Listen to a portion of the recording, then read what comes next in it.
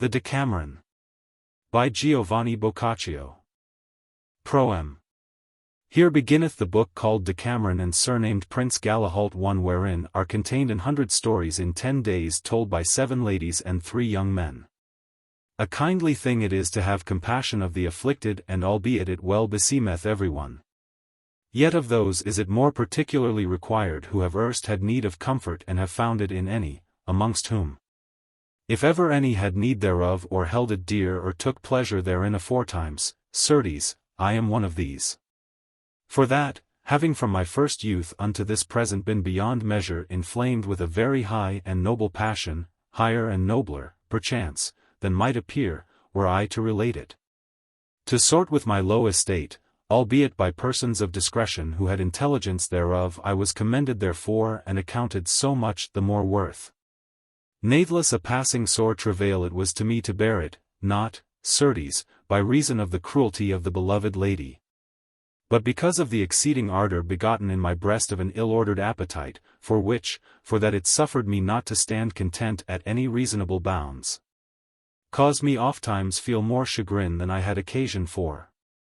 In this my affliction the pleasant discourse of a certain friend of mine and his admirable consolations afforded me such refreshment that I firmly believe of these it came that I died not. But, as it pleased him who, being himself infinite, hath for immutable law appointed unto all things mundane that they shall have an end. My love, beyond every other fervent, and which nor stress of reasoning nor counsel, no, nor yet manifest shame nor peril that might ensue thereof, had availed either to break or to bend, of its own motion, in process of time. On such wise abetted that of itself at this present it hath left me only that pleasance which it is used to afford unto whoso adventureth himself not too far in the navigation of its profounder oceans. By reason whereof, all chagrin being done away, I feel it grown delightsome, whereas it used to be grievous. Yet, albeit the pain hath ceased, not, therefore, is the memory fled of the benefits whilom received and the kindnesses bestowed on me by those to whom, of the goodwill they bore me, my troubles were grievous. Nor, as I deem, will it ever pass away, save for death. And for that gratitude, to my thinking, is, among the other virtues, especially commendable and its contrary blameworthy, I have, that I may not appear ungrateful, bethought myself, now that I can call myself free, to endeavor, in that little which is possible to me, to afford some relief, in requital of that which I received aforetime, if not to those who succored me and who, belike, by reason of their good sense or of their fortune, have no occasion therefore, to those, at least, who stand in need thereof. And albeit my support, or rather I should say my comfort, may be and indeed is of little enough avail to the afflicted, natheless meseemeth it should rather be proffered whereas the need appeareth greater, as well because it will there do more service as for that it will still be there the liefer had. And who will deny that this, comfort, whatsoever, worth, it behoveth much more to give unto lovesick ladies than unto men? For that these within their tender bosoms, fearful and shamefast, hold hid the fires of love, which those who have proved know how much more puissance they have than those which are manifest, and constrained by the wishes, the pleasures, the commandments of fathers, mothers, brothers and husbands, abide most time and mute in the narrow compass of their chambers and sitting in a manner idle, willing and willing not in one breath, revolve in themselves various thoughts which it is not possible should still be merry. By reason whereof if there arise in their minds any melancholy, bred of ardent desire, needs must it with grievous annoy abide therein, except it be done away by new discourse. More by token that they are far less strong than men to endure. With men in love it happeneth not on this wise, as we may manifestly see. They, if any melancholy or heaviness of thought oppress them, have many means of easing it or doing it away, for that to them, and they have a mind thereto, there lacketh not commodity of going about hearing and seeing many things, fowling, hunting, fishing, riding, gaming and trafficking. Each of which means hath, altogether or in part, power to draw the mind unto itself and to divert it from troublous thought, at least for some space of time, whereafter, one way or another, either solacement superveneth or else the annoy groweth less. Wherefore, to the end that the unright of fortune may by me in part be amended, which, where there is the less strength to endure, as we see it in delicate ladies, hath there been the more niggard of support, I purpose. For the succour and solace of ladies in love, unto others too the needle and the spindle and the reel suffice, to recount 100 stories or fables or parables or histories or whatever you like to style them. In 10 days' time related by an honourable company of 7 ladies and 3 young men made in the days of the late deadly pestilence. Together with sundry canzonets sung by the aforesaid ladies for their diversion. In these stories will be found love chances 3 both gladsome and grievous, and other accidents of fortune befallen as well in times present as in days of old, whereof the ladies aforesaid. Who shall read them, may at once take solace from the delectable things therein shown forth and useful counsel. Inasmuch as they may learn thereby what is to be eschewed and what is on like wise to be ensued, the which methinketh cannot betide without cease of chagrin. If it happen thus, as God grant it may, let them render thanks therefore to Love, who, by loosing me from his bonds, hath vouchsafed me the power of applying myself to the service of their pleasures. How do you find this book? Any thoughts about the book or the author? Any suggestion for improvement? Please take a moment to share your thoughts in a comment.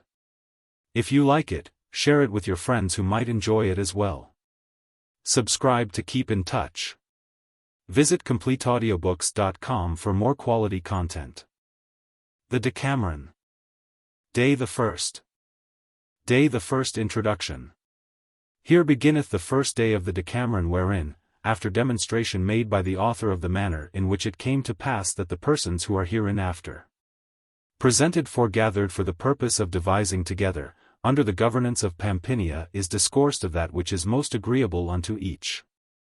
As often, most gracious ladies, as, taking thought in myself, I mind me how very pitiful you are all by nature, so often do I recognize that this present work will, to your thinking, have a grievous and a weariful beginning, inasmuch as the dolorous remembrance of the late pestiferous mortality, which it beareth on its forefront, is universally irksome to all who saw or otherwise knew it.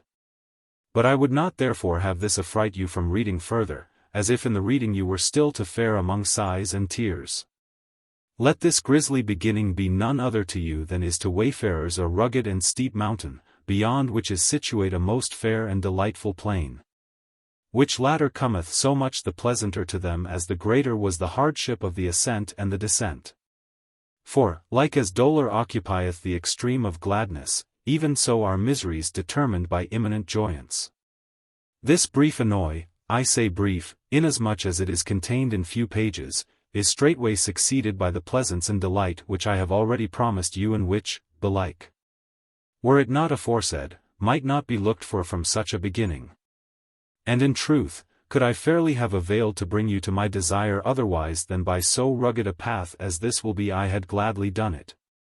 But being in a manner constrained thereto, for that, without this reminiscence of our past miseries, it might not be shown what was the occasion of the coming about of the things that will hereafter be read, I have brought myself to write them. 4.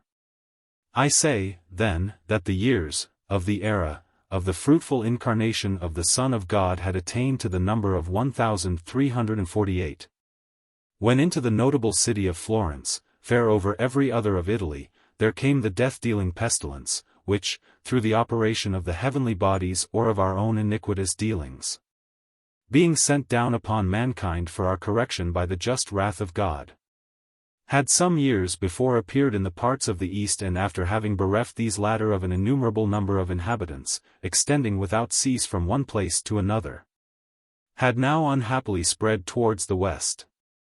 And there against no wisdom availing nor human foresight, whereby the city was purged of many impurities by officers deputed to that end, and it was forbidden unto any sick person to enter therein, and many were the counsels given 5 for the preservation of health, nor yet humble supplications, not once but many times both in ordered processions and on other wise made unto God by devout persons, about the coming in of the spring of the aforesaid year.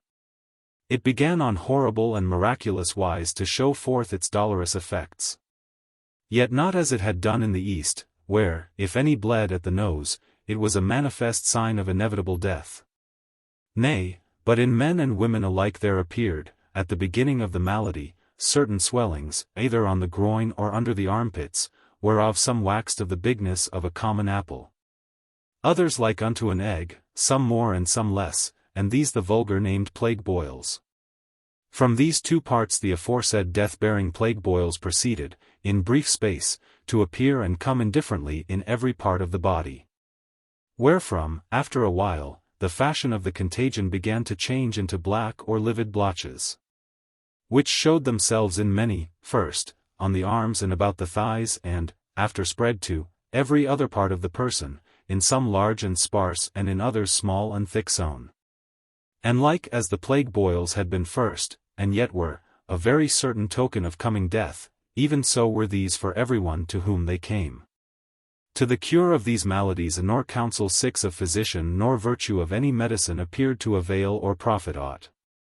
On the contrary, whether it was that the nature of the infection suffered it not or that the ignorance of the physicians, of whom, over and above the men of art, the number, both men and women, who had never had any teaching of medicine, was become exceeding great, availed not to know whence it arose and consequently took not due measures thereagainst, not only did few recover thereof, but well nigh all died within the third day from the appearance of the aforesaid signs, this sooner and that later, and for the most part without fever or other accident. 7. And this pestilence was the more virulent for that, by communication with those who were sick thereof, it gat hold upon the sound, no otherwise than fire upon things dry or greasy, whenas they are brought very near thereunto. Nay, the mischief was yet greater. For that not only did converse and consort Ion with the sick give to the sound infection of cause of common death, but the mere touching of the clothes or of whatsoever other thing had been touched or used of the sick appeared of itself to communicate the malady to the toucher. A marvelous thing to hear is that which I have to tell, and one which, had it not been seen of many men's eyes and of mine own, I had scarce dared credit, much less set down in writing, though I had heard it from one worthy of belief. I say, then, that of such efficience was the nature of the pestilence in question in communicating itself from one to another, that, not only did it pass from man to man, but this, which is much more, it many times visibly did. To wit, a thing which had pertained to a man sick or dead of the aforesaid sickness, being touched by an animal foreign to the human species, not only infected this latter with the plague, but in a very brief space of time killed it. Of this mine own eyes, as hath a little before been said, had one day, among others, experience on this wise. To wit, that the rags of a poor man, who had died of the plague, being cast out into the public way, 2 hogs came up to them, and having first, after their wont, rooted amain among them with their snouts, took them in their mouths and tossed them about their jaws. Then, in a little while, after turning round and round, they both, as if they had taken poison, fell down dead upon the rags with which they had in an ill hour intermeddled. From these things and many others like unto them or yet stranger divers fears and conceits were begotten in those who abode alive, which well nigh all tended to a very barbarous conclusion, namely, to shun and flee from the sick and all that pertained to them, and thus doing, each thought to secure immunity for himself. Some there were who conceived that to live moderately and keep oneself from all excess was the best defense against such a danger. Wherefore, making up their company, they lived removed from every other and shut themselves up in those houses where none had been sick and where living was best.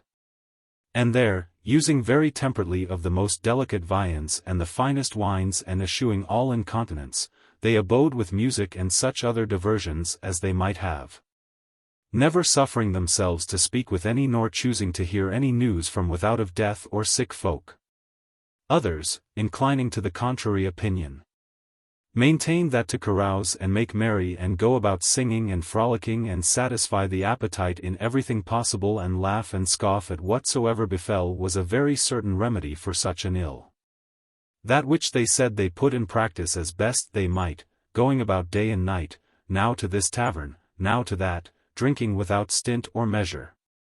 And on this wise they did yet more freely in other folks' houses, so but they scented there aught that liked or tempted them, as they might lightly do. For that everyone, as he were to live no longer, had abandoned all care of his possessions, as of himself, wherefore the most part of the houses were become common good and strangers used them, whenas they happened upon them, like as the very owner might have done. And with all this bestial preoccupation, they still shunned the sick to the best of their power. In this sore affliction and misery of our city, the reverend authority of the laws, both human and divine, was all in a manner dissolved and fallen into decay. For lack of the ministers and executors thereof, who, like other men, were all either dead or sick or else left so destitute of followers that they were unable to exercise any office. Wherefore everyone had license to do whatsoever pleased him.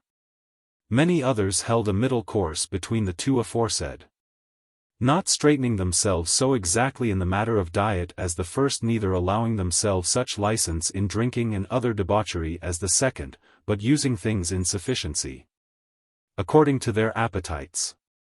Nor did they seclude themselves, but went about, carrying in their hands, some flowers, some odoriferous herbs and other some divers kinds of spiceries, ate which they set often to their noses, accounting it an excellent thing to fortify the brain with such odors. More by token that the air seemed all heavy and attainted with the stench of the dead bodies and that of the sick and of the remedies used. Some were of a more barbarous, though, peradventure, a surer way of thinking, avouching that there was no remedy against pestilences better than, no, nor any so good as, to flee before them. Wherefore, moved by this reasoning and recking of naught but themselves, very many, both men and women, abandoned their own city, their own houses and homes, their kinsfolk and possessions, and sought the country seats of others, or, at the least, their own, as if the wrath of God, being moved to punish the iniquity of mankind, would not proceed to do so wheresoever they might be, but would content itself with afflicting those only who were found within the walls of their city, or as if they were persuaded that no person was to remain therein and that its last hour was come. And albeit these, who opined thus variously, died not all, yet neither did they all escape. Nay, many of each way of thinking and in every place sickened of the plague and languished on all sides, well nigh abandoned, having themselves, what while they were whole, set the example to those who abode in health. Indeed, leaving be that townsman avoided townsman and that well nigh no neighbor took thought unto other and that kinsfolk seldom or never visited one another and held no converse together save from afar. This tribulation had stricken such terror to the hearts of all, men and women alike, that brother forsook brother, uncle nephew and sister brother and oftentimes wife husband. Nay, what is yet more extraordinary and well nigh incredible, fathers and mothers refused to visit or tend their very children, as they had not been theirs. By reason whereof there remained unto those, and the number of them, both males and females, was incalculable, who fell sick. None other succor than that which they owed either to the charity of friends, and of these there were few, or the greed of servants, who tended them, allured by high and extravagant wage. Albeit, for all this, these latter were not grown many, and those men and women of mean understanding and for the most part unused to such offices, who served for well nigh naught but to reach things called for by the sick or to note when they died. And in the doing of these services many of them perished with their gain.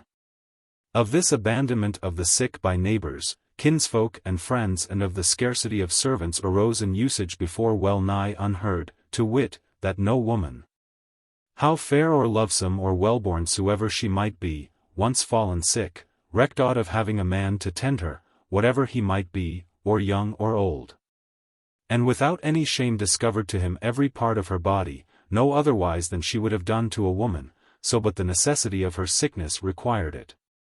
The which belike, in those who recovered, was the occasion of lesser modesty in time to come.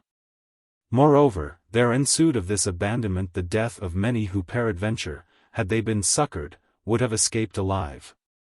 Wherefore, as well for the lack of the opportune services which the sick availed not to have as for the virulence of the plague, such was the multitude of those who died in the city by day and by night that it was an astonishment to hear tell thereof, much more to see it. And thence, as it were of necessity, there sprang up among those who abode alive things contrary to the pristine manners of the townsfolk. It was then, even as we yet see it used, a custom that the kinswomen and she-neighbors of the dead should assemble in his house and there condole with those who more nearly pertained unto him. Whilst his neighbors and many other citizens foregathered with his next of kin before his house, whither, according to the dead man's quality, came the clergy. And he with funeral pomp of chants and candles was borne on the shoulders of his peers to the church chosen by himself before his death. Which usages, after the virulence of the plague began to increase, were either altogether or for the most part laid aside, and other and strange customs sprang up in their stead.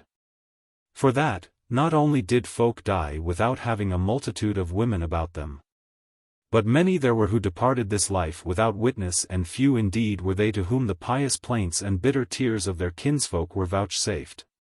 Nay, in lieu of these things there obtained, for the most part, laughter and jests and jibes and feasting and merrymaking in company. Which usance women, laying aside womanly pitifulness, had right well learned for their own safety. Few, again, were they whose bodies were accompanied to the church by more than half a score or a dozen of their neighbors, and of these no worshipful and illustrious citizens, but a sort of bloodsuckers, sprung from the dregs of the people, who styled themselves pickmen 9 and did such offices for hire, shouldered the bier and bore it with hurried steps.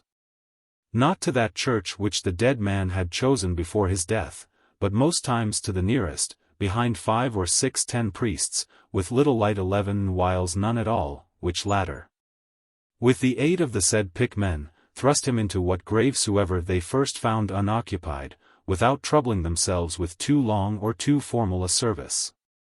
The condition of the common people, and belike, in great part, of the middle class also, was yet more pitiable to behold, for that these, for the most part retained by hope 12 or poverty in their houses and abiding in their own quarters, sickened by the 1,000 daily and being altogether untended and unsuccoured, died well nigh all without recourse.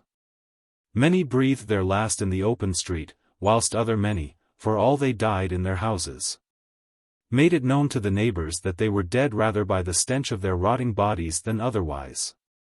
And of these and others who died all about the whole city was full. For the most part one same usance was observed by the neighbors, moved more by fear lest the corruption of the dead bodies should imperil themselves than by any charity they had for the departed. To wit, that either with their own hands or with the aid of certain bearers, whenas they might have any, they brought the bodies of those who had died forth of their houses and laid them before their doors, where, especially in the morning, those who went about might see corpses without number. Then they fetched biers and some, in default thereof, they laid upon some board or other. Nor was it only one bier that carried 2 or 3 corpses, nor did this happen but once.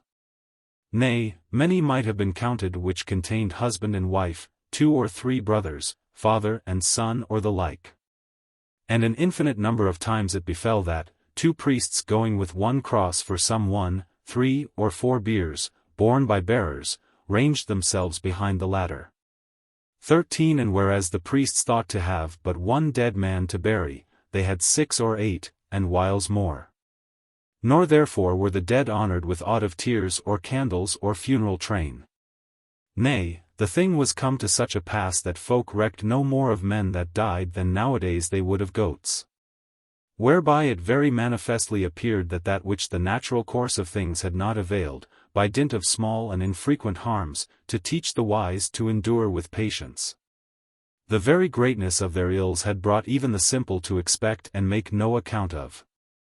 The consecrated ground sufficing not to the burial of the vast multitude of corpses aforesaid, which daily and well nigh hourly came carried in crowds to every church, especially if it were sought to give each his own place. According to ancient usance, there were made throughout the churchyards, after every other part was full, vast trenches, wherein those who came after were laid by the 100 and being heaped up therein by layers, as goods are stowed aboard ship, were covered with a little earth, till such time as they reached the top of the trench. Moreover, not to go longer searching out and recalling every particular of our past miseries, as they befell throughout the city, I say that, whilst so sinister a time prevailed in the latter. On no wise therefore was the surrounding country spared, wherein, letting be the castles 14 which in their littleness 15 were like unto the city, throughout the scattered villages and in the fields. The poor and miserable husbandmen and their families, without succor of physician or aid of servitor, died, not like men, but well nigh like beasts. By the ways or in their tillages or about the houses, indifferently by day and night. By reason whereof, growing lax like the townsfolk in their manners and customs, they recked not of any thing or business of theirs. Nay, all, as if they looked for death that very day, studied with all their wit, not to help to maturity the future produce of their cattle and their fields and the fruits of their own past toils, but to consume those which were ready to hand. Thus it came to pass that the oxen, the asses, the sheep, the goats, the swine, the fowls, nay, the very dogs, so faithful to mankind, being driven forth of their own houses, went straying at their pleasure about the fields, where the very corn was abandoned, without being cut, much less gathered in. And many, well nigh like reasonable creatures, after grazing all day, returned at night, glutted, to their houses, without the constraint of any herdsman.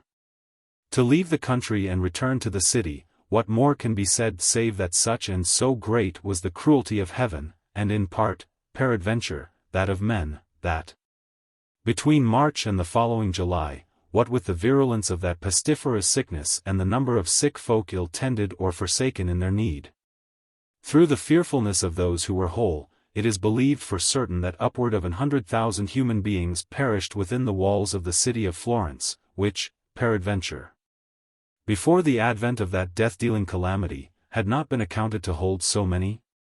Alas, how many great palaces, how many goodly houses, how many noble mansions, once full of families, of lords and of ladies, abode empty even to the meanest servant. How many memorable families, how many ample heritages, how many famous fortunes were seen to remain without lawful heir. How many valiant men, how many fair ladies, how many sprightly youths, whom, not others only, but Galen, Hippocrates or Aesculapius themselves would have judged most hale, breakfasted in the morning with their kinsfolk, comrades and friends, and that same night supped with their ancestors in the other world. I am myself weary of going wandering so long among such miseries. Wherefore, purposing henceforth to leave such part thereof as I can fitly, I say that, our city being at this pass well nigh void of inhabitants, it chanced, as I afterward heard from a person worthy of credit, that there foregathered in the venerable church of Santa Maria Novella, one Tuesday morning when there was well nigh none else there, 7 young ladies, all knit one to another by friendship or neighborhood or kinship, who had heard divine service in mourning attire, as sorted with such a season. Not one of them had passed her 28th year nor was less than 18 years old, and each was discreet and of noble blood, fair of favor and well-mannered and full of honest sprightliness. The names of these ladies I would in proper terms set out, did not just cause forbid me, to wit, that I would not have it possible that, in time to come, any of them should take shame by reason of the things hereinafter related as being told or hearkened by them, the laws of disport being nowadays somewhat straitened, which at that time, for the reasons above shown, were of the largest, not only for persons of their years, but for those of a much riper age. Nor yet would I give occasion to the envious, who are still ready to carp at every praiseworthy life, on any wise to disparage the fair fame of these honorable ladies with unseemly talk. Wherefore, so that which each saith may hereafterward be apprehended without confusion, I purpose to denominate them by names altogether or in part sorting with each one's quality. 16 The first of them and her of ripest age I shall call Pampinea, the second Fiammetta, the third Filomena and the fourth Emilia. To the fifth we will give the name of Lauretta, to the sixth that of Neifile, and the last, not without cause, we will style Elissa. 17 These, then, not drawn of any set purpose, but foregathering by chance in a corner of the church, having seated themselves in a ring, after divers size, let be the saying of paternosters, and fell to devising with one another many and various things of the nature of the time. After a while, the others being silent, Pampinea proceeded to speak thus. Dear my ladies, you may, like myself, have many times heard that whoso honestly useth his right doth no one wrong. And it is the natural right of everyone who is born here below to succor, keep and defend his own life as best he may, and in so far is this allowed that it hath happened whiles that, for the preservation thereof, men have been slain without any fault. If this much be conceded of the laws, which have in view the well-being of all mortals, how much more is it lawful for us and whatsoever other, without offence unto any, to take such means as we may for the preservation of our lives? As often as I consider our fashions of this morning and those of many other mornings past and bethink me what manner discourses are ours, I feel, and you likewise must feel, that each of us is in fear for herself. Nor do I anywise wonder at this, but I wonder exceedingly, considering that we all have a woman's wit, that we take no steps to provide ourselves against that which each of us justly feareth. We abide here, to my seeming, no otherwise than as if we would or should be witness of how many dead bodies are brought hither for burial or to hearken if the friars of the place, whose number is come well nigh to naught, chant their offices at the due hours or by our apparel to show forth unto whosoever appeareth here the nature and extent of our distresses.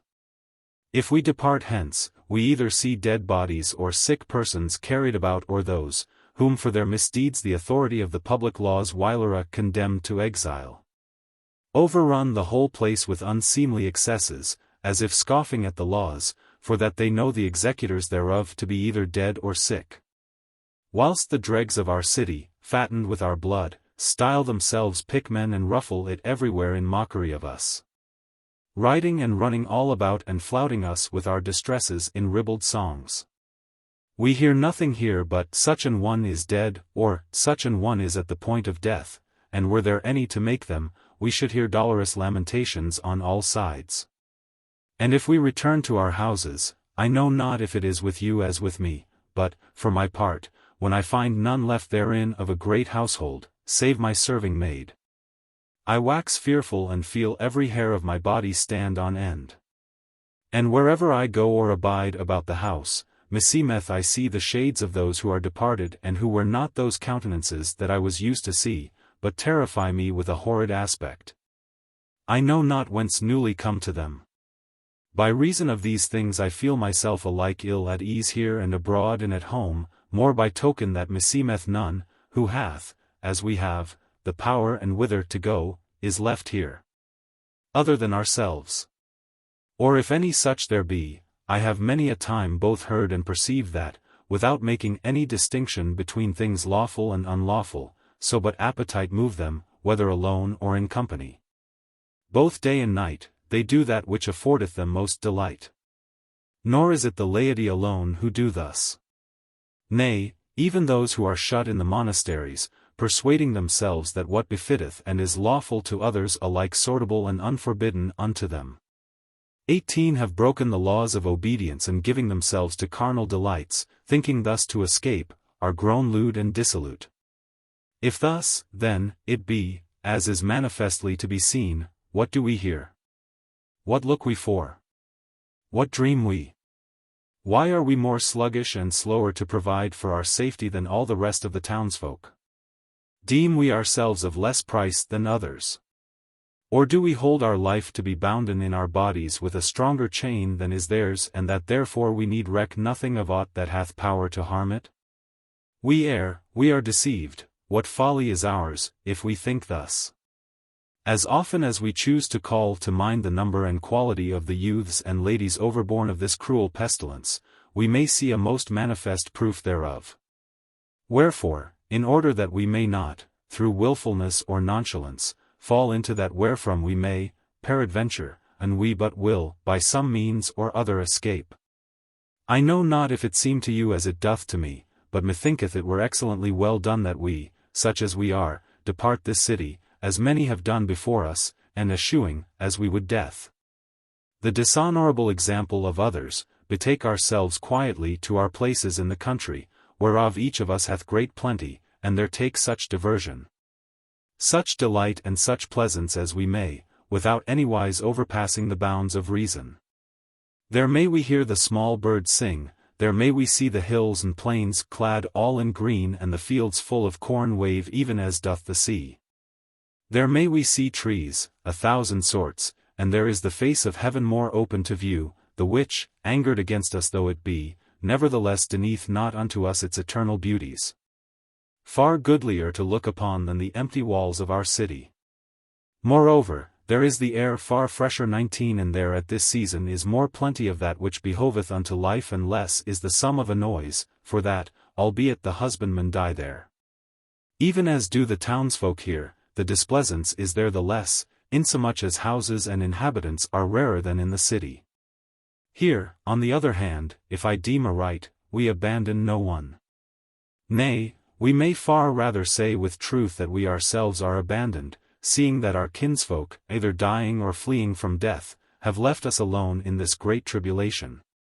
As it were we pertained not unto them. No blame can therefore befall the ensuing of this council, nay, dolour and chagrin and belike death may betide us, and we ensue it not. Wherefore, an it please you, methinketh we should do well to take our maids and letting follow after us with the necessary gear, sojourn today in this place and tomorrow in that. Taking such pleasance and diversion as the season may afford. And on this wise abide till such time, and we be not earlier overtaken of death, as we shall see what issue heaven reserveth unto these things. And I would remind you that it is no more forbidden unto us honorably to depart than it is unto many others of our sex to abide in dishonor. The other ladies, having hearkened to Pampinea, not only commended her counsel, but, eager to follow it, had already begun to devise more particularly among themselves of the manner, as if, arising from their session there, they were to set off out of hand. But Filomena, who was exceeding discreet, said, Ladies, albeit that which Pampinea allegeth is excellently well said, yet is there no occasion for running, as meseemeth you would do. Remember that we are all women and none of us is child enough not to know how little reasonable women are among themselves and how ill, without some man's guidance, they know how to order themselves. We are fickle, wilful, suspicious, faint-hearted and timorous, for which reasons I misdoubt me sore, and we take not some other guidance than our own. That our company will be far too soon dissolved and with less honor to ourselves than were seemly. Wherefore we should do well to provide ourselves, ere we begin. Verily, answered Elissa, men are the head of women, and without their ordinance seldom cometh any emprise of ours to good end. But how may we come by these men? There is none of us but knoweth that of her kinsmen the most part are dead and those who abide alive are all gone fleeing that which we seek to flee, in diverse companies, some here and some there.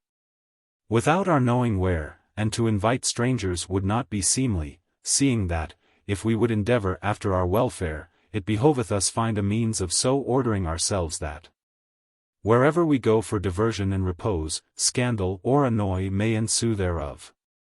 Whilst such discourse was toward between the ladies, behold, there entered the church 3 young men, yet not so young that the age of the youngest of them was less than 25 years, in whom neither the perversity of the time nor loss of friends and kinsfolk, no, nor fear for themselves had availed to cool, much less to quench, the fire of love.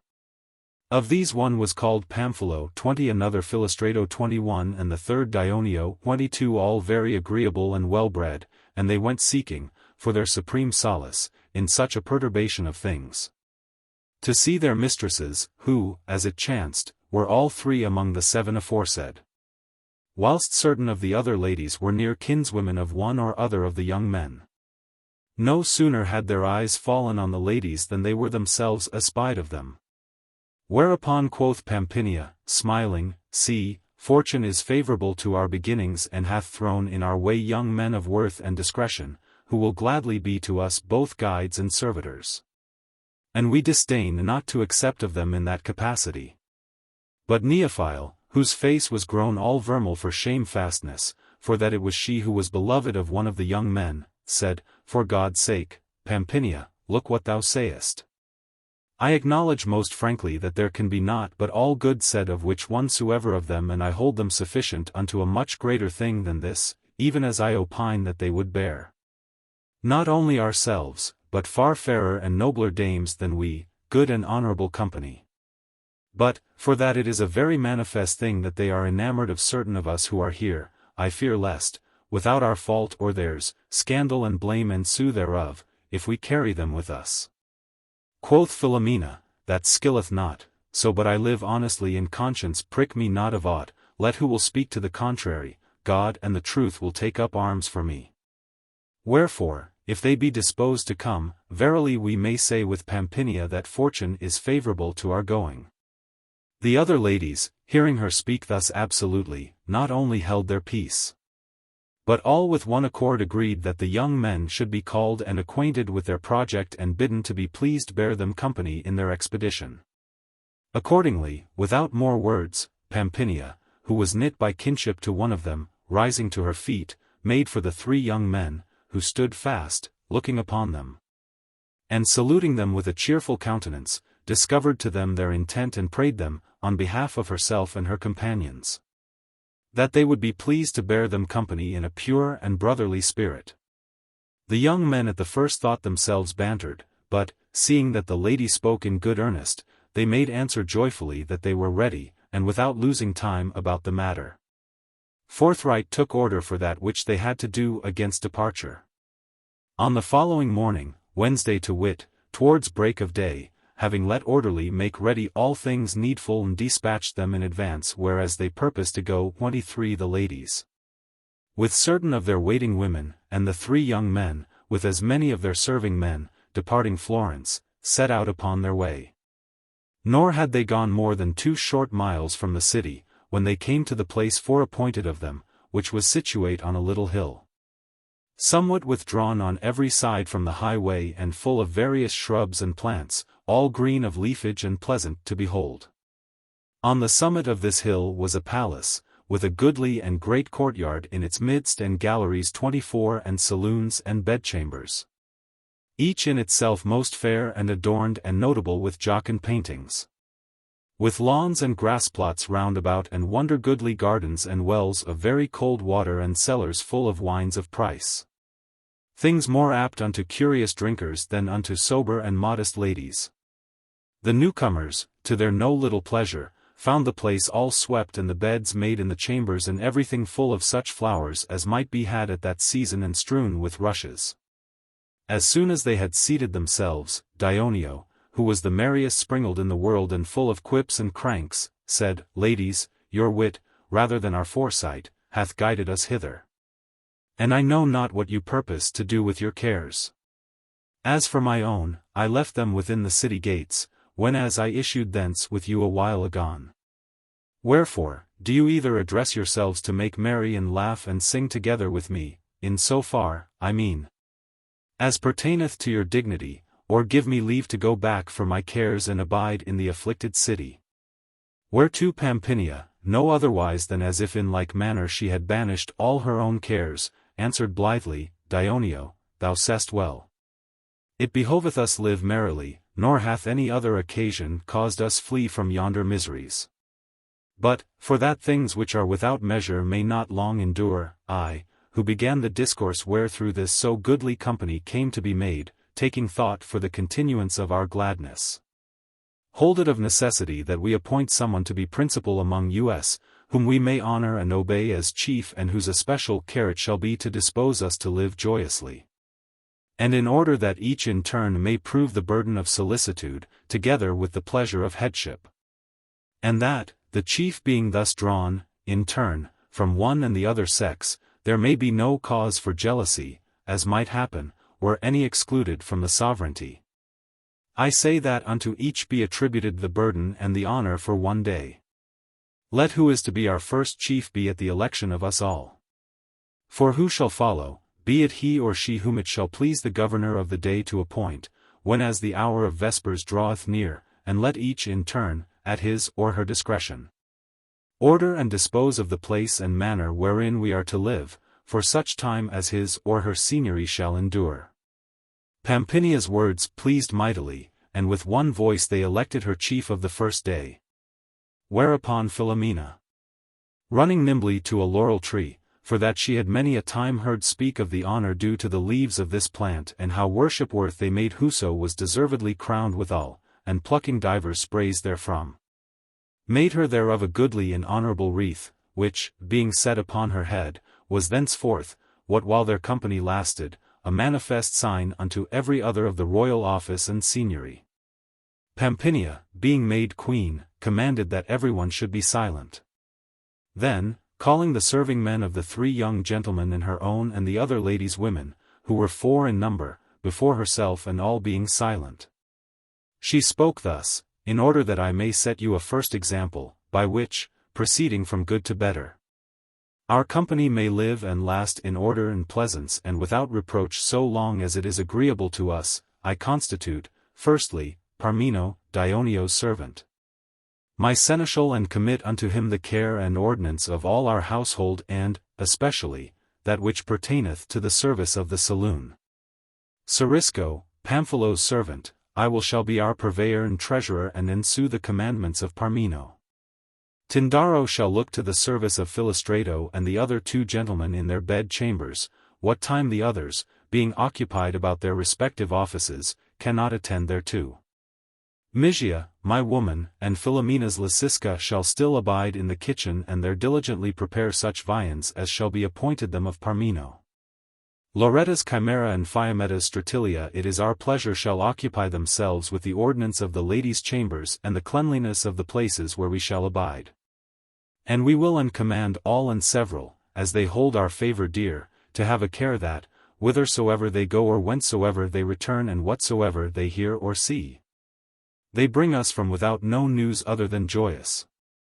These orders summarily given and commended of all, Pampinea, rising blithely to her feet, said, Here be gardens, here be meadows, here be store of other delectable places, wherein let each go a pleasuring at will.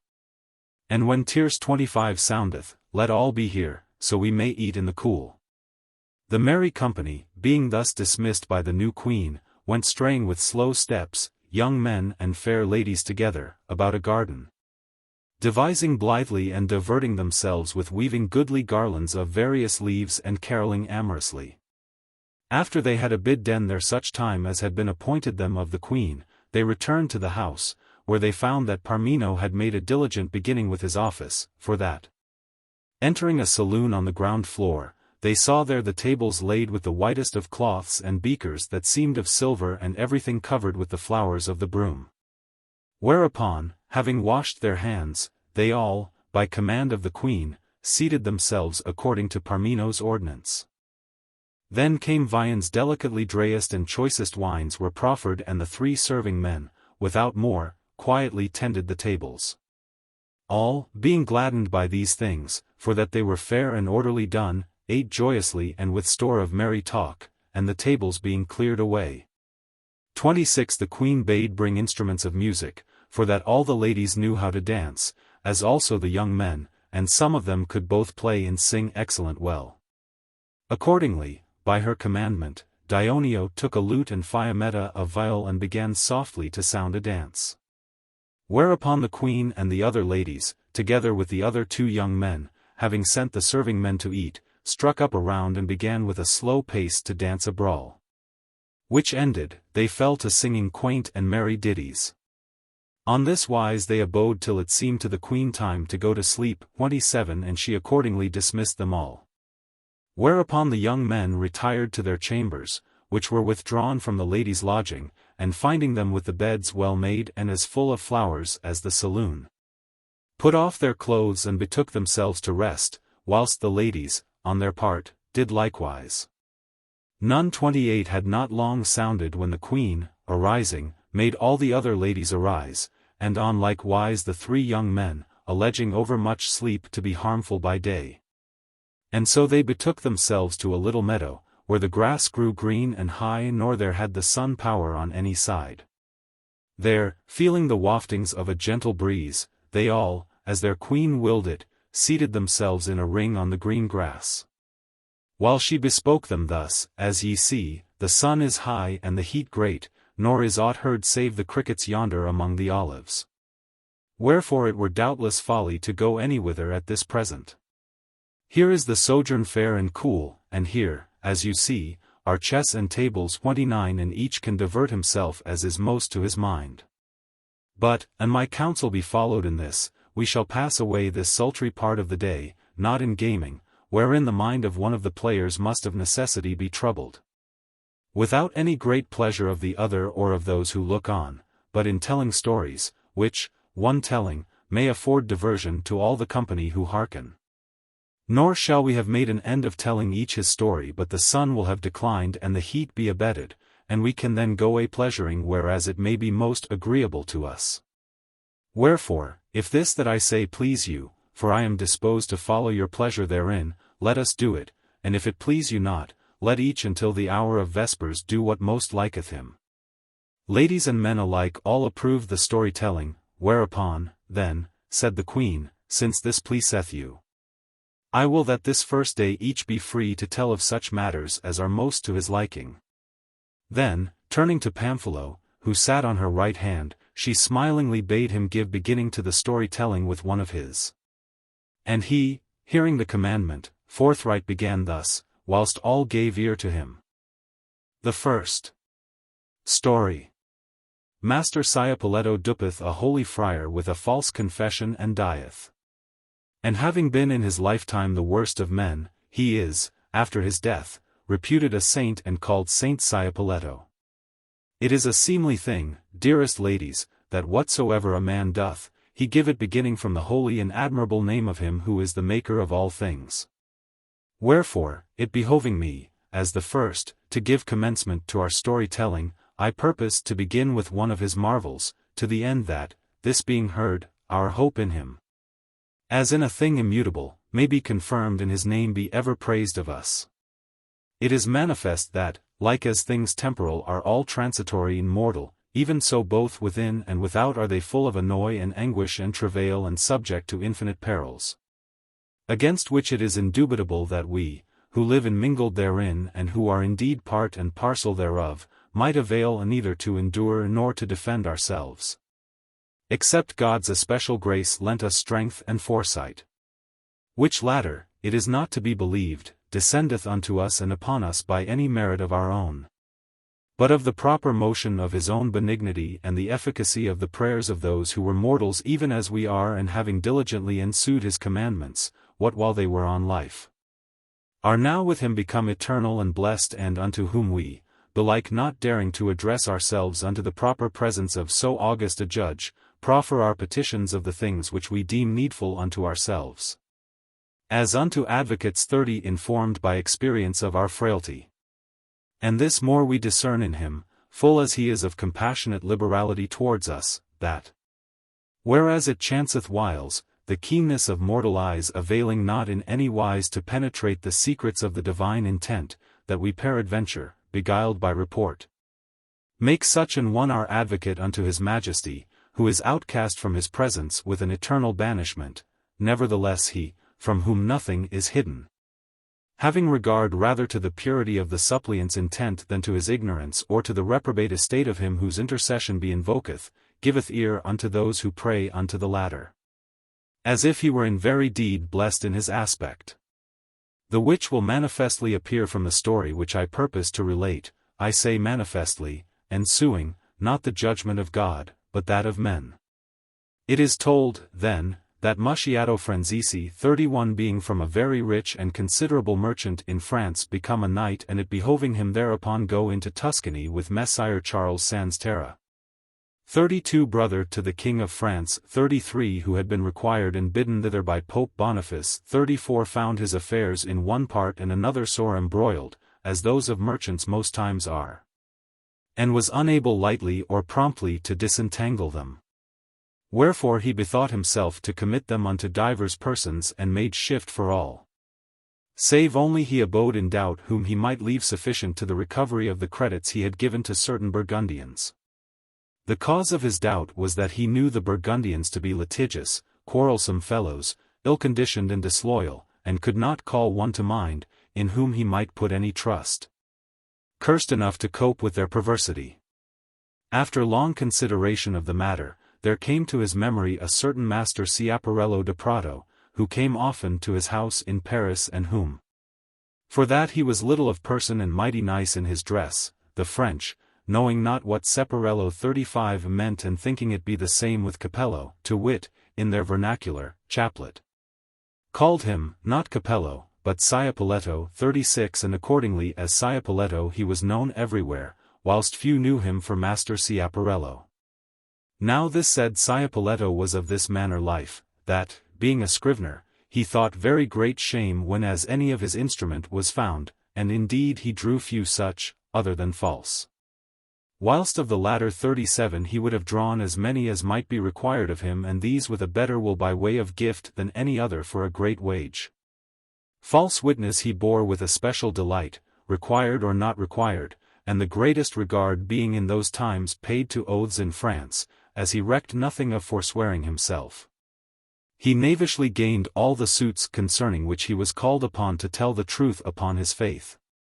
He took inordinate pleasure and was mighty diligent in stirring up troubles and enmities and scandals between friends and kinsfolk and whomsoever else.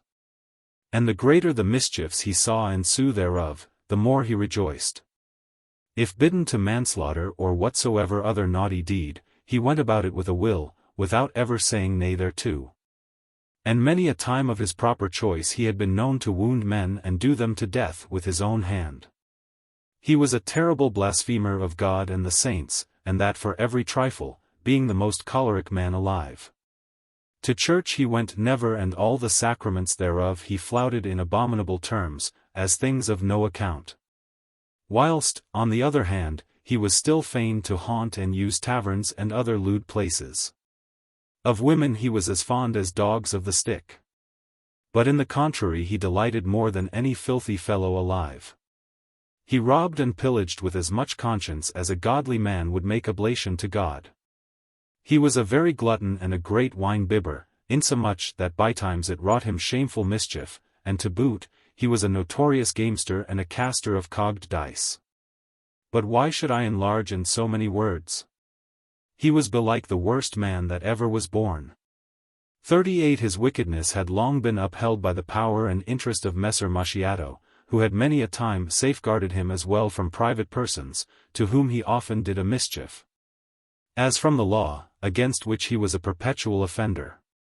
This Master Ciapoletto then, coming to Macchiato's mind, the latter, who was very well acquainted with his way of life, bethought himself that he should be such an one as the perversity of the Burgundians required, and accordingly, sending for him, he bespoke him thus: Master Ciapoletto, I am, as thou knowest, about altogether to withdraw hence, and having to do, amongst others, with certain Burgundians, men full of guile. I know none whom I may leave to recover my due from them more fitting than thyself. More by token that thou dost nothing at this present. Wherefore, an thou wilt undertake this, I will e'en procure thee the favour of the court and give thee such part as shall be meet of that which thou shalt recover. Don Ciapoletto, who was then out of employ and ill provided with the goods of the world, seeing him who had long been his stay and his refuge about to depart thence, lost no time in deliberation, but, as of necessity constrained, replied that he would well. They being come to an accord, Macchiato departed, and Ciapoletto, having gotten his patron's procuration and letters commendatory from the king, betook himself into Burgundy, where well nigh none knew him, and there, contrary to his nature, began courteously and blandly to seek to get in his payments and do that wherefore he was come thither, as if reserving choler and violence for a last resort. Dealing thus and lodging in the house of 2 Florentines, brothers, who there lent at usance and who entertained him with great honor for the love of Messer Macchiato, it chanced that he fell sick. Whereupon the 2 brothers promptly fetched physicians and servants to tend him and furnished him with all that behoved unto the recovery of his health. But every succor was in vain, for that, by the physician's report, the good man, who was now old and had lived disorderly, grew daily worse, as one who had a mortal sickness. Wherefore the 2 brothers were sore concerned, and one day, being pretty near the chamber where he lay sick, they began to take counsel together, saying one to the other, How shall we do with yonder fellow? We have a sorry bargain on our hands of his affair, for that to send him forth of our house, thus sick, were a sore reproach to us and a manifest sign of little wit on our part, if the folk who have seen us first receive him and after let tend and medicine him with such solicitude, should now see him suddenly put out of our house, sick unto death as he is, without it being possible for him to have done aught that should displease us. On the other hand, he hath been so wicked a man that he will never consent to confess or take any sacrament of the church, and he dying without confession, no church will receive his body. Nay, he will be cast into a ditch, like a dog. Again, even if he do confess, his sins are so many and so horrible that the like will come of it, for that there is nor priest nor friar who can or will absolve him thereof. Wherefore, being unshriven, he will still be cast into the ditches.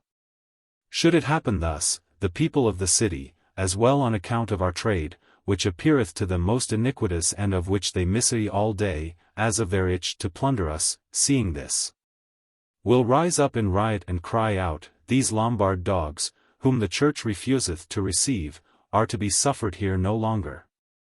And they will run to our houses and despoil us not only of our good, but maybe of our lives, to boot, wherefore in any case it will go ill with us, if yonder fellow die.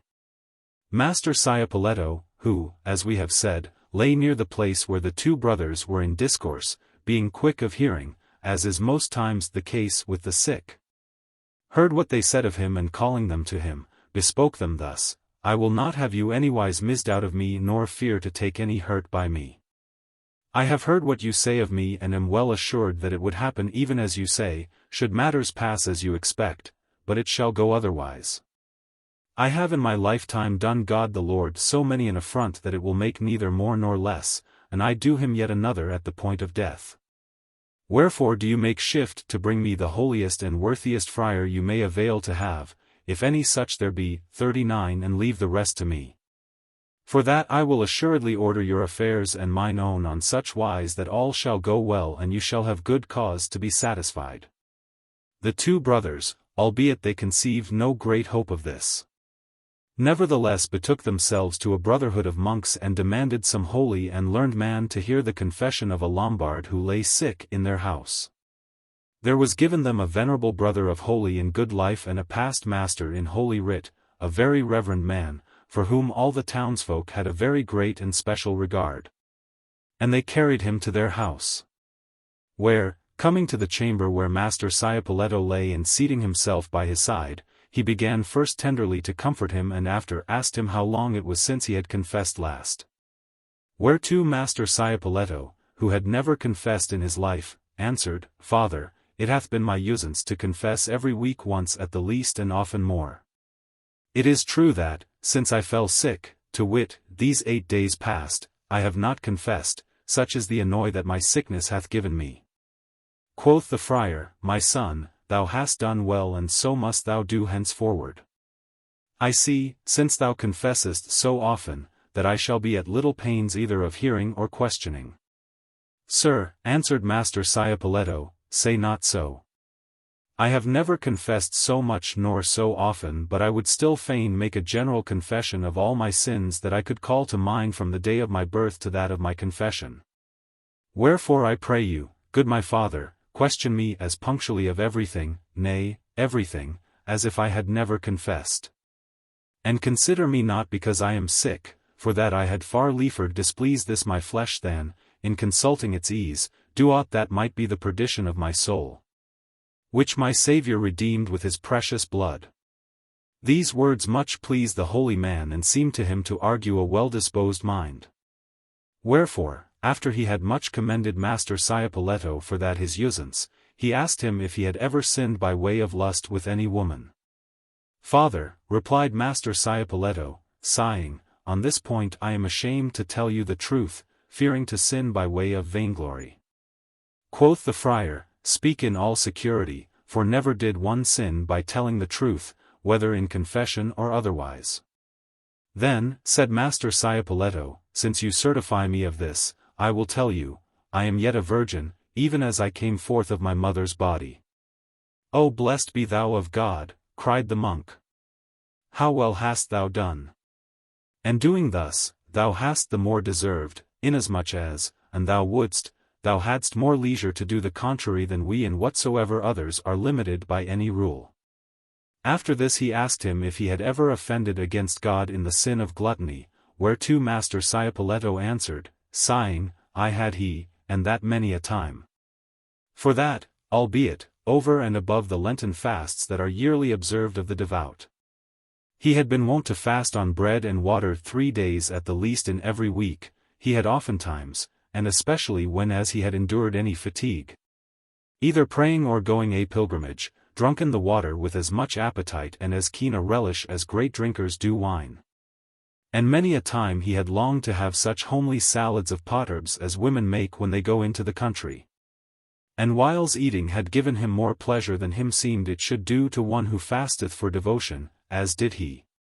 My son, said the friar, these sins are natural and very slight, and I would not therefore have thee burden thy conscience with all more than behoveth.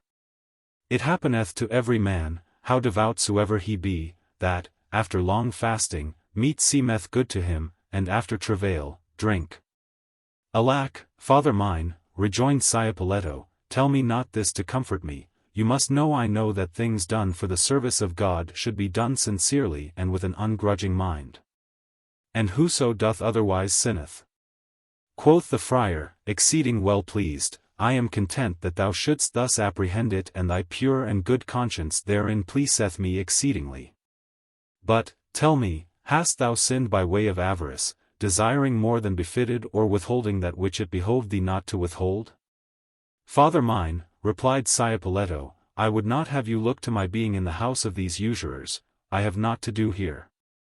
Nay, I came hither to admonish and chasten them and turn them from this their abominable way of gain, and methinketh I should have made shift to do so, had not God thus visited me. But you must know that I was left a rich man by my father, of whose good, when he was dead, I bestowed the most part in alms, and after, to sustain my life and that I might be able to succor Christ's poor, I have done my little traffickings, and in these I have desired to gain.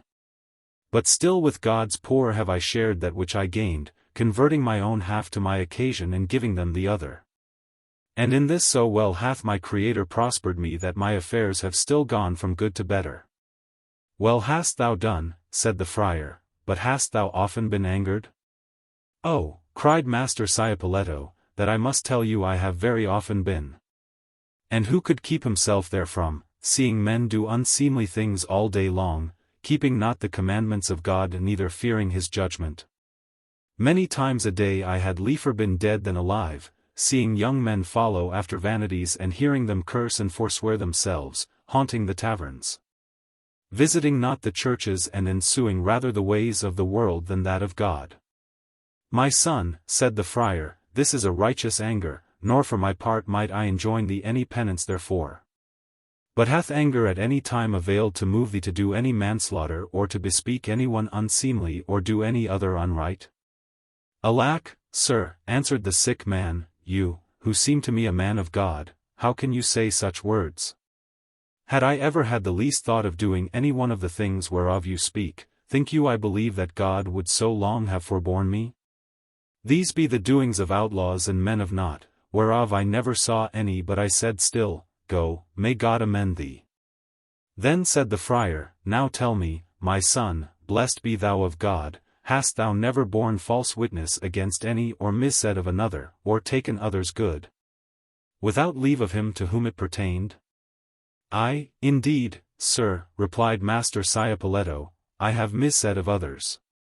For that I had a neighbor aforetime, who, with the greatest unright in the world, did not but beat his wife, insomuch that I once spoke ill of him to her kinsfolk. So great was the compassion that overcame me for the poor woman, whom he used as God alone can tell, whensoever he had drunken over much. Quoth the friar, Thou tellest me thou hast been a merchant. Hast thou never cheated any one, as merchants do whiles? Faith, yes, sir, answered Master Ciapoletto. But I know not whom, except it were a certain man, who once brought me moneys which he owed me for cloth I had sold him, and which I threw into a chest, without counting. A good month after, I found that they were 4 farthings more than they should have been. Wherefore, not seeing him again and having kept them by me a full year, that I might restore them to him, I gave them away in alms. Quoth the friar, this was a small matter, and thou didst well to deal with it as thou didst. Then he questioned him of many other things, of all which he answered after the same fashion, and the Holy Father offering to proceed to absolution, Master Ciapoletto said, Sir, I have yet sundry sins that I have not told you. The friar asked him what they were, and he answered, I mind me that one Saturday, after none, I caused my servant sweep out the house and had not that reverence for the Lord's holy day which it behoved me have. Oh, said the friar, that is a light matter, my son. Nay, rejoined Master Ciapoletto, call it not a light matter, for that the Lord's day is greatly to be honored, seeing that on such a day our Lord rose from the dead. Then said the friar, Well, hast thou done aught else? I, sir, answered Master Ciapoletto, once, unthinking what I did, I spat in the church of God. Thereupon the friar fell a-smiling, and said, My son, that is no thing to be recked of, we who are of the clergy, we spit there all day long. And you do very ill, rejoined Master Ciapoletto. For that there is not which it so straitly behoveth to keep clean as the holy temple wherein is rendered sacrifice to God.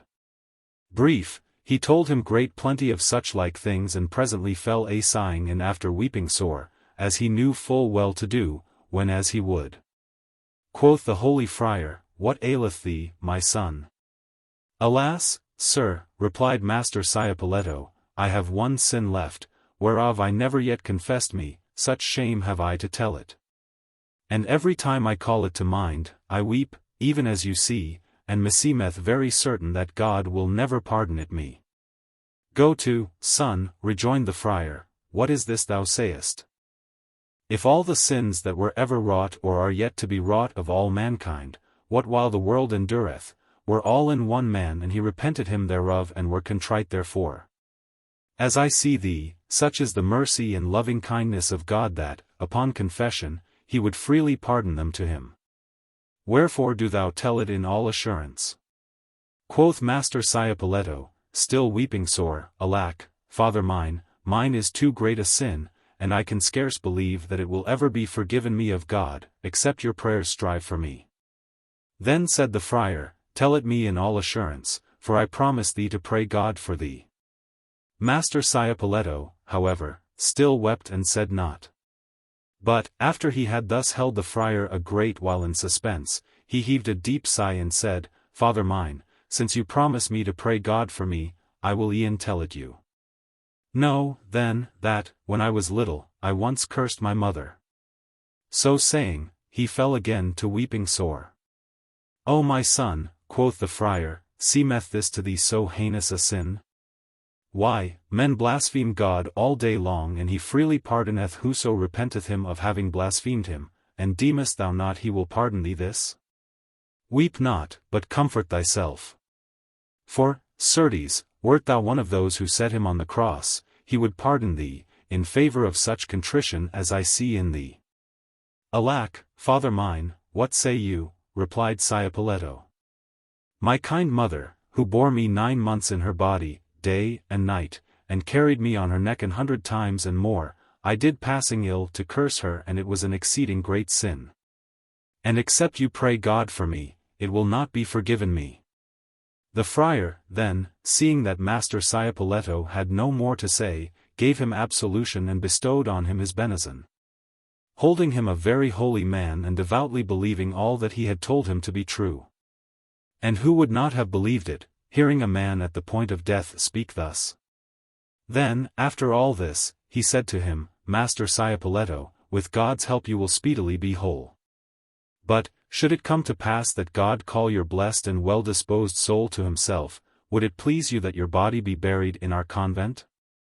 Aye, would it, sir, replied Master Ciapoletto. Nay, I would fain no be buried otherwhere, since you have promised to pray God for me. More by token that I have ever had a special regard for your order. Wherefore I pray you that when as you return to your lodging, you must cause bring me that most veritable body of Christ, which you consecrate mornings upon the altar, for that, with your leave, I purpose, all unworthy as I am, to take it and after, holy and extreme unction, to the intent that, if I have lived as a sinner, I may at the least die like a Christian. The good friar replied that it pleased him much and that he said well and promised to see it presently brought him, and so was it done. Meanwhile, the two brothers, misdoubting them sore lest Master Ciapoletto should play them false, had posted themselves behind a wainscot, that divided the chamber where he lay from another. And listening, easily heard and apprehended that which he said to the friar and had whiles so great a mind to laugh, hearing the things which he confessed to having done.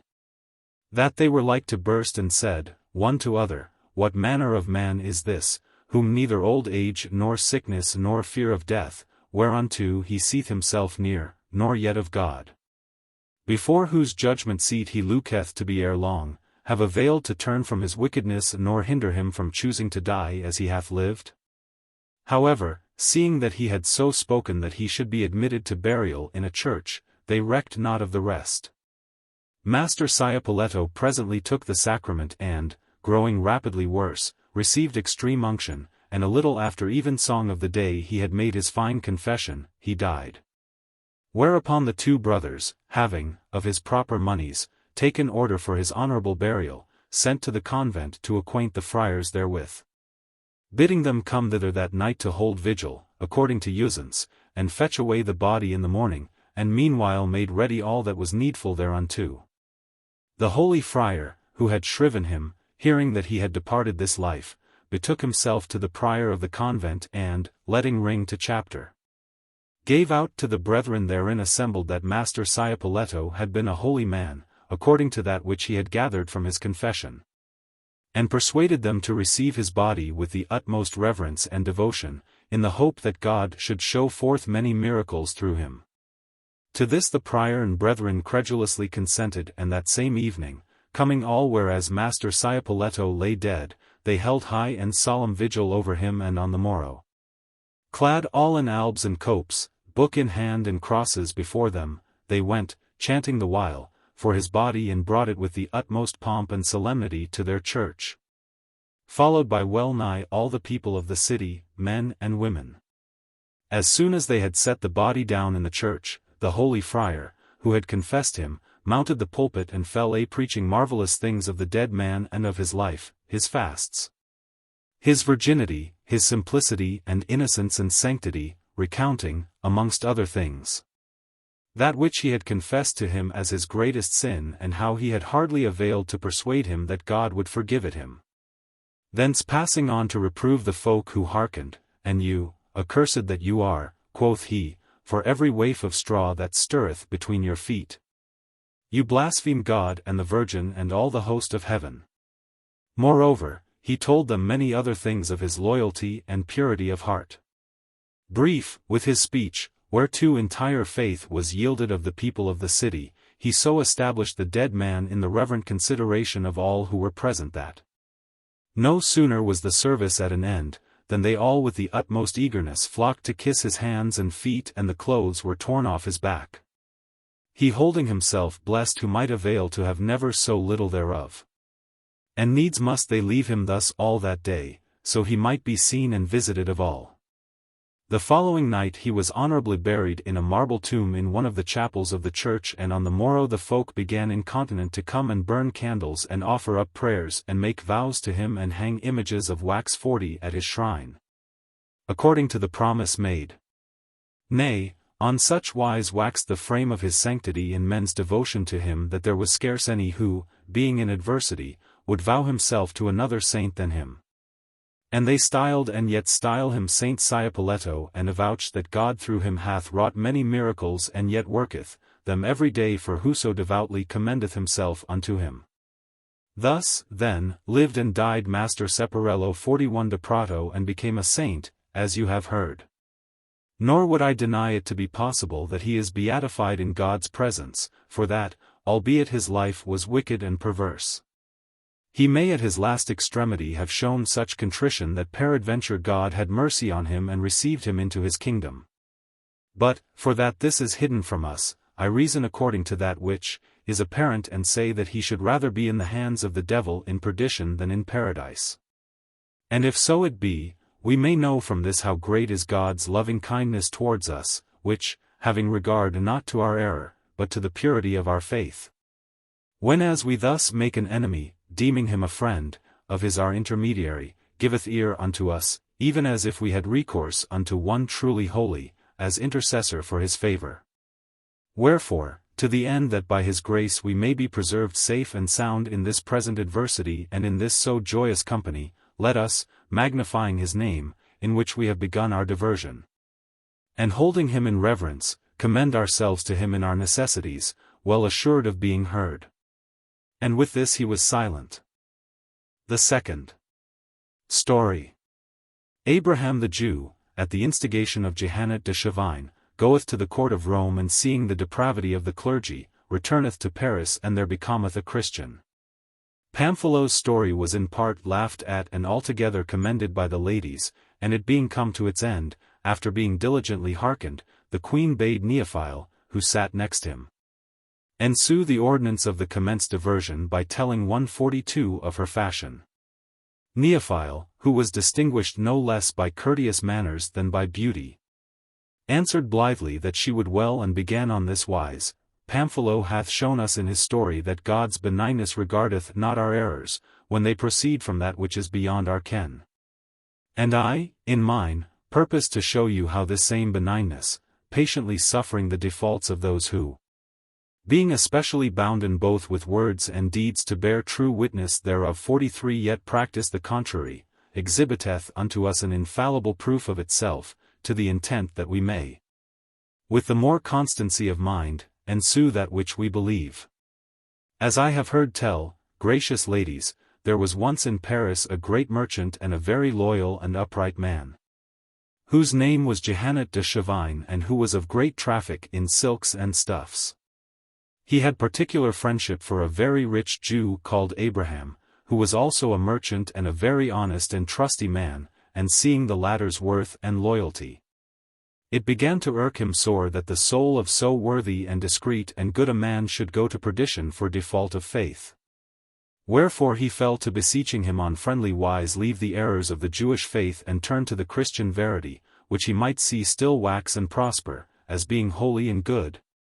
Whereas his own faith, on the contrary, was manifestly on the wane and dwindling to naught.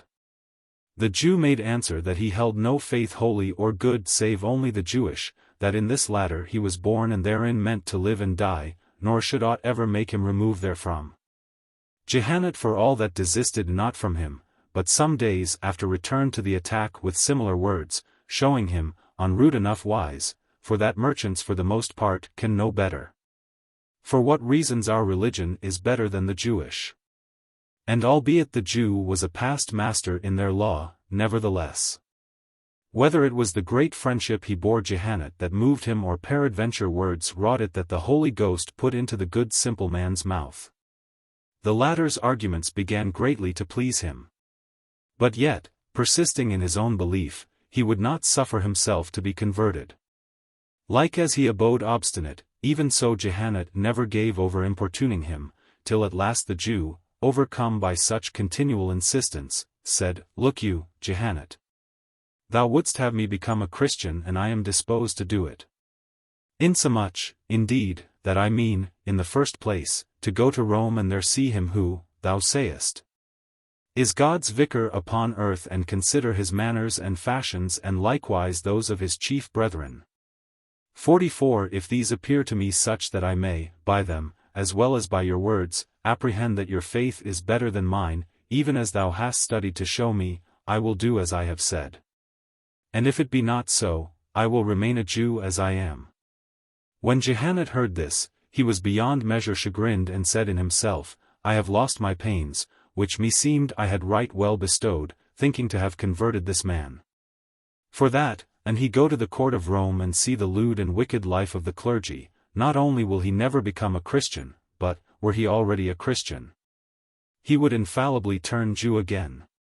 Then, turning to Abraham, he said to him, Alack, my friend, why wilt thou undertake this travail and so great a charge as it will be to thee to go from here to Rome? More by token that, both by sea and by land, the road is full of perils for a rich man such as thou art. thinkest thou not to find here who shall give thee baptism? Or, if peradventure thou have any doubts concerning the faith which I have propounded to thee, where are there greater doctors and men more learned in the matter than are here, or better able to resolve thee of that which thou wilt know or ask? Wherefore, to my thinking, this thy going is superfluous. Bethink thee that the prelates there are even such as those thou mayst have seen here, and indeed so much the better as they are nearer unto the chief pastor. Wherefore, an thou wilt be counselled by me, thou wilt reserve this travail unto another time against some jubilee or other, whereunto it may be I will bear thee company. To this the Jew made answer, I doubt not, Jehannet, but it is as thou tellest me. But, to sum up many words in one, I am altogether determined, and thou wouldst have me do that whereof thou hast so instantly besought me, to go thither, else will I never do aught thereof. Jehannet, seeing his determination, said, Go, and good luck go with thee. And inwardly assured that he would never become a Christian, when once he should have seen the court of Rome, but availing 45 nothing in the matter, he desisted. The Jew mounted to horse and as quickly as he might betook himself to the court of Rome. He was honorably entertained of his brethren, and their abiding. Without telling any the reason of his coming, he began diligently to inquire into the manners and fashions of the Pope and Cardinals and other prelates and of all the members of his court. And what with that which he himself noted, being a mighty quick-witted man, and that which he gathered from others, he found all, from the highest to the lowest, most shamefully given to the sin of lust, and that not only in the way of nature, but after the sodomitical fashion, without any restraint of remorse or shamefastness. Insomuch that the interest of courtesans and catamites was of no small avail there in obtaining any considerable thing. Moreover, he manifestly perceived them to be universally gluttons, wine-bibbers, drunkards and slaves to their bellies, brute beast fashion, more than to aught else after lust. And looking farther, he saw them all covetous and greedy after money, insomuch that human, nay, Christian blood, no less than things sacred, whatsoever they might be, whether pertaining to the sacrifices of the altar or to the benefices of the church, they sold and bought indifferently for a price, making a greater traffic and having more brokers thereof than folk at Paris of silks and stuffs or what not else. Manifest simony they had christened procuration, and gluttony, sustentation, as if God apprehended not, let be the meaning of words but, the intention of depraved minds and would suffer himself, after the fashion of men, to be duped by the names of things. All this, together with much else which must be left unsaid, was supremely displeasing to the Jew, who was a sober and modest man, and him seeming he had seen enough. He determined to return to Paris and did so. As soon as Jehannet knew of his return, he betook himself to him, hoping nothing less than that he should become a Christian, and they greeted each other with the utmost joy. Then, after Abraham had rested some days, Jehannet asked him how him seemed of the Holy Father and of the cardinals and others of his court. Whereto the Jew promptly answered, Meseemeth, God give them ill one and all. And I say this for that, if I was able to observe aright, no piety, no devoutness, no good work or example of life or other, what did I see there in any who was a churchman? Nay, but lust, covetise, gluttony and the like, and worse, if worse can be, meseem to be there in such favour with all that I hold it for a forging place of things diabolical rather than divine. And as far as I can judge, meseemeth your chief pastor and consequently all the others endeavour with all diligence and all their wit and every art to bring to naught and banish from the world the Christian religion, whereas they should be its foundation and support. And for that I see that this whereafter they strive cometh not to pass, but that your religion continually increaseth and waxeth still brighter and more glorious. Meseemeth I manifestly discern that the Holy Spirit is verily the foundation and support thereof, as of that which is true and holy over any other. Wherefore, whereas, aforetime I abode obdurate and insensible to thine exhortations and would not be persuaded to embrace thy faith, I now tell thee frankly that for nothing in the world would I forbear to become a Christian. Let us, then, to church and there have me baptized, according to the rite and ordinance of your holy faith. Jehannet, who looked for a directly contrary conclusion to this, was the joyfulest man that might be, when he heard him speak thus, and repairing with him to Our Lady's Church of Paris, required the clergy there to give Abraham baptism.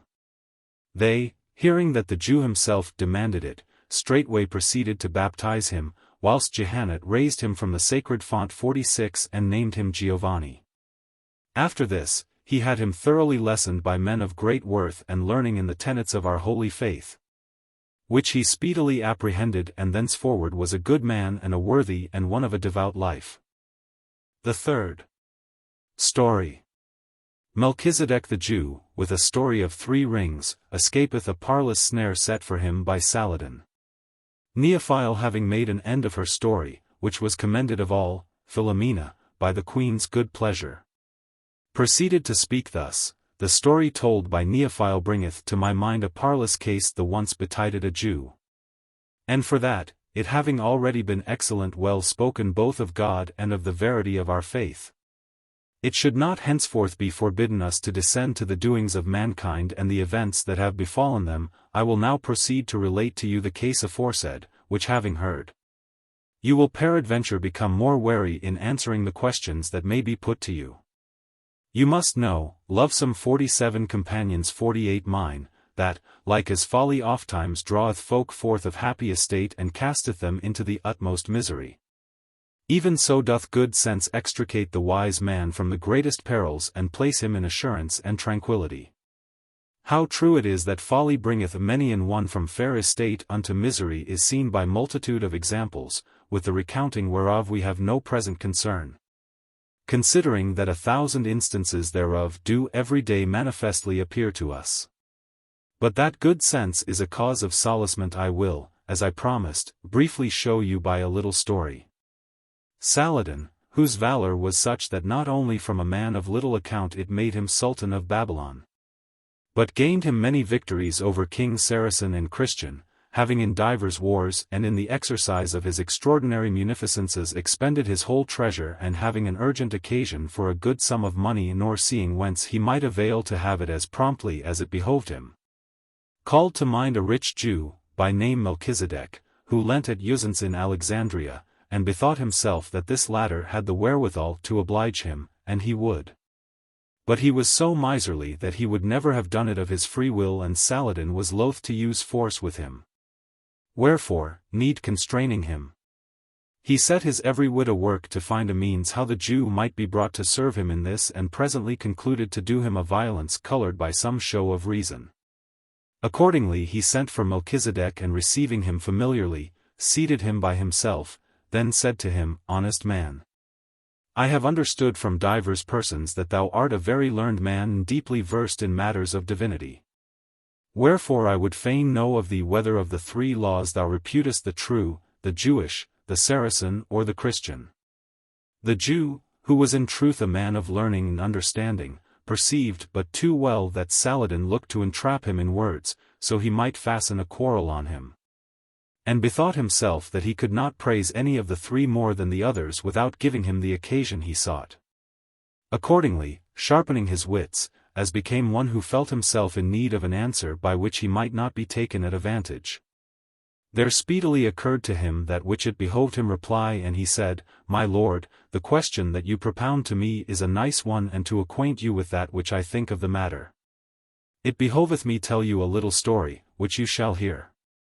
And I mistake not, I mind me to have many a time heard tell that there was once a great man and a rich, who among other very precious jewels in his treasury, had a very goodly and costly ring, whereunto being minded, for its worth and beauty, to do honor, and wishing to leave it in perpetuity to his descendants, he declared that whichsoever of his sons should, at his death, be found in possession thereof, by his bequest unto him, should be recognized as his heir and be held of all the others in honor and reverence as chief and head.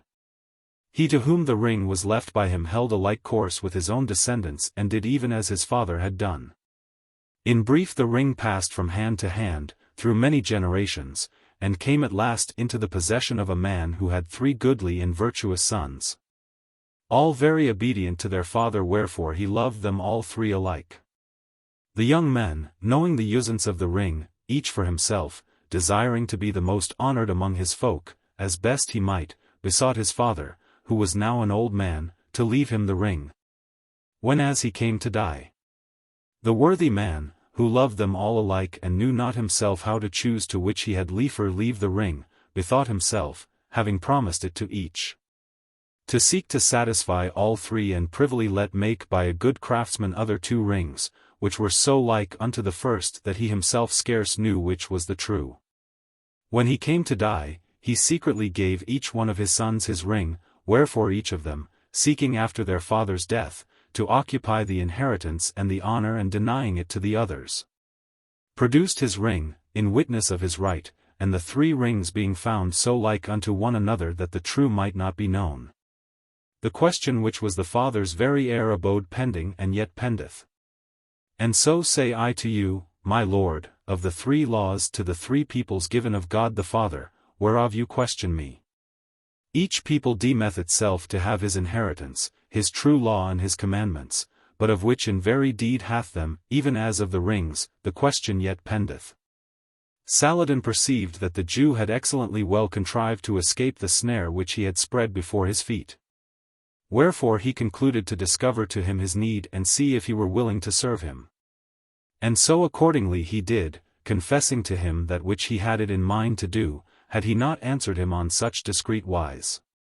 The Jew freely furnished him with all that he required, and the Sultan after satisfied him in full. Moreover, he gave him very great gifts and still had him to friend and maintained him about his own person in high and honorable estate. The fourth story. A monk, having fallen into a sin deserving of very grievous punishment, adroitly reproaching the same fault to his abbot, quitteth himself of the penalty. Filomena, having dispatched her story, was now silent, whereupon Dioneo, who sat next her, knowing already, by the ordinance begun, that it fell to his turn to tell, proceeded, without awaiting farther commandment from the queen, to speak on this wise: Lovesome ladies, if I have rightly apprehended the intention of you all, we are here to divert ourselves with storytelling. Wherefore, so but it be not done contrary to this our purpose, I hold it lawful unto each, even as our queen told us a while agone, to tell such story as he deemeth may afford most entertainment. Accordingly, having heard how, by the good counsels of Jehannet de Chavannes, Abraham had his soul saved, and how Melchizedek, by his good sense, defended his riches from Saladin's ambushes, I purpose, without looking for reprehension from you, briefly to relate with what address a monk delivered his body from a very grievous punishment. There was in Lunigiana, a country not very far hence, a monastery whilera more abounding in sanctity in monks than it is nowadays, and therein, among others, was a young monk, whose vigor and lustiness neither fasts nor vigils availed to mortify. It chanced one day, towards noontide, when all the other monks slept, that, as he went all alone round about the convent 49 which stood in a very solitary place, he espied a very well-favoured lass, belike some husbandman's daughter of the country, who went about the fields culling certain herbs, and no sooner had he set eyes on her than he was violently assailed by carnal appetite. Wherefore, accosting her, he entered into parley with her, and so led on from one thing to another that he came to an accord with her and brought her to his cell, unperceived of any. But whilst, carried away by overmuch ardour, he disported himself with her less cautiously than was prudent, it chanced that the abbot arose from sleep and softly passing by the monk's cell, heard the racket that the twain made together. Whereupon he came stealthily up to the door to listen, that he might the better recognize the voices, and manifestly perceiving that there was a woman in the cell, was at first minded to cause open to him, but after bethought himself to hold another course in the matter and, returning to his chamber, awaited the monk's coming forth. The latter, all taken up as he was with the wench and his exceeding pleasure and delight in her company, was none the less on his guard, and him seeming he heard some scuffling of feet in the dormitory, he set his eye to a crevice and plainly saw the abbot stand hearkening unto him. Whereby he understood but too well that the latter must have gotten wind of the wench's presence in his cell, and knowing that sore punishment would ensue to him thereof, he was beyond measure chagrined. However, without discovering aught of his concern to the girl, he hastily revolved many things in himself, seeking to find some means of escape, and presently hit upon a rare device, which went straight to the mark he aimed at. Accordingly, making a show of thinking he had abid den long enough with the damsel, he said to her, I must go cast about for a means how thou mayest win forth hence, without being seen. Wherefore do thou abide quietly until my return. Then, going forth and locking the cell door on her, he betook himself straight to the abbot's chamber and presenting him with the key, according as each monk did, when as he went abroad, said to him, with a good countenance, Sir, I was unable to make an end this morning of bringing off all the faggots I had cut. Wherefore with your leave I will presently go to the wood and fetch them away. The abbot, deeming the monk unaware that he had been seen of him, was glad of such an opportunity to inform himself more fully of the offense committed by him and accordingly took the key and gave him the leave he sought. Then, as soon as he saw him gone, he fell to considering which he should rather do, whether open his cell in the presence of all the other monks and cause them to see his default, so they might after have no occasion to murmur against himself, whenas he should punish the offender, or seek first to learn from the girl herself how the thing had passed. And bethinking himself that she might perchance be the wife or daughter of such a man that he would be loath to have done her the shame of showing her to all the monks, he determined first to see her and after come to a conclusion. Wherefore, betaking himself to the cell, he opened it and, entering, shut the door after him. The girl, seeing the abbot enter, was all aghast and fell a-weeping for fear of shame. But my lord abbot, casting his eyes upon her and seeing her young and handsome, old as he was, suddenly felt the pricks of the flesh no less importunate than his young monk had done and fell a-saying in himself, Mary, why should I not take somewhat of pleasure, whenas I may? More by token that displeasance and annoy are still at hand, whenever I have a mind to them? This is a handsome wench and is here unknown of any in the world. If I can bring her to do my pleasure, I know not why I should not do it. Who will know it? No one will ever know it, and a sin that's hidden is half forgiven. Maybe this chance will never occur again. I hold it great sense to avail ourselves of a good, whenas God the Lord sendeth us thereof. So saying and having altogether changed purpose from that wherewith he came, he drew near to the girl and began gently to comfort her, praying her not to weep, and passing from one word to another, he ended by discovering to her his desire. The girl, who was neither iron nor adamant, readily enough lent herself to the pleasure of the abbot, who, after he had clipped and kissed her again and again, mounted upon the monk's pallet and having belike regard to the grave burden of his dignity and the girl's tender age and fearful of irking her for overmuch heaviness, bestrode not her breast, but set her upon his own and so a great while disported himself with her. Meanwhile, the monk, who had only made believe to go to the wood and had hidden himself in the dormitory, was altogether reassured, whenas he saw the abbot enter his cell alone, doubting not but his device should have effect, and when he saw him lock the door from within, he held it for certain. Accordingly, coming forth of his hiding-place, he stealthily betook himself to a crevice, through which he both heard and saw all that the abbot did and said.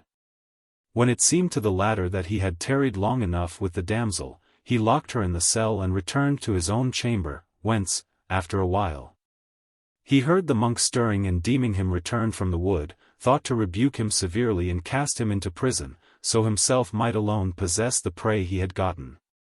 Wherefore, sending for him, he very grievously rebuked him and with a stern countenance and commanded that he should be put in prison. The monk very readily answered, Sir, I have not yet pertained long enough to the order of St. Benedict to have been able to learn every particular thereof, and you had not yet shown me that monks should make of women a means of mortification 50 as of fasts and vigils. But, now that you have shown it me, I promise you, so you will pardon me this default, never again to offend therein, but still to do as I have seen you do. The abbot, who was a quick-witted man, readily understood that the monk not only knew more than himself, but had seen what he did. Wherefore, his conscience pricking him for his own default, he was ashamed to inflict on the monk a punishment which he himself had merited even as he. Accordingly, pardoning him and charging him keep silence of that which he had seen, They privily put the girl out of doors, and it is believed that they caused her return thither more than once thereafterward. The fifth story. The Marchioness of Monferrato, with a dinner of hens and certain sprightly words, curbeth the extravagant passion of the King of France.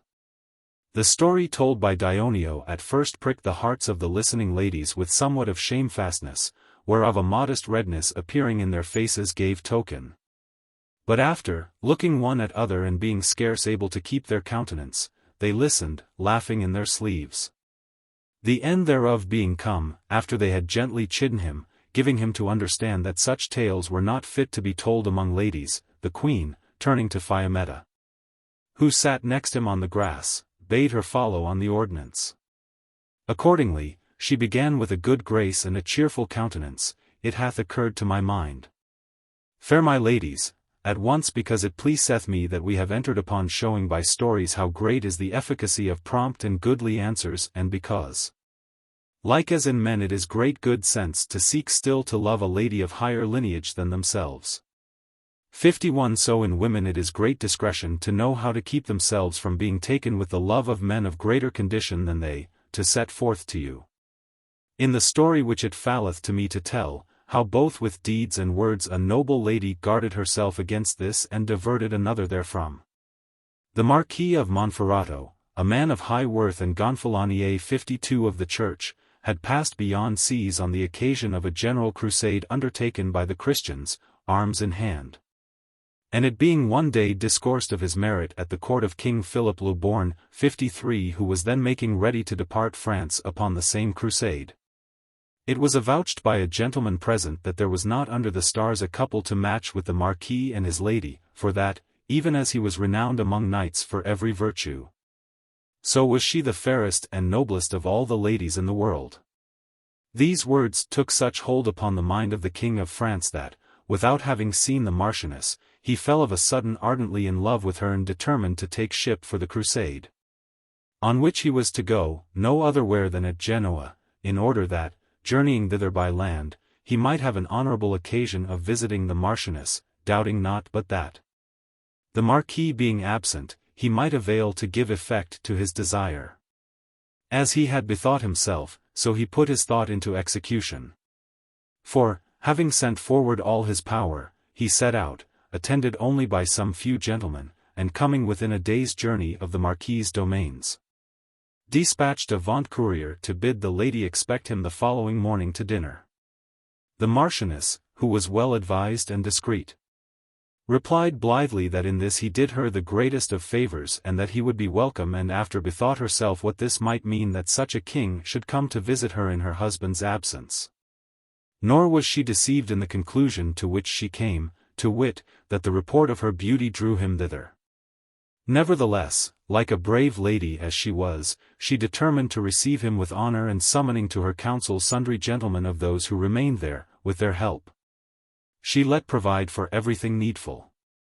The ordinance of the repast and of the viand she reserved to herself alone, and having forthright caused collect as many hens as were in the country, she bade her cooks dress various dishes of these alone for the royal table. The king came at the appointed time and was received by the lady with great honour and rejoicing. When he beheld her, she seemed to him fair and noble and well-bred beyond that which he had conceived from the courtier's words, whereat he marvelled exceedingly and commended her amain, waxing so much the hotter in his desire as he found the lady overpassing his foregone conceit of her. After he had taken somewhat of rest in chambers adorned to the utmost with all that pertaineth to the entertainment of such a king, the dinner hour being come, the king and the Marchioness seated themselves at one table, whilst the rest, according to their quality, were honourably entertained at others. The king, being served with many dishes in succession, as well as with wines of the best and costliest, and to boot gazing with delight the while upon the lovely Marchioness, was mightily pleased with his entertainment. But, after a while, as the viands followed one upon another, he began somewhat to marvel, perceiving that, for all the diversity of the dishes, they were nevertheless of naught other than hens. And this although he knew the part where he was to be such as should abound in game of various kinds, and although he had, by advising the lady in advance of his coming, given her time to send a hunting. However, much as he might marvel at this, he chose not to take occasion of engaging her in parley thereof, otherwise than in the matter of her hens, and accordingly, turning to her with a merry air. "Madam," quoth he, "are hens only born in these parts, without ever a cock?" The Marchioness, who understood the king's question excellent well, her seeming God had vouchsafed her, according to her wish, an opportune occasion of discovering her mind, turned to him and answered boldly, "Nay, my lord. But women, albeit in apparel and dignities they may differ somewhat from others, are natheless all of the same fashion here as elsewhere." The king, hearing this, right well apprehended the meaning of the banquet of hens and the virtue hidden in her speech, and perceived that words would be wasted upon such a lady and that violence was out of the question. Wherefore, even as he had ill-advisedly taken fire for her, so now it behoved him sagely, for his own honour's sake, stifle his ill-conceived passion. Accordingly, without making any more words with her, for fear of her replies, he dined, out of all hope. And the meal ended, thanking her for the honourable entertainment he had received from her and commending her to God, he set out for Genoa. So by his prompt departure he might make amends for his unseemly visit. The sixth story. An honest man, with a chance pleasantry, putteth to shame the perverse hypocrisy of the religious orders. Emilia, who sat next after Fiammetta, the courage of the Marchioness and the quaint rebuke administered by her to the King of France having been commended of all the ladies, began, by the Queen's pleasure, boldly to speak as follows: "I also. I will not keep silence of a biting reproof given by an honest layman to a covetous monk with a speech no less laughable than commendable. There was, then, dear lasses, no great while agone, in our city, a minor friar and inquisitor of heretical pravity, who, for all he studied hard to appear a devout and tender lover of the Christian religion, as do they all, was no less diligent in inquiring of who had a well-filled purse than of whom he might find wanting in the things of the faith. Thanks to this his diligence, he lit by chance upon a good simple man, richer, by far in coin than in wit, who, of no lack of religion, but speaking thoughtlessly and belike overheated with wine or excess of mirth, chanced one day to say to a company of his friends that he had a wine so good that Christ himself might drink thereof. This being reported to the inquisitor, and he understanding that the man's means were large and his purse well filled, ran in a violent hurry cum gladius ed fustibus 54 to clap up a right grievous suit against him, looking not for an amendment of misbelief in the defendant, but for the filling of his own hand with florins to ensue thereof, as indeed it did, and causing him to be cited, asked him if that which had been alleged against him were true. The good man replied that it was, and told him how it chanced, whereupon quoth the most holy inquisitor, who was a devotee of St. John Goldenbeard 55, "Then hast thou made Christ a wine-bibber and curious in wines of choice, as if he were Cincilian 56 or what not other of your drunken sots and tavern haunters. And now thou speakest lowly and wouldst feign this to be a very light matter. It is not as thou deemest, thou hast merited the fire therefore, and we were minded to deal with thee as we ought." With these and many other words he bespoke him, with as menacing a countenance as if the poor wretch had been Epicurus denying the immortality of the soul. And in brief so terrified him that the good simple soul, by means of certain intermediaries, let grease his palm with a good dose of St. John Goldenmouth's ointment 57, the which is a sovereign remedy for the pestilential covetise of the clergy and especially of the minor brethren, who dare not touch money. So he should deal mercifully with him. This unguent, being of great virtue, albeit Galen speaketh not thereof in any part of his medicines, wrought to such purpose that the fire denounced against him was by favour commuted into the wearing, by way of penance, of a cross, and to make the finer banner. As he were to go a crusading beyond seas, the inquisitor imposed at him yellow upon black. Moreover, when as he had gotten the money, he detained him about himself some days, enjoining him, by way of penance, hear a mass every morning at Santa Croce and present himself before him at dinner time, and after that he might do what most pleased him the rest of the day. all which he diligently performed. One morning, amongst others, it chanced that at the Mass he heard a gospel, wherein these words were chanted, For every one ye shall receive 100 and shall possess eternal life. 58 This he laid fast up in his memory, and according to the commandment given him, presented him at the eating hour before the inquisitor, whom he found at dinner. The friar asked him if he had heard Mass that morning, whereto he promptly answered, I have, sir.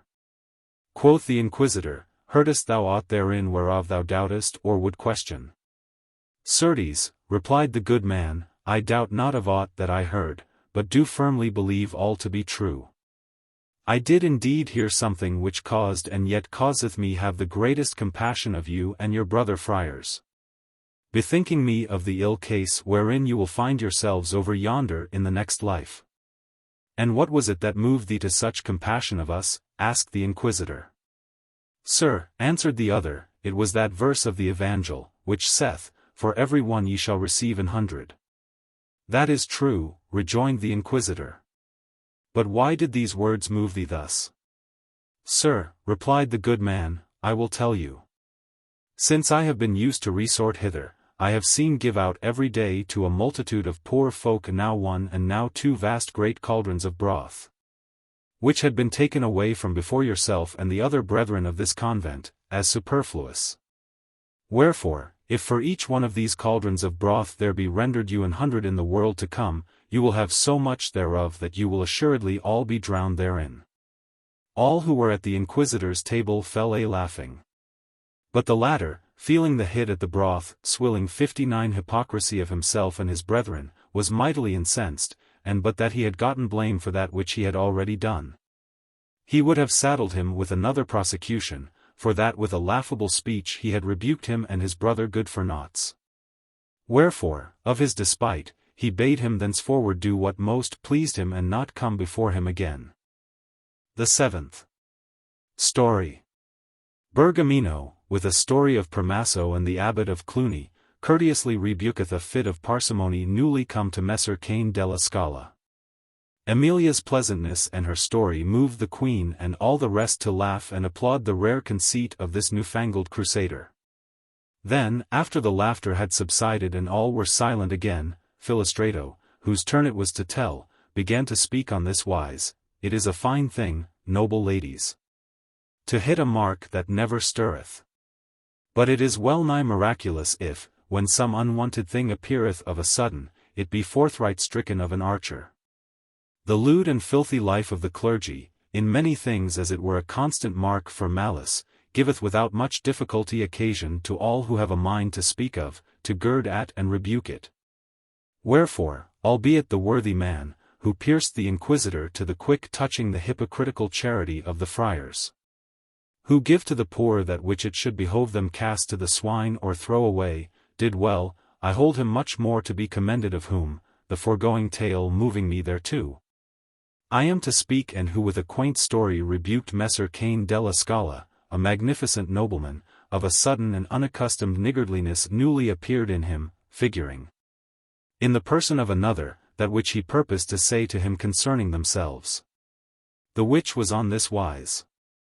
As very manifest renown proclaimeth well nigh throughout the whole world, Messer Cain della Scala, to whom in many things fortune was favorable, was one of the most notable and most magnificent gentlemen that have been known in Italy since the days of the Emperor Frederick II. Being minded to make a notable and wonder-goodly entertainment in Verona, whereunto many folk should have come from divers parts and especially men of art 60 of all kinds, he of a sudden, whatever might have been the cause, withdrew therefrom, and having in a measure requited those who were come thither, dismissed them all, save only one, Bergamino by name. A man ready of speech and accomplished beyond the credence of whoso had not heard him, who, having received neither largesse nor dismissal, abode behind, in the hope that his stay might prove to his future advantage. But Messer Cain had taken it into his mind that what things soever he might give him were far worse bestowed than if it had been thrown into the fire. Nor of this did he bespeak him or let tell him aught.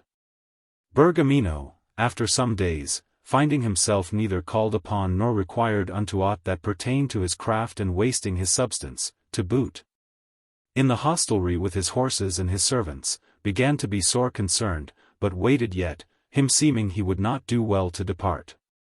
Now he had brought with him 3 goodly and rich suits of apparel, which had been given him of other noblemen, that he might make a brave appearance at the festival.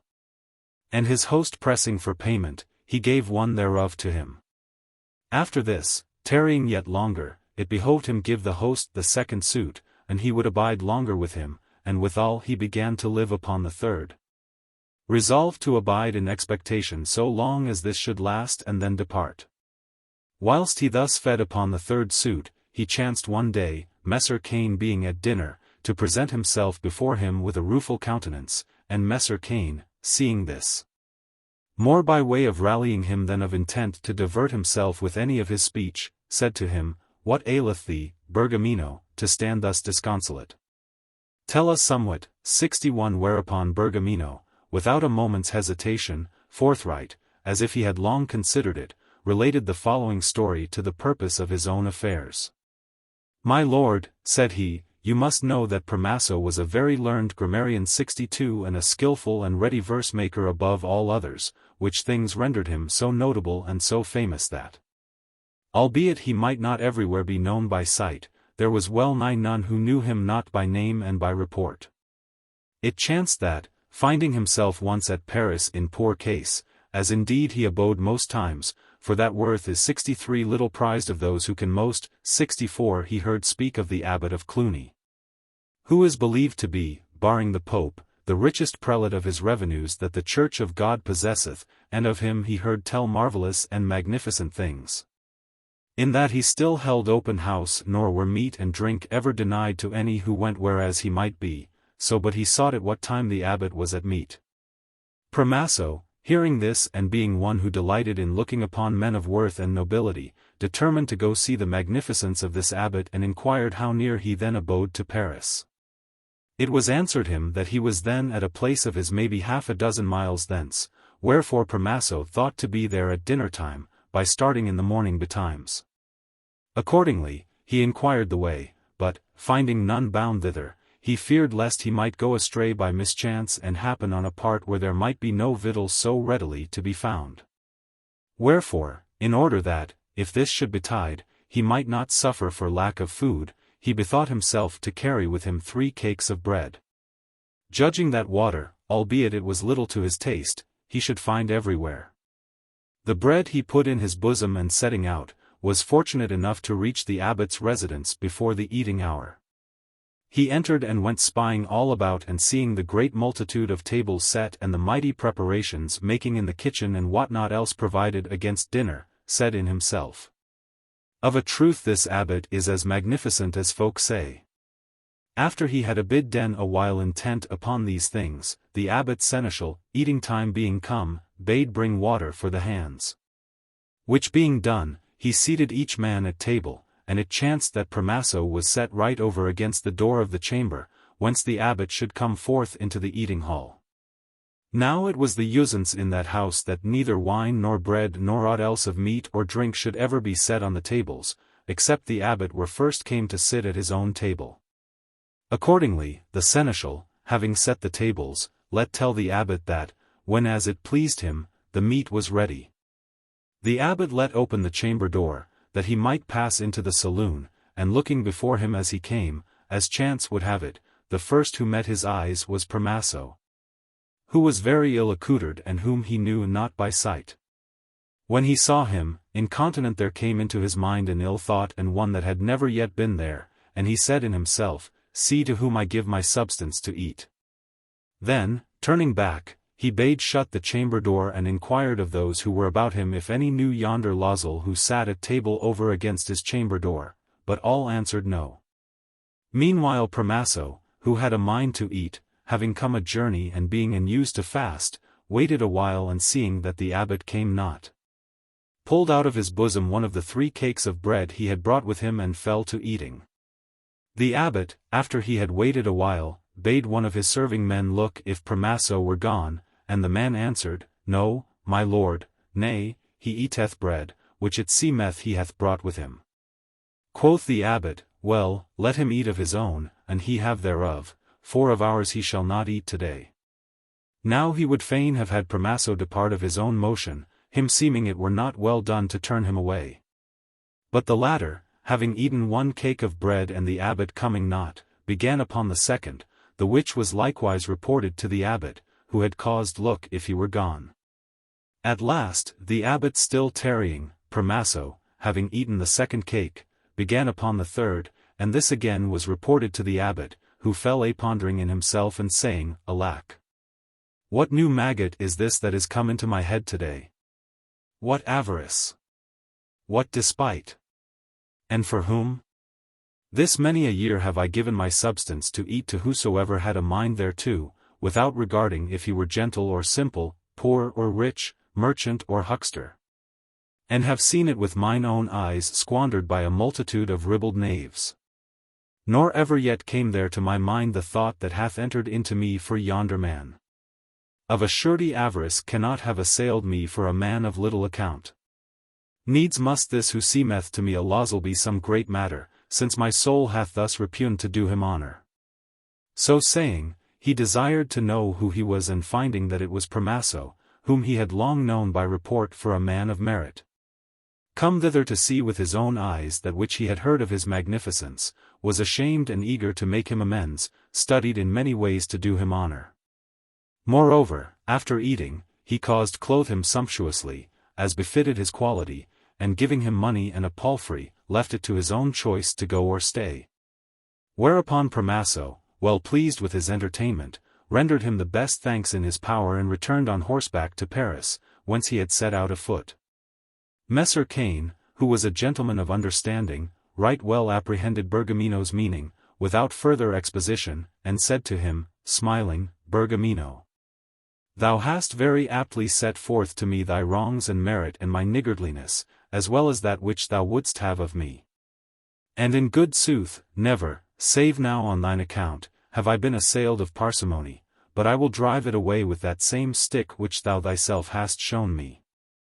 Then, letting pay Bergamino's host and clothing himself most sumptuously in a suit of his own apparel, he gave him money and a palfrey and committed to his choice for the nonce to go or stay. The 8th story. Guglielmo Borsiere with some quaint words rebuketh the niggardliness of Messer Ermino de Grimaldi. Next Filostrato sat Lauretta, who, after she had heard Bergamino's address commended, perceiving that it behoved her tell somewhat, began, without awaiting any commandment, blithely to speak thus: the foregoing story, dear companions, 65 bringeth me in mind to tell how an honest minstrel on like wise and not without fruit rebuked the covetise of a very rich merchant. The which, albeit in effect it resembleth the last story, should not therefore be less agreeable to you, considering that good came thereof in the end. There was, then, in Genoa, a good while agone, a gentleman called Messer Ermino de Grimaldi, who, according to general belief, far overpassed in wealth of lands and monies the riches of whatsoever other richest citizen was then known in Italy. And like as he excelled all other Italians in wealth, even so in avarice and sordidness he outwent beyond compare every other miser and curmudgeon in the world. For not only did he keep a straight purse in the matter of hospitality, but, contrary to the general usance of the Genoese, who are wont to dress sumptuously, he suffered the greatest privations in things necessary to his own person, no less than in meat and in drink, rather than be at any expense. By reason whereof the surname de Grimaldi had fallen away from him, and he was deservedly called of all only Messer Ermino Avarizia. It chanced that, whilst, by dint of spending not, he multiplied his wealth, there came to Genoa a worthy minstrel, 66, both well-bred and well-spoken, by name Guglielmo Borsiere. A man no whit like those 67 of the present day, who, to the no small reproach of the corrupt and blameworthy usances of those 68 who nowadays would fain be called and reputed gentlefolk and seigneurs, are rather to be styled asses. Reared in all the beastliness and depravity of the basest of mankind, than minstrels, bred, in the courts, of kings and princes. In those times it used to be a minstrel's office and his wont to expend his pains in negotiating treaties of peace, where feuds or despites had befallen between noblemen, or transacting marriages. alliances and friendships, in solacing the minds of the weary and diverting courts with quaint and pleasant sayings, aye, and with sharp reproofs, father-like. Rebuking the misdeeds of the froward, and this for slight enough reward. But nowadays they study to spend their time in hawking evil reports from one to another, in sowing discord, in speaking naughtiness and obscenity and, what is worse, doing them in all men's presence. In imputing evil doings, lewdnesses and knaveries, true or false, one to other, and in prompting men of condition with treacherous allurements to base and shameful actions. And he is most cherished and honored and most munificently entertained and rewarded of the sorry unmannerly nobleman of our time who saith and doth the most abominable words and deeds. A sore and shameful reproach to the present age and a very manifest proof that the virtues have departed this lower world and left us wretched mortals to wallow in the slough of the vices. But to return to my story, from which a just indignation hath carried me somewhat farther astray than I purposed, I say that the aforesaid Guglielmo was honored by all the gentlemen of Genoa and gladly seen of them. And having sojourned some days in the city and hearing many tales of Messer Ermino's avarice and sordidness, he desired to see him. Messer Ermino having already heard how worthy a man was this Guglielmo Borsiere and having yet, all miser as he was, some tincture of gentle breeding, received him with very amicable words and blithe aspect and entered with him into many and various discourses. Devising thus, he carried him, together with other Genoese who were in his company, into a fine new house of his which he had lately built, and after having shown it all to him, said, "Pray, Messer Guglielmo, you who have seen and heard many things, can you tell me of something that was never yet seen, which I may have depictured in the saloon of this my house?" Guglielmo, hearing this his preposterous question, answered, "Sir, I doubt me I cannot undertake to tell you of aught that was never yet seen, except it were sneezings or the like. But, an it like you, I will tell you of somewhat which me thinketh you never yet beheld." Quoth Messer Ermino, not looking for such an answer as he got, "I pray you tell me what it is." Whereto Guglielmo promptly replied, "'Cause liberality to be here depictured." When Messer Ermino heard this speech, there took him incontinent such a shame that it availed in a manner to change his disposition altogether to the contrary of that which it had been, and he said, "Messer Guglielmo, I will have it here depictured after such a fashion that neither you nor any other shall ever again have cause to tell me that I have never seen nor known it." And from that time forth, such was the virtue of Guglielmo's words, he was the most liberal and the most courteous gentleman of his day in Genoa, and he who most hospitably entreated both strangers and citizens. The 9th Story. The King of Cyprus, touched to the quick by a Gascon lady, from a mean-spirited prince becometh a man of worth and valiance. The Queen's last commandment rested with Elissa, who, without awaiting it, began all blithely, "Young ladies, it hath often chanced that what all manner reproofs and many pains 69 bestowed upon a man have not availed to bring about in him hath been effected by a word more often spoken at hazard than of purpose aforethought. This is very well shown in the story related by Lauretta, and I, in my turn, purpose to prove to you the same thing by means of another and a very short one. For that, since good things may still serve, they should be received with a mind attent, whoever be the sayer thereof. I say, then, that in the days of the first king of Cyprus, after the conquest of the Holy Land by Godefroy de Bouillon, it chanced that a gentlewoman of Gascony went on a pilgrimage to the Holy Sepulchre, and returning thence, came to Cyprus, where she was shamefully abused of certain lewd fellows. Whereof having complained, without getting any satisfaction, she thought to appeal to the king for redress, but was told that she would lose her pains. For that he was of so abject a composition and so little of worth that, far from justifying others of their wrongs, he endured with shameful pusillanimity innumerable affronts offered to himself. Insomuch that who's had any grudge against him, was wont to vent his despite by doing him some shame or insult. The lady, hearing this and despairing of redress, bethought herself, by way of some small solacement of her chagrin, to seek to rebuke the king's pusillanimity. Wherefore, presenting herself in tears before him, she said to him, "My lord, I come not into thy presence for any redress that I expect of the wrong that hath been done me. But in satisfaction thereof, I prithee teach me how thou dost to suffer those affronts which I understand are offered unto thyself, so haply I may learn of thee patiently to endure mine own. The which God knoweth, and I would gladly bestow on thee, since thou art so excellent a supporter thereof. The king, who till then had been sluggish and supine, awoke as if from sleep, and beginning with the wrong done to the lady, which he cruelly avenged, thenceforth became a very rigorous prosecutor of all who committed aught against the honor of his crown. The 10th story.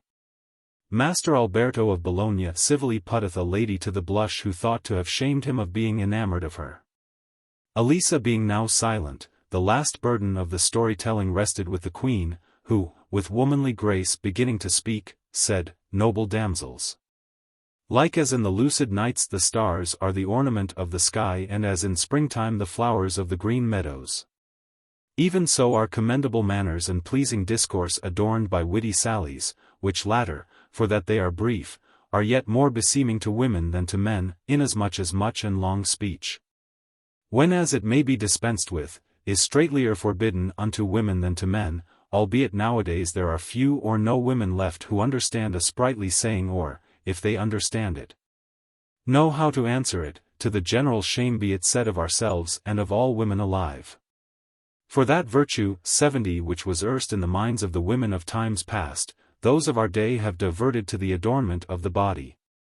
And she on whose back are to be seen the most motley garments and the most gaudily laced and garbed and garnished with the greatest plenty of fringes and purflings and broidery deemeth herself worthy to be held of far more account than her fellows and to be honoured above them. Considering not that, were it a question of who should load her back and shoulders with bravery, an ass would carry much more thereof than any of them, nor would therefore be honoured for more than an ass. I blush to avow it, for that I cannot say aught against other women, but I say it against myself. These women that are so laced and purfled and painted and party-coloured abide either mute and senseless, like marble statues, or, and they be questioned, answer after such a fashion that it were far better to have kept silence. And they would have you believe that their unableness to converse among ladies and men of parts proceedeth from purity of mind, and to their witlessness they give the name of modesty. As if forsooth no woman were modest but she who talketh with her chamberwoman or her laundress or her bakewench. The which had nature willed, as they would have it believed, she had assuredly limited unto them their prattle on other wise. It is true that in this, as in other things, it behoveth to have regard to time and place and with whom one talketh. For that it chanceth bytimes that women or men, thinking with some pleasantry or other to put another to the blush and not having well measured their own powers with those of the latter, find that confusion, which they thought to cast upon another, recoil upon themselves. Wherefore, so you may know how to keep yourselves, and that, to boot, you may not serve as a text for the proverb which is current everywhere, to wit, that women in everything still take the worst. I would have you learn a lesson from the last of today's stories, which falleth to me to tell, to the intent that, even as you are by nobility of mind distinguished from other women, so likewise you may show yourselves no less removed from them by excellence of manners. It is not many years since there lived, and belike yet liveth, at Bologna a very great and famous physician, known by manifest renown to well nigh all the world. His name was Master Alberto, and such was the vivacity of his spirit that, albeit he was an old man of hard upon 70 years of age and well nigh all natural heat had departed his body, he scrupled not to expose himself to the flames of love. For that, having seen at an entertainment a very beautiful widow lady, called, as some say, Madame Margherita 71 de Ghisilieri, and being vastly taken with her, he received into his mature bosom, no otherwise than if he had been a young gallant, the amorous fire, insomuch that him seemed he rested not well by night, except the day foregone he had looked upon the delicate and lovesome countenance of the fair lady. Wherefore he fell to passing continually before her house, now afoot and now on horseback, as the occasion served him. insomuch that she and many other ladies got wind of the cause of his constant passings to and fro, and oftentimes made merry among themselves to see a man thus ripe of years and wit in love. As if they deemed that that most pleasant passion of love took root and flourished only in the silly minds of the young and not otherwhere. What while he continued to pass back and forth, it chanced one holiday that, the lady being seated with many others before her door and being Master Alberto making towards them from afar, they one and all took counsel together to entertain him and do him honor, and after to rally him on that his passion.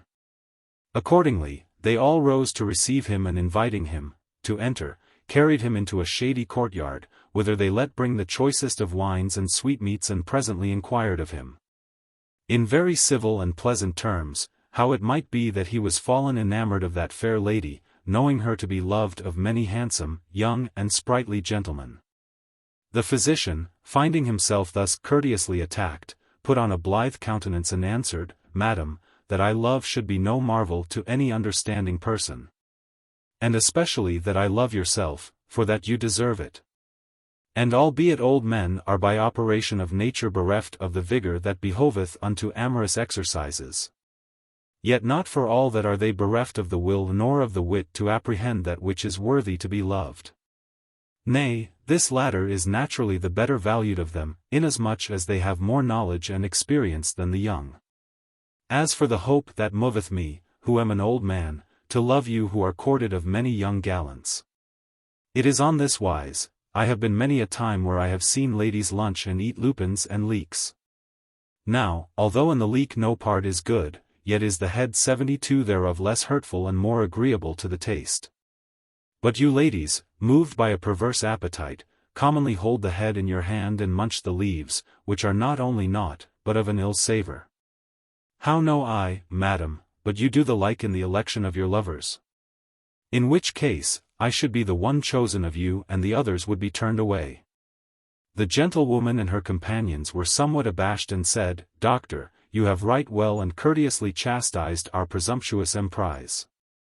Algates, your love is dear to me, as should be that of a man of worth and learning, wherefore, you may in all assurance command me, as your creature, of your every pleasure, saving only mine honor. The physician, rising with his companions, thanked the lady, and taking leave of her with laughter and merriment, departed thence. Thus the lady, looking not whom she rallied and thinking to discomfit another, was herself discomfited, wherefrom, an you be wise, you will diligently guard yourselves. The sun had begun to decline towards the evening, and the heat was in great part abated, when the stories of the young ladies and of the 3 young men came to an end. Whereupon quoth the queen blithesomely, Henceforth, dear companions, there remaineth not more to do in the matter of my governance for the present day, save to give you a new queen, who shall, according to her judgment, order her life and ours, for that 73 which is to come, unto honest pleasance. And albeit the day may be held to endure from now until nightfall, yet, for that whoso taketh not somewhat of time in advance cannot, meseemeth, so well provide for the future, and in order that what the new queen shall deem needful for the morrow may be prepared, methinketh the ensuing days should commence at this hour. Wherefore, in reverence of him unto whom all things live, and for our own solacement, Filomena, a right discreet damsel, shall, as queen, govern our kingdom for the coming day. So saying, she rose to her feet, and putting off the laurel wreath, set it reverently on the head of Filomena, whom first herself and after all the other ladies and the young men likewise saluted as queen, cheerfully submitting themselves to her governance.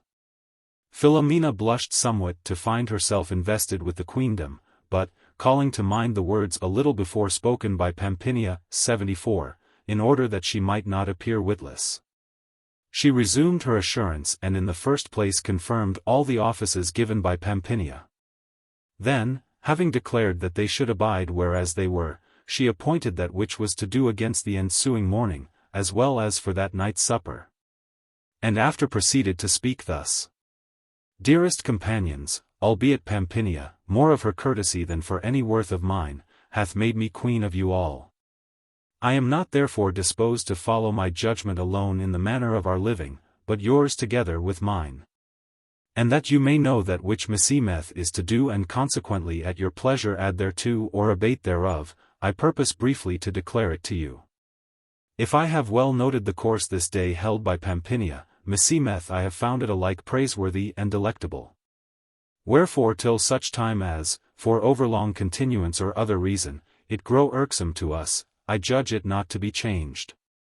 Order, then, being taken for, the continuance of, that which we have already begun to do, we will, arising hence, go a while a-pleasuring, and when as the sun shall be for going under. We will sup in the cool of the evening, and after sundry canzonets and other pastimes, we shall do well to betake ourselves to sleep. Tomorrow, rising in the cool of the morning, we will on like wise go somewhither a-pleasuring, as shall be most agreeable to everyone. And as we have done today, we will at the due hour come back to eat.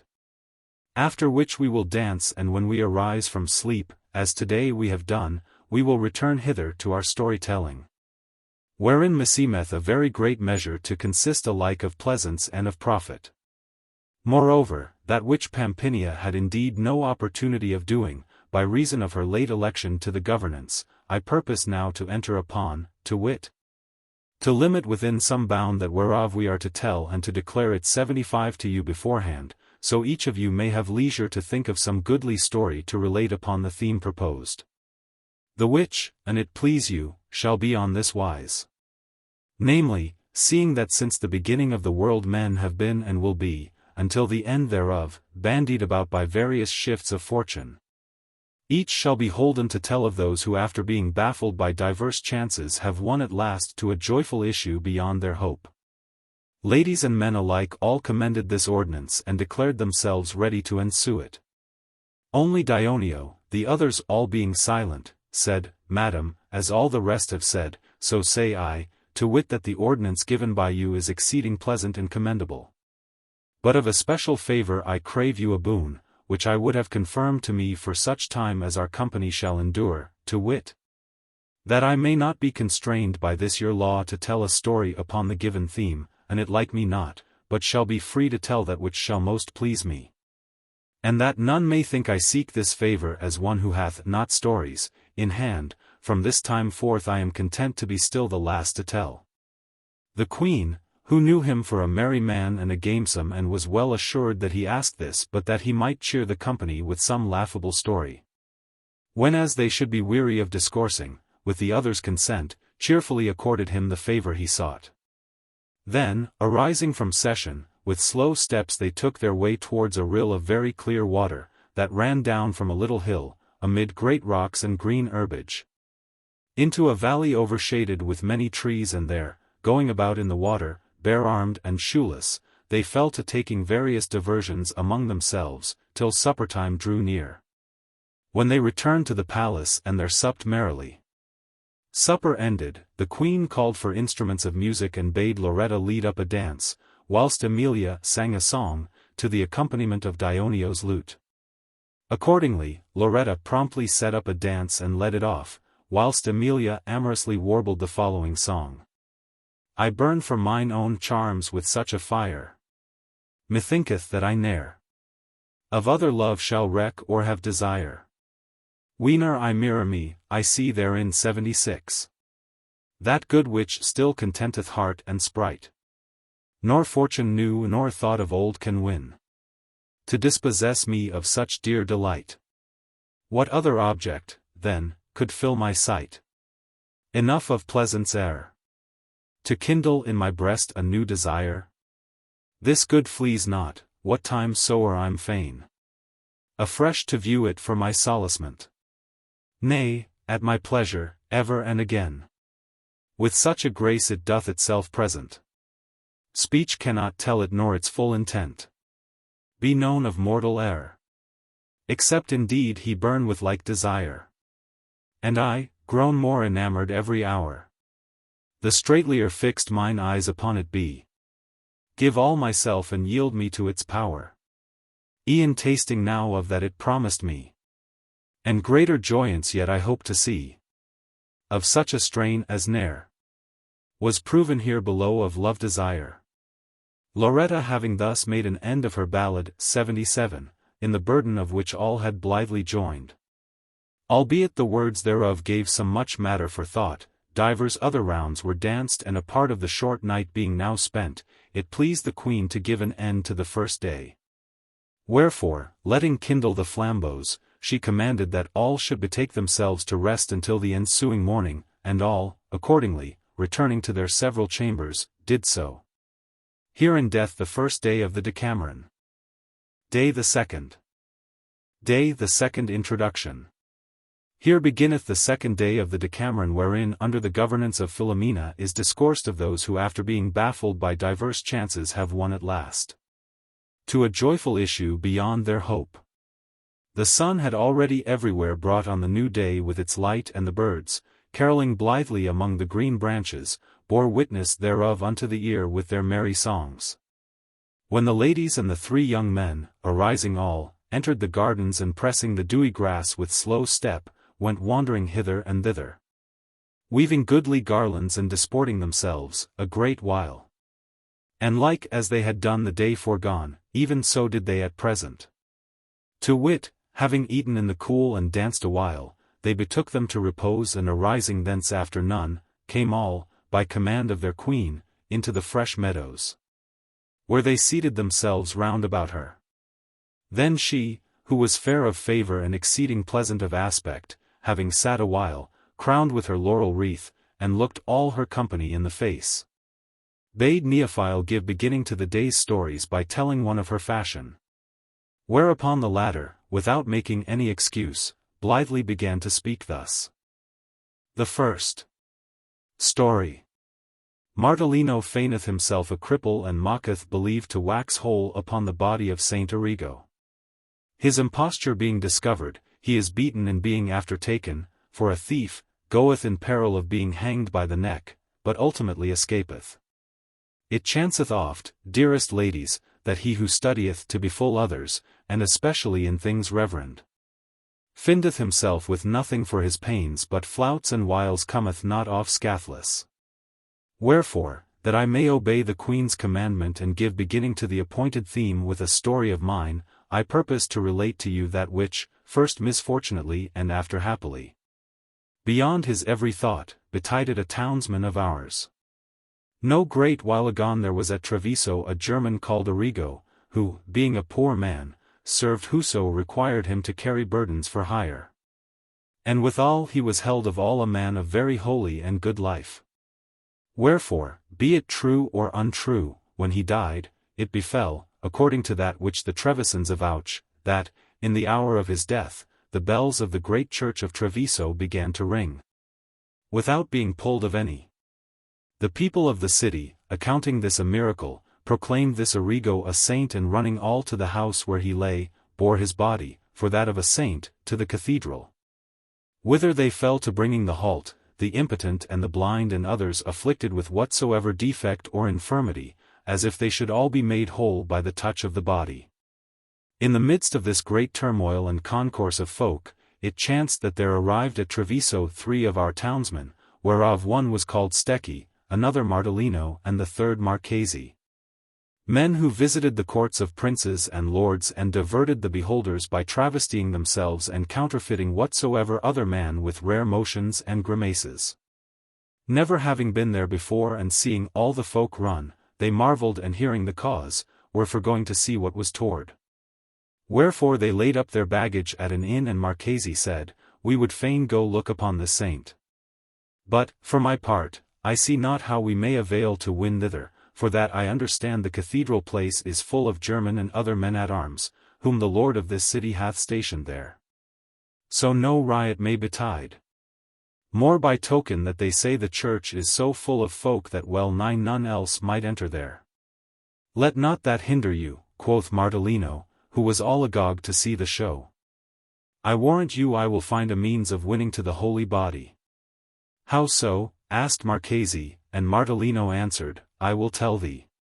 I will counterfeit myself a cripple, and thou on one side and Stecchi on the other shall go upholding me, as it were I could not walk of myself, making as if you would fain bring me to the saint, so he may heal me.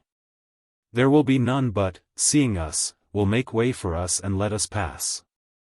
The device pleased Marchesi and Stecchi, and they went forth of the inn without delay, all three. When as they came to a solitary place, Martellino writhed his hands and fingers and arms and legs and eke his mouth and eyes and all his visnomy on such wise that it was a frightful thing to look upon. Nor was there any saw him but would have avouched him to be verily all fordone and palsied of his person. Marchesi and Stecchi, taking him up, counterfeited as he was, made straight for the church, with a show of the utmost compunction, humbly beseeching all who came in their way for the love of God to make room for them, the which was lightly yielded them. Brief, everyone gazing on them and crying well nigh all, "Make way! Make way!" They came whereas Saint Arrigo's body lay, and Martellino was forthright taken up by certain gentlemen who stood around and laid upon the body, so he might thereby regain the benefit of health. Martellino, having lain a while, whilst all the folk were on the stretch to see what should come of him, began, as right well he knew how, to make a show of opening first one finger, then a hand, and after putting forth an arm, and so at last coming to stretch himself out altogether. Which when the people saw, they set up such an outcry in praise of Saint Arrigo as would have drowned the very thunder. Now, as chance would have it, there was there nigh a certain Florentine, who knew Martellino very well, but had not recognized him, counterfeited as he was, when as he was brought thither.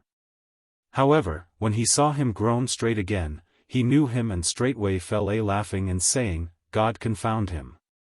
Who that saw him come had not deemed him palsied in good earnest." His words were overheard of sundry Trevisans, who asked him incontinent, "How? Was he not palsied?"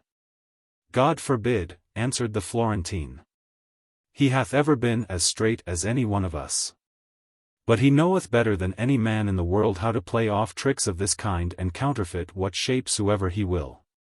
When the others heard this, there needed nothing farther, but they pushed forward by main force and fell a crying out and saying, "Seize yonder traitor and scoffer at God and his saints, who, being whole of his body, hath come hither, in the guise of a cripple, to make mock of us and of our saint." So saying, they laid hold of Martellino and pulled him down from the place where he lay. Then, taking him by the hair of his head and tearing all the clothes off his back, they fell upon him with cuffs and kicks, nor him seemed was there a man in the place but ran to do likewise. Martellino roared out, "Mercy, for God's sake," and fended himself as best he might, but to no avail, for the crowd redoubled upon him momently. Stecchi and Marchesi, seeing this, began to say one to the other that things stood ill, but, fearing for themselves, dared not come to his aid. Nay, they cried out with the rest to put him to death, bethinking them the while how they might avail to fetch him out of the hands of the people, who would certainly have slain him. But for a means promptly taken by Marchesi. To wit, all the officers of the Signory being without the church, he betook himself as quickly as he might, to him who commanded for the provost and said, "Help, for God's sake. There is a lewd fellow within who hath cut my purse, with a good 100 gold florins. I pray you take him, so I may have mine own again." Hearing this, a round dozen of sergeants ran straightway, whereas the wretched Martellino was being carted without a comb and having with the greatest pains in the world broken through the crowd, dragged him out of the people's hands, all bruised and tumbled as he was, and haled him off to the palace, whither many followed him who held themselves affronted of him, and hearing that he had been taken for a cut purse, and them seeming they had no better occasion 78 of doing him an ill turn. 79 began each on like wise to say that he had cut his purse.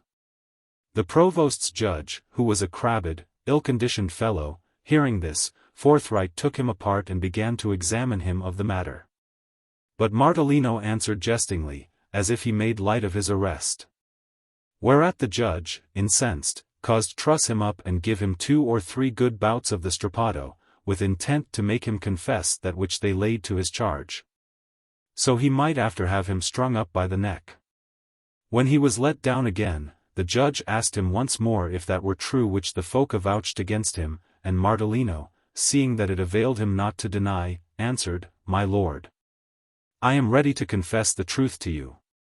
But first make each who accuseth me say when and where I cut his purse, and I will tell you what I did and what not." Quoth the judge, I will well, and calling some of his accusers, put the question to them.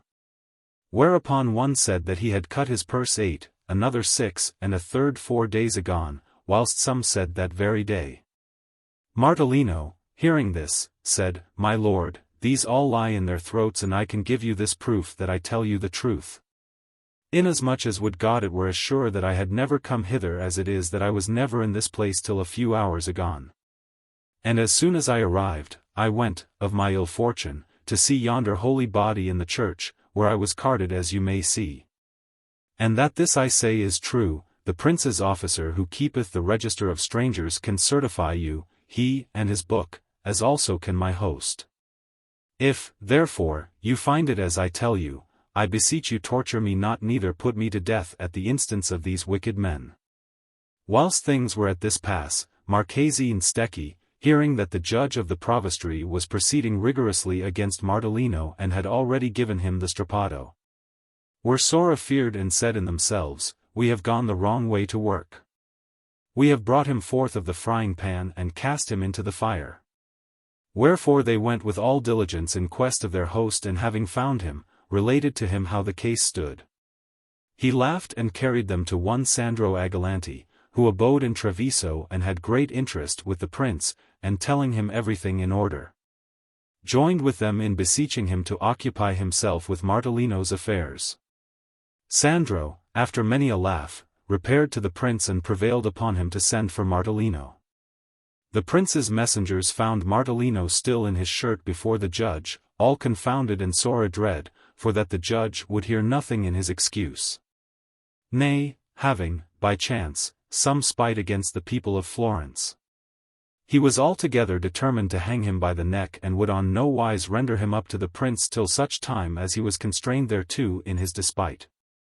Martellino, being brought before the lord of the city and having told him everything in order, besought him, by way of special favour, to let him go about his business, for that, until he should be in Florence again, it would still seem to him he had the rope about his neck. The prince laughed heartily at his mischance and let give each of the three a suit of apparel, wherewith they returned home safe and sound, having, beyond all their hope, escaped so great a peril. The second story. Rinaldo d'Asti, having been robbed, mocketh his way to Castel Guglielmo, where he is hospitably entertained by a widow lady, and having made good his loss, returneth to his own house, safe and sound. The ladies laughed immoderately at Martellino's misfortunes narrated by Neifile, as did also the young men, and especially Filostrato, whom, for that he sat next Neifile, the queen bade follow her in story-telling. Accordingly he began without delay, Fair ladies, needs must I tell you a story 80 of things Catholic, 81 in part mingled with misadventures and love matters, which belike will not be other than profitable to hear, especially to those who are wayfarers in the perilous lands of love, wherein whoso hath not said st. Julian his paternoster is oftentimes ill-lodged, for all he have a good bed. In the days, then, of the Marquis Azzo of Ferrara, there came a merchant called Rinaldo d'Asti to Bologna on his occasions, which having dispatched and returning homeward, it chanced that, as he issued forth of Ferrara and rode towards Verona, he fell in with certain folk who seemed merchants, but were in truth highwaymen and men of lewd life and condition, with whom he unwarily joined company and entered into discourse. They, seeing him to be a merchant and judging him to have moneys about him, took counsel together to rob him, at the first opportunity that should offer. Wherefore, that he might take no suspicion, they went devising with him, like decent peaceable folk, of things honest and seemly and of loyalty, ordering themselves toward him, in so far as they knew and could, with respect and complaisance, so that he deemed himself in great luck to have met with them, for that he was alone with a serving man of his on horseback. Thus faring on and passing from one thing to another, as it chanceth in discourse, they presently fell to talking of the orisons that men offer up to God, and one of the highwaymen, who were 3 in number, said to Rinaldo, And you, fair sir, what orison do you use to say on a journey? Whereto he answered, Sooth to say, I am but a plain man and little versed in these matters, and have few orisons in hand. I live after the old fashion and let a couple of shillings pass for 4.20. 82 Nevertheless, I have still been wont, when on a journey, to say of a morning, what time I come forth of the inn, a pater and an ave for the soul of St. Julian's father and mother, after which I pray God and the saint to grant me a good lodging for the ensuing night. Many a time in my day have I, in the course of my journeyings, been in great perils, from all of which I have escaped and have still found myself at night, to boot, in a place of safety and well lodged. Wherefore I firmly believe that St. Julian, in whose honor I say it, hath gotten me this favor of God. Nor meseemeth should I fare well by day nor come to good harborage at night, except I had said it in the morning. And did you say at 83 this morning? Asked he who had put the question to him. I did, answered Rinaldo, whereupon quoth the other in himself, knowing well how the thing was to go, may it stand thee instead. 84 And no hindrance betide us, methinketh thou art e'en like to lodge ill. Then, to Rinaldo, I likewise, quoth he, have travelled much and have never said this orison, albeit I have heard it greatly commended, nor ever hath it befallen me to lodge other than well. And this evening maybe you shall chance to see which will lodge the better, you who have said it or I who have not. True, I use, instead thereof, the de rupisti or the intemerata or the de profundis, the which, according to that which a grandmother of mine used to tell me, are of singular virtue.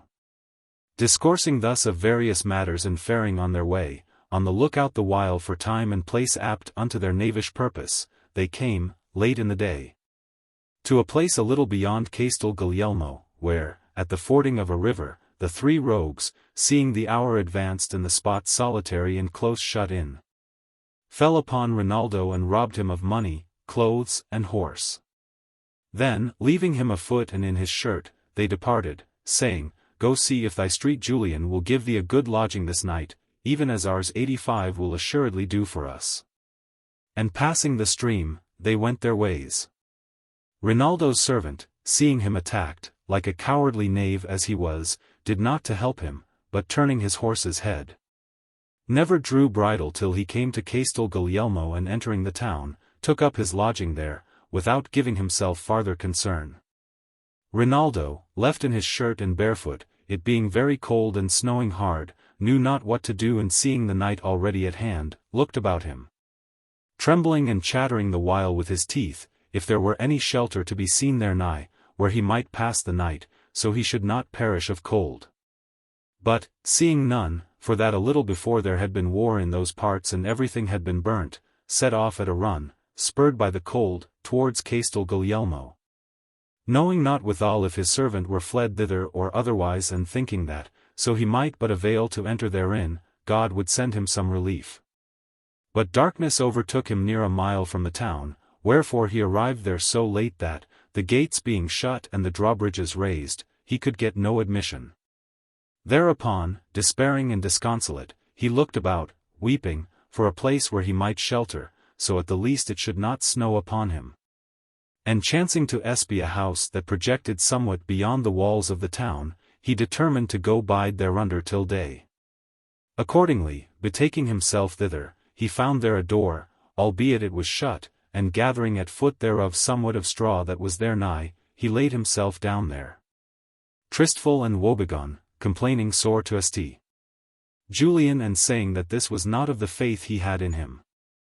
However, the saint had not lost sight of him and was not long in providing him with a good lodging. There was in the town a widow lady, as fair of favour as any woman living, whom the Marquis Azzo loved as his life and there kept at his disposition, and she abode in that same house, beneath the projection whereof Rinaldo had taken shelter.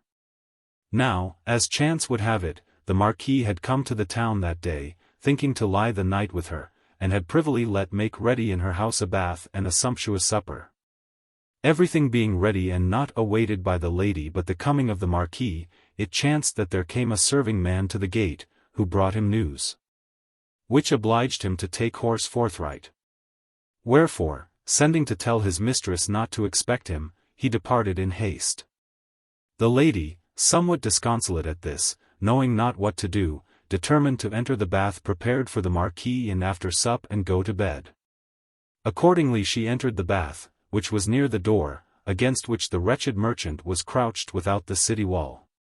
Wherefore she, being therein, heard the weeping and trembling kept up by Rinaldo, who seemed as he were grown a stork. 86 And calling her maid, said to her, Go up and look over the wall who is at the postern foot and what he doth there.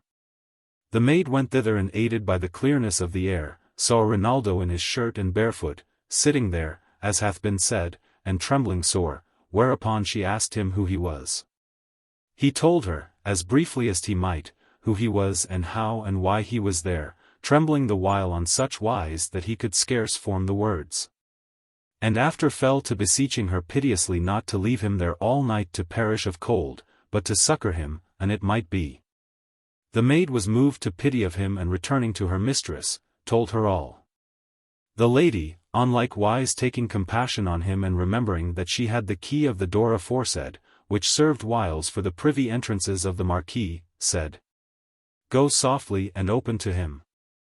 Here is this supper and none to eat it, and we have commodity enough for his lodging. The maid, having greatly commended her mistress for this her humanity, went and opening to Rinaldo, brought him in. Whereupon the lady, seeing him well nigh palsied with cold, said to him, Quick, good man, enter this bath, which is yet warm. Rinaldo, without awaiting farther invitation, gladly obeyed and was so recomforted with the warmth of the bath that him seemed he was come back from death to life.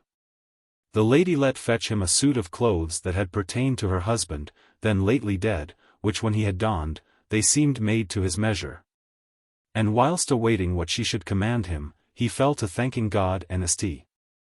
Julian for that they had delivered him from the scurvy night he had in prospect and had, as he deemed, brought him to good harbourage. Presently, the lady, being somewhat rested, 87 let make a great fire in her dining hall and betaking herself thither, asked how it was with the poor man. Whereto the maid answered, Madam, he hath clad himself and is a handsome man and appeareth a person of good condition and very well mannered. Quoth the lady, Go, call him and bid him come to the fire and sup, for I know he is fasting. Accordingly, Rinaldo entered the hall and seeing the gentlewoman, who appeared to him a lady of quality, saluted her respectfully and rendered her the best thanks in his power for the kindness done him. The lady, having seen and heard him and finding him even as her maid had said, received him graciously and making him sit familiarly with her by the fire, questioned him of the chance that had brought him thither. Whereupon he related everything to her in order. Now she had heard somewhat of this at the time of his servants coming into the town, wherefore she gave entire belief to all he said and told him, in turn, what she knew of his servant and how he might lightly find him again on the morrow. Then, the table being laid, Rinaldo, at the lady's instance, washed his hands and sat down with her to supper. Now he was tall of his person and comely and pleasant of favour and very engaging and agreeable of manners and a man in the prime of life.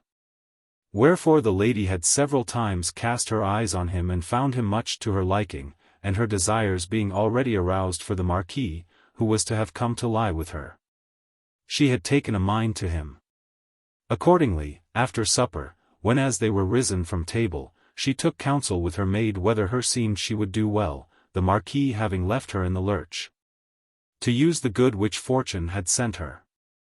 The maid, seeing her mistress's drift, encouraged her as best she might to ensue it. Whereupon the lady, returning to the fireside, where she had left Rinaldo alone, fell to gazing amorously upon him and said to him, How now, Rinaldo, why bide you thus melancholy? Think you cannot be requited the loss of a horse and of some small matter of clothes? Take comfort and be of good cheer, you are in your own house. Nay, I will e'en tell you more, that, seeing you with those clothes on your back, which were my late husband's, and meseeming you were himself, there hath taken me belike 100 times tonight a longing to embrace you and kiss you, and but that I feared to displease you, I had certainly done it.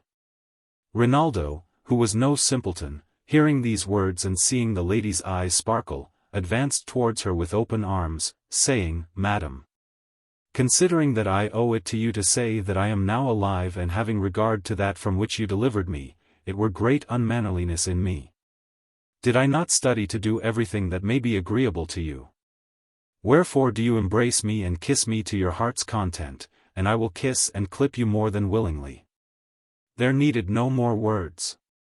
The lady, who was all afire with amorous longing, straightway threw herself into his arms, and after she had strained him desirefully to her bosom and bussed him 1,000 times and had of him been kissed as often, they went off to her chamber. And there without delay betaking themselves to bed, they fully in many a time, before the day should come, satisfied their desires one of the other. When as the day began to appear, they arose, it being her pleasure, so the thing might not be suspected of any, and she, having given him some sorry clothes and a purse full of money and shown him how he should go about to enter the town and find his servant, put him forth at the postern whereby he had entered, praying him keep the matter secret.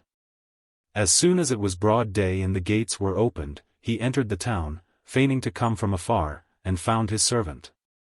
Therewithal he donned the clothes that were in the saddlebags and was about to mount the man's horse and depart, when, as by a miracle, it befell that the 3 highwaymen, who had robbed him overnight, having been a little after taken for some other misdeed of them committed, were brought into the town and on their confession, his horse and clothes and money were restored to him, nor did he lose aught save a pair of garters, with which the robbers knew not what they had done. Rinaldo accordingly gave thanks to God and street Julian, and taking horse, returned home, safe and sound, leaving the 3 rogues to go kick on the morrow against the wind. 88. The third story. 3 young men squander their substance and become poor. But a nephew of theirs, returning home in desperation, falleth in with an abbot and findeth him to be the king's daughter of England, who taketh him to husband and mocketh good all his uncle's losses, restoring them to good estate. The adventures of Rinaldo d'Asti were hearkened with admiration and his devoutness commended by the ladies, who returned thanks to God and St. Julian for that they had succoured him in his utmost need. Nor yet, though this was said half aside, was the lady reputed foolish, who had known how to take the good God had sent her in her own house. But, whilst they discoursed, laughing in their sleeves, of the pleasant night she had had, Pampinea, seeing herself beside Filostrato and deeming, as indeed it befell, that the next turn would rest with her, began to collect her thoughts and take counsel with herself what she should say. After which, having received the Queen's commandment, she proceeded to speak thus, no less resolutely than blithely: Noble ladies, the more it is discoursed of the doings of fortune, the more to whoso is fain to consider her dealings aright, remaineth to be said thereof. And at this none should marvel, and he consider advisedly that all the things, which we foolishly style ours, are in her hands and are consequently, according to her hidden ordinance, transmuted by her without cease from one to another and back again, without any method known unto us. Wherefore, albeit this truth is conclusively demonstrated in everything and all day long and hath already been shown forth in divers of the foregoing stories, nevertheless, since it is our Queen's pleasure that we discourse upon this theme, I will, not belike without profit for the listeners, add to the stories aforesaid one of my own, which methinketh should please. There was once in our city a gentleman, by name Messer Tedaldo, who, as some will have it, was of the Lamberti family, albeit others avouch that he was of the Agalanti, arguing more, belike, from the craft after followed by his sons, 89, which was like unto that which the Agalanti have ever practiced and yet practice, than from aught else. But, leaving be of which of these 2 houses he was, I say that he was, in his time, a very rich gentleman and had 3 sons, whereof the eldest was named Lamberto, the second Tedaldo and the third Agalanti, all handsome and sprightly youths. The eldest of whom had not reached his 18th year when it befell that the aforesaid Messer Tedaldo died very rich and left all his possessions, both movable and immovable, to them, as his legitimate heirs. The young men, seeing themselves left very rich both in lands and moneys, began to spend without check or reserve or other governance than that of their own pleasure, keeping a vast household and many and goodly horses and dogs and hawks. Still holding open house and giving largesse and making tilts and tournaments and doing not only that which pertaineth unto men of condition, but all, to boot. That it occurred to their youthful appetite to will. They had not long led this manner of life before the treasure left by their father melted away and their revenues alone sufficing not unto their current expenses. They proceeded to sell and mortgage their estates, and selling one today and another tomorrow, they found themselves well nigh to naught, without perceiving it, and poverty opened their eyes, which wealth had kept closed. Whereupon Lamberto, one day, calling the other two, reminded them how great had been their father's magnificence and how great their own, and setting before them what wealth had been theirs and the poverty to which they were come through their inordinate expenditure, exhorted them, as best he knew, ere their distress should become more apparent, to sell what little was left them and get them gone, together with himself.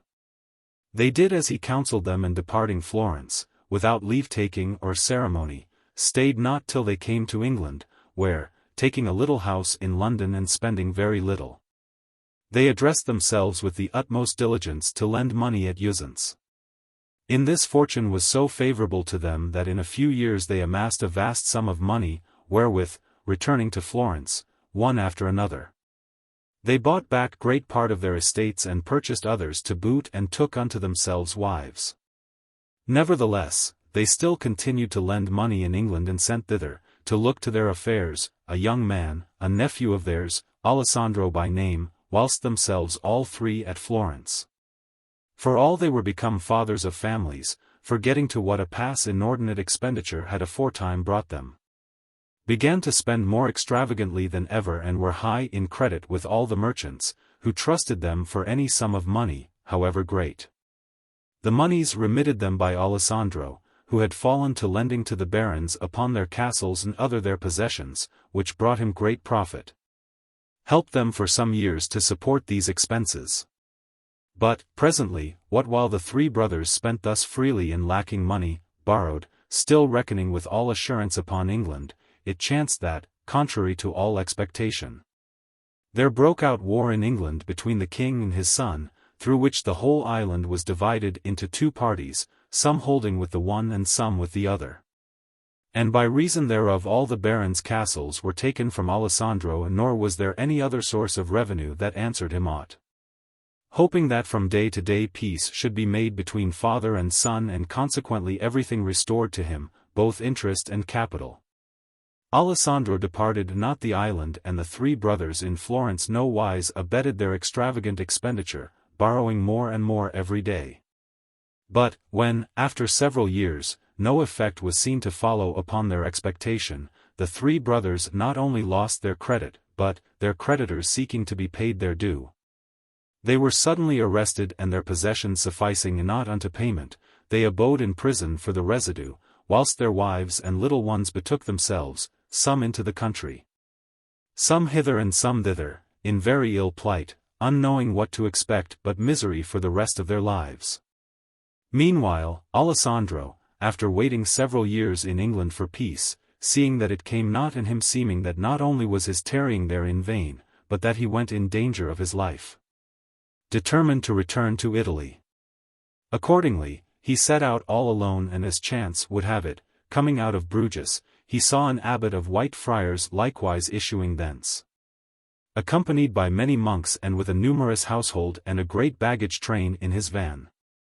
After him came two old knights, kinsmen of the king, whom Alessandro accosted as acquaintances and was gladly admitted into their company. As he journeyed with them, he asked them softly who were the monks that rode in front with so great a train and whither they were bound. And one of them answered, "He who rideth yonder is a young gentleman of our kindred, who hath been newly elected abbot of one of the most considerable abbeys of England. And for that he is younger than is suffered by the laws for such a dignity. We go with him to Rome to obtain of the Holy Father that he dispense him of his defect of overmuch youthfulness and confirm him in the dignity aforesaid. But this must not be spoken of with any." The new abbot, faring on thus, now in advance of his retinue and now in their rear, as daily we see it happen with noblemen on a journey, chanced by the way to see near him Alessandro, who was a young man exceedingly goodly of person and favour, well-bred, agreeable and fair of fashion as any might be, and who at first sight pleased him marvellously, as naught had ever done.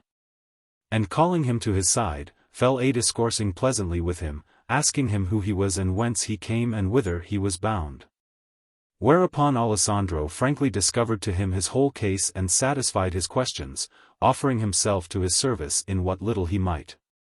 The abbot, hearing his goodly and well-ordered speech, took more particular note of his manners and inwardly judging him to be a man of gentle breeding, for all his business had been mean, grew yet more enamored of his pleasantness and full of compassion for his mishaps, comforted him on very friendly wise, bidding him be of good hope, for that, and he were a man of worth, God would yet replace him in that estate whence fortune had cast him down, nay, in a yet higher.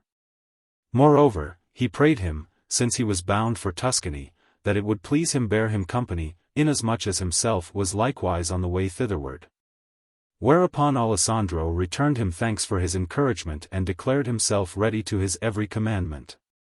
The abbot, in whose breast new feelings had been aroused by the sight of Alessandro, continuing his journey, it chanced that, after some days, they came to a village not over well furnished with hostelries, and the abbot having a mind to pass the night there, Alessandro caused him alight at the house of an innkeeper, who was his familiar acquaintance, and let prepare him his sleeping chamber in the least incommodious place of the house. And being now, like an expert man as he was, grown well nigh a master of the household to the abbot, he lodged all his company, as best he might, about the village, some here and some there. After the abbot had supped, the night being now well advanced and everyone gone to bed, Alessandro asked the host where he himself could lie, whereto he answered, In truth, I know not. Thou sayest that every place is full and I and my household must needs sleep upon the benches. Algates, in the abbot's chamber there be certain grain sacks, whereto I can bring thee and spread thee thereon some small matter of bed, and there, an it please thee, thou shalt lie this night, as best thou mayst. Quoth Alessandro, How shall I go into the abbot's chamber, seeing thou knowest it is little and of its straightness none of his monks might lie there? Had I bethought me of this, ere the curtains were drawn, I would have let his monks lie on the grain sacks and have lodged myself where they sleep. Nay, answered the host, the case standeth thus. 90 but, an thou wilt, thou mayst lie whereas I tell thee with all the ease in the world. The abbot is asleep and his curtains are drawn. I will quickly lay thee a pallet bed there, and do thou sleep on it. Alessandro, seeing that this might be done without giving the abbot any annoy, consented thereto and settled himself on the grain sacks as softly as he might. The abbot, who slept not, nay, whose thoughts were ardently occupied with his new desires, heard what passed between Alessandro and the host and noted where the former laid himself to sleep. And well pleased with this, began to say in himself, God hath sent an occasion unto my desires. And I take it not, it may be long ere the like recur to me. Accordingly, being altogether resolved to take the opportunity and him seeming all was quiet in the inn, he called to Alessandro in a low voice and bade him come couch with him. Alessandro, after many excuses, put off his clothes and laid himself beside the abbot, who put his hand on his breast and fell to touching him no otherwise than amorous damsels used to do with their lovers. Whereat Alessandro marveled exceedingly and misdoubted him the abbot was moved by unnatural love to handle him on that wise. But the latter promptly divined his suspicions, whether of presumption or through some gesture of his, and smiled. Then, suddenly putting off a shirt that he wore, he took Alessandro's hand and laying it on his own breast, said, Alessandro, put away thy foolish thought and searching here. Know that which I conceal. Alessandro accordingly put his hand to the abbot's bosom and found there two little breasts, round and firm and delicate, no otherwise than as they were of ivory. Whereby perceiving that the supposed prelate was a woman, without awaiting farther bidding, he straightway took her in his arms and would have kissed her. But she said to him, Ere thou draw nearer to me, hearken to that which I have to say to thee. As thou mayst see, I am a woman and not a man, and having left home a maid, I was on my way to the Pope, that he might marry me. Be it thy good fortune or my mishap, no sooner did I see thee the other day than love so fired me for thee, that never yet was woman who so loved man. Wherefore, I am resolved to take thee, before any other, to husband, but, an thou wilt not have me to wife, begone hence forthright and return to thy place. Alessandro, albeit he knew her not, having regard to her company and retinue, judged her to be of necessity noble and rich and saw that she was very fair. Wherefore, without overlong thought, he replied that, if this pleased her, it was mighty agreeable to him. Accordingly, sitting up with him in bed, she put a ring into his hand and made him espouse her 91 before a picture wherein our Lord was portrayed. After which they embraced each other and solaced themselves with amorous dalliance, to the exceeding pleasure of both parties, for so much as remained of the night. When the day came, after they had taken order together concerning their affairs, Alessandro arose and departed the chamber by the way he had entered, without any knowing where he had passed the night. Then, glad beyond measure, he took to the road again with the abbot and his company and came after many days to Rome. There they abode some days, after which the abbot, with the 2 knights and Alessandro and no more, went in to the Pope and having done him due reverence, bespoke him thus, Holy Father, as you should know better than any other, whoso is minded to live well and honestly should, inasmuch as he may, eschew every occasion that may lead him to do otherwise. The which that I, who would fain live honestly, may throughly do, having fled privily with a great part of the treasures of the King of England my father, who would have given me to wife to the King of Scotland, a very old prince, I being, as you see, a young maid, I set out, habited as you see me, to come hither, so your holiness might marry me. Nor was it so much the age of the King of Scotland that made me flee as the fear, if I were married to him, lest I should, for the frailty of my youth, be led to do aught that might be contrary to the divine laws and the honor of the royal blood of my father. As I came, thus disposed, God, who alone knoweth aright that which behoveth unto every one, set before mine eyes, as I believe, of his mercy, him whom it pleased him should be my husband, to wit, this young man, showing Alessandro, whom you see here beside me and whose fashions and desert are worthy of however great a lady. Although belike the nobility of his blood is not so illustrious as the blood royal.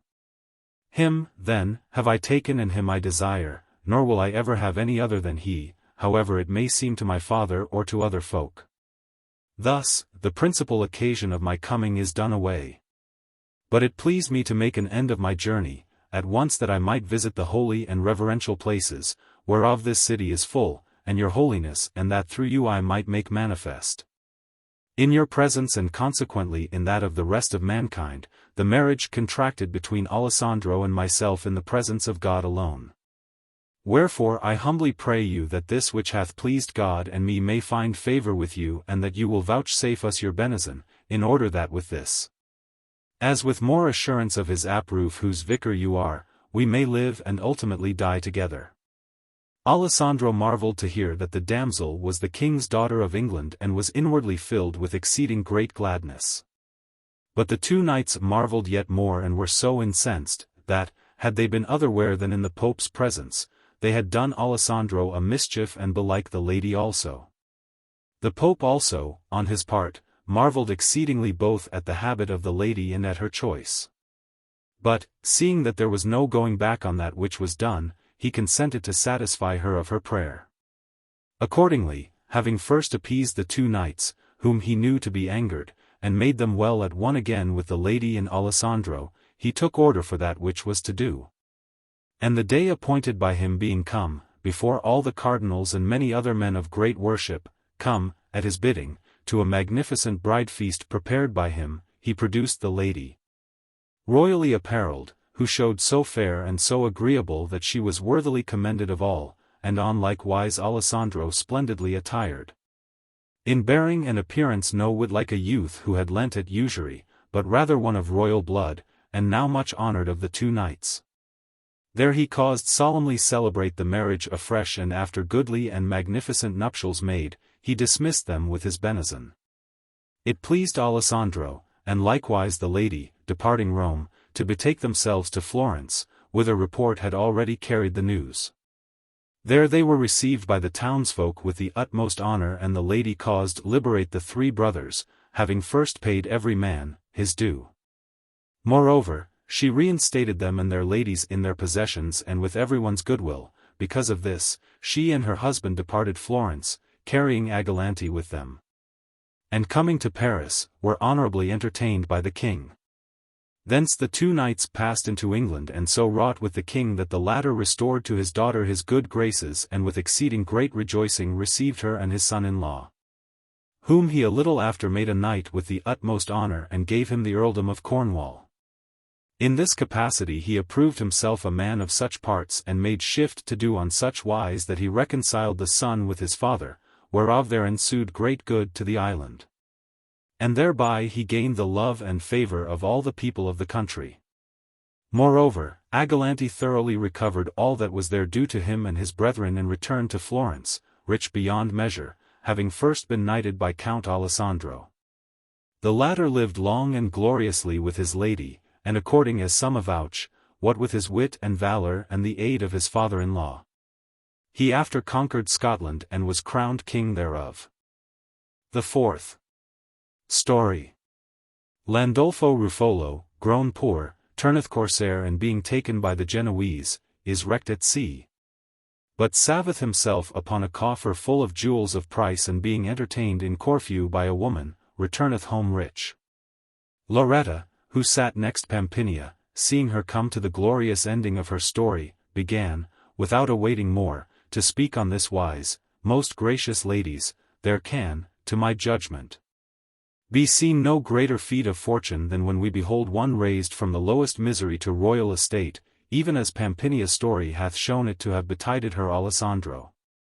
And for that from this time forth whosoever relateth of the appointed matter must of necessity speak within these limits. 92 I shall think no shame to tell a story, which, albeit it compresseth in itself yet greater distresses, hath not withal so splendid an issue. I know well, indeed, that, having regard unto that, my story will be hearkened with less diligence, but, as I can no otherwise, I shall be excused. The seacoast from Reggio to Gaeta is commonly believed to be well nigh the most delightful part of Italy, and therein, pretty near Salerno, is a hillside overlooking the sea, which the country folk call Amalfi side, full of little towns and gardens and springs, and of men as rich and stirring in the matter of trade as any in the world.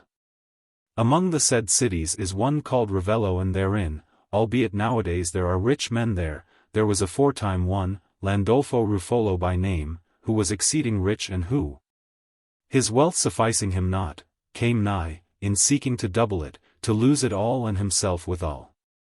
This man, then, having, after the usance of merchants, laid his plans, bought a great ship, and freighting it all of his own monies with divers merchandise, repaired therewith to Cyprus. There he found sundry other ships come with the same kind and quality of merchandise as he had brought, by reason of which not only was he constrained to make great good cheap of his own venture, but it behoved him, and he would dispose of his goods, well nigh to throw them away, whereby he was brought near unto ruin. Sore chagrined at this mischance, and knowing not what to do, seeing himself thus from a very rich man in brief space grown in a manner poor, he determined either to die or repair his losses by pillage, so he might not return thither poor, whence he had departed rich. Accordingly, having found a purchaser for his great ship, with the price thereof and that which he had gotten of his wares, he bought a little vessel, light and apt for cruising and arming and garnishing it excellent well with everything needful unto such a service. Addressed himself to make his purchase of other men's goods, and especially of those of the Turks.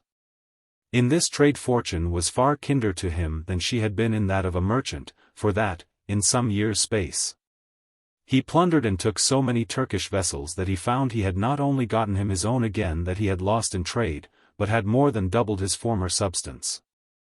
Whereupon, schooled by the chagrin of his former loss and deeming he had enough, he persuaded himself, rather than risk a second mischance, to rest content with that which he had, without seeking more.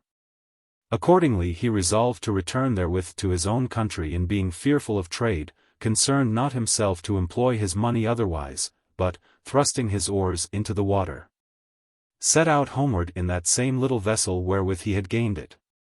He had already reached the archipelago when there arose one evening a violent southeast wind, which was not only contrary to his course, but raised so great a sea that his little vessel could not endure it.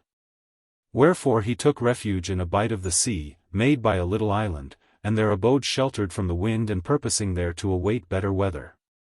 He had not lain there long when two great Genoese carracks, coming from Constantinople, made their way with great difficulty into the little harbour, to avoid that from which himself had fled. The newcomers espied the little ship and hearing that it pertained to Landolfo, whom they already knew by report to be very rich, blocked against it the way by which it might depart and addressed themselves, like men by nature rapacious and greedy of gain, 93 to make prize of it. Accordingly, they landed part of their men well harnessed and armed with crossbows and posted them on such wise that none might come down from the bark, and he would not be shot. Whilst the rest, warping themselves in with small boats and aided by the current, laid Landolfo's little ship aboard and took it out of hand, crew and all, without missing a man. Landolfo they carried aboard one of the carracks, leaving him but a sorry doublet. Then, taking everything out of the ship, they scuttled her. On the morrow, the wind having shifted, the carracks made sail westward and fared on their voyage prosperously all that day. But towards evening there arose a tempestuous wind which made the waves run mountains high and parted the two carracks one from the other. Moreover, from stress of wind it befell that wherein was the wretched and unfortunate Landolfo smote with great violence upon a shoal over against the island of Cephalonia and parting amidships, broke all in sunder no otherwise than a glass dashed against a wall. The sea was in a moment all full of bales of merchandise and chests and planks, that floated on the surface, as is wont to happen in such cases, and the poor wretches on board, swimming. Those who knew how, albeit it was a very dark night and the sea was exceeding great and swollen, fell to laying hold of such things as came within their reach. Among the rest the unfortunate Landolfo, albeit many a time that day he had called for death, choosing rather to die than return home poor as he found himself, seeing it near at hand, was fearful thereof and like the others, laid hold of a plank that came to his hand, so haply, and he put off drowning a while, God might send him some means of escape. Bestriding this, he kept himself afloat as best he might, driven hither and thither of the sea and the wind, till daylight, when he looked about him and saw nothing but clouds and sea and a chest floating on the waves, which by times, to his sore affright, drew nigh unto him. For that he feared lest peradventure it should dash against him on such wise as to do him a mischief. Wherefore, as often as it came near him, he put it away from him as best he might with his hand, albeit he had little strength thereof. But presently there issued a sudden flaw of wind out of the air and falling on the sea, smote upon the chest and drove it with such violence against Landolfo's plank that the latter was overset and he himself perforce went under water. However, he struck out and rising to the surface, aided more by fear than by strength, saw the plank far removed from him, wherefore, fearing he might be unable to reach it again, he made for the chest, which was pretty near him, and laying himself flat with his breast on the lid thereof, guided it with his arms as best he might. 94. On this wise, tossed about by the sea now hither and now thither, without eating, as one indeed who had not the wherewithal, but drinking more than he could have wished, he abode all that day and the ensuing night, unknowing where he was and descrying naught but sea. But, on the following day, whether it was God's pleasure or stress of wind that wrought it, he came, grown well nigh a sponge and clinging fast with both hands to the marges of the chest, even as we see those do who are like to drown, to the coast of the island of Corfu, where a poor woman chanced to be scouring her pots and pans and making them bright with sand and salt water. Seeing Landolfo draw near and discerning in him no human shape, she drew back, affrighted and crying out. He could not speak and scarce saw, wherefore he said nothing. But presently, the sea carrying him landward, the woman descried the shape of the chest and looking straightlier, perceived first the arms outspread upon it and then the face and guessed it for that which it was. Accordingly, moved with compassion, she entered some deal into the sea, which was now calm, and seizing Landolfo by the hair, dragged him ashore, chest and all. There having with difficulty unclasped his hands from the chest, she set the latter on the head of a young daughter of hers, who was with her, and carried him off, as he were a little child, to her hut, where she put him in a bagnio and so chafed and bathed him with warm water that the strayed heat returned to him, together with somewhat of his lost strength. Then, taking him up out of the bath, when as it seemed good to her, she comforted him with somewhat of good wine and confections and tended him some days, as best she might, till he had recovered his strength and knew where he was, when she judged it time to restore him his chest, which she had kept safe for him, and to tell him that he might now prosecute his fortune. Landolfo, who had no recollection of the chest, yet took it, when the good woman presented it to him, thinking it could not be so little worth but that it might defray his expenses for some days. But, finding it very light, was sore abetted of his hopes. Nevertheless, what while his hostess was abroad, he broke it open, to see what it contained, and found therein store of precious stones, both set and unset. He had some knowledge of these matters and seeing them, knew them to be of great value, wherefore he praised God, who had not yet forsaken him, and was altogether comforted. However, as one who had in brief space been twice cruelly baffled by fortune, fearing a third misadventure, he bethought himself that it behoved him use great wariness and he would bring those things home. Wherefore, wrapping them, as best he might, in some rags, he told the good woman that he had no more occasion for the chest, but that, an it pleased her, she should give him a bag and take the chest herself. This she willingly did, and he, having rendered her the best thanks in his power for the kindness received from her, shouldered his bag and going aboard a bark, passed over to Brindisi and thence made his way, along the coast, to Trani. Here he found certain townsmen of his, who were drapers and clad him for the love of God 95 after he had related to them all his adventures, except that of the chest. Nay more, they lent him a horse and sent him, under escort, to Ravello, whither he said he would fain return. There, deeming himself in safety and thanking God who had conducted him thither, he opened his bag and examining everything more diligently than he had yet done, found he had so many and such stones that, supposing he sold them at a fair price or even less, he was twice as rich again as when he departed thence. Then, finding means to dispose of his jewels, he sent a good sum of money to Corfu to the good woman who had brought him forth of the sea, in requital of the service received, and the like to Trani to those who had reclothed him. The rest he kept for himself and lived in honor and worship to the end of his days, without seeking to trade any more. The fifth story. Andruccio of Perugia, coming to Naples to buy horses, is in one night overtaken with 3 grievous accidents, but escapeth them all and returneth home with a ruby. The stones found by Landolfo, began Fiammetta, to whose turn it came to tell, have brought to my mind a story scarce less full of perilous scapes than that related by Lauretta, but differing therefrom inasmuch as the adventures comprised in the latter befell in the course of belike several years, and these of which I have to tell in the space of a single night, as you shall hear. There was once in Perugia, as I have heard tell aforetime, a young man, a horse courser, by name Andruccio di Pietro 96, who, hearing that horses were good cheap at Naples, put 500 gold florins in his purse and betook himself thither with other merchants, having never before been away from home. He arrived there one Sunday evening, towards vespers, and having taken counsel with his host, sallied forth next morning to the market, where he saw great plenty of horses. Many of them pleased him and he cheapened one and another, but could not come to an accord concerning any. Meanwhile, to show that he was for buying, he now and again, like a raw unwary clown as he was, pulled out the purse of florins he had with him, in the presence of those who came and went. As he was thus engaged, with his purse displayed, it chanced that a Sicilian damsel, who was very handsome, but disposed for a small matter to do any man's pleasure, passed near him. Without his seeing her, and catching sight of the purse, said straightway in herself, "Who would fare better than I, if yonder money were mine?" and passed on.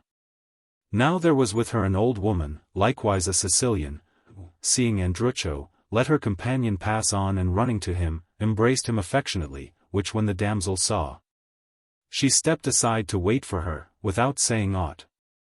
Andruccio, turning to the old woman and recognizing her, gave her a hearty greeting, and she, having promised to visit him at his inn, took leave, without holding over long parley there. Whilst he fell again to chaffering, but bought nothing that morning. The damsel, who had noted first Andruccio's purse and after her old woman's acquaintance with him, began cautiously to inquire of the latter, by way of casting about for a means of coming at the whole or part of the money, who and whence he was and what he did there and how she came to know him. The old woman told her every particular of Andruccio's affairs well nigh as fully as he himself could have done, having long abid den with his father, first in Sicily and after at Perugia, and acquainted her, to boot, where he lodged and wherefore he was come thither. The damsel, being thus fully informed both of his name and parentage, thereby with subtle craft laid her plans for giving effect to her desire and returning home. Set the old woman a work for the rest of the day, so she might not avail to return to Andruccio. Then, calling a maid of hers, whom she had right well lessoned unto such offices, she dispatched her, towards evensong, to the inn where Andruccio lodged. As chance would have it, she found him alone at the door and inquired at him of himself. He answered that he was the man she sought, whereupon she drew him aside and said to him, Sir, an it please you, a gentlewoman of this city would fain speak with you. Andruccio, hearing this, considered himself from head to foot in him, seeming he was a handsome varlet of his person. He concluded, as if there were no other well-looking young fellow to be found in Naples, that the lady in question must have fallen in love with him.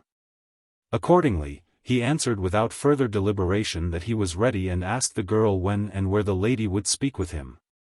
Whereto she answered, Sir, when as it pleaseth you to come, she awaiteth you in her house. And Andruccio forthwith rejoined, without saying aught to the people of the inn, Go thou on before.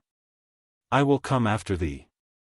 Thereupon the girl carried him to the house of her mistress, who dwelt in a street called Malpertujo, 97, the very name whereof denoteth how reputable a quarter it is.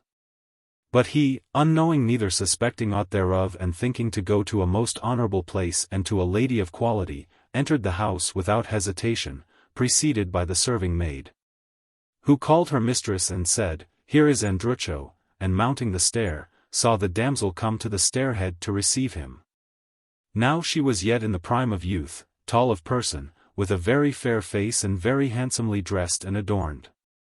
As he drew near her, she came down 3 steps to meet him with open arms, and clasping him round the neck, abode a while without speaking, as if hindered by excess of tenderness. Then kissed him on the forehead, weeping, and said, in a somewhat broken voice, O my Andruccio, thou art indeed welcome. He was amazed at such tender caresses and answered, all confounded, Madam, you are well met. Thereupon, taking him by the hand, she carried him up into her saloon, and thence, without saying another word to him, she brought him into her chamber, which was all redolent of roses and orange flowers and other perfumes. Here he saw a very fine bed, hung round with curtains, and store of dresses upon the pegs, and other very goodly and rich gear, after the usance of those parts. By reason whereof, like a freshman as he was, he firmly believed her to be no less than a great lady. She made him sit with her on a chest that stood at the foot of the bed, and bespoke him thus, Andruccio, I am very certain thou marvellest at these caresses that I bestow on thee and at my tears. As he may well do who knoweth me not and hath maybe never heard speak of me. But I have that to tell thee which is like to amaze thee yet more, namely, that I am thy sister. And I tell thee that, since God hath vouchsafed me to look upon one of my brothers, though fain would I see you all, before my death, henceforth I shall not die disconsolate. And as perchance thou hast never heard of this, I will tell it thee. Pietro, my father and thine, as I doubt not thou knowest, abode long in Palermo, and there for his good humor and pleasant composition was and yet is greatly beloved of those who knew him. But, among all his lovers, my mother, who was a lady of gentle birth and then a widow, was she who most affected him, insomuch that, laying aside the fear of her father and brethren, as well as the care of her own honor, she became so private with him that I was born thereof and grew up as thou sayest me. Presently, having occasion to depart Palermo and return to Perugia, he left me a little maid with my mother, nor ever after, for all that I could hear, remembered him of me or her. Whereof, were he not my father, should blame him sore, having regard to the ingratitude shown by him to my mother, to say nothing of the love it behoved him bear me, as his daughter. Born of no serving wench nor woman of mean extraction, who had, moved by very faithful love, without anywise knowing who he might be, committed into his hands her possessions and herself no less. But what skilleth it? Things ill done and long time past are easier blamed than mended, algates, so it was. He left me a little child in Palermo, where being grown well nigh as I am now, my mother, who was a rich lady, gave me to wife to a worthy gentleman of Girgenti, who, for her love and mine, came to abide at Palermo, and there, being a great Guelph, 98 he entered into treaty with our King Charles, 99 which, being discovered by King Frederick 100 ere effect could be given to it, was the occasion of our being enforced to flee from Sicily, when as I looked to be the greatest lady was ever in the island.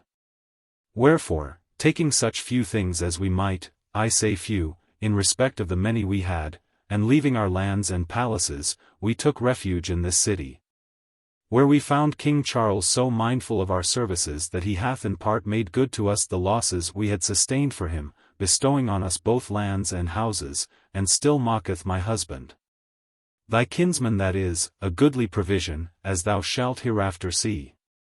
On this wise come I in this city, where, Godamercy, in no thanks to thee, sweet my brother, I now behold thee. So saying, she embraced him over again and kissed him on the forehead, still weeping for tenderness. Andruccio, hearing this fable so orderly, so artfully delivered by the damsel, without ever stammering or faltering for a word, and remembering it to be true that his father had been in Palermo, knowing, moreover, by himself the fashions of young men and how lightly they fall in love in their youth, and seeing the affectionate tears and embraces and the chaste kisses that she lavished on him, held all she told him for more than true. Wherefore, as soon as she was silent, he answered her, saying, Madam, it should seem to you no very great matter if I marvel, for that in truth, whether it be that my father, for whatsoever reason, never spoke of your mother nor of yourself, or that if he did, it came not to my notice, I had no more knowledge of you than if you had never been.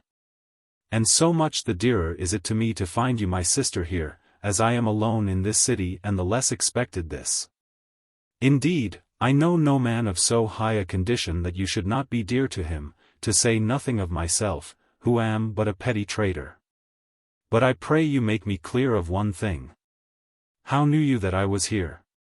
Whereto she made answer, a poor woman, who much frequenteth me, gave me this morning to know of thy coming, for that, as she telleth me, she abode long with our father both at Palermo and at Perugia. And but that me seemed it was a more reputable thing that thou shouldst visit me in my own house than I thee in that of another, I had come to thee this great while agone. After this, she proceeded to inquire more particularly of all his kinsfolk by name, and he answered her of all, giving the more credence, by reason of this, to that which it the less behoved him to believe. The talk being long and the heat great, she called for Greek wine and confections and let give Andruccio to drink, after which he would have taken leave, for that it was supper time. But she would on no wise suffer it, and making a show of being sore vexed, embraced him and said, Ah, woe is me! I see but too clearly how little dear I am to thee. Who would believe that thou couldst be with a sister of thine, whom thou hast never yet seen and in whose house thou shouldst have lighted down, when as thou earnest hither, and offer to leave her, to go sup at the inn? Indeed, thou shalt sup with me, and albeit my husband is abroad, which grieveth me mightily, I shall know well how to do thee some little honor, such as a woman may. To which Andruccio, unknowing what else he should say, answered, I hold you as dear as a sister should be held. But, an I go not, I shall be expected to supper all the evening and shall do an unmannerliness. Praised be God, cried she.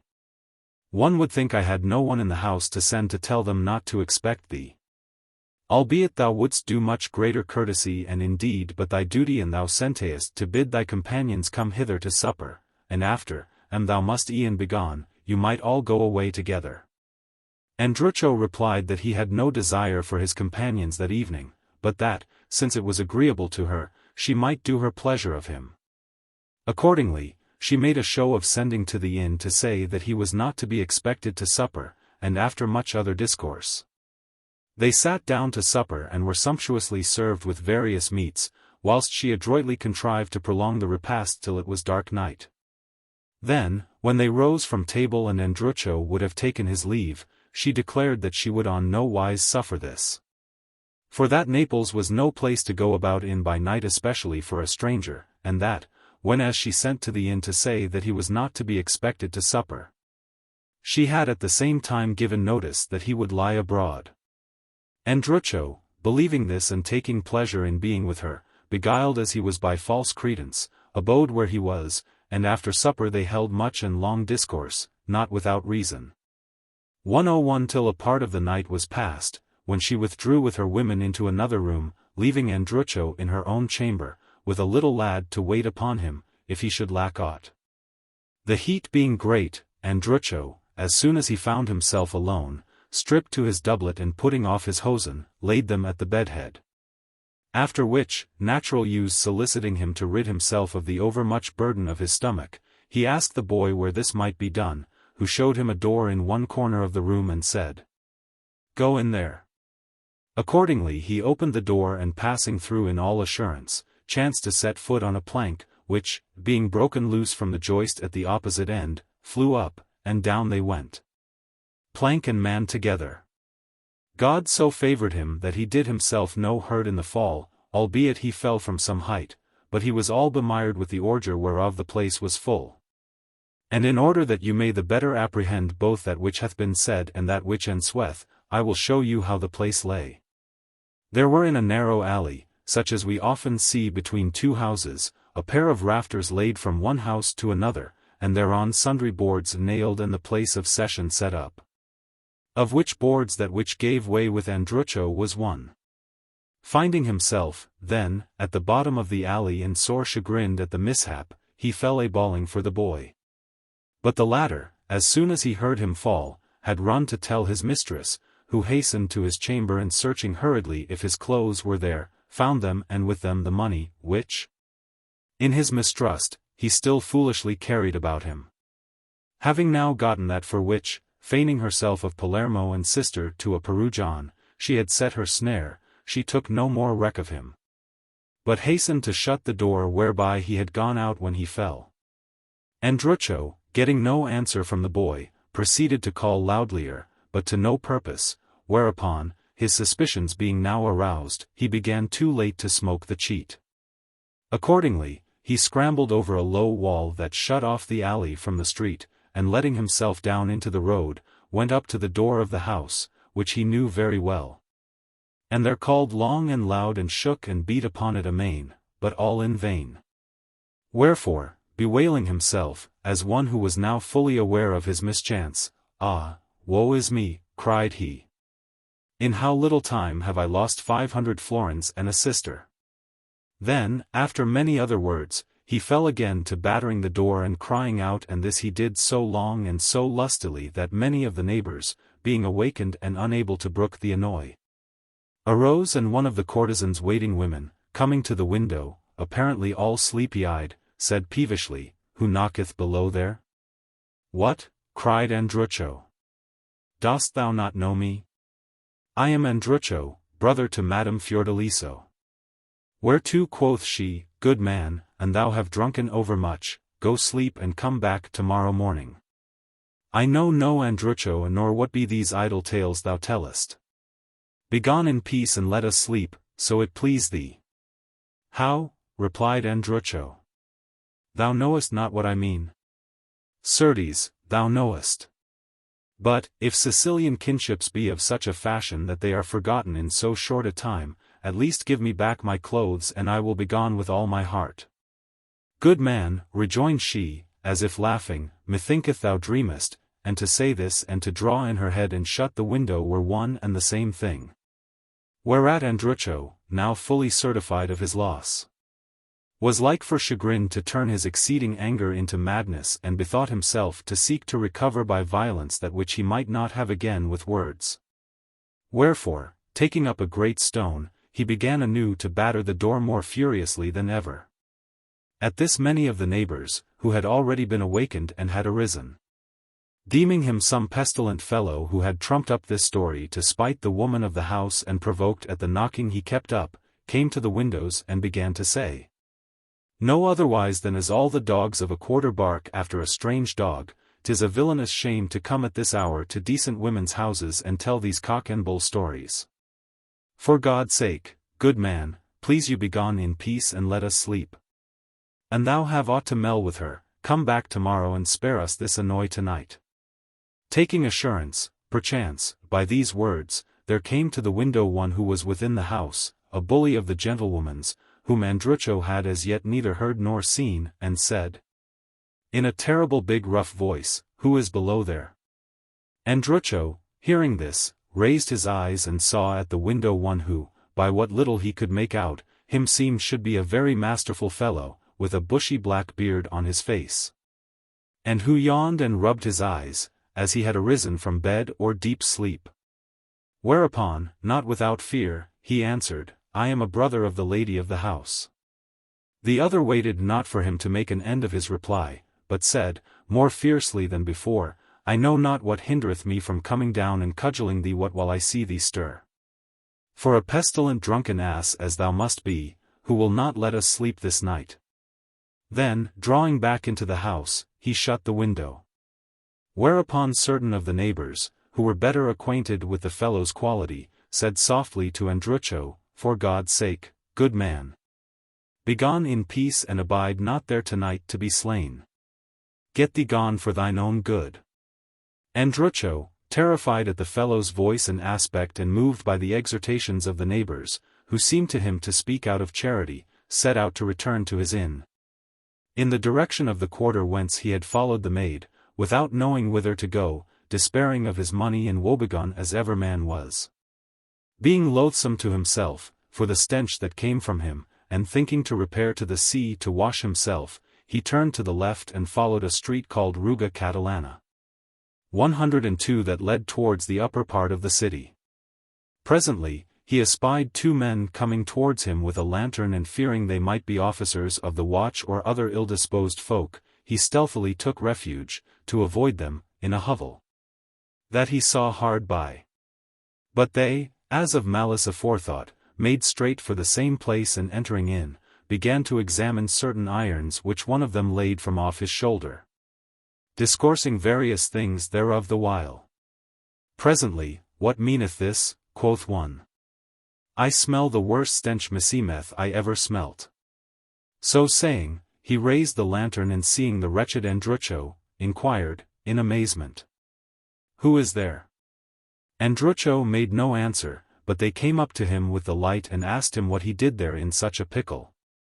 Whereupon he related to them all that had befallen him, and they, conceiving where this might have happened, said, one to the other, verily, this must have been in the house of Scarabone Buttafuoco.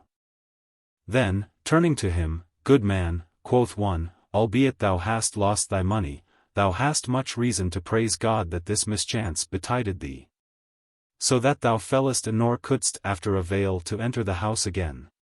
For, hadst thou not fallen, thou mayst be assured that, when once thou wast fallen asleep, thou hadst been knocked on the head and hadst lost thy life as well as thy money. But what booteth it now to repine? Thou mayst as well look to have the stars out of the sky as to recover a farthing of thy money. Nay, thou art like to be murdered, should yonder fellow hear that thou makest any words thereof. Then they consulted together a while, and presently said to him, look you, we are moved to pity for thee. Wherefore, an thou wilt join with us in somewhat we go about to do, it seemeth to us certain that there will fall to thee for thy share much more than the value of that which thou hast lost. Whereupon Andruccio, in his desperation, answered that he was ready. Now there had been that day buried an Archbishop of Naples, by name Messer Filippo Minutolo. And he had been interred in his richest ornaments, and with a ruby on his finger worth more than 500 florins of gold. Him they were minded to despoil, and this their intent they discovered to Andruccio, who, more covetous than well advised, set out with them for the cathedral. As they went, Andruccio still stinking amain, one of the thieves said, "Can we not find means for this fellow to wash himself a little, be it where it may, so he may not stink so terribly?" "Aye can we," answered the other.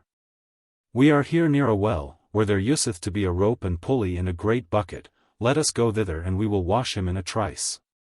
Accordingly they made for the well in question and found the rope there, but the bucket had been taken away. Wherefore they took counsel together to tie him to the rope and let him down into the well, so he might wash himself there, charging him shake the rope as soon as he was clean. And they would pull him up. Hardly had they let him down when, as chance would have it, certain of the watch, being athirst for the heat and with running after some rogue or another, came to the well to drink. And the two rogues, setting eyes on them, made off incontinent, before the officers saw them. Presently, Andruccio, having washed himself at the bottom of the well, shook the rope, and the thirsty officers, laying by their targets and arms and surcoats, began to haul upon the rope, thinking the bucket full of water at the other end. As soon as Andruccio found himself near the top, he let go the rope and laid hold of the marge with both hands. Which when the officers saw, overcome with sudden affright, they dropped the rope, without saying a word, and took to their heels as quickly as they might. At this Andruccio marvelled sore, and but that he had fast hold of the marge, would have fallen to the bottom, to his no little hurt or maybe death. However, he made his way out, and finding the arms, which he knew were none of his companions bringing, he was yet more amazed. But, knowing not what to make of it and misdoubting some snare, he determined to begone without touching aught, and accordingly made off he knew not whither, bewailing his ill luck. As he went, he met his two comrades, who came to draw him forth of the well, and when they saw him, they marvelled exceedingly and asked him who had drawn him up. Andruccio replied that he knew not, and told them orderly how it had happened and what he had found by the well side, whereupon the others, perceiving how the case stood, told him, laughing, why they had fled and who these were that had pulled him up. Then, without farther parley, it being now middle night, they repaired to the cathedral, and making their way thereinto lightly enough, went straight to the archbishop's tomb, which was of marble and very large. With their irons they raised the lid, which was very heavy, and propped it up so as a man might enter, which being done, quoth one, "Who shall go in?" "Not I," answered the other. "Nor I," rejoined his fellow, "let Andruccio enter." "That will I not," said the latter, whereupon the two rogues turned upon him and said, "How? Thou wilt not? Cock's faith, and thou enter not, we will clout thee over the costard with one of these iron bars till thou fall dead." Andruccio, affrighted, crept into the tomb, saying in himself the while, "These fellows will have me go in here so they may cheat me, for that, when I shall have given them everything, they will be gone about their business, whilst I am laboring to win out of the tomb, and I shall abide empty-handed." Accordingly, he determined to make sure of his share beforehand. Wherefore, as soon as he came to the bottom, calling to mind the precious ring whereof he had heard them speak, he drew it from the archbishop's finger and set it on his own. Then he passed them the crosier and mitre and gloves, and stripping the dead man to his shirt, gave them everything, saying that there was nothing more. The others declared that the ring must be there, and bade him seek everywhere, but he replied that he found it not, and making a show of seeking it, kept them in play a while. At last, the two rogues, who were no less wily than himself, bidding him seek well the while, took occasion to pull away the prop that held up the lid and made off, leaving him shut in the tomb. What became of Andruccio, when he found himself in this plight, you may all imagine for yourselves. He strove again and again to heave up the lid with his head and shoulders, but only wearied himself in vain. Wherefore, overcome with chagrin and despair, he fell down in a swoon upon the archbishop's dead body, and whoso saw him there had hardly known which was the debtor, the prelate or he. Presently, coming to himself, he fell into a passion of weeping, seeing he must there without fail come to one of two ends, to wit, either he must, if none came thither to open the tomb again, die of hunger and stench, among the worms of the dead body, or, if any came and found him there, he would certainly be hanged for a thief. As he abode in this mind, exceeding woebegone, he heard folk stirring in the church and many persons speaking, and presently perceived that they came to do that which he and his comrades had already done. Whereat fear redoubled upon him. But, after the newcomers had forced open the tomb and propped up the lid, they fell into dispute of who should go in, and none was willing to do it. However, after long parley, a priest said, "What fear ye? Think you he will eat you? The dead eat not men. I will go in myself." So saying, he set his breast to the marge of the tomb, and turning his head outward, put in his legs, thinking to let himself drop. Andruccio, seeing this, started up, and catching the priest by one of his legs, made a show of offering to pull him down into the tomb. The other, feeling this, gave a terrible screech and flung precipitately out of the tomb. Whereupon all the others fled in terror, as they were pursued by 100,000 devils, leaving the tomb open. Andruccio, seeing this, scrambled hastily out of the tomb, rejoiced beyond all hope, and made off out of the church by the way he had entered in.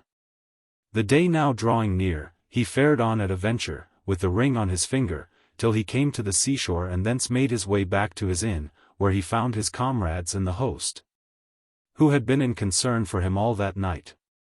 He told them what had betided him, and them seemed, by the host's counsel, that he were best depart Naples incontinent. Accordingly, he set out forthright and returned to Perugia, having invested his money in a ring, whereas he came to buy horses. The sixth story. Madame Baritola, having lost her 2 sons, is found on a desert island with 2 kids, and goeth thence into Lunigiana, where one of her sons, taking service with the lord of the country, leath with his daughter, and is cast into prison.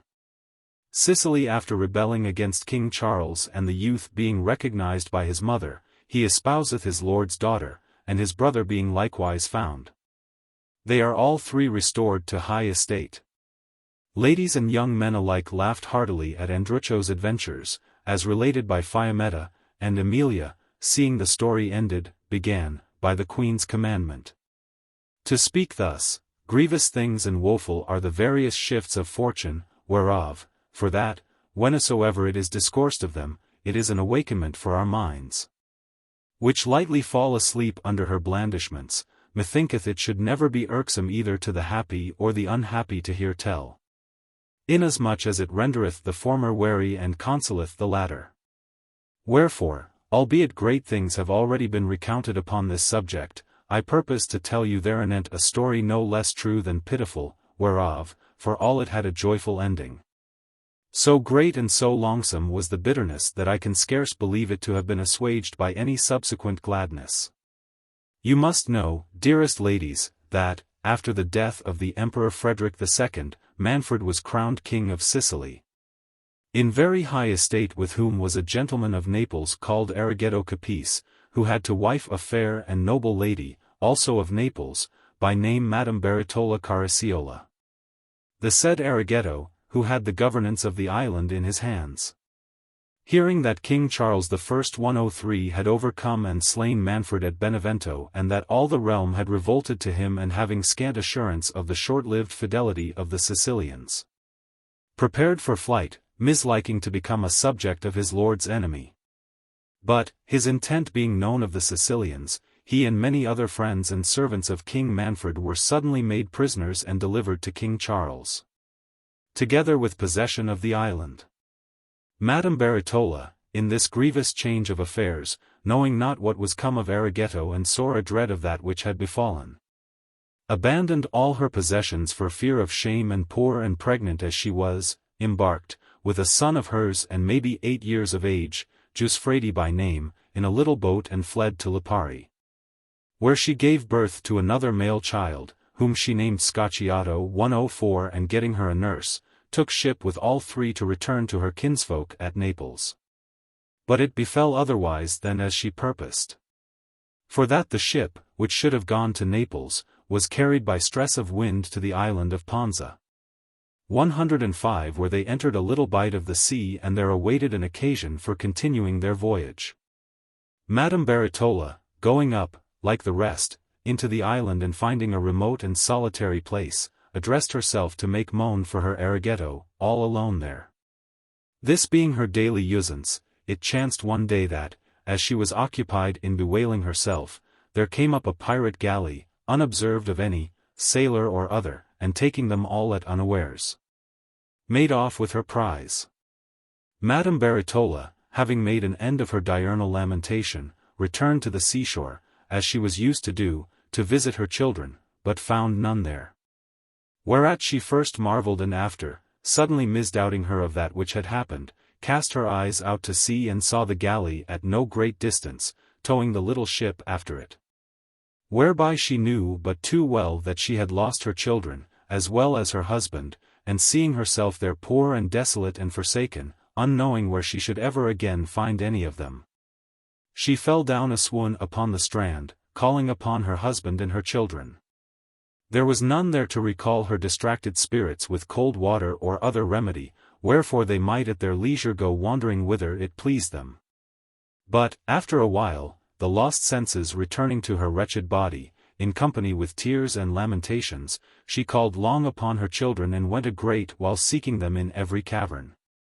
At last, finding all her labor in vain and seeing the night coming on, she began, hoping and knowing not what, to be careful for herself, and departing the seashore, returned to the cavern where she was wont to weep and bemoan herself. She passed the night in great fear and inexpressible dolour, and the new day being come and the hour of tierce past, she was fain, constrained by hunger, for that she had not supped overnight, to browse upon herbs. And having fed as best she might, she gave herself, weeping, to various thoughts of her future life.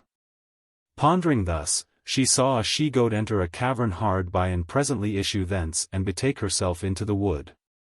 Whereupon she arose, and entering whereas the goat had come forth, found there two little kidlings, born belike that same day, which seemed to her the quaintest and prettiest things in the world. Her milk being yet undried from her recent delivery, she tenderly took up the kids and set them to her breast. They refused not the service, but sucked her as if she had been their dam, and thenceforth made no distinction between the one and the other. Wherefore, her seeming she had found some company in that desert place, and growing no less familiar with the old goat than with her little ones, she resigned herself to live and die there, and abode eating of herbs and drinking water and weeping as often as she remembered her of her husband and children and of her past life. The gentle lady, thus grown a wild creature, abiding on this wise, it befell, after some months, that there came on likewise to the place whither she had aforetime been driven by stress of weather, a little vessel from Pisa, and there abode some days. On board this bark was a gentleman named Corrado, of the family of the Marquises of Malespina, who, with his wife, a lady of worth and piety, was on his return home from a pilgrimage to all the holy places that be in the kingdom of Apulia. To pass away the time, Corrado set out one day, with his lady and certain of his servants and his dogs, to go about the island, and not far from Madame Baritola's place of harbourage. The dogs started the two kids, which were now grown pretty big, as they went grazing. The latter, chased by the dogs, fled to no other place but into the cavern where was Madame Baritola, who, seeing this, started to her feet, and catching up a staff, beat off the dogs. Corrado and his wife, who came after them, seeing the lady, who was grown swart and lean and hairy, marvelled, and she yet more at them. But after Corrado had, at her instance, called off his dogs, they prevailed with her, by dint of much entreaty, to tell them who she was and what she did there. Whereupon she fully discovered to them her whole condition and all that had befallen her, together with her firm resolution, to abide alone in the island. Corrado, who had no arrigetto capice very well, hearing this, wept for pity, and did his utmost to divert her with words from so barbarous a purpose, offering to carry her back to her own house or to keep her with himself, holding her in such honor as his sister, until God should send her happier fortune. The lady not yielding to these proffers, Corrado left his wife with her, bidding the latter cause bring thither to eat and clothe the lady, who was all in rags, with some of her own apparel, and charging her contrive, by whatsoever means, to bring her away with her. Accordingly, the gentle lady, being left with Madame Baritola, after condoling with her amain of her misfortunes, sent for raiment and victual and prevailed on her, with all the pains in the world, to don the one and eat the other. Ultimately, after many prayers, Madame Baritola protesting that she would never consent to go whereas she might be known, she persuaded her to go with her into Lunigiana. Together with the 2 kids and their dam, which latter were meantime returned and had greeted her with the utmost fondness, to the no small wonderment of the gentlewoman. Accordingly, as soon as fair weather was come, Madame Baritola embarked with Corrado and his lady in their vessel, carrying with her the 2 kids and the she-goat, on whose account, her name being everywhere unknown, she was styled Cavriola 106, and setting sail with a fair wind, came speedily to the mouth of the Magra 107 where they landed and went up to Corrado's castle. There Madame Baritola abode, in a widow's habit, about the person of Corrado's lady, as one of her waiting women, humble, modest and obedient, still cherishing her kids and letting nourish them.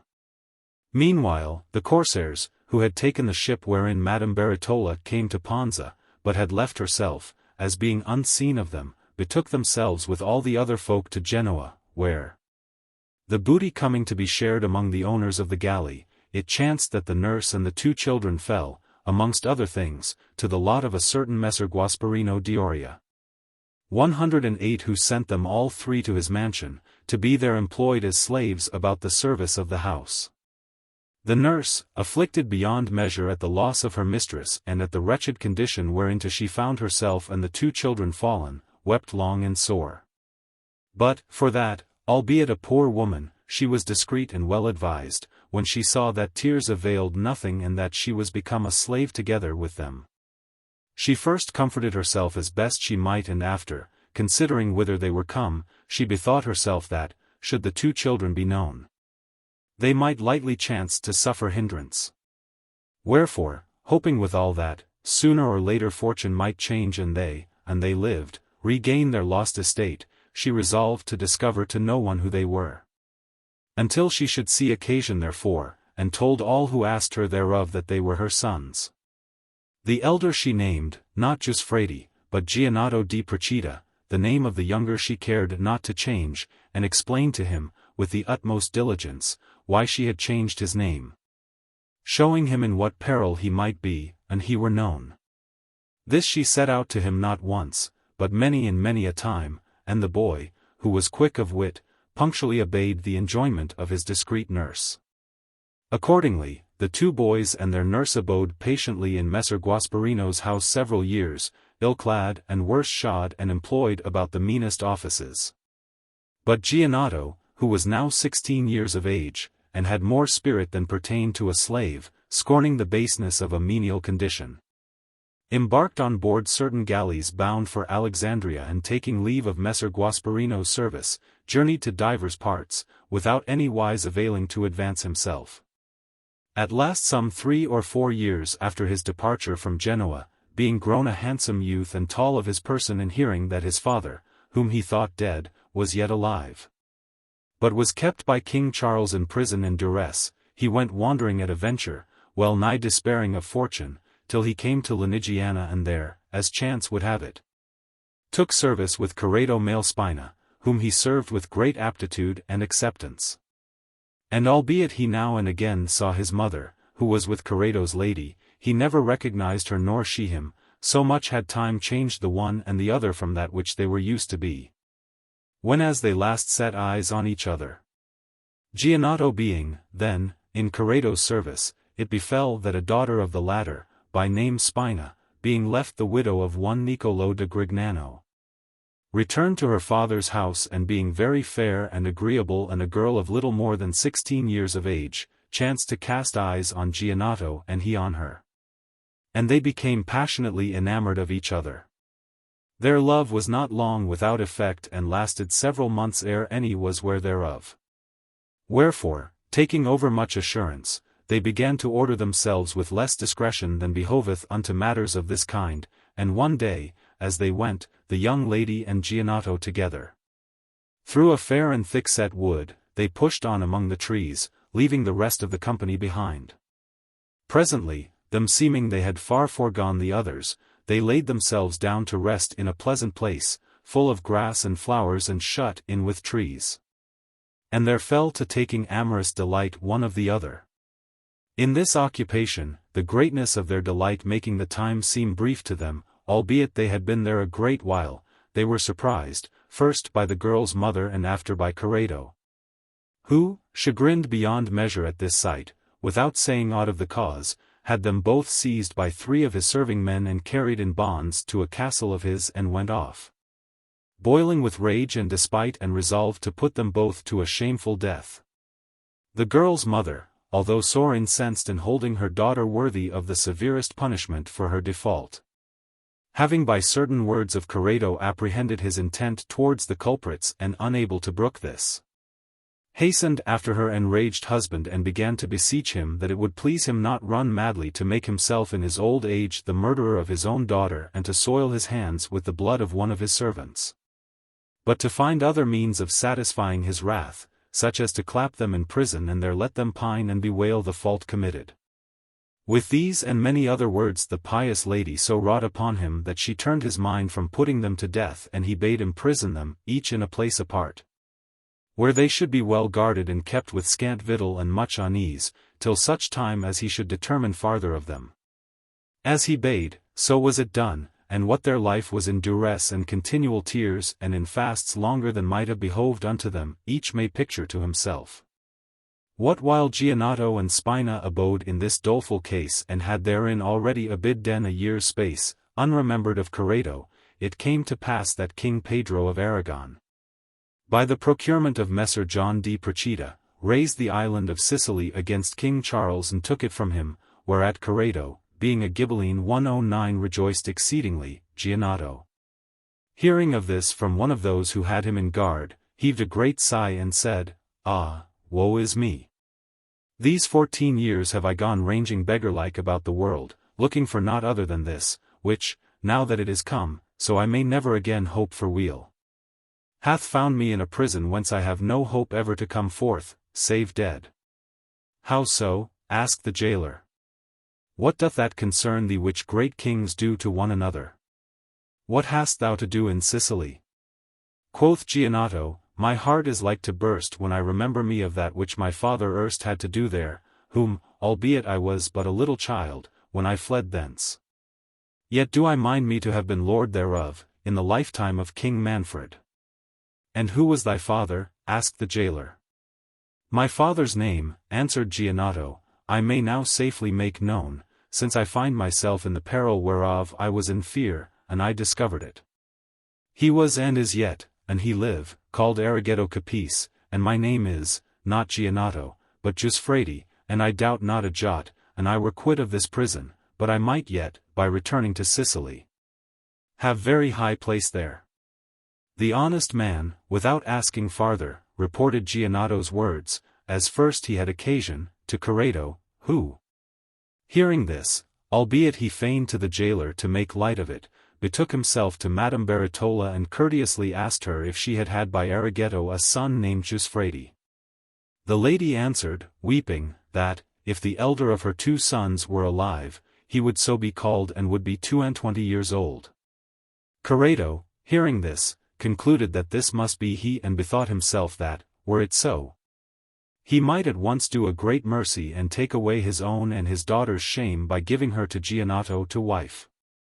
Wherefore, sending privily for the latter, he particularly examined him touching all his past life and finding, by very manifest tokens, that he was indeed Giusfredi, son of Arrigetto Capice, he said to him, "Gianotto, thou knowest what and how great is the wrong thou hast done me in the person of my daughter, whereas, I having ever well and friendly entreated thee, it behoved thee, as a servant should, still to study and do for my honor and interest. And many there be who, hadst thou used them like as thou hast used me, would have put thee to a shameful death, the which my clemency brooked not. Now, if it be as thou tellest me, to wit, that thou art the son of a man of condition and of a noble lady, I purpose, and thou thyself be willing, to put an end to thy tribulations and relieving thee from the misery and duress wherein thou abidest, to reinstate at once thine honor and mine own in their due stead. As thou knowest, Spina, whom thou hast, though after a fashion misbeseeming both thyself and her, taken with love-liking, is a widow and her dowry is both great and good. As for her manners and her father and mother, thou knowest them, and of thy present state I say nothing. Wherefore, an thou will, I purpose that, whereas she hath unlawfully been thy mistress, she shall now lawfully become thy wife and that thou shalt abide here with me and with her, as my very son. So long as it shall please thee. Now prison had mortified Gianotto's flesh, but had nothing abated the generous spirit, which he derived from his noble birth, nor yet the entire affection he bore his mistress. And albeit he ardently desired that which Corrado proffered him and saw himself in the latter's power, yet no whit did he dissemble of that which the greatness of his soul prompted him to say. Wherefore he answered, Corrado, neither lust of lordship nor greed of gain nor other cause whatever hath ever made me lay snares, traitor-wise, for thy life or thy good. I loved and love thy daughter and still shall love her, for that I hold her worthy of my love, and if I dealt with her less than honorably, in the opinion of the vulgar. My sin was one which still goeth hand in hand with youth and which an you would do away, it behoveth you first do away with youth.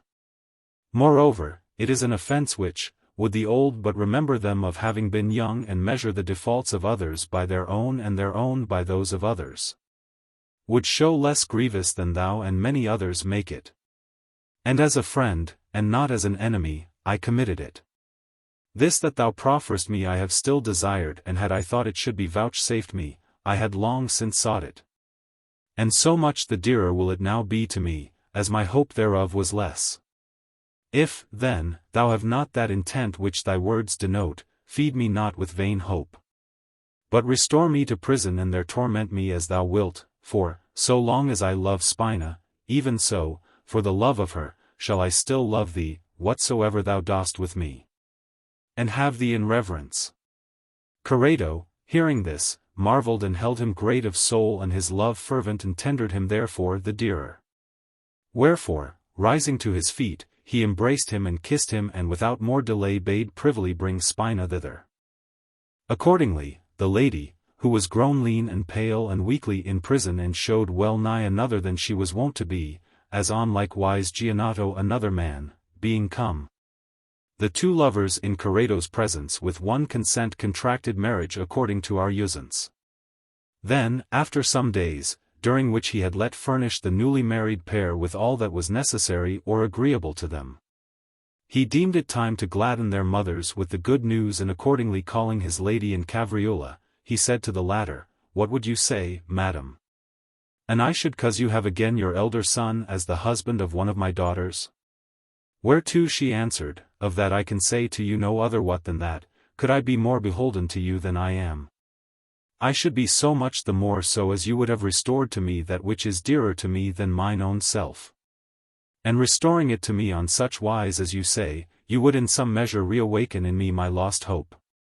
With this, she held her peace, weeping, and Corrado said to his lady, And thou, mistress, how wouldst thou take it, were I to present thee with such a son-in-law?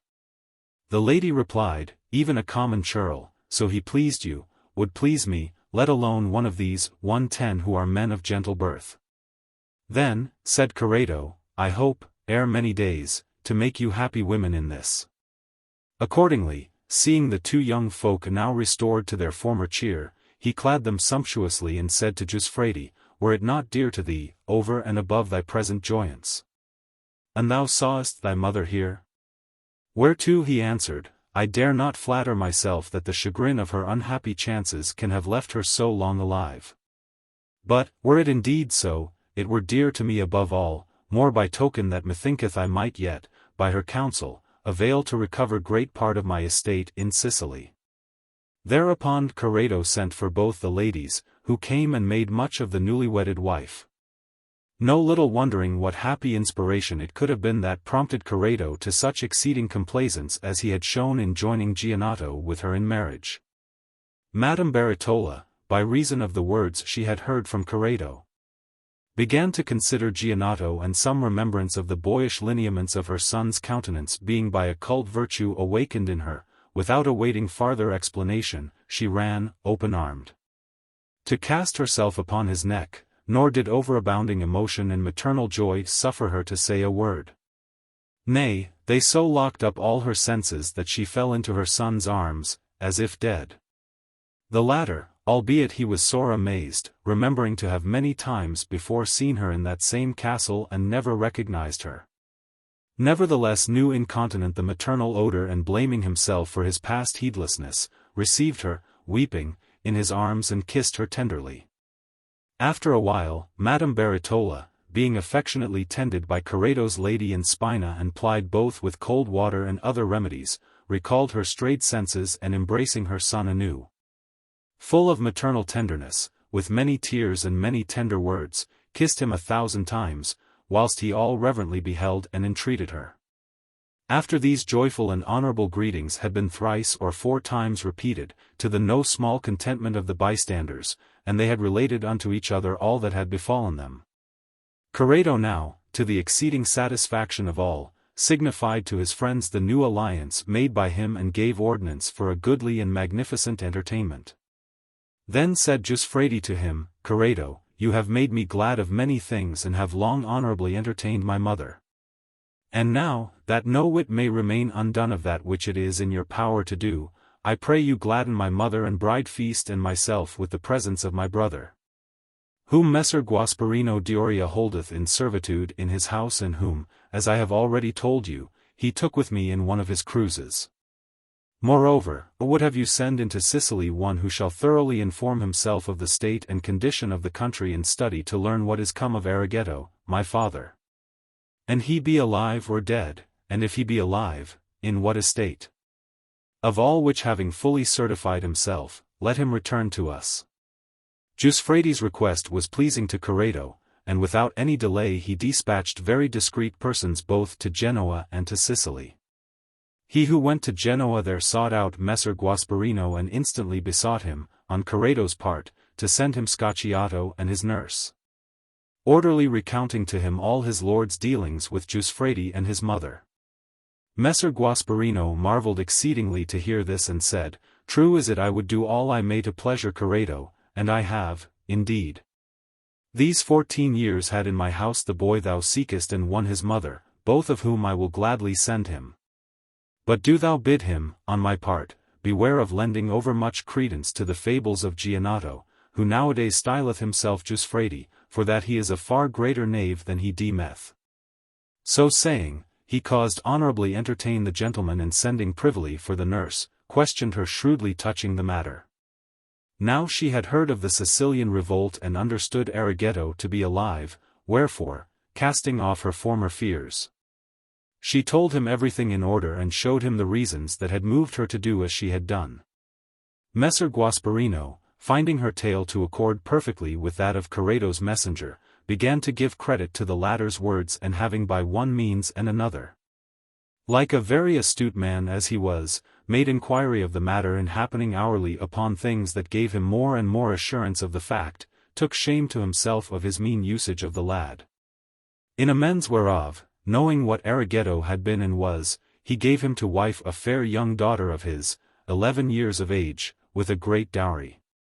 Then, after making a great bride feast thereon, he embarked with the boy and girl and Corrado's messenger and the nurse in a well-armed galliot and betook himself to Larissai, where he was received by Corrado and went up, with all his company, to one of the latter's castles, not far removed thence, where there was a great banquet toward the mother's joy at seeing her son again, and that of the 2 brothers in each other, and of all 3 in the faithful nurse.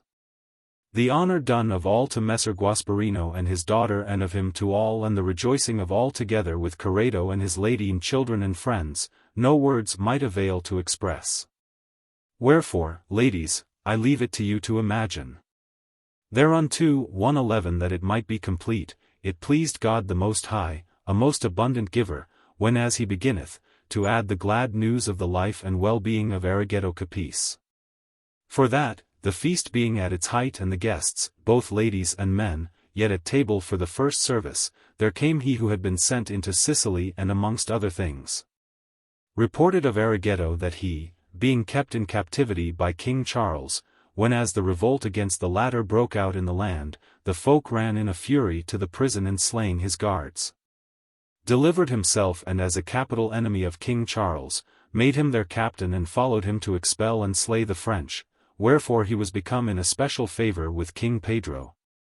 112 who had reinstated him in all his honors and possessions, and was now in great good case.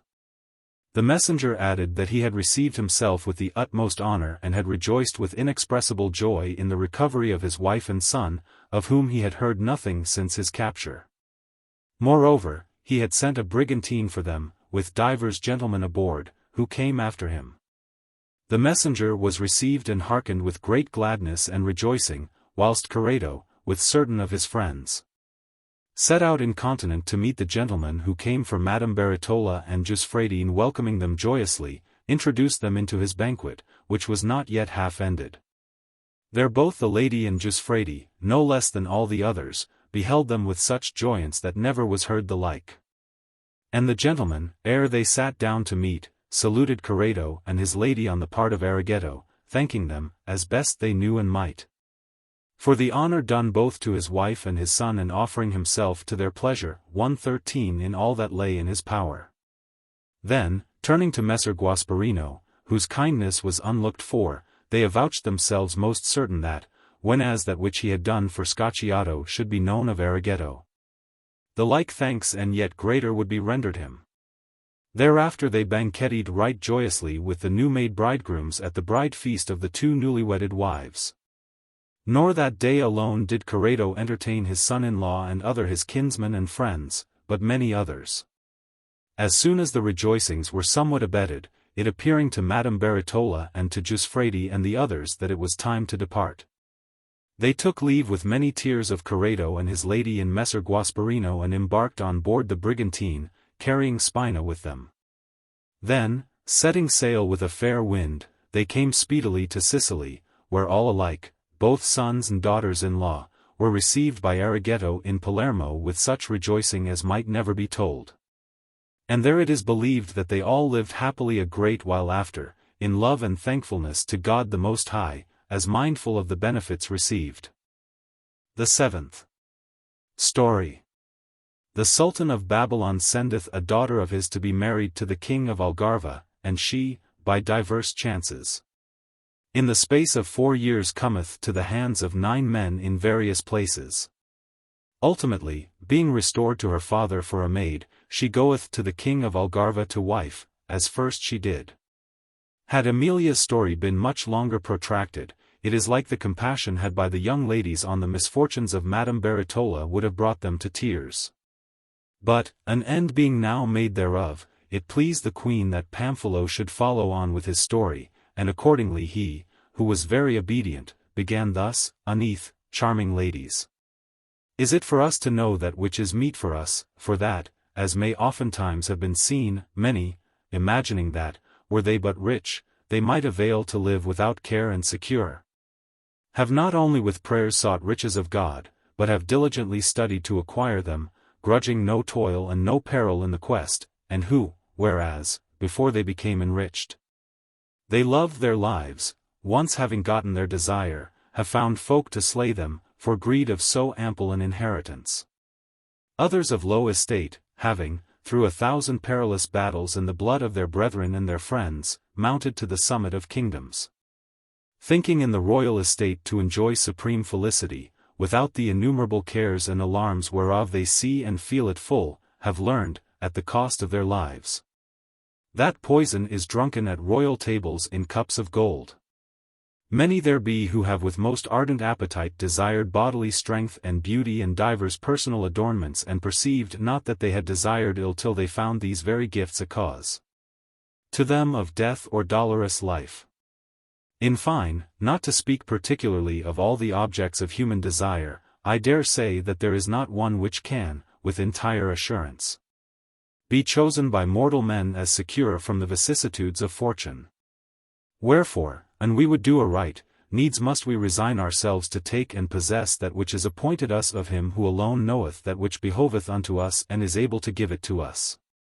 But for that, whereas men sin in desiring various things, you, gracious ladies, sin, above all, in one, to wit, in wishing to be fair, insomuch that, not content with the charms vouchsafed you by nature, you still with marvellous art study to augment them. It pleaseth me to recount to you how ill-fortunately fair was a Saracen lady, whom it befell, for her beauty, to be in some 4 years' space 9 times wedded anew. It is now a pretty while since there was a certain Sultan of Babylon 114 by name Berminadab, to whom in his day many things happened in accordance with his pleasure.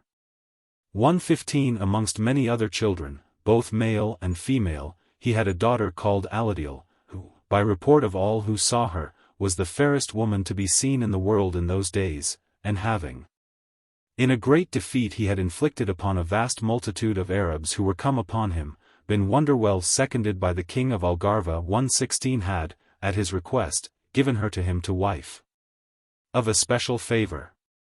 Wherefore, embarking her aboard a ship well armed and equipped, with an honourable company of men and ladies and store of rich and sumptuous gear and furniture, he despatched her to him, commending her to God. The sailors, seeing the weather favourable, gave their sails to the wind and departing the port of Alexandria, fared on prosperously many days, and having now passed Sardinia, deemed themselves near the end of their voyage, when there arose one day of a sudden diverse contrary winds, which, being each beyond measure boisterous, so harassed the ship, wherein was the lady, and the sailors, that the latter more than once gave themselves over for lost. However, like valiant men, using every art and means in their power, they rode it out 2 days, though buffeted by a terrible sea. But, at nightfall of the 3rd day, the tempest abating not, nay, waxing momently, they felt the ship open, being then not far off Majorca. But knowing not where they were, neither availing to apprehend it either by nautical reckoning or by sight, for that the sky was altogether obscured by clouds and dark night. Wherefore, seeing no other way of escape and having each himself in mind and not others, they lowered a shallop into the water, into which the officers cast themselves, choosing rather to trust themselves thereto than to the leaking ship. The rest of the men in the ship crowded after them into the boat, albeit those who had first embarked therein opposed it, knife in hand, and thinking thus to flee from death, ran straight into it. For that the boat, availing not, for the intemperance of the weather, to hold so many, foundered and they perished one and all. As for the ship, being driven by a furious wind and running very swiftly, albeit it was now well nigh waterlogged, none being left on board save the princess and her women, who all, overcome by the tempestuous sea and by fear, lay about the decks as they were dead. It stranded upon a beach of the island of Majorca, and so great was the shock that it well nigh buried itself in the sand, some stones cast from the shore, where it abode the night, beaten by the waves, nor might the wind avail to stir it more. Broad day came, and the tempest somewhat abating, the princess, who was half dead, raised her head, and weak as she was, fell to calling now one, now another of her household, but to no purpose, for that those she called were too far distant. Finding herself unanswered of any and seeing no one, she marvelled exceedingly and began to be sore afraid. Then, rising up, as best she might, she saw the ladies who were in her company and the other women lying all about and trying now one and now another, found few who gave any signs of life, the most of them being dead, what with sore travail of the stomach and what with affright. Wherefore fear redoubled upon her. Nevertheless, necessity constraining her, for that she saw herself alone there and had neither knowledge nor inkling where she was, she so goaded those who were yet alive that she made them arise, and finding them unknowing whither the men were gone and seeing the ship stranded and full of water, she fell to weeping piteously, together with them. It was noon ere they saw any about the shore or elsewhere, whom they might move to pity and succor them. But about that hour there passed by a gentleman, by name Pericone de Visalgo, returning by chance from a place of his, with sundry of his servants on horseback. He saw the ship, and forthright conceiving what it was, bade one of the servants board it without delay and tell him what he found there. The man, though with difficulty, made his way on board and found the young lady, with what little company she had, crouched, all adread, under the heel of the bowsprit. When they saw him, they besought him, weeping, of mercy again and again, but, perceiving that he understood them not nor they him, they made shift to make known to him their misadventure by signs. The servant having examined everything as best he might, reported to Pericone that which was on board.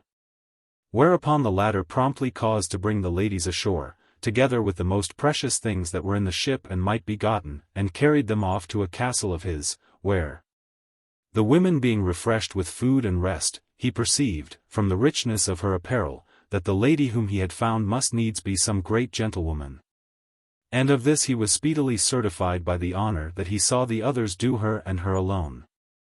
And although she was pale and sore disordered of her person, for the fatigues of the voyage, her features seemed to him exceeding fair. Wherefore he forthright took counsel with himself, and she had no husband, to seek to have her to wife, and if he might not have her in marriage, to make shift to have her favors. He was a man of commanding presence and exceeding robust, and having for some days let tend the lady excellently well, and she being thereby altogether restored. He saw her lovely past all conception, and was grieved beyond measure that he could not understand her nor she him, and so he might not learn who she was. Nevertheless, being inordinately inflamed by her charms, he studied, with pleasing and amorous gestures, to engage her to do his pleasure without contention, but to no avail. She altogether rejected his advances, and so much the more waxed Pericone's ardor. The lady, seeing this and having now abidden there some days, perceived, by the usances of the folk, that she was among Christians and in a country where, even if she could, it had little profited her to make herself known, and foresaw that, in the end, either perforce or for love, needs must she resign herself to do Pericone's pleasure. But resolved nevertheless by dint of magnanimity to override the wretchedness of her fortune. Wherefore she commanded her women, of whom but 3 were left her, that they should never discover to any who she was, except they found themselves whereas they might look for manifest furtherance in the regaining of their liberty, and urgently exhorted them, moreover, to preserve their chastity. Avouching herself determined that none, save her husband, should ever enjoy her. They commended her for this and promised to observe her commandment to the best of their power. Meanwhile Pericone, waxing daily more inflamed, insomuch as he saw the thing desired so near and yet so straitly denied, and seeing that his blandishments availed him nothing, resolved to employ craft and artifice, reserving force unto the last. Wherefore, having observed bytimes that wine was pleasing to the lady, as being in use to drink thereof, for that her law forbade it, he bethought himself that he might avail to take her with this, as with a minister of Enos. Accordingly, feigning to reck no more of that whereof she showed herself so chary, he made one night by way of special festival a goodly supper, whereto he bade the lady, and therein, the repast being gladdened with many things, he took order with him who served her that he should give her to drink of various wines mingled. The cupbearer did his bidding punctually, and she, being nowise on her guard against this and allured by the pleasantness of the drink, took more thereof than consisted with her modesty. Whereupon, forgetting all her past troubles, she waxed merry, and seeing some women dance after the fashion of Majorca, herself danced in the Alexandrian manner. Pericone, seeing this, deemed himself on the high road to that which he desired, and continuing the supper with great plenty of meats and wines, protracted it far into the night. Ultimately, the guests having departed, he entered with the lady alone into her chamber, where she, more heated with wine than restrained by modesty, without any reserve of shamefastness, undid herself in his presence, as he had been one of her women, and betook herself to bed. Pericone was not slow to follow her, but, putting out all the lights, promptly hid himself beside her, and catching her in his arms, proceeded, without any gainsayal on her part, amorously to solace himself with her. Which when once she had felt, having never theretofore known with what manner horn men, but, as if repenting her of not having yielded to Pericone's solicitations, thenceforth, without waiting to be bidden to such agreeable nights, she oftentimes invited herself thereto, not by words, which she knew not how to make understood, but by deeds. But, in the midst of this great pleasance of Pericone and herself, fortune, not content with having reduced her from a king's bride to be the mistress of a country gentleman, had foreordained unto her a more barbarous alliance. Pericone had a brother by name Marato, 25 of age and fair and fresh as a rose, who saw her and she pleased him mightily. Him seemed, moreover, according to that which he could apprehend from her gestures, that he was very well seen of her, and conceiving that naught hindered him of that which he craved of her save the straight watch kept on her by Pericone, he fell into a barbarous thought, whereon the nefarious effect followed without delay. There was then, by chance, in the harbour of the city a vessel laden with merchandise and bound for Chiarenza 117 in Emilia, whereof 2 young Genoese were masters, who had already hoisted sail to depart as soon as the wind should be fair. Marato, having agreed with them, took order how he should on the ensuing night be received aboard their ship with the lady. And this done, as soon as it was dark, having inwardly determined what he should do, he secretly betook himself, with certain of his trustiest friends, whom he had enlisted for the purpose, to the house of Pericone, who nowise mistrusted him. There he hid himself, according to the ordinance appointed between them, and after a part of the night had passed, he admitted his companions and repaired with them to the chamber where Pericone lay with the lady. Having opened the door, they slew Pericone, as he slept, and took the lady, who was now awake and in tears, threatening her with death, if she made any outcry. After which they made off, unobserved, with great part of Pericone's most precious things, and betook themselves in haste to the seashore, where Marato and the lady embarked without delay on board the ship, whilst his companions returned whence they came. The sailors, having a fair wind and a fresh, made sail and set out on their voyage, whilst the princess sore and bitterly bewailed both her former and that her second misadventure. But Marato, with that saint waxeth in hand, which God hath given us, men, proceeded to comfort her after such a fashion that she soon grew familiar with him, and forgetting Pericone, began to feel at her ease, when fortune, as if not content with the past tribulations wherewith it had visited her, prepared her a new affliction. For that, she being, as we have already more than once said, exceeding fair of favour and of very engaging manners, the 2 young men, the masters of the ship, became so passionately enamoured of her that, forgetting all else, they studied only to serve and pleasure her, being still on their guard lest Marato should get wind of the cause. Each becoming aware of the other's passion, they privily took counsel together thereof, and agreed to join in getting the lady for themselves and enjoy her in common, as if love should suffer this, as do merchandise and gain. Seeing her straitly guarded by Marato and being thereby hindered of their purpose, one day, as the ship fared on at full speed under sail and Marato stood at the poop, looking out on the sea and nowise on his guard against them, they went of one accord and laying hold of him suddenly from behind, cast him into the sea. Nor was it till they had sailed more than a mile farther that any perceived Marato to be fallen overboard. Alatiel, hearing this and seeing no possible way of recovering him, began anew to make moan for herself. Whereupon the 2 lovers came incontinent to her succour, and with soft words and very good promises, whereof she understood but little, studied to soothe and console the lady, who lamented not so much her lost husband as her own ill fortune. After holding much discourse with her at one time and another, them seeming after a while they had well nigh comforted her, they came to words with one another which should first take her to lie with him. Each would fain be the first, and being unable to come to any accord upon this, they first with words began a sore and hot dispute, and thereby kindled into rage.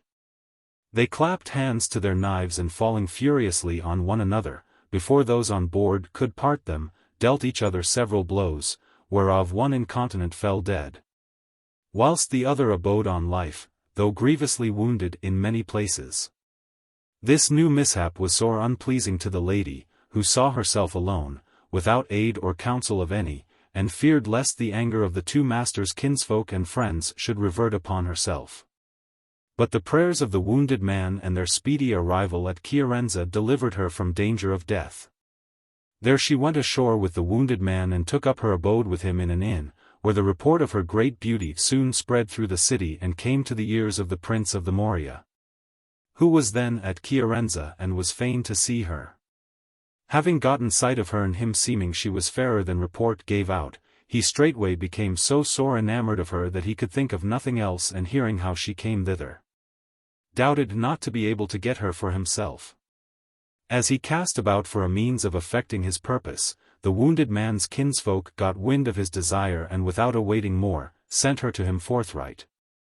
Which was mighty agreeable to the prince and to the lady also, for that her seemed she was quit of a great peril. The prince, seeing her graced, over and above her beauty, with royal manners, and unable otherwise to learn who she was, concluded her to be some noble lady. Wherefore he redoubled in his love for her, and holding her in exceeding honor, entreated her not as a mistress, but as his very wife. The lady, accordingly, having regard to her past troubles and her seeming she was well enough bestowed, was altogether comforted and waxing blithe again. Her beauties flourished on such wise that it seemed all Emilia could talk of nothing else. The report of her loveliness reaching the Duke of Athens, who was young and handsome and doughty of his person and a friend and kinsman of the prince.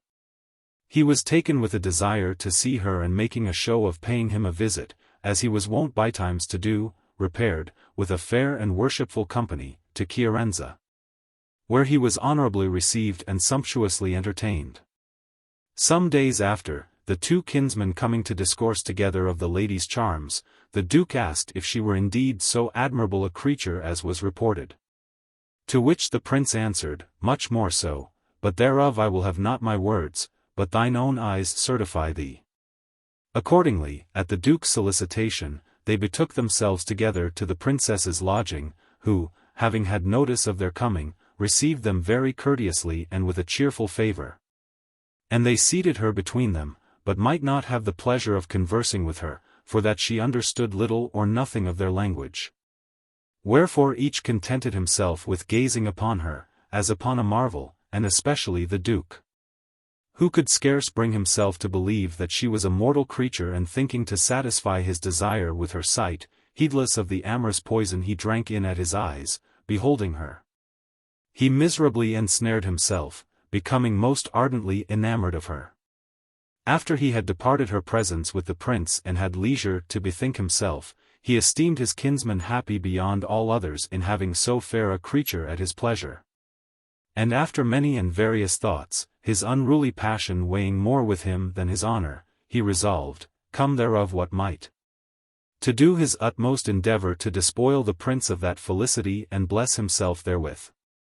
Accordingly, being minded to make a quick dispatch of the matter, and setting aside all reason and all equity, he turned his every thought to the devising of means for the attainment of his wishes.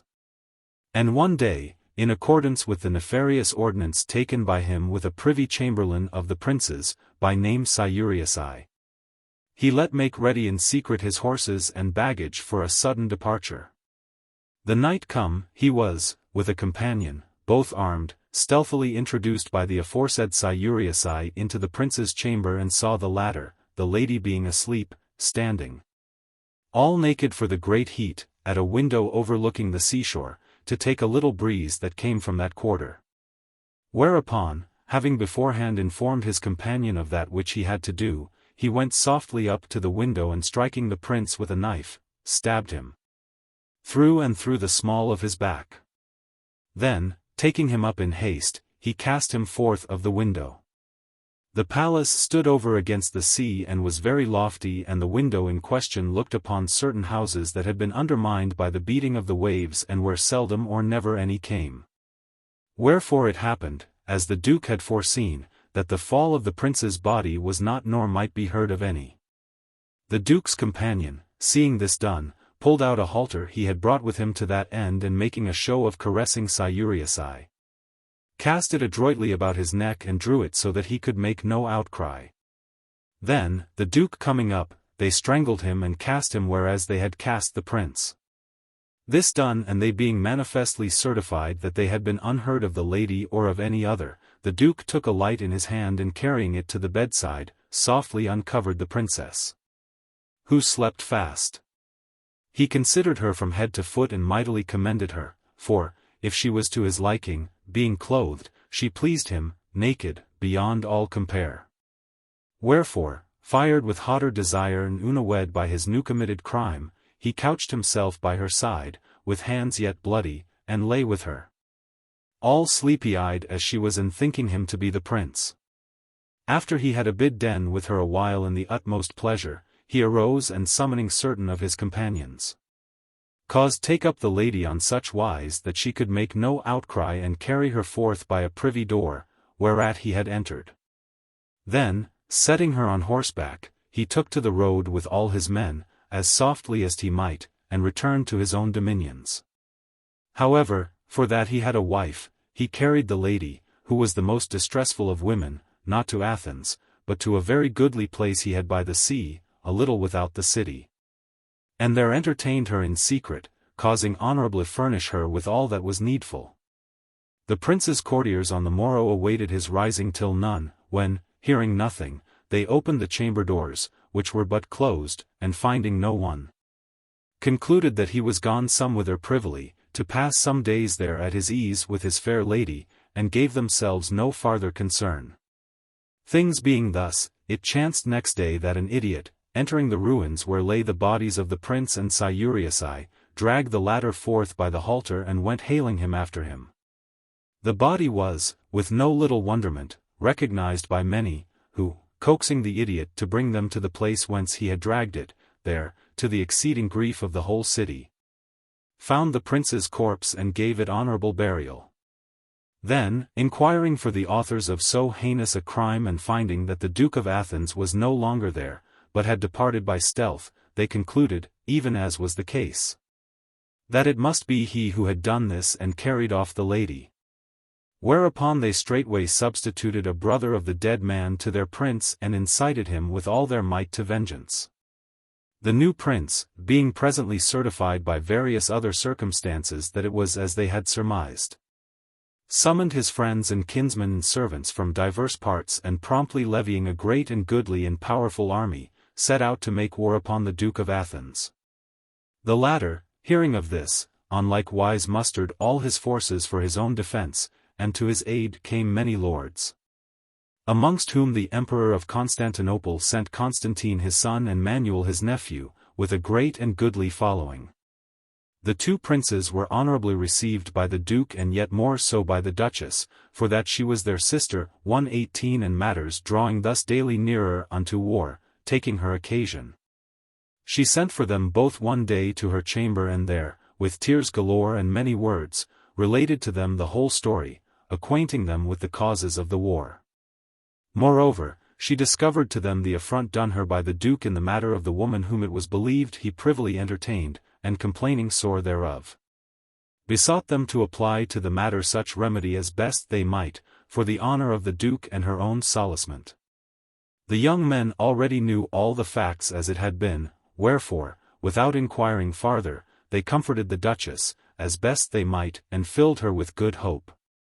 Then, having learned from her where the lady abode, they took their leave and having a mind to see the latter, for that they had oftentimes heard her commended for marvelous beauty, they besought the Duke to show her to them. He, unmindful of that which had befallen the Prince of the Morea for having shown her to himself, promised to do this and accordingly next morning, having let prepare a magnificent collation in a very goodly garden that pertained to the lady's place of abode, he carried them and a few others thither to eat with her. Constantine, sitting with Aladiel, fell a gazing upon her, full of wonderment, avouching in himself that he had never seen aught so lovely and that certes the Duke must needs be held excused, aye, and whatsoever other, to have so fair a creature, should do treason or other foul thing, and looking on her again and each time admiring her more. It betided him no otherwise than it had betided the Duke. Wherefore, taking his leave, enamored of her, he abandoned all thought of the war and occupied himself with considering how he might take her from the Duke, carefully concealing his passion the while from everyone. Whilst he yet burnt in this fire, the time came to go out against the new prince, who now drew near to the Duke's territories. Wherefore the latter and Constantine and all the others, sallied forth of Athens according to the given ordinance and betook themselves to the defense of certain frontiers, so the prince might not avail to advance farther. When they had lain there some days, Constantine having his mind and thought still intent upon the lady and conceiving that, now the Duke was no longer near her, He might very well avail to accomplish his pleasure, feigned himself sore indisposed of his person, to have an occasion of returning to Athens. Wherefore, with the Duke's leave, committing his whole power to Manuel, he returned to Athens to his sister, and there, after some days, putting her upon talk of the affront which her seemed she suffered from the Duke by reason of the lady whom he entertained, he told her that, an it liked her, he would soon ease her thereof by causing take the lady from whereas she was and carry her off. The Duchess, conceiving that he did this of regard for herself and not for love of the lady, answered that it liked her exceeding well so, but it might be done on such wise that the Duke should never know that she had been party thereto, which Constantine fully promised her. And thereupon she consented that he should do as seemed best to him. Constantine, accordingly, let secretly equip a light vessel and send it one evening to the neighborhood of the garden where the lady abode. Then, having taught certain of his men who were on board what they had to do, he repaired with others to the lady's pavilion, where he was cheerfully received by those in her service and indeed by the lady herself, who, at his instance, betook herself with him to the garden, attended by her servitors and his companions. There, making as he would speak with her on the Duke's part, he went with her alone towards a gate, which gave upon the sea and had already been opened by one of his men. And calling the bark thither with the given signal, he caused suddenly seize the lady and carry her aboard. Then, turning to her people, he said to them, Let none stir or utter a word, and he would not die.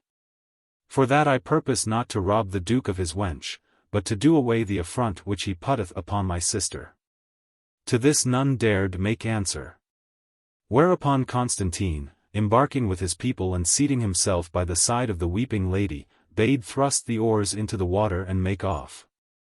Accordingly, they put out to sea and not hieing, but flying 1:19 came, after a little after daybreak on the morrow, to Aegina, where they landed and took rest. Whilst Constantine solaced himself a while with the lady, who bemoaned her ill-fated beauty. Thence, going aboard the bark again, they made their way, in a few days, to Chios, where it pleased Constantine to take up his sojourn, as in a place of safety, for fear of his father's resentment and lest the stolen lady should be taken from him. There the fair lady bewailed her ill fate some days, but, being presently comforted by Constantine, she began, as she had done otherwhiles, to take her pleasure of that which fortune had foreordained to her. Things being at this pass, Ospec, king of the Turks, who abode in continual war with the emperor, came by chance to Smyrna, where hearing how Constantine abode in Chios, without any precaution, leading a wanton life with a mistress of his, whom he had stolen away, he repaired thither one night with some light-armed ships and entering the city by stealth with some of his people, took many in their beds, ere they knew of the enemy's coming.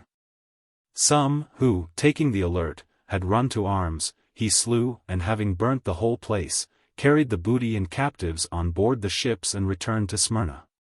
When they arrived there, Ospec, who was a young man, passing his prisoners in review, found the fair lady among them and knowing her for her who had been taken with Constantine asleep in bed, was mightily rejoiced at sight of her. Accordingly, he made her his wife without delay, and celebrating the nuptials forthright, lay with her some months in all joyance. Meanwhile, the emperor, who had, before these things came to pass, been in treaty with Bassano, king of Cappadocia, to the end that he should come down upon Ospec from one side with his power, whilst himself assailed him on the other, but had not yet been able to come to a full accord with him. For that he was unwilling to grant certain things which Bassano demanded and which he deemed unreasonable, hearing what had betided his son and chagrined beyond measure thereat. Without hesitating farther, did that which the king of Cappadocia asked and pressed him as most he might to fall upon Ospec, whilst himself made ready to come down upon him from another quarter. Ospec, hearing this, assembled his army, ere he should be straitened between two such puissant princes, and marched against Bassano, leaving his fair lady at Smyrna, in charge of a trusty servant and friend of his. After some time he encountered the king of Cappadocia and giving him battle, was slain in the melee and his army discomfited and dispersed. Whereupon Bassano advanced in triumph towards Smyrna, unopposed, and all the folk submitted to him by the way, as to a conqueror. Meanwhile, Osbeca's servant, Antiochus by name, in whose charge the lady had been left, seeing her so fair, forgot his plighted faith to his friend and master and became enamored of her. For all he was a man in years. Urged by love and knowing her tongue, the which was mighty agreeable to her, as well as it might be to one whom it had behoved for some years live as she were deaf and dumb. For that she understood none neither was understanded of any, he began, in a few days, to be so familiar with her that, ere long, having no regard to their lord and master who was absent in the field, they passed from friendly commerce to amorous privacy, taking marvellous pleasure one of the other between the sheets. When they heard that Osbec was defeated and slain and that Bassano came carrying all before him, they took counsel together not to await him there, and laying hands on great part of the things of most price that were there pertaining to Osbec, gat them privily to Rhodes, where they had not long abidden ere Antiochus sickened unto death. As chance would have it, there was then in lodging with him a merchant of Cyprus, who was much loved of him and his fast friend, and Antiochus, feeling himself draw to his end, bethought himself to leave him both his possessions and his beloved lady. Wherefore, being now nigh upon death, he called them both to him and bespoke them thus: I feel myself, without a doubt, passing away, which grieveth me. For that never had I such delight in life as I presently have.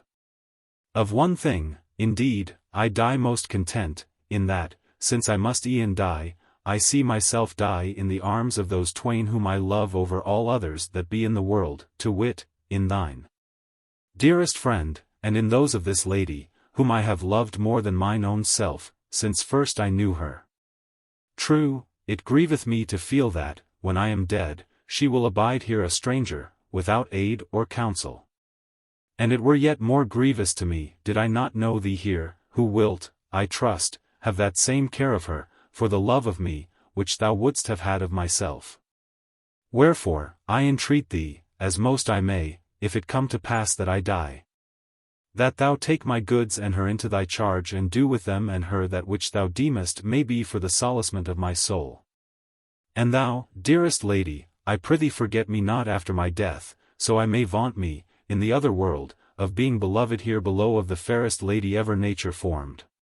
Of which two things and you will give me entire assurance, I shall depart without misgiving and comforted. The merchant his friend and the lady, hearing these words, wept, and when he had made an end of his speech, they comforted him and promised him upon their troth to do that which he asked. If it came to pass that he died, he tarried not long, but presently departed this life and was honorably interred of them. A few days after, the merchant having dispatched all his business in Rhodes and purposing to return to Cyprus on board a Catalan carrack that was there, asked the fair lady what she had a mind to do. For that it behoved him return to Cyprus. She answered that, an it pleased him, she would gladly go with him, hoping for Antiochus his love to be of him entreated and regarded as a sister. The merchant replied that he was content to do her every pleasure, and the better to defend her from any affront that might be offered her. Ere they came to Cyprus, he avouched that she was his wife. Accordingly, they embarked on board the ship and were given a little cabin on the poop, where, that the fact might not belie his words, he lay with her in one very small bed. Whereby there came about that which was not intended of the one or the other of them at departing Rhodes, to wit, that, darkness and commodity and the heat of the bed, matters of no small potency. Inciting them, drawn by equal appetite and forgetting both the friendship and the love of Antiochus dead, they fell to dallying with each other, and before they reached Baffa, whence the Cypriot came, they had clapped up an alliance together.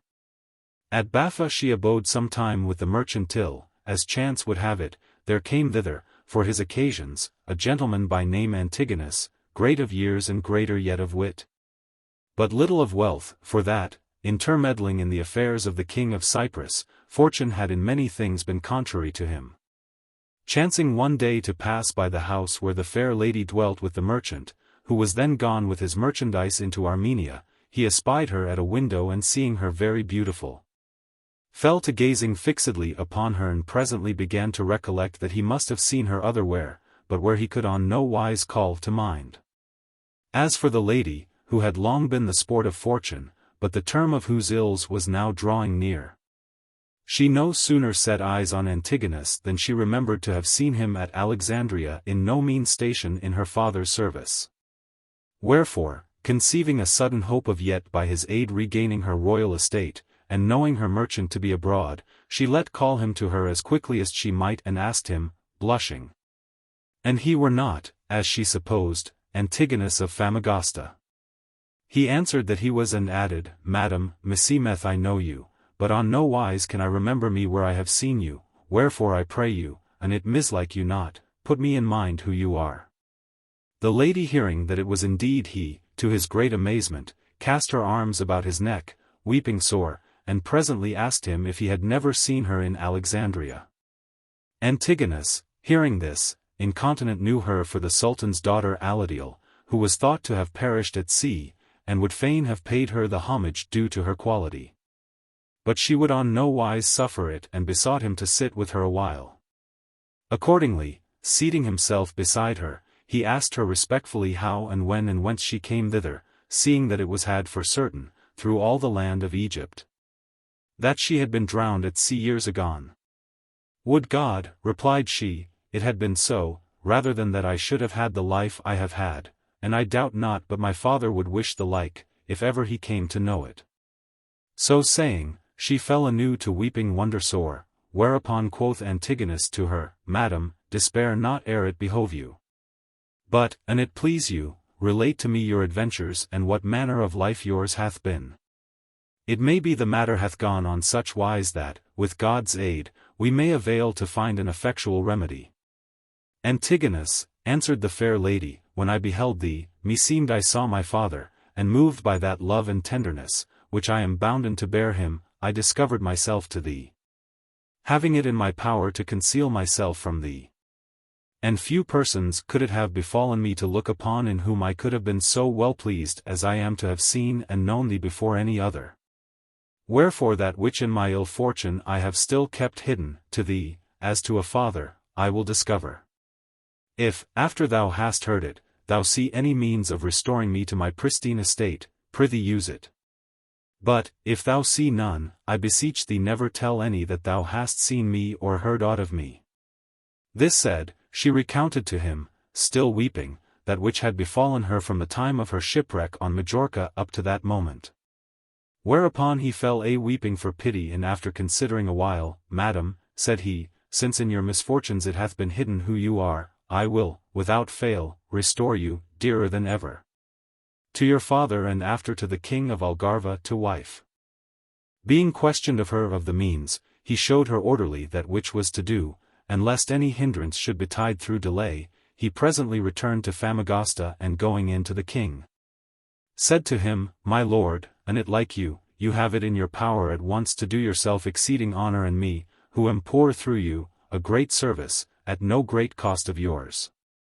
The king asked how, and Antigonus replied, There is come to Baffa the Sultan's fair young daughter, who hath so long been reputed drowned and who, to save her honor, hath long suffered very great unease and is presently in poor case and would fain return to her father. And it pleased you send her to him under my guard, it would be much to your honor and to my weal, nor do I believe that such a service would ever be forgotten of the Sultan. The king, moved by a royal generosity of mind, answered forthright that he would well, and sending for Aladiel, brought her with all honor and worship to Famagosta, where she was received by himself and the queen with inexpressible rejoicing and entertained with magnificent hospitality. Being presently questioned of the king and queen of her adventures, she answered according to the instructions given her by Antigonus and related everything. 120 And a few days after, at her request, the king sent her, under the governance of Antigonus, with a goodly and worshipful company of men and women, back to the Sultan, of whom let none ask if she was received with rejoicing, as also was Antigonus and all her company. As soon as she was somewhat rested, the Sultan desired to know how it chanced that she was yet alive and where she had so long abidden, without having ever let him know aught of her condition. Whereupon the lady, who had kept Antigonus his instructions perfectly in mind, bespoke him thus, Father mine, belike the 20th day after my departure from you, our ship Having sprung a leak in a terrible storm, struck in the night upon certain coasts yonder in the west, 121 near a place called Aguamorta. And what became of the men who were aboard I know not nor could ever learn. This much only do I remember that, the day come and I arisen as it were from death to life, the shattered vessel was espied of the country people, who ran from all the parts around to plunder it. I and 2 of my women were first set ashore and the latter were incontinent seized by certain of the young men, who fled with them, one this way and the other that. And what came of them I never knew. As for myself, I was taken, despite my resistance, by 2 young men, and haled along by the hair, weeping sore the while. But, as they crossed over a road, to enter a great wood, there passed by 4 men on horseback, whom when my ravishers saw, they loosed me forthwith and took to flight. The newcomers, who seemed to me persons of great authority, seeing this, ran where I was and asked me many questions, whereto I answered much, but neither understood nor was understanded of them. However, after long consultation they set me on one of their horses and carried me to a convent of women vowed to religion, according to their law, where, whatever they said, I was of all the ladies kindly received and still entreated with honor, and there with great devotion I joined them in serving Saint Waxeth in Deep Dean, a saint for whom the women of that country have a vast regard. After I had abid den with them a while and learned somewhat of their language, they questioned me of who I was and fearing, and I told the truth, to be expelled from amongst them. As an enemy of their faith, I answered that I was the daughter of a great gentleman of Cyprus, who was sending me to be married in Crete, when, as ill luck would have it, we had run thither and suffered shipwreck. Moreover, many a time and in many things I observed their customs, for fear of worse, and being asked by the chief of the ladies, her whom they call abbess, if I wished to return thence to Cyprus. I answered that I desired nothing so much. But she, tender of my honor, would never consent to trust me to any person who was bound for Cyprus, till some 2 months agone, when there came thither certain gentlemen of France with their ladies. One of the latter being a kinswoman of the abbess and she hearing that they were bound for Jerusalem, to visit the sepulchre where he whom they hold God was buried. After he had been slain by the Jews, she commended me to their care and besought them to deliver me to my father in Cyprus. With what honor these gentlemen entreated me and how cheerfully they received me together with their ladies, it were a long story to tell. Suffice it to say that we took ship and came, after some days, to Baffa, where finding myself arrived and knowing none in the place, I knew not what to say to the gentlemen, who would fain have delivered me to my father, according to that which had been enjoined them of the reverend lady. But God, taking pity belike on my affliction, brought me Antigonus upon the beach what time we disembarked at Baffa, whom I straightway hailed and in our tongue, so as not to be understood of the gentlemen and their ladies, bade him receive me as a daughter. He promptly apprehended me and receiving me with a great show of joy, entertained the gentlemen and their ladies with such honor as his poverty permitted and carried me to the king of Cyprus, who received me with such hospitality and hath sent me back to you, with such courtesy, as might never be told of me. If aught remain to be said, let Antigonus, who hath ofttimes heard from me these adventures, recount it. Accordingly Antigonus, turning to the Sultan, said, My lord, even as she hath many a time told me and as the gentlemen and ladies, with whom she came, said to me, so hath she recounted unto you. Only one part hath she forborne to tell you, the which methinketh she left unsaid for that it beseemeth her not to tell it, to wit, how much the gentlemen and ladies, with whom she came, said of the chaste and modest life which she led with the religious ladies and of her virtue and commendable manners and the tears and lamentations of her companions, both men and women, when, having restored her to me, they took leave of her. Of which things were I fain to tell in full that which they said to me, not only this present day, but the ensuing night would not suffice unto us. Be it enough to say only that, according to that which their words attested and that also which I have been able to see thereof, you may vaunt yourself of having the fairest daughter and the chastest and most virtuous of any prince that nowadays weareth a crown. The Sultan was beyond measure rejoiced at these things and besought God again and again to vouchsafe him of his grace the power of worthily requiting all who had succored his daughter and especially the king of Cyprus, by whom she had been sent back to him with honor. After some days, having caused prepare great gifts for Antigonus, he gave him leave to return to Cyprus and rendered, both by letters and by special ambassadors, the utmost thanks to the king for that which he had done with his daughter. Then desiring that that which was begun should have effect, to wit, that she should be the wife of the king of Algarve, he acquainted the latter with the whole matter and wrote to him to boot, that, an it pleased him have her, he should send for her.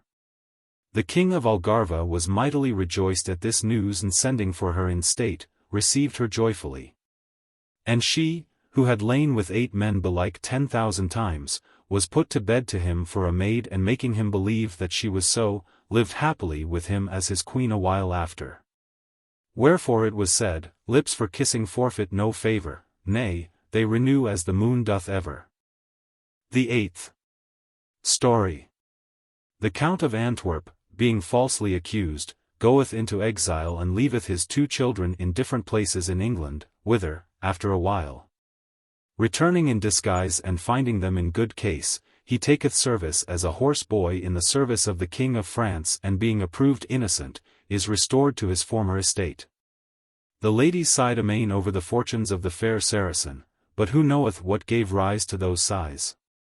Maybe there were some of them who sighed no less for envy of such frequent nuptials than for pity of Aladiel.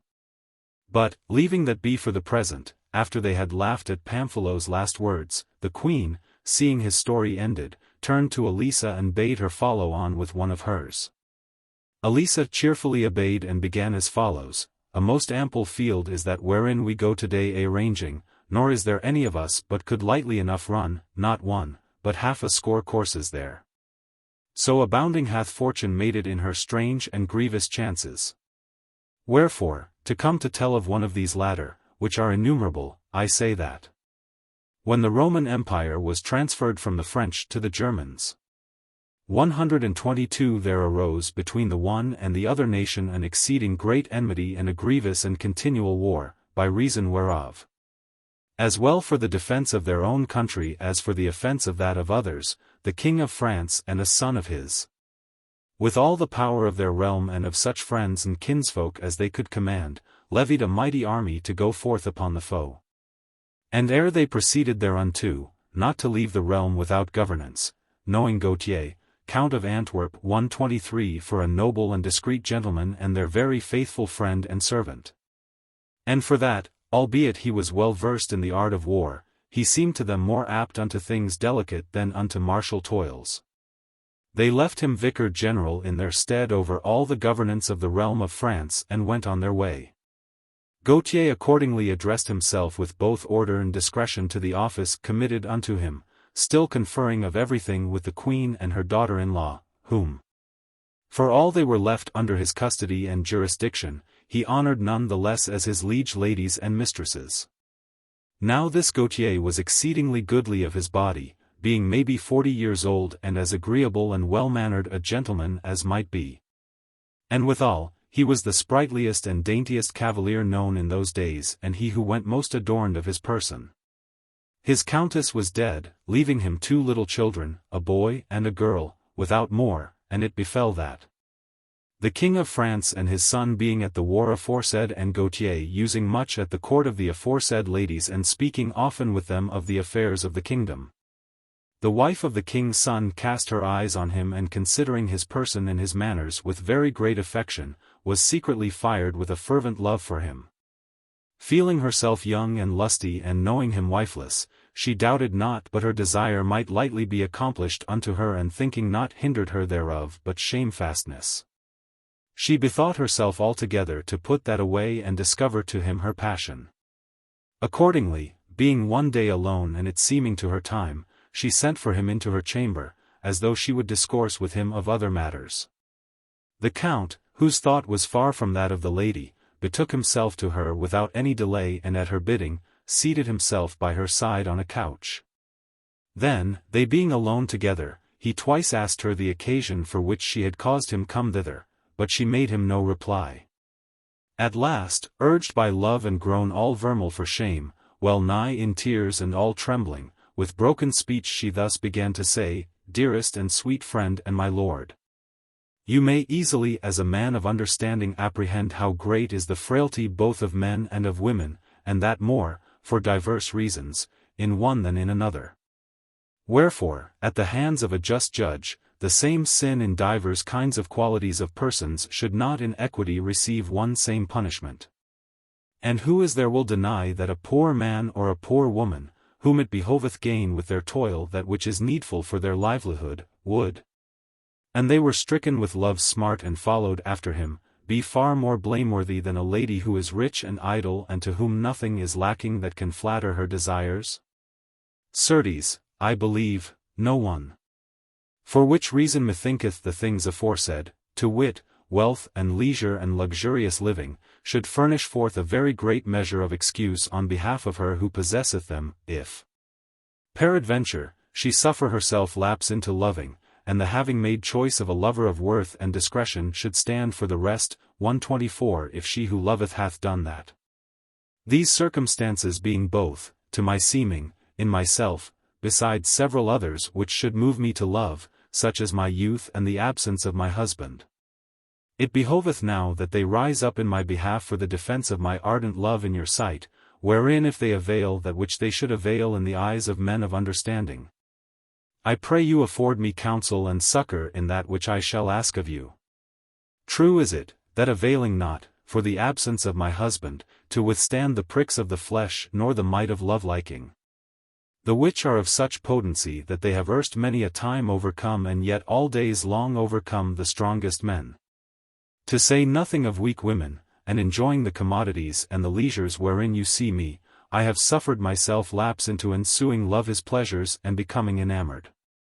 The which, albeit, were it known, I acknowledge it would not be seemly, yet, being and abiding hidden, I hold 125 well nigh nothing unseemly.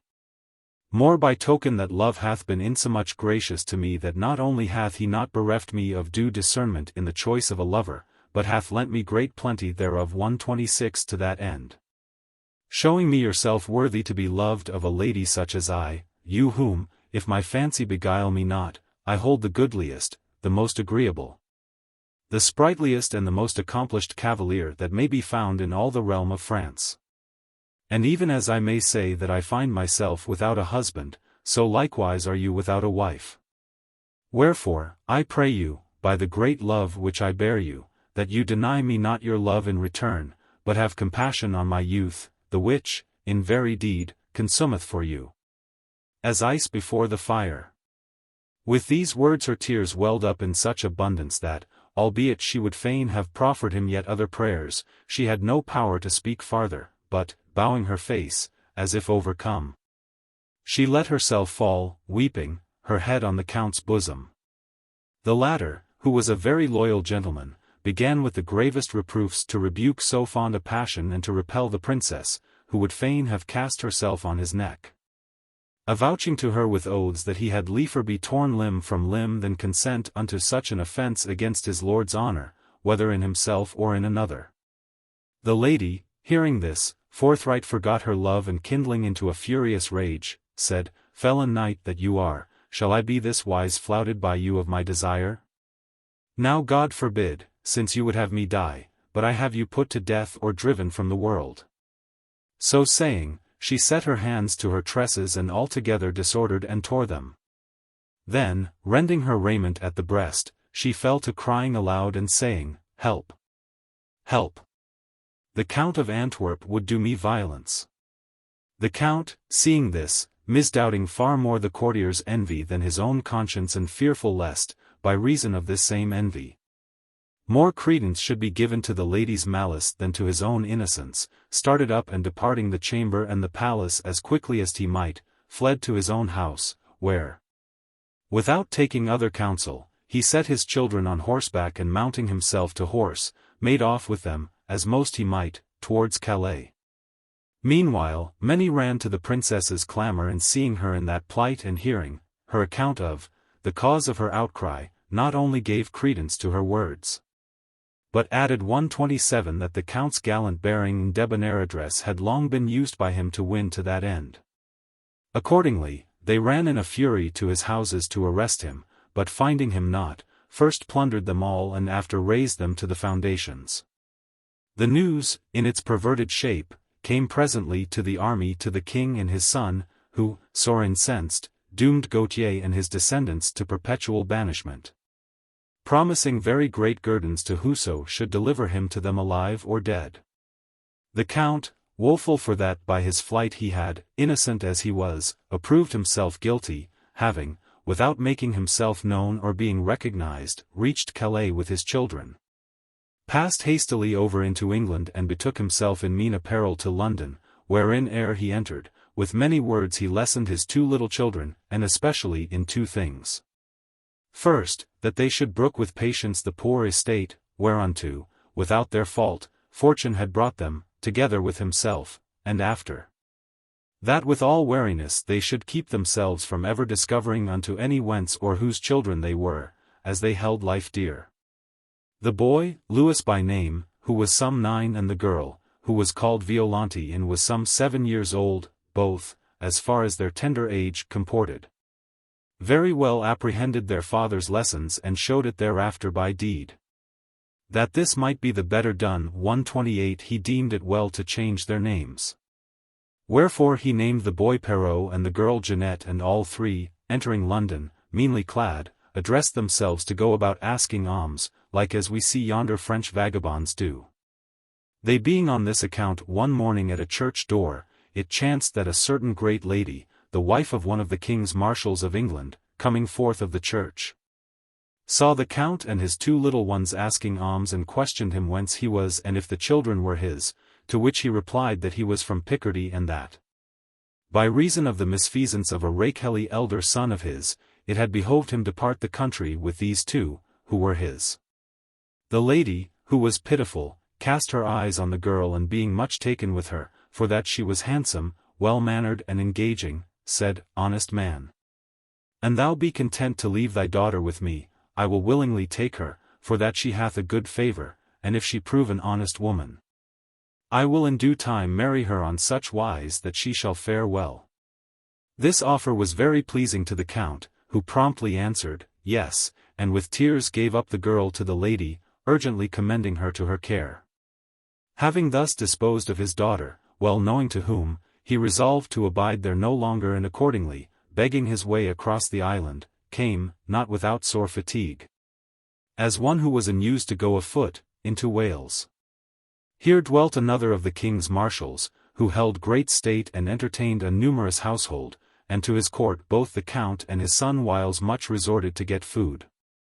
Certain sons of the said marshal and other gentlemen's children being there engaged in such boyish exercises as running and leaping, Perrault began to mingle with them and to do as dexterously as any of the rest, or more so, each feat that was practiced among them. The marshal, chancing whiles to see this and being much taken with the manners and fashion of the boy, asked who he was and was told that he was the son of a poor man who came there bytimes for alms. Whereupon he caused require him of the count, and the latter, who indeed besought God of naught else, freely resigned the boy to him, grievous as it was to him to be parted from him. Having thus provided his son and daughter, he determined to abide no longer in England and passing over into Ireland, made his way, as best he might, to Stamford, where he took service with a knight belonging to an earl of the country, doing all such things as pertain unto a lackey or a horse boy, and there, without being known of any, he abode a great while in unease and travail galore.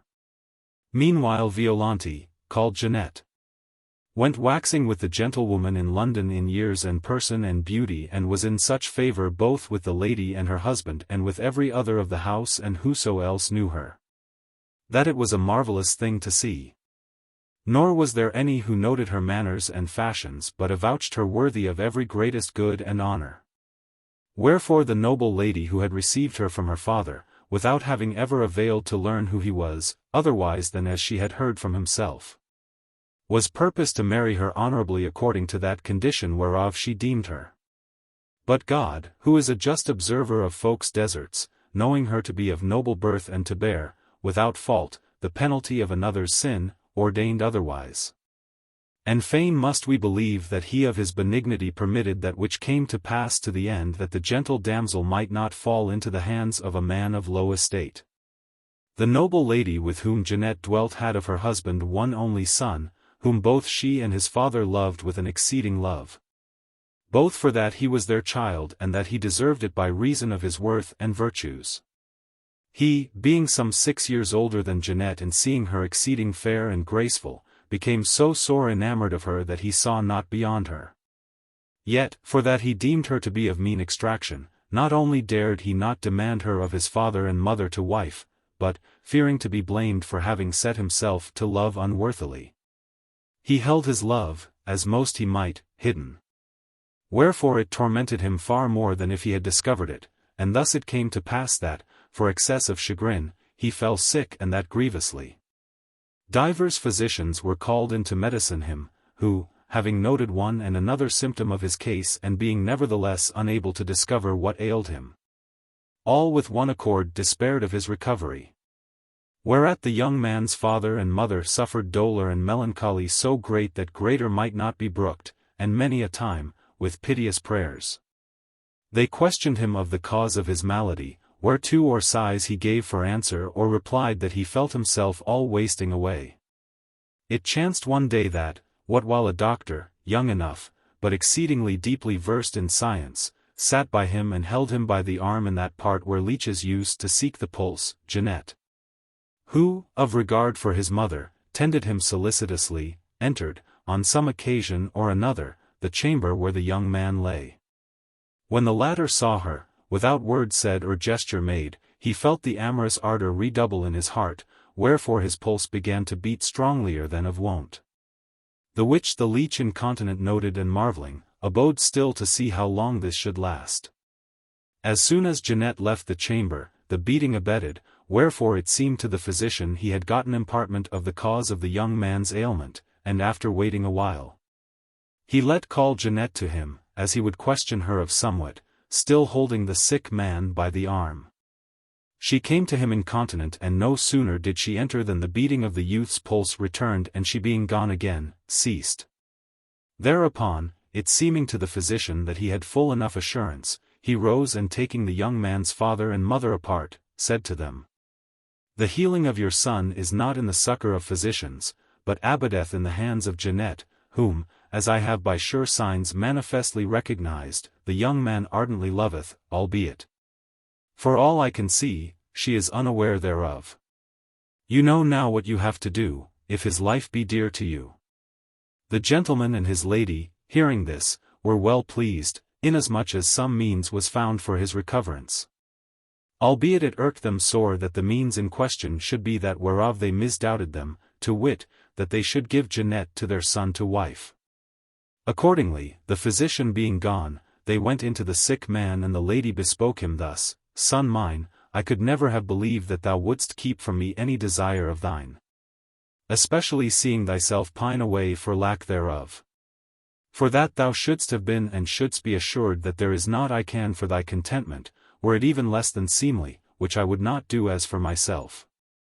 But, since thou hast e'en done this, God the Lord hath been more pitiful over thee than thou thyself, and that thou mayst not die of this sickness, hath shown me the cause of thine ill, which is no other what than excess of love for some damsel or other, whoever she may be.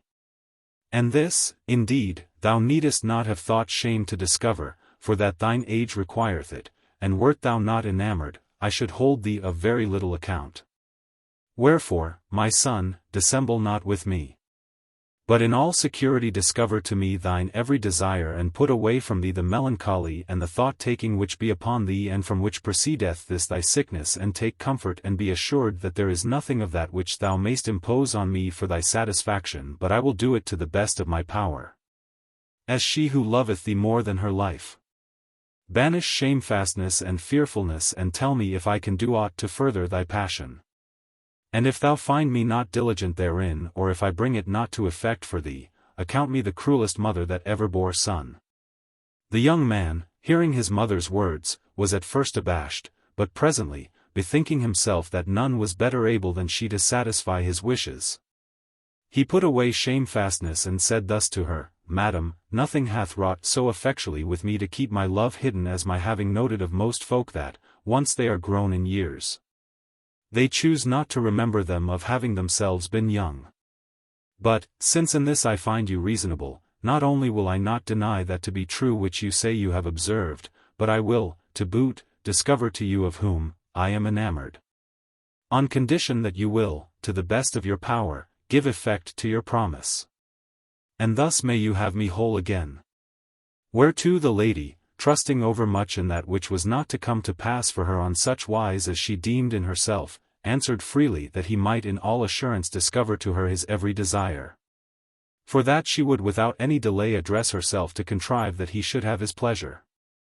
Madam, then said the youth, the exceeding beauty and commendable fashions of our Jeanette and my unableness to make her even sensible, still less to move her to pity, of my love and the having never dared to discover it unto any have brought me whereas you see me. And if that which you have promised me come not, one way or another, to pass, you may be assured that my life will be brief. The lady, to whom it appeared more a time for comfort than for reproof, said, smilingly, Alack, my son, hast thou then for this suffered thyself to languish thus? Take comfort and leave me do, once thou shalt be recovered. The youth, full of good hope, in a very short time showed signs of great amendment, whereas the lady, being much rejoiced, began to cast about how she might perform that which she had promised him. Accordingly, calling Jeanette to her one day, she asked her very civilly, as by way of a jest, if she had a lover. Whereupon she waxed all red and answered, Madam, it concerneth not, neither were it seemly in a poor damsel like myself, banished from house and home and abiding in others' service, to think of love. Quoth the lady, An you have no lover, we mean to give you one, in whom you may rejoice and live merry and have more delight of your beauty. For it behoveth not that so handsome a girl as you are abide without a lover. To this Jeanette made answer, Madam, you took me from my father's poverty and have reared me as a daughter, wherefore it behoveth me to do your every pleasure. But in this I will nowise comply with you, and therein methinketh I do well.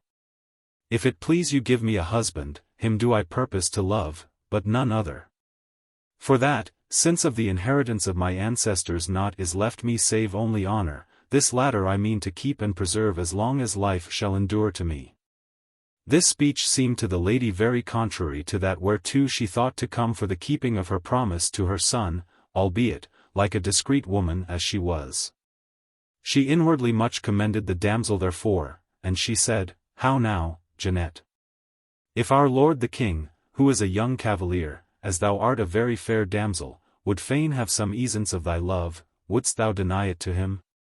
Whereto she answered forthright, The king might do me violence, but of my consent he should never avail to have aught of me save what was honorable. The lady, seeing how she was minded, left parleying with her and bethought herself to put her to the proof.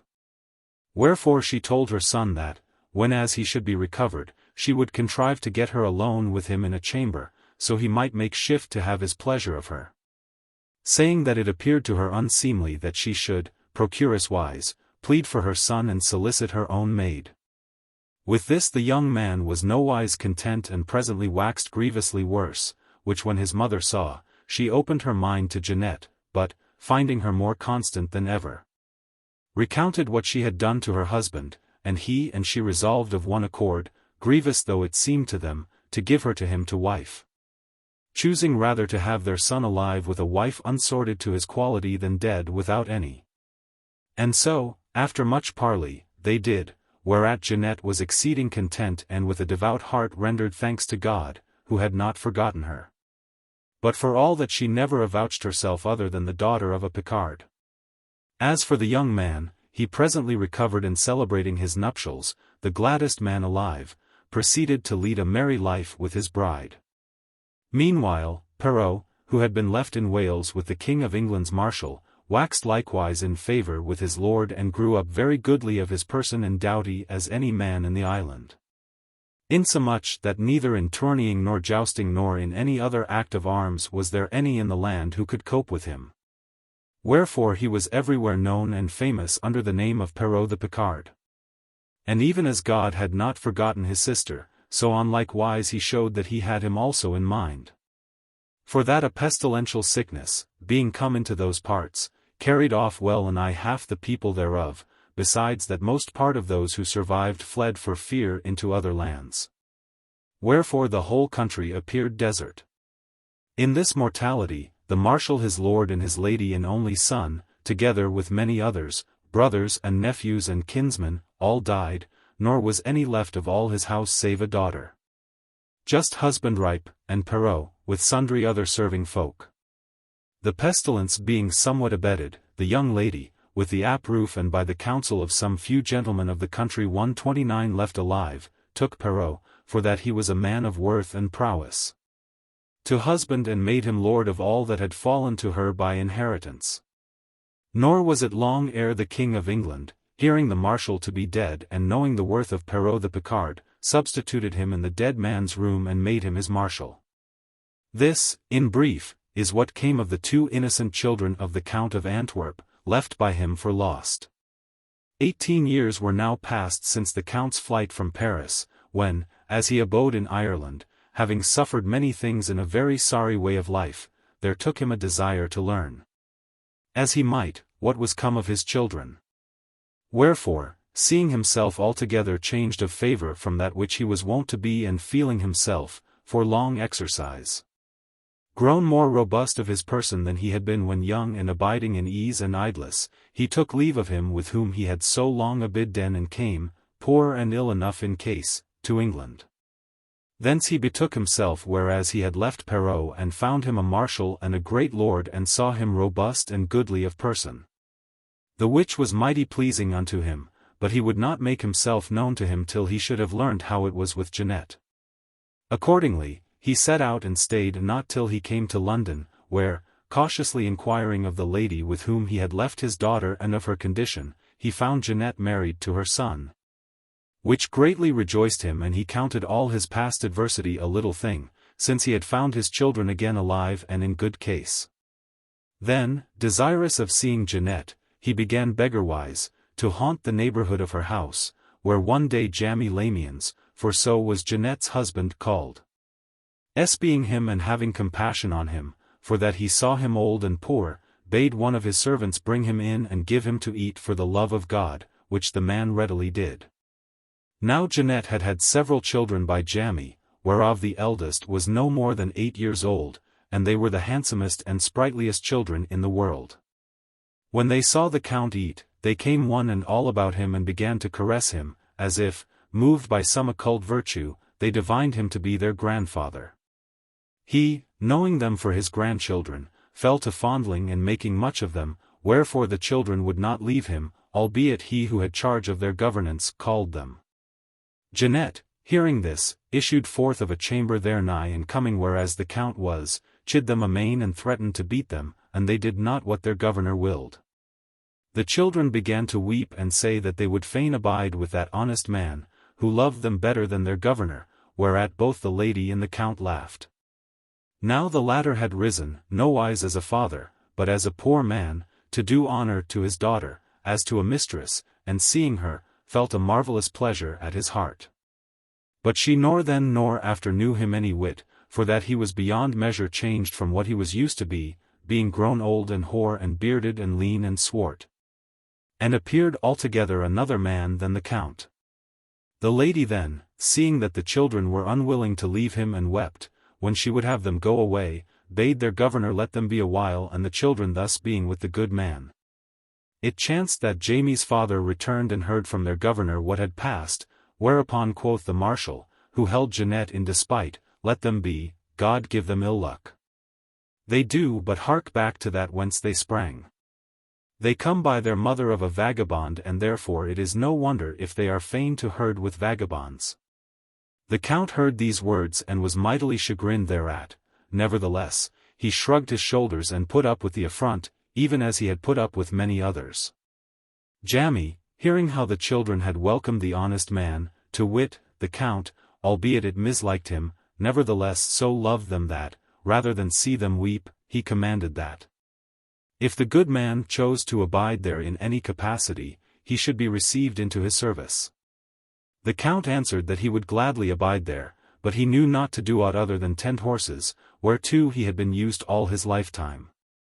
A horse was accordingly assigned to him, and when he had cared for it, he busied himself with making sport for the children. Whilst fortune handled the Count of Antwerp and his children on such wise as hath been set out, it befell that the King of France, after many truces made with the Germans, died, and his son, whose wife was she through whom the Count had been banished, was crowned in his place.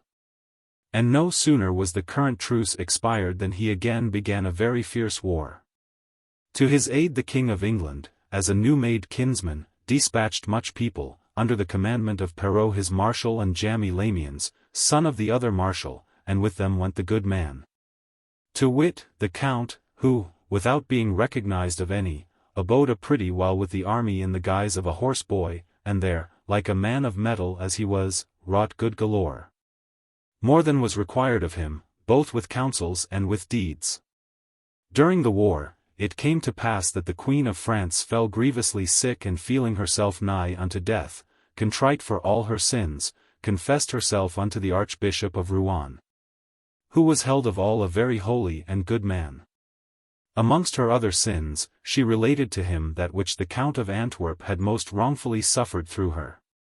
Nor was she content to tell it to him alone, nay, but before many other men of worth she recounted all as it had passed, beseeching them so to do with the king that the Count, and he were on life, or, if not, one of his children, should be restored to his estate. After which she lingered not long, but, departing this life, was honorably buried. Her confession, being reported to the king, moved him, after he had heaved divers sighs of regret for the wrong done to the nobleman, to let cry throughout all the army and in many other parts, that whoso should give him news of the Count of Antwerp or of either of his children should for each be wonder well guerdoned of him, for that he held him, upon the Queen's confession, innocent of that for which he had gone into exile, and was minded to restore him to his first estate and more. The Count, in his guise of a horse boy, hearing this and being assured that it was the truth, 1:30 betook himself forthright to Jammy Lamians and prayed him go with him to Perrot, for that he had a mind to discover to them that which the king went seeking. All three being then met together, quoth the Count to Perrot, who had it already in mind to discover himself, Perrot, Jammy here hath thy sister to wife, nor ever had any dowry with her. Wherefore, that thy sister may not go undowered, I purpose that he and none other shall, by making thee known as the son of the Count of Antwerp, have this great reward that the king promiseth for thee and for Violante, thy sister and his wife, and myself, who am the Count of Antwerp and your father. Perrot, hearing this and looking steadfastly upon him, presently knew him and cast himself, weeping, at his feet and embraced him, saying, Father mine, you are dearly welcome. Jammy, hearing first what the Count said and after seeing what Perrot did, was overcome at once with such wonderment and such gladness that he scarce knew what he should do. However, after a while, giving credence to the former's speech and sore ashamed for the injurious words he had whiles used to the hostler Count, he let himself fall, weeping, at his feet and humbly besought him pardon of every past affront, the which the Count, having raised him to his feet, graciously accorded him. Then, after they had all three discoursed a while of each one's various adventures and wept and rejoiced together amain, Perrot and Jammy would have reclad the Count, who would on nowise suffer it, but willed that Jammy, having first assured himself of the promised guerdon, should, the more to shame the king, present him to the latter in that his then plight and in his groom's habit. Accordingly, Jammy, followed by the Count and Perrot, presented himself before the king, and offered, provided he would guerdon him according to the proclamation made, to produce to him the Count and his children. The king promptly let bring for all three a guerdon marvellous in Jamie's eyes and commanded that he should be free to carry it off, whenas he should in very deed produce the Count and his children, as he promised. Jammy, then, turning himself about and putting forward the Count his horse boy and Perrot, said, My lord, here be the father and the son. The daughter, who is my wife and who is not here, with God's aid you shall soon see. The king, hearing this, looked at the Count, and albeit he was sore changed from that which he was used to be, yet, after he had a while considered him, He knew him and well nigh with tears in his eyes raised him, for that he was on his knees before him, to his feet and kissed and embraced him. Perrault, also, he graciously received and commanded that the count should incontinent be furnished anew with clothes and servants and horses and harness, according as his quality required. Which was straightway done. Moreover, he entreated Jamie with exceeding honor and would fain know every particular of his 131 past adventures. Then, Jamie being about to receive the magnificent guerdons appointed him for having discovered the count and his children, the former said to him, "Take these of the munificence of our lord the king and remember to tell thy father that thy children, his grandchildren and mine, are not by their mother born of a vagabond." Jamie, accordingly, took the gifts and sent for his wife and mother to Paris, whither came also Perrault's wife. And there they all foregathered in the utmost joyance with the count, whom the king had reinstated in all his good and made greater than he ever was. Then all, with Gautier's leave, returned to their several homes and he until his death abode in Paris more worshipfully than ever. The 9th story. Bernabo of Genoa, duped by Ambrogiolo, lesseth his good and common death that his innocent wife be put to death. She escapeth and serveth the Sultan in a man's habit. Here she lighteth upon the deceiver of her husband and bringeth the latter to Alexandria, where, her traducer being punished, she resumeth woman's apparel and returneth to Genoa with her husband. Rich.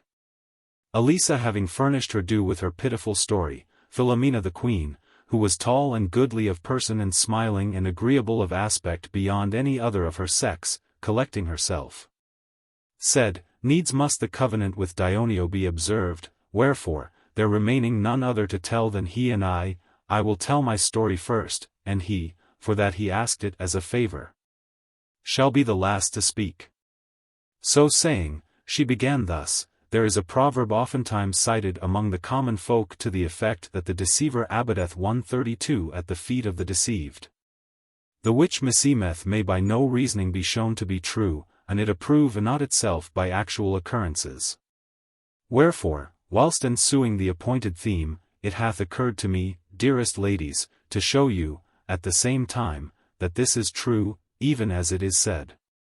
Nor should it mislike you to hear it, so you may know how to keep yourselves from deceivers. There were once at Paris in an inn certain very considerable Italian merchants, who were come thither, according to their usance, some on one occasion and some on another.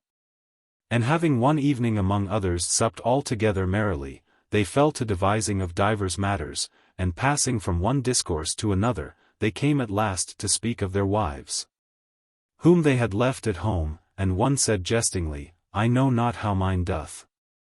But this I know well, that, whenas there cometh to my hand here any lass that pleaseth me, I leave on one side the love I bear my wife and take of the other such pleasure as I may.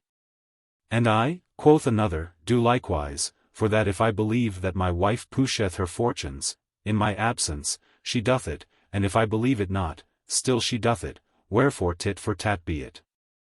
An ass still getteth as good as he giveth." 133 A third, following on, came well nigh to the same conclusion, and in brief all seemed agreed upon this point, that the wives they left behind had no mind to lose time in their husband's absence. One only, who hight Bernabo Lomellini of Genoa, maintained the contrary, avouching that he, by special grace of God, had a lady to wife who was belike the most accomplished woman of all Italy in all those qualities which a lady, nay, even, in great part, in those which a knight or an esquire, should have. For that she was fair of favour and yet in her first youth and adroit and robust of her person. Nor was there aught that pertaineth unto a woman, such as works of broidery in silk and the like, but she did it better than any other of her sex. Moreover, said he, there was no sewer, or in other words, no serving man, alive who served better or more deftly at a nobleman's table than did she. For that she was very well bred and exceeding wise and discreet. He after went on to extol her as knowing better how to ride a horse and fly a hawk, to read and write and cast a reckoning than if she were a merchant. And thence, after many other commendations, coming to that whereof it had been discoursed among them, he avouched with an oath that there could be found no honester nor chaster woman than she. Wherefore he firmly believed that, should he abide 60 years, or even always, from home, she would never incline to the least levity with another man. Among the merchants who discoursed thus was a young man called Ambrogiolo of Piacenza, who fell to making the greatest mock in the world of this last commendation bestowed by Bernabo upon his wife, and asked him scoffingly if the emperor had granted him that privilege over and above all other men. Bernabo, some little nettled, replied that not the emperor, but God, who could somewhat more than the emperor, had vouchsafed him the favor in question.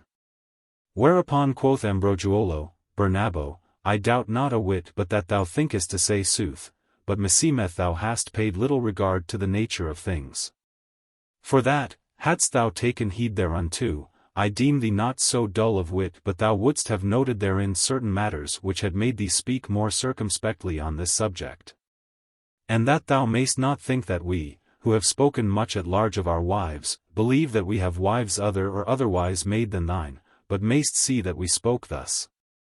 Moved by natural perception, I will e'en reason with thee a little on this matter. I have always understood man to be the noblest animal created of God among mortals, and after him, woman. But man, as is commonly believed and as is seen by works, is the more perfect, and having more perfection, must without fail have more of firmness and constancy. For that women universally are more changeable. The reason whereof might be shown by many natural arguments, which for the present I purpose to leave be. If then man be of more stability and yet cannot keep himself, let alone from complying with a woman who soliciteth him, but even from desiring one who pleaseth him, nay more, from doing what he can, so he may avail to be with her, and if this betide him not once a month, but 1,000 times a day, what canst thou expect a woman, naturally unstable, to avail against the prayers, the blandishments, the gifts, and 1,000 other means which an adroit man, who loveth her, will use? Thinkest thou she can hold out? Certes, how much soever thou mayst affirm it, I believe not that thou believest it. And thou thyself sayest that thy wife is a woman and that she is of flesh and blood, as are other women. If this be so, those same desires must be hers and the same powers that are in other women to resist these natural appetites. Wherefore, however honest she be, it is possible she may do that which other women do. And nothing that is possible she be so peremptorily denied or the contrary thereof affirmed with such rigor as thou dost. To which Bernabo made answer, saying, I am a merchant, and not a philosopher, and as a merchant I will answer. And I say that I acknowledge that what thou sayest may happen to foolish women in whom there is no shame. But those who are discreet are so careful of their honor that for the guarding thereof they become stronger than men, who reck not of this, and of those thus fashioned is my wife. Indeed, rejoined Ambrogiolo, if, for every time they occupy themselves with toys of this kind, there sprouted from their foreheads a horn to bear witness of that which they have done, there be few, I believe, who would incline thereto. But, far from the horn sprouting, there appeareth neither trace nor token thereof in those who are discreet, and shame and soil of honor consist not but in things discovered. Wherefore, whenas they may secretly, they do it, or, if they forbear, it is for stupidity. And have thou this for certain that she alone is chaste, who hath either never been solicited of any or who, having herself solicited, hath not been hearkened. And although I know by natural and true reasons that it is e'en as I say, yet should I not speak thereof with so full an assurance, had I not many a time and with many women made essay thereof. And this I tell thee, that, were I near this most sanctified wife of thine, I warrant me I would in brief space of time bring her to that which I have already gotten of other women. Whereupon quoth Bernabo, disputing with words might be prolonged without end, thou wouldst say and I should say, and in the end it would all amount to nothing. But, since thou wilt have it that all women are so compliant and that thine address is such, I am content, so I may certify thee of my wife's honesty, to have my head cut off. And thou canst anywise avail to bring her to do thy pleasure in aught of the kind. And if thou fail thereof, I will have thee lose no other what than 1,000 gold florins. Bernabo, replied Ambrogiolo, who was now grown heated over the dispute, I know not what I should do with thy blood, if I won the wager. But, an thou have a mind to see proof of that which I have advanced, do thou stake 5,000 gold florins of thy moneys, which should be less dear to thee than thy head, against 1,000 of mine, and whereas thou settest no limit, of time, I will e'en bind myself to go to Genoa and within 3 months from the day of my departure hence to have done my will of thy wife and to bring back with me, in proof thereof, sundry of her most precious things and such and so many tokens that thou shalt thyself confess it to be truth. So verily thou wilt pledge me thy faith not to come to Genoa within that term nor write her aught of the matter. Bernabo said that it liked him well, and albeit the other merchants endeavored to hinder the affair, foreseeing that sore mischief might come thereof, the 2 merchants' minds were so inflamed that, in despite of the rest, they bound themselves one to other by express writings under their hands. This done, Bernabo abode behind, whilst Ambroggiolo, as quickly as he might, betook himself to Genoa. There he abode some days, and informing himself with the utmost precaution of the name of the street where the lady dwelt and of her manner of life, understood of her that and more than that which he had heard of her from Bernabo, wherefore him seemed he was come on a fool's errand. However, he presently clapped up an acquaintance with a poor woman, who was much about the house and whose great well-wisher the lady was, and availing not to induce her to aught else, he debauched her with money and prevailed with her to bring him, in a chest wroughten after a fashion of his own, not only into the house, but into the gentlewoman's very bedchamber, where, according to the ordinance given her of him, the good woman commended it to her care for some days, as if she had a mind to go somewhither. The chest, then being left in the chamber and the night come, Ambroggiolo, what time he judged the lady to be asleep, opened the chest with certain engines of his and came softly out into the chamber, where there was a light burning, with whose aid he proceeded to observe the ordinance of the place, the paintings and every other notable thing that was therein, and fixed them in his memory. Then, drawing near the bed and perceiving that the lady and a little girl, who was with her, were fast asleep, he softly altogether uncovered the former and found that she was as fair, naked, as clad, but saw no sign about her that he might carry away, save one, to wit, a mole which she had under the left pap and about which were sundry little hairs as red as gold. This noted, he covered her softly up again, albeit, seeing her so fair, he was tempted to adventure his life and lay himself by her side. However, for that he had heard her to be so obdurate and uncomplying in matters of this kind, he hazarded not himself, but, abiding at his leisure in the chamber the most part of the night, took from one of her coffers a purse and a night-rail, together with sundry rings and girdles, and laying them all in his chest, returned thither himself and shut himself up therein as before. And on this wise he did 2 nights, without the lady being ware of aught.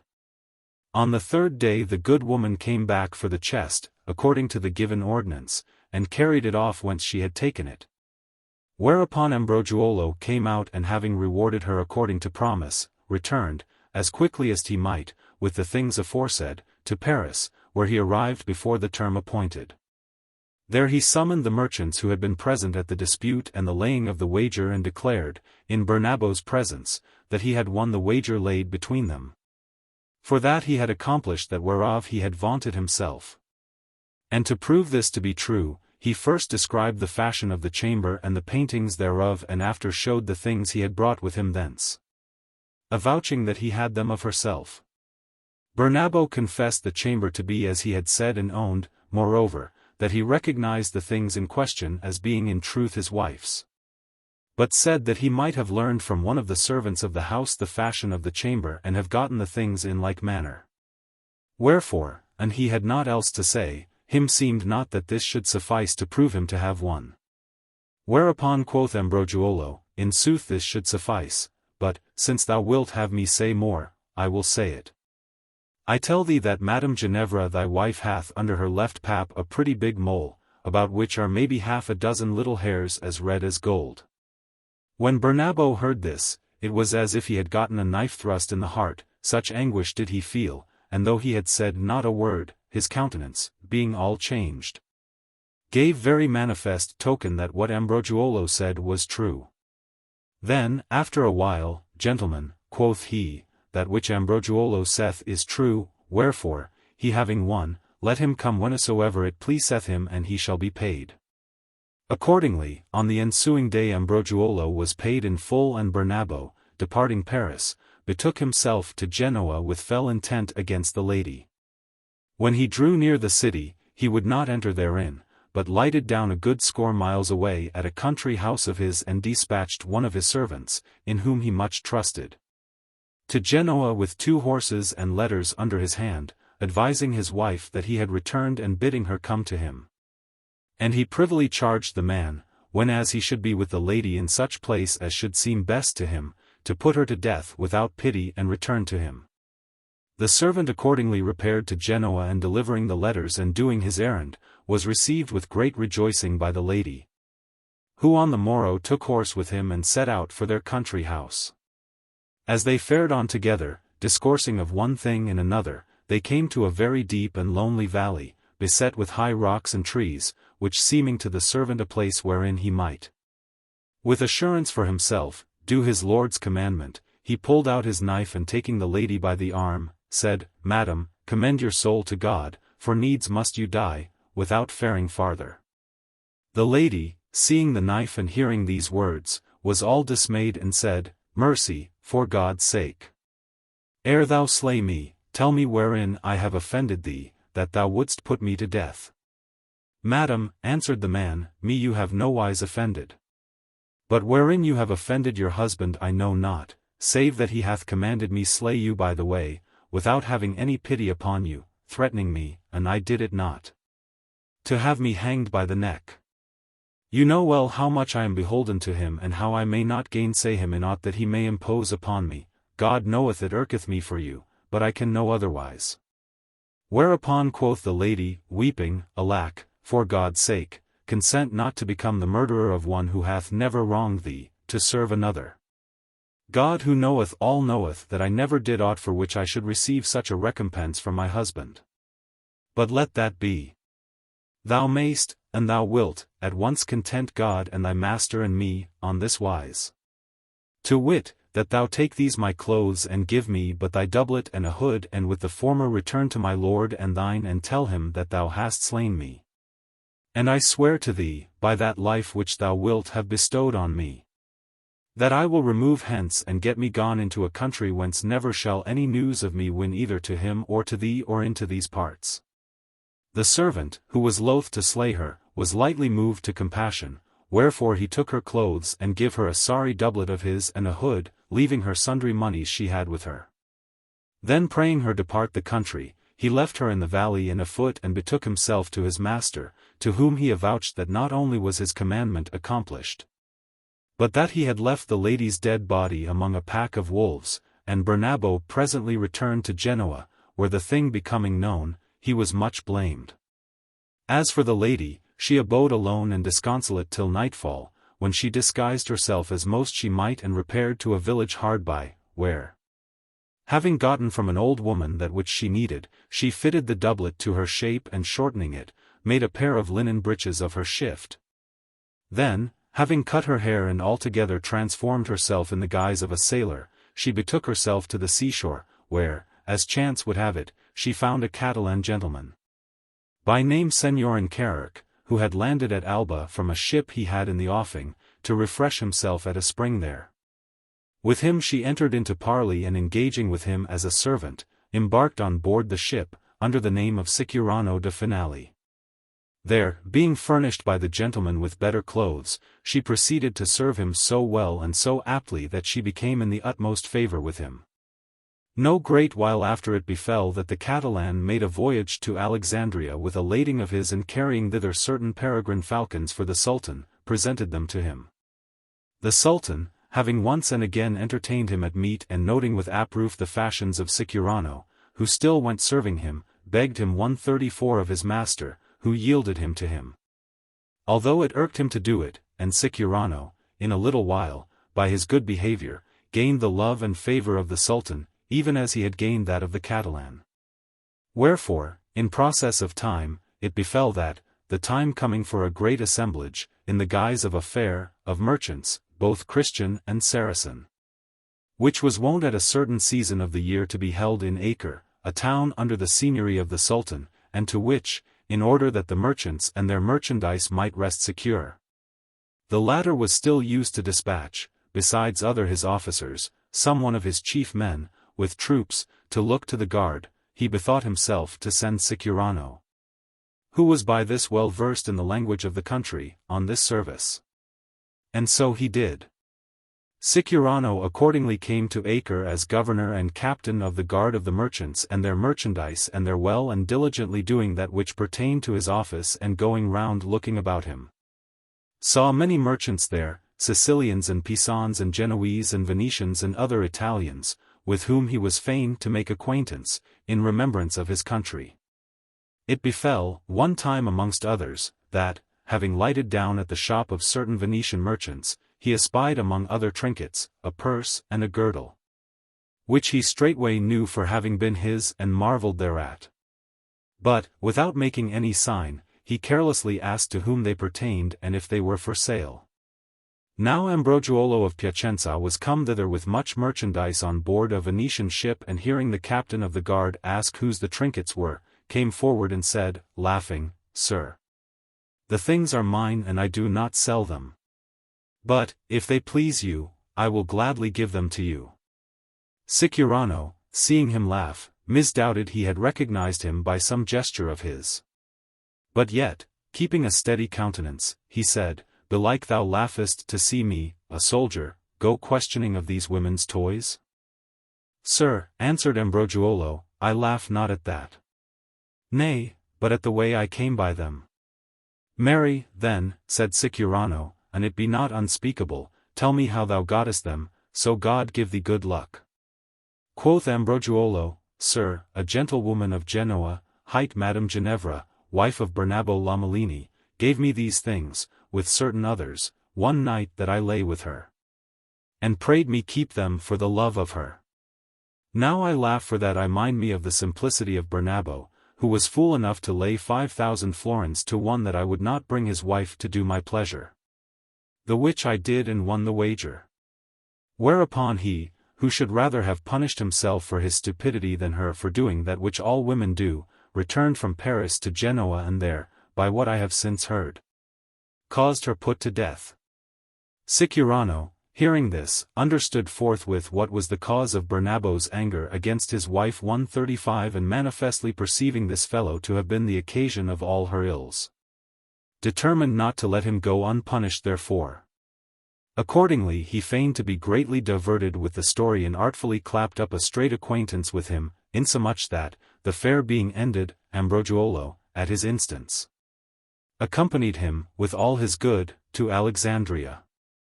Here Sicurano let build him a warehouse, and lodged in his hands store of his own monies, and Ambrogiolo, foreseeing great advantage to himself, willingly took up his abode there. Meanwhile, Sicurano, careful to make Bernabo clear of his 136 innocence, rested not till, by means of certain great Genoese merchants who were then in Alexandria, he had, on some plausible occasion of his 137 own devising, caused him come thither, where finding him in poor enough case, he had him privily entertained by a friend of his 138 against it should seem to him 139 time to do that which he purposed. Now he had already made Ambrogiolo recount his story before the Sultan for the latter's diversion. But seeing Bernabo there, and thinking there was no need to use farther delay in the matter, he took occasion to procure the Sultan to have Ambrogiolo and Bernabo brought before him, and in the latter's presence, to extort from the former, by dint of severity, and it might not easily be done, by other means, the truth of that whereof he vaunted himself concerning Bernabo's wife. Accordingly, they both being come, the Sultan, in the presence of many, with a stern countenance commanded Ambrogiolo to tell the truth how he had won of Bernabo the 5,000 gold florins. And Sicurano himself, in whom he most trusted, with a yet angrier aspect, threatened him with the most grievous torments, and he told it not. Whereupon Ambrogiolo, affrighted on one side and another and in a measure constrained, in the presence of Bernabo and many others, plainly related everything, even as it passed.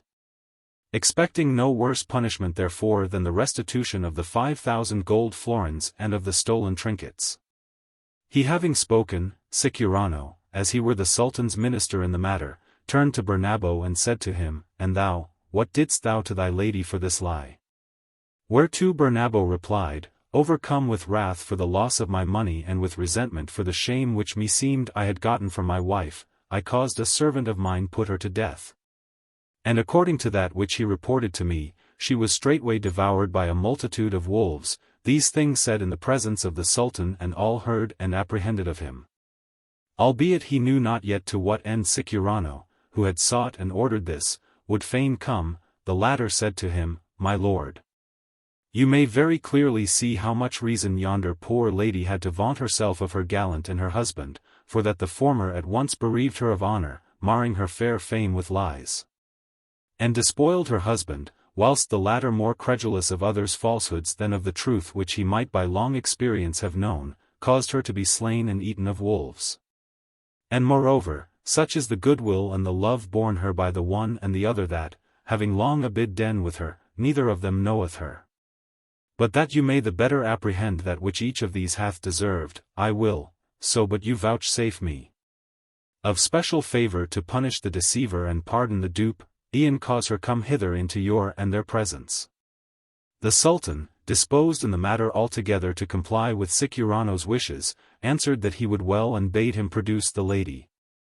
Whereat Bernabo marvelled exceedingly, for that he firmly believed her to be dead, whilst Ambroggiolo, now divining his danger, began to be in fear of worse than paying of moneys, and knew not whether more to hope or to fear from the coming of the lady, but awaited her appearance with the utmost amazement.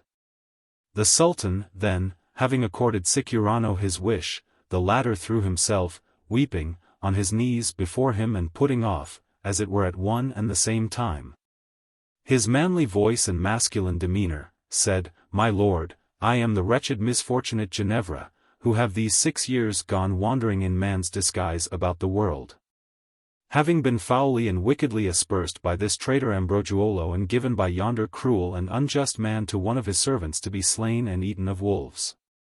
Then, tearing open the forepart of her clothes and showing her breast, she discovered herself to the Sultan and all else who were present, and after, turning to Ambroggiolo, indignantly demanded of him when he had ever lain with her, according as he had aforetime boasted. But he, now knowing her and fallen well nigh dumb for shame, said nothing. The Sultan, who had always held her a man, seeing and hearing this, fell into such a wonderment that he more than once misdoubted that which he saw and heard to be rather a dream than true. However, after his amazement had abated, apprehending the truth of the matter, he lauded to the utmost the life and fashions of Ginevra, till then called Sicurano, and extolled her constancy and virtue. And letting bring her very sumptuous woman's apparel and women to attend her, he pardoned Bernabo, in accordance with her request, the death he had merited, whilst the latter, recognizing her, cast himself at her feet, weeping and craving forgiveness, which she, ill-worthy as he was thereof, graciously accorded him, and raising him to his feet, embraced him tenderly, as her husband. Then the Sultan commanded that Ambroggiolo should incontinent be bound to a stake and smeared with honey and exposed to the sun in some high place of the city, nor should ever be loosed thence till such time as he should fall of himself.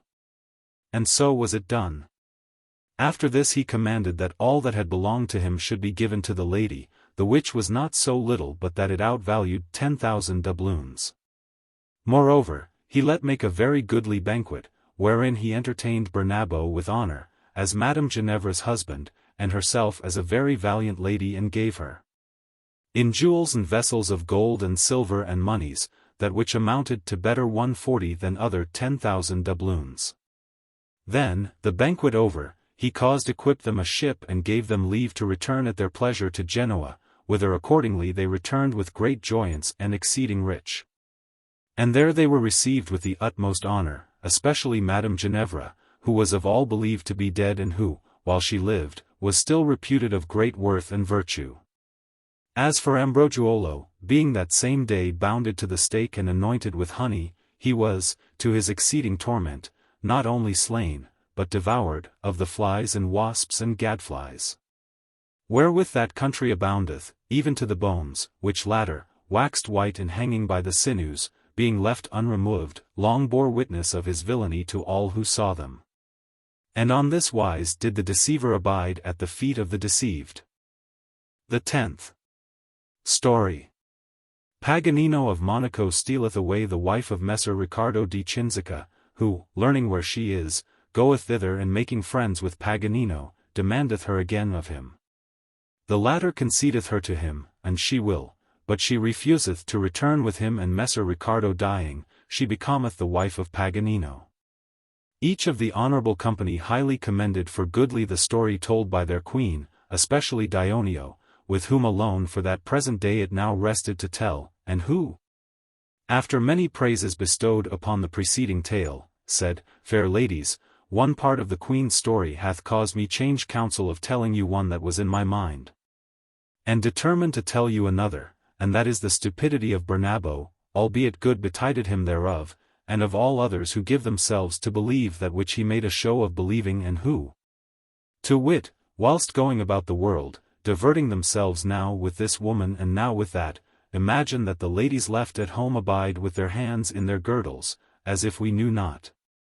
We who are born and reared among the latter, unto what they are fain. In telling you this story, I shall at once show you how great is the folly of these folk, and how greater yet is that of those who, deeming themselves more potent than nature herself, think by dint of sophistical inventions 141 to avail unto that which is beyond their power, and study to bring others to that which they themselves are. Whenas the complexion of those on whom they practice brooketh it not. There was, then, in Pisa a judge, by name Messer Riccardo di Cinzica, more gifted with wit than with bodily strength, who, thinking belike to satisfy a wife by the same means which served him to dispatch his studies, and being very rich, sought with no little diligence to have a fair and young lady to wife. Whereas, had he but known to counsel himself as he counselled others, he should have shunned both the one and the other. The thing came to pass according to his wish, for Messer Lotto Gualandi gave him to wife a daughter of his, Bartolomea by name, one of the fairest and handsomest young ladies of Pisa. Albeit there be few there that are not very lizards to look upon. The judge accordingly brought her home with the utmost pomp, and having held a magnificent wedding, made shift the first night to hand her one venue for the consummation of the marriage. But came within an ace of making a stalemate of it, whereafter, lean and dry and scant of wind as he was, it behoved him on the morrow bring himself back to life with Malmsey and restorative confections and other remedies.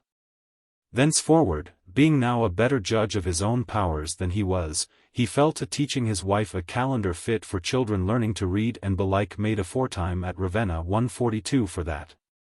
According to what he feigned to her, there was no day in the year but was sacred not to one saint only, but to many. In reverence of whom he showed by diverse reasons that man and wife should abstain from carnal conversation.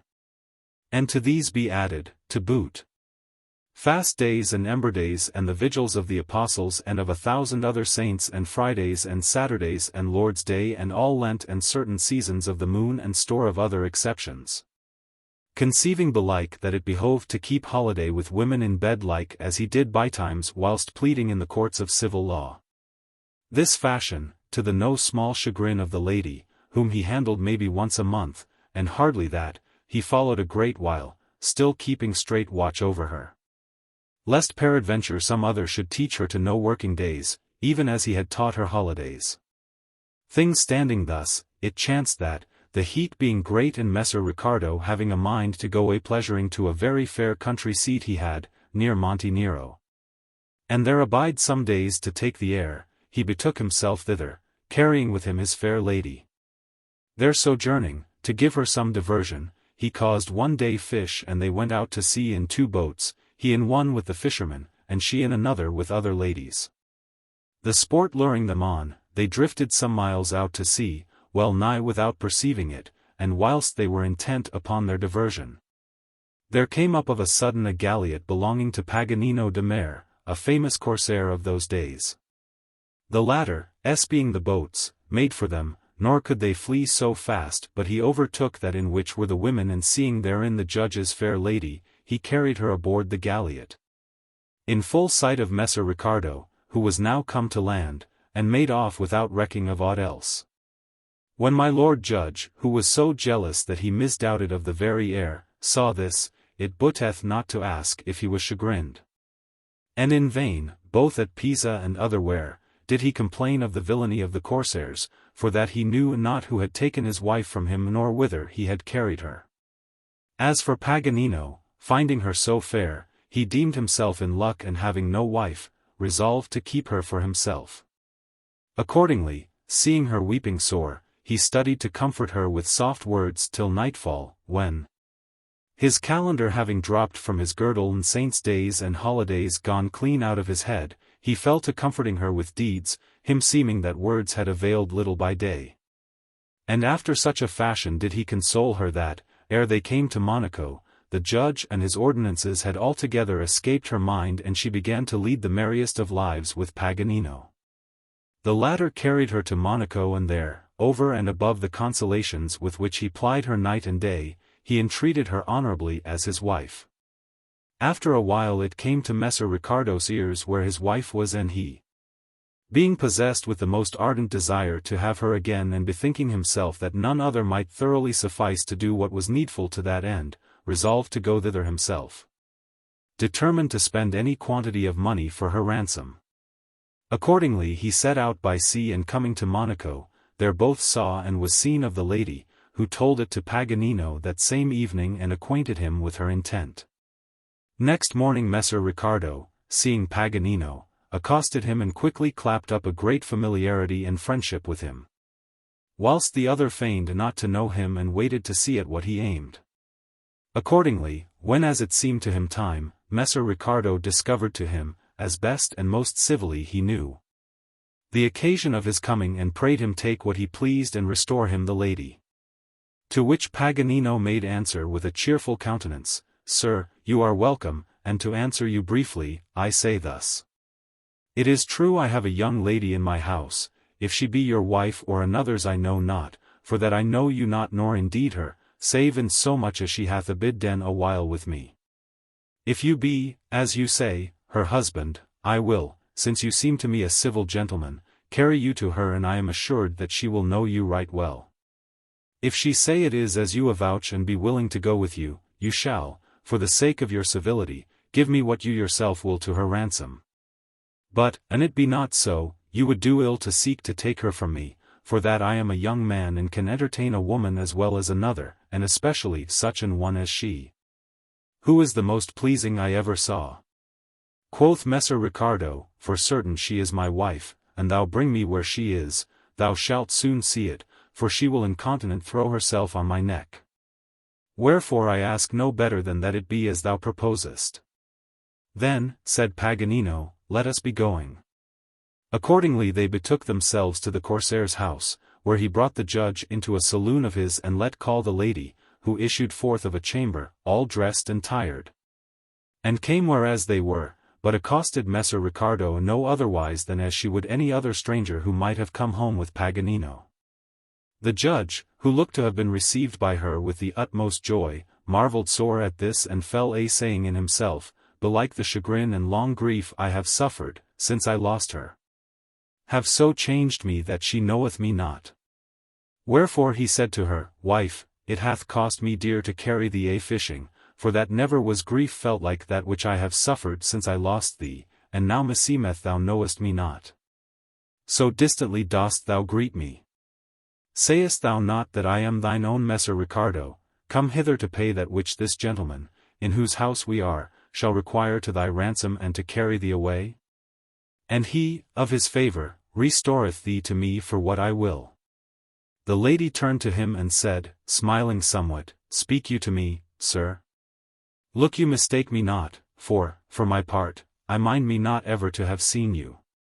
Quoth Riccardo, Look what thou sayest, consider me well. And thou wilt but recollect thyself, thou wilt see that I am thine own Riccardo di Cinzica. Sir, answered the lady, you will pardon me. Belike it is not so seemly a thing as you imagine for me to look much on you. Nevertheless I have seen enough of you to know that I never before set eyes on you. Riccardo, concluding that she did this for fear of Paganino and chose not to confess to knowing him in the latter's presence, besought him of his favor that he might speak with her in a room alone. Paganino replied that he would but he would not kiss her against her will, and bade the lady go with him into a chamber and there hear what he had to say and answer him as it should please her. Accordingly the lady and Messer Riccardo went into a room apart, and as soon as they were seated, the latter began to say, "Alack, heart of my body, sweet my soul and my hope! Knowest thou not thy Riccardo, who loveth thee more than himself? How can this be? Am I so changed? Prithee, fair mine eye, do but look on me a little." The lady began to laugh and without letting him say more, replied, "You may be assured that I am not so scatterbrained but that I know well enough you are Messer Riccardo di Cinzica, my husband. But, what time I was with you, you showed that you knew me very ill. For that you should have had the sense to see that I was young and lusty and gamesome, and should consequently have known that which behoveth unto young ladies, over and above clothes and meat. Albeit for shamefastness they name it not. The which how you performed, you know. If the study of the laws was more agreeable to you than your wife, you should not have taken her, albeit it never appeared to me that you were a judge. Nay, you seem to me rather a common crier of saints' days and sacraments and fasts and vigils, so well you knew them. And I tell you this, that, had you suffered the husbandman who till your lands keep as many holidays as you allowed him who had the tilling of my poor little field, you would never have reaped the least grain of corn. However, as God, having compassion on my youth, hath willed it, I have happened on yonder man, with whom I abide in this chamber. Wherein it is unknown what manner of thing is a holiday. I speak of those holidays which you, more assiduous in the service of God than in that of the ladies, did so diligently celebrate, nor ever yet entered in at this door Saturday nor Friday nor Vigil nor Ember Day nor Lent, that is so long. Nay, here swink we day and night and thump our wool, and this very night after Madansong, I know right well how the thing went, once he was up. Wherefore I mean to abide with him and work, whilst I am young, and leave saints' days and jubilees and fasts for my keeping when I am old. So get you gone about your business as quickly as you may, good luck go with you, and keep as many holidays as you please, without me." Messer Riccardo, hearing these words, was distressed beyond endurance and said, whenas he saw she had made an end of speaking, "Alack, sweet my soul, what is this thou sayest? Hast thou no regard for thy kinsfolk's honor and thine own? Wilt thou rather abide here for this man's whore and in mortal sin than at Pisa as my wife? He, when he is weary of thee, will turn thee away to thine own exceeding reproach, whilst I will still hold thee dear, and still, e'en though I willed it not, thou shalt be mistress of my house. Wilt thou for the sake of a lewd and disorderly appetite, forsake thine honor and me, who love thee more than my life? For God's sake, dear my hope, speak no more thus, but consent to come with me. Henceforth, since I know thy desire, I will enforce myself, to content it. Wherefore, sweet my treasure, change counsel and come away with me, who have never known weal since thou wast taken from me." Whereto answered the lady, "I have no mind that any, now that it availeth not, should be more tender of my honor than I myself, would my kinsfolk had had regard thereto, whenas they gave me to you. But, as they had then no care for my honor, I am under no present concern to be careful of theirs, and if I am herein mortar 143 sin, I shall abide though it be in pestle 144 sin. And let me tell you that here meseemeth I am Paganino's wife, whereas at Pisa meseemed I was your whore, seeing that there, by season of the moon and quadratures of geometry, needs must be planets concur to couple betwixt you and me, whereas here Paganino holdeth me all night in his arms and straineth me and biteth me, and how he serveth me, let God tell you for me. You say forsooth you will enforce yourself, to what? To do it in 3 casts and cause it stand by dint of cudgelling? I warrant me you are grown a doughty cavalier since I saw you last. Begone and enforce yourself to live, for methinketh indeed you do but sojourn here below upon sufferance, so peaked and scant wind you show to me. And yet more I tell you, that, should he leave me, albeit meseemeth he is nowise inclined thereto, so I choose to stay, I purpose not therefore ever to return to you, of whom squeeze you as I might. There were no making a porringer of sauce. For that I abode with you once to my grievous hurt and loss, wherefore in such a case I should seek my vantage elsewhere.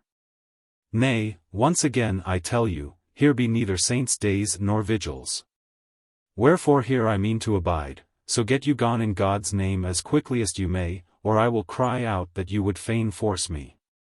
Messer Ricardo, seeing himself in ill case and now recognizing his folly in taking a young wife, when as he was himself forspent, went forth the chamber tristful and woebegone. And bespoke Paganino with many words, that skilled not a jot. Ultimately, leaving the lady, he returned to Pisa, without having accomplished aught, and there for chagrin fell into such dotage that, as he went about Pisa, to whoso greeted him or asked him of any what, he answered not but, the ill hole 145 will have no holidays. 146 and there, no great while after, he died. Paganino, hearing this and knowing the love the lady bore himself, espoused her to his lawful wife and thereafter, without ever observing saint's day or vigil or keeping Lent. They wrought what while their legs would carry them and led a jolly life of it. Wherefore, dear my ladies, Messimeth Bernabo, in his dispute with Ambrogiolo, rode the she-goat down the steep. 147. This story gave such occasion for laughter to all the company that there was none whose jaws ached not therefore. And all the ladies avouched with one accord that Dioneo spoke sooth and that Bernabo had been an ass. But, after the story was ended and the laughter abated, the queen, observing that the hour was now late and that all had told and seeing that the end of her signory was come, according to the ordinance commenced, took the wreath from her own head and set it on that of Neifile, saying, with a blithe aspect, henceforth, companion dear, be thine the governance of this little people. And reseated herself. Neifile blushed a little at the honour received and became in countenance like as showeth a new-blown rose of April or of May in the breaking of the day, with lovesome eyes some little downcast, sparkling no otherwise than the morning star. But, after the courteous murmur of the bystanders, whereby they gladsomely approved their goodwill towards the new-made queen, had abated and she had taken heart again, she seated herself somewhat higher than of wont and said, since I am to be your queen, I will, departing not from the manner holden of those who have foregone me and whose governance you have by your obedience commended, make manifest to you in few words my opinion, which, an it be approved by your council, we will ensue. Tomorrow, as you know, is Friday and the next day is Saturday, days which, by reason of the viands that are used therein, 148 are somewhat irksome to most folk, more by token that Friday, considering that he who died for our life on that day suffered passion, is worthy of reverence. Wherefore I hold it a just thing and a seemly that, in honor of the divinity, we apply ourselves rather to orisons than to story-telling. As for Saturday, it is the usance of ladies on that day to wash their heads and do away all dust and all uncleanliness befallen them for the labors of the past week. And many, likewise, use, in reverence of the Virgin Mother of the Son of God, to fast and rest from all manner of work in honor of the ensuing Sunday. Wherefore, we being unable fully to ensue the order of living taken by us, on like wise methinketh we were well to rest from story-telling on that day also. After which, for that we shall then have sojourned here 4 days, I hold it opportune, and we would give no occasion for newcomers to intrude upon us, that we remove hence and get us gone elsewhither, where I have already considered and provided. There when we shall be assembled together on Sunday, after sleeping, we having today had leisure enough for discoursing at large.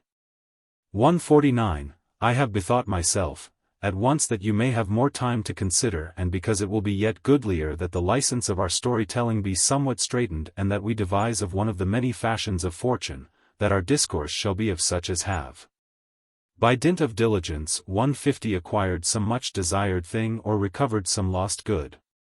Whereupon let each think to tell somewhat that may be useful or at least entertaining to the company, saving always Dioneo his privilege. All commended the speech and disposition of the queen and ordained that it should be as she had said. Then, calling for her seneschal, she particularly instructed him where he should set the tables that evening and after of what he should do during all the time of her seigneury.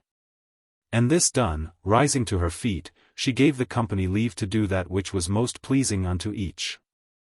Accordingly, ladies and men betook themselves to a little garden, and there, after they had disported themselves a while, the hour of supper being come, they supped with mirth and pleasance.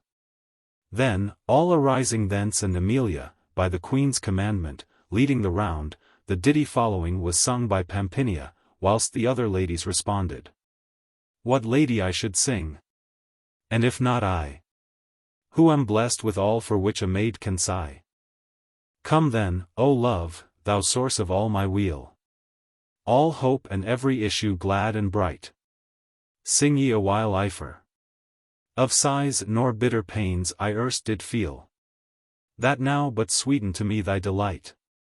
Nay, but of that fire clear, wherein I, burning, live in joy and cheer. And as my God, thy name do magnify. Thou settest, love, before these eyes of mine, when as thy fire I entered the first day, a youngling so beseen, with valor, worth and loveliness divine, that never might one find a goodlier, nay, nor yet his match, I ween. So sore I burnt for him I still must e'en sing, blithe, of him with thee, my Lord most high. And that in him which crowneth my lease is that I please him, as he pleaseth me. Thanks to love debonair. Thus in this world my wish I do possess, and in the next I trust at peace to be, through that fast faith I bear to him. Sure God, who seeth this, will ne'er the kingdom of his bliss to us deny. After this they sang sundry other songs and danced sundry dances and played upon diverse instruments of music. Then, the queen deeming it time to go to rest, each betook himself, with torches before him, to his chamber, and all on the 2 following days, whilst applying themselves to those things whereof the queen had spoken, looked longingly for Sunday. Here in death the 2nd day of the Decameron. Day the 3rd. Day the 3rd Introduction. Here beginneth the 3rd day of the Decameron, wherein under the governance of Neifile is discoursed of such as have by dint of diligence acquired some much desired thing, or recovered some lost good. The dawn from vermeil began to grow orange tawny, at the approach of the sun, when on the Sunday the queen arose and caused all her company rise also. The seneschal had a great while before dispatched to the place whither they were to go store of things needful and folk who should there make ready that which behoved. And seeing the queen now on the way, straightway let load everything else, as if the camp were raised thence. And with the household stuff and such of the servants as remained set out in rear of the ladies and gentlemen. The queen, then, with slow step, accompanied and followed by her ladies and the 3 young men and guided by the song of some score nightingales and other birds, took her way westward. By a little used footpath, full of green herbs and flowers, which latter now all began to open for the coming sun, and chatting, jesting and laughing with her company, brought them a while before half tierce 151 without having gone over 2,000 paces, to a very fair and rich palace, somewhat upraised above the plain upon a little knoll. Here they entered, and having gone all about and viewed the great saloons and the quaint and elegant chambers all throughly furnished with that which pertaineth thereunto, they mightily commended the place and accounted its lord magnificent. Then, going below and seeing the very spacious and cheerful court thereof, the cellars full of choicest wines and the very cool water that welled there in great abundance, they praised it yet more. Thence, as if desirous of repose, they betook themselves to sit in a gallery which commanded all the courtyard and was all full of flowers, such as the season afforded, and leafage. Whereupon there came the careful seneschal and entertained and refreshed them with costliest confections and wines of choice. Thereafter, letting open to them a garden, all walled about, which coasted the palace, they entered therein, and it seeming to them, at their entering, altogether 152 wonder goodly. They addressed themselves more intently to view the particulars thereof. It had about it and athwart the middle very spacious alleys, all straight as arrows and embowered with trellises of vines. which made great show of bearing abundance of grapes that year, and being then all in blossom, yielded so rare a savour about the garden, that, as it blent with the fragrance of many another sweet-smelling plant that there gave scent, them seemed they were among all the spiceries that ever grew in the Orient. The sides of these alleys were all in a manner walled about with roses, red and white, and jessamine, wherefore not only of a morning, but what while the sun was highest, one might go all about, untouched thereby, neath odoriferous and delightsome shade. What and how many and how orderly disposed were the plants that grew in that place, it were tedious to recount. Suffice it that there is none goodly of those which may brook our air but was there in abundance. Amiddleward the garden, what was not less, but yet more commendable than aught else there, was a plat of very fine grass, so green that it seemed well nigh black. Enamelled all with belike 1,000 kinds of flowers, and closed about with the greenest and lustiest of orange and citron trees, the which, bearing at once old fruits and new and flowers, not only afforded the eyes a pleasant shade, but were no less grateful to the smell. Midmost the grassplat was a fountain of the whitest marble, and chased with wonder goodly sculptures, and thence, whether I know not from a natural or an artificial source, there sprang, by a figure that stood on a column in its midst, so great a jet of water and so high towards the sky, whence not without a delectable sound it fell back into the wonder-limpid fount, that a mill might have wrought with less. The which after, I mean the water which overflowed the full basin, issued forth of the lawn by a hidden way, and coming to light there without, encompassed it all about by very goodly and curiously wroughten channels. Thence by like channels it ran through well nigh every part of the pleasance, and was gathered again at the last in a place whereby it had issue from the fair garden, and whence it descended, in the clearest of streams, towards the plain. But, ere it won thither, it turned 2 mills with exceeding power, and to the no small vantage of the Lord. The sight of this garden and its fair ordinance in the plants and the fountain, with the rivulets proceeding therefrom, so pleased the ladies and the 3 young men that they all of one accord avouched that, an paradise might be created upon earth, they could not avail to conceive what form, other than that of this garden, might be given it, nor what farther beauty might possibly be added thereunto. However, as they went most gladsomely thereabout, weaving them the goodliest garlands of the various leafage of the trees, and hearkening the while to the carols of belike a score of different kinds of birds, that sang as if in rivalry one of other, they became aware of a delectable beauty, which, wonder-stricken as they were with the other charms of the place, they had not yet noted. To wit, they found the garden full of maybe 100 kinds of goodly creatures, and one showing them to other, they saw on one side rabbits issue, on another hares run. Here lay kids and their fawns went grazing, and there was many another kind of harmless animal, each going about his pastime at his pleasure, as if tame. The which added unto them a yet greater pleasure than the others. After they had gone about their fill, viewing now this thing and now that, the queen let set the tables around the fair fountain, and at her commandment, having first sung 6 canzonets and danced sundry dances, they sat down to meat. There, being right well and orderly served, after a very fair and sumptuous and tranquil fashion, with goodly and delicate viands, they waxed yet blither, and arising thence, gave themselves anew to music-making and singing and dancing, till it seemed good to the queen that those whom it pleased should betake themselves to sleep. Accordingly some went thither, whilst others, overcome with the beauty of the place, willed not to leave it, but, abiding there, addressed themselves, some to reading romances and some to playing chess or tables, whilst the others slept. But presently, the hour of none being past and the sleepers having arisen and refreshed their faces with cold water, they came all, at the queen's commandment, to the lawn hard by the fountain, and there seating themselves, after the wonted fashion, waited to fall to story-telling upon the subject proposed by her. The first upon whom she laid this charge was Filostrato, who began on this wise. The first story. Maceto of Lamperecchio feigneth himself dumb and becometh gardener to a convent of women, who all flock to lie with him. Fairest ladies, there be many men and women foolish enough to believe that, whenas the white fillet is bound about a girl's head and the black cowl clapped upon her back, She is no longer a woman and is no longer sensible of feminine appetites, as if the making her a nun had changed her to stone. And if perchance they hear aught contrary to this their belief, they are as much incensed as if a very great and heinous misdeed had been committed against nature. Considering not neither having regard to themselves, whom full license to do that which they will availeth not to sat, nor yet to the much potency of idlesse and thought-taking. 153 On likewise there are but too many who believe that spade and mattock and coarse victuals and hard living do altogether purge away carnal appetites from the tillers of the earth and render them exceeding dull of wit and judgment.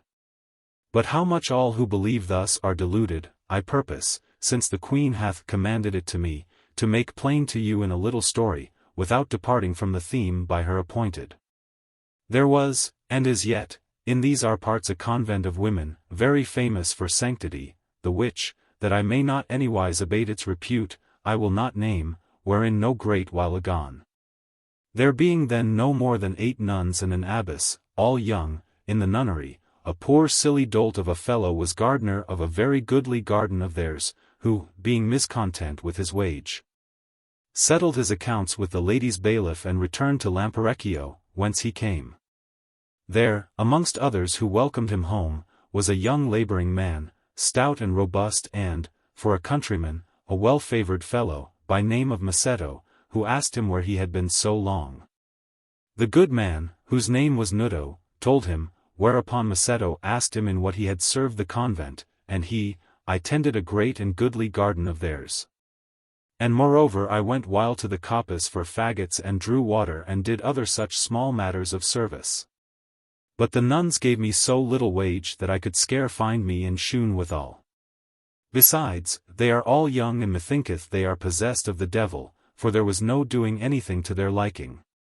Nay, when I was at work whiles in the courtyard 154 quoth one, set this here, and another, set that here, and a third snatched the spade from my hand, saying, that is naught. Brief, they gave me so much vexation that I would leave work be and be gone out of the courtyard. Insomuch that, what with one thing and what with another, I would abide there no longer and took myself off. When I came away, their bailiff besought me, and I could lay my hand on anyone apt unto that service, to send the man to him, and I promised it him. But may God make him sound of the loins as he whom I shall get him, else will I send him none at all. Masetto, hearing this, was taken with so great a desire to be with these nuns that he was all consumed therewith. Judging from Nudo's words that he might avail to compass somewhat of that which he desired. However, foreseeing that he would fail of his purpose, if he discovered aught thereof to Nudo, he said to the latter, Egad, thou didst well to come away. How is a man to live with women? He were better abide with devils. 6 times out of 7 they know not what they would have themselves. But, after they had made an end of their talk, Masetto began to cast about what means he should take to be with them, and feeling himself well able to do the offices of which Nudo had spoken. He had no fear of being refused on that head, but misdoubted him he might not be received, for that he was young and well looked. Wherefore, after pondering many things in himself, he bethought himself thus, the place is far hence and none knoweth me there, and I can but make a show of being dumb. I shall for certain be received there. Having fixed upon this device, he set out with an axe he had about his neck, without telling any whither he was bound, and betook himself, in the guise of a beggarman, to the convent. Where being come, he entered in and as luck would have it, found the bailiff in the courtyard. Him he accosted with signs such as dumb folk use and made a show of asking food of him for the love of God, and that in return he would, and it were needed, cleave wood for him. The bailiff willingly gave him to eat, and after set before him divers logs that Nudo had not availed to cleave, but of all which Masetto, who was very strong, made a speedy dispatch. By and by, the bailiff, having occasion to go to the coppice, carried him thither and put him to cutting faggots. After which, setting the ass before him, he gave him to understand by signs that he was to bring them home. This he did very well. Wherefore the bailiff kept him there some days, so he might have him do certain things for which he had occasion. One day it chanced that the abbess saw him and asked the bailiff who he was. Madam, answered he, this is a poor deaf and dumb man, who came hither the other day to ask an alms, so I took him in out of charity and have made him do sundry things of which we had need. If he knew how to till the courtyard and chose to abide with us, I believe we should get good service of him, for that we lack such an one and he is strong and we could make what we would of him. More by token that you would have no occasion to fear his playing the fool with yonder lasses of yours. Faith, rejoined the abbess, thou say'st sooth. Learn if he knoweth how to till and study to keep him here, give him a pair of shoes and some old hood or other and make much of him, caress him, give him plenty to eat. Which the bailiff promised to do. Masetto was not so far distant but he heard all this, making a show the while of sweeping the courtyard, and said merrily in himself, and you put me therein. I will till you your courtyard as it was never tilled yet. Accordingly, the bailiff, seeing that he knew right well how to work, asked him by signs if he had a mind to abide there and he replied on like wise that he would do whatsoever he wished. Whereupon the bailiff engaged him and charged him till the courtyard, showing him what he was to do, after which he went about other business of the convent and left him. Presently, as Masetto went working one day after another, the nuns fell to plaguing him and making mock of him, as ofttimes it bettedeth that folk do with mutes. And bespoke him the naughtiest words in the world, thinking he understood them not.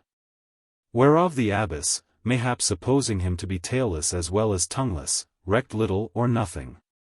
It chanced one day, however, that, as he rested himself after a hard morning's work, 2 young nuns, who went about the garden 155 drew near the place where he lay and fell to looking upon him. Whilst he made a show of sleeping. Presently quoth one who was somewhat the bolder of the twain to the other, if I thought thou wouldst keep my counsel, I would tell thee a thought which I have once and again had and which might perchance profit thee also. Speak in all assurance, answered the other, for certes I will never tell it to any. Then said the forward wench, I know not if thou have ever considered how straitly we are kept and how no man dare ever enter here, save the bailiff, who is old, and yonder dumb fellow. And I have again and again heard ladies, who come to visit us, say that all other delights in the world are but toys in comparison with that which a woman enjoyeth, whenas she hath to do with a man. Wherefore I have often had it in mind to make trial with this mute, since with others I may not, if it be so. And indeed he is the best in the world to that end, for that, e'en if he would, he could not nor might tell it again. Thou sayest he is a poor silly lout of a lad, who hath overgrown his wit, and I would fain hear how thou deemest of the thing. Alack, rejoined the other, what is this thou sayest? Knowest thou not that we have promised our virginity to God? Oh, as for that, answered the first, how many things are promised him all day long, whereof not one is fulfilled unto him. And we have promised it him, let him find himself another or others to perform it to him. Or if, went on her fellow, we should prove with child, how would it go then? Quoth the other, thou beginnest to take thought unto ill ere it cometh, when that bettedeth, then will we look to it. There will be 1,000 ways for us of doing so that it shall never be known, provided we ourselves tell it not. The other, hearing this and having now a greater itch than her companion to prove what manner beast a man was, said, well, then, how shall we do? Quoth the first, thou sayest it is nigh upon none and methinketh the sisters are all asleep, save only ourselves. Let us look about the courtyard if there be any there, and if there be none, what have we to do but to take him by the hand and carry him into yonder hut, whereas he harboureth against the rain? And there let one of us abide with him, whilst the other keepeth watch? He is so simple that he will do whatever we will. Masetto heard all this talk and disposed to compliance, waited but to be taken by one of the nuns. The latter having looked well all about and satisfied themselves that they could be seen from nowhere, she who had broached the matter came up to Masetto and aroused him. Whereupon he rose incontinent to his feet. The nun took him coaxingly by the hand and led him, grinning like an idiot, to the hut, where, without overmuch pressing, he did what she would. Then, like a loyal comrade, having had her will, she gave place to her fellow, and Masetto, still feigning himself a simpleton, did their pleasure. Before they departed thence, each of the girls must needs once more prove how the mute could horse it, and after devising with each other, they agreed that the thing was as delectable as they had heard, nay, more so.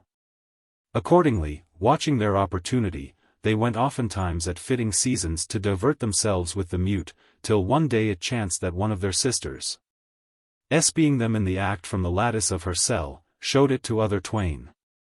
At first they talked of denouncing the culprits to the abbess, but, after, changing counsel and coming to an accord with the first two, they became sharers with them in Macetto's services.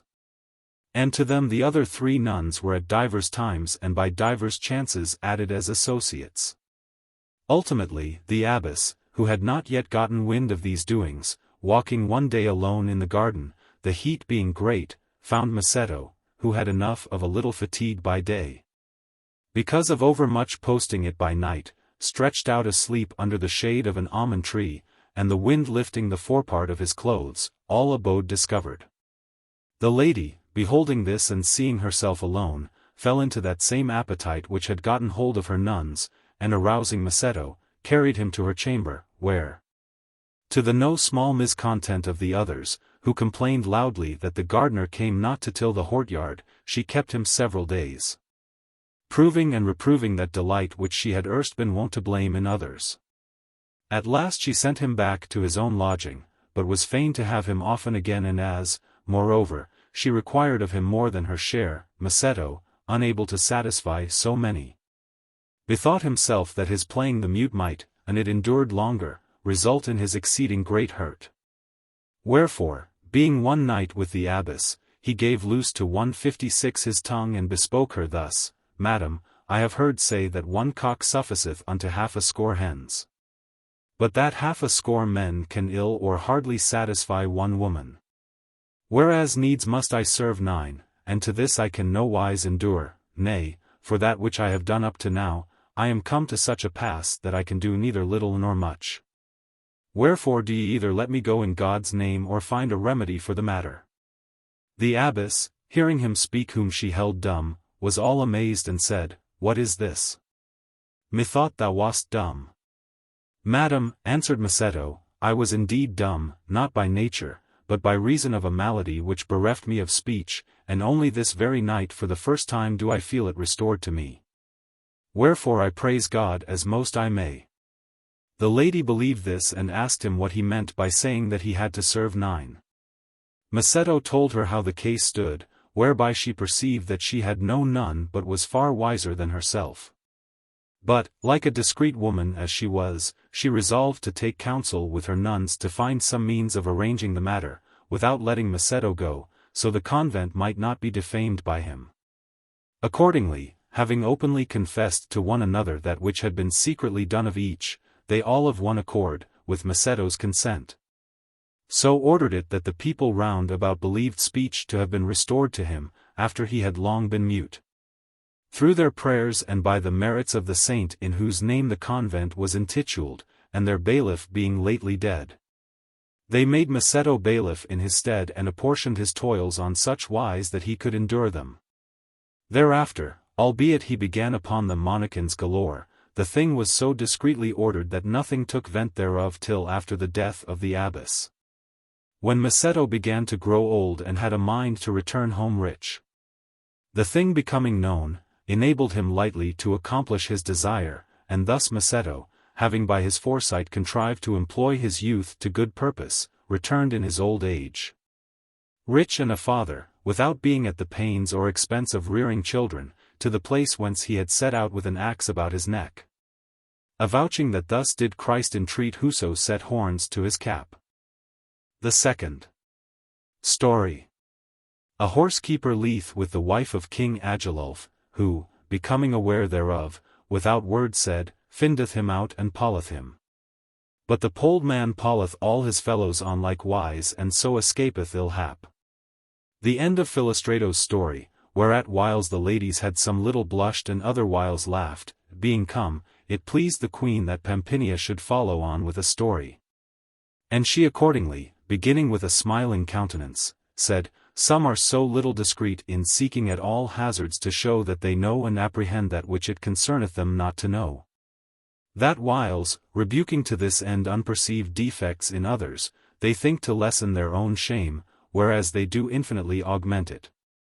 And that this is so I purpose, lovesome ladies, to prove to you by the contrary thereof, showing you the astuteness of one who, in the judgment of a king of worth and valor, was held the like of less account than Macedo himself. Agilulf, king of the Lombards, as his predecessors had done, fixed the seat of his kingship at Pavia, a city of Lombardy, and took to wife Theodelinda 157 the widow of Autari. Likewise king of the Lombards, a very fair lady and exceeding discreet and virtuous, but ill-fortuned in a lover.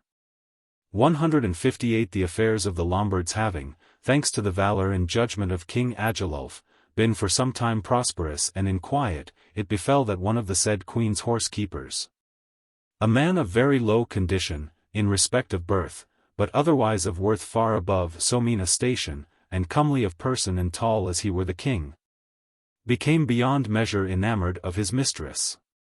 His mean estate hindered him not from being sensible that this love of his was out of all reason, wherefore, like a discreet man as he was, he discovered it unto none. Nor dared he make it known to her even with his eyes. But, albeit he lived without any hope of ever winning her favor, yet inwardly he gloried in that he had bestowed his thoughts in such high place, and being all aflame with amorous fire, he studied, beyond every other of his fellows, to do whatsoever he deemed might pleasure the queen. Whereby it befell that, whenas she had occasion to ride abroad, she liefer mounted the palfrey of which he had charge than any other. And when this happened, he reckoned it a passing great favor to himself nor ever stirred from her stirrup, accounting himself happy what time he might but touch her clothes. But, as often enough we see it happen that, even as hope groweth less, so love waxeth greater, so did it betide this poor groom.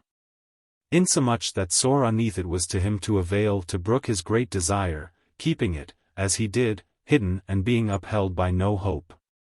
And many a time, unable to rid himself of that his love, he determined in himself to die. And considering inwardly of the manner, he resolved to seek his death on such wise that it should be manifest he died for the love he bore the queen. To which end he bethought himself to try his fortune in an enterprise of such a sort as should afford him a chance of having or all or part of his desire. He set not himself to seek to say aught to the queen nor to make her sensible of his love by letters, knowing he should speak and write in vain. But chose rather to essay and he might by practice avail to lie with her. Nor was there any other shift for it but to find a means how he might, in the person of the king, who, he knew, lay not with her continually, contrive to make his way to her and enter her bedchamber. Accordingly, that he might see on what wise and in what habit the king went, whenas he visited her, he hid himself several times by night in a great saloon of the palace, which lay between the king's bedchamber and that of the queen, and one night, amongst others, he saw the king come forth of his chamber, wrapped in a great mantle, with a lighted taper in one hand and a little wand in the other, and making for the queen's chamber, strike once or twice upon the door with the wand, without saying aught. Whereupon it was incontinent opened to him and the taper taken from his hand. Noting this and having seen the king return after the same fashion, he bethought himself to do likewise. Accordingly, finding means to have a cloak like that which he had seen the king wear, together with a taper and a wand, and having first well washed himself in a bagnio, lest haply the smell of the muck should offend the queen or cause her smoke the cheat, he hid himself in the great saloon, as of wont. Whenas he knew that all were asleep and it seemed to him time either to give effect to his desire or to make his way by high emprise 159 to the wished for death, he struck a light with a flint and steel he had brought with him and kindling the taper, wrapped himself fast in the mantle, then, going up to the chamber door, smote twice upon it with the wand. The door was opened by a bedchamber woman, all sleepy-eyed, who took the light and covered it. Whereupon, without saying aught, he passed within the curtain, put off his mantle and entered the bed where the queen slept. Then, taking her desirefully in his arms and feigning himself troubled, for that he knew the king's wont to be that, whenas he was troubled, he cared not to hear aught. Without speaking or being spoken to, he several times carnally knew the queen. After which, grievous as it seemed to him to depart, yet, fearing lest his too long stay should be the occasion of turning the gotten delight into dolour, he arose and taking up the mantle and the light, withdrew, without word said, and returned, as quickly as he might, to his own bed. He could scarce yet have been therein when the king arose and repaired to the queen's chamber, whereat she marvelled exceedingly. And as he entered the bed and greeted her blithely, she took courage by his cheerfulness and said, "O my lord, what new fashion is this of tonight?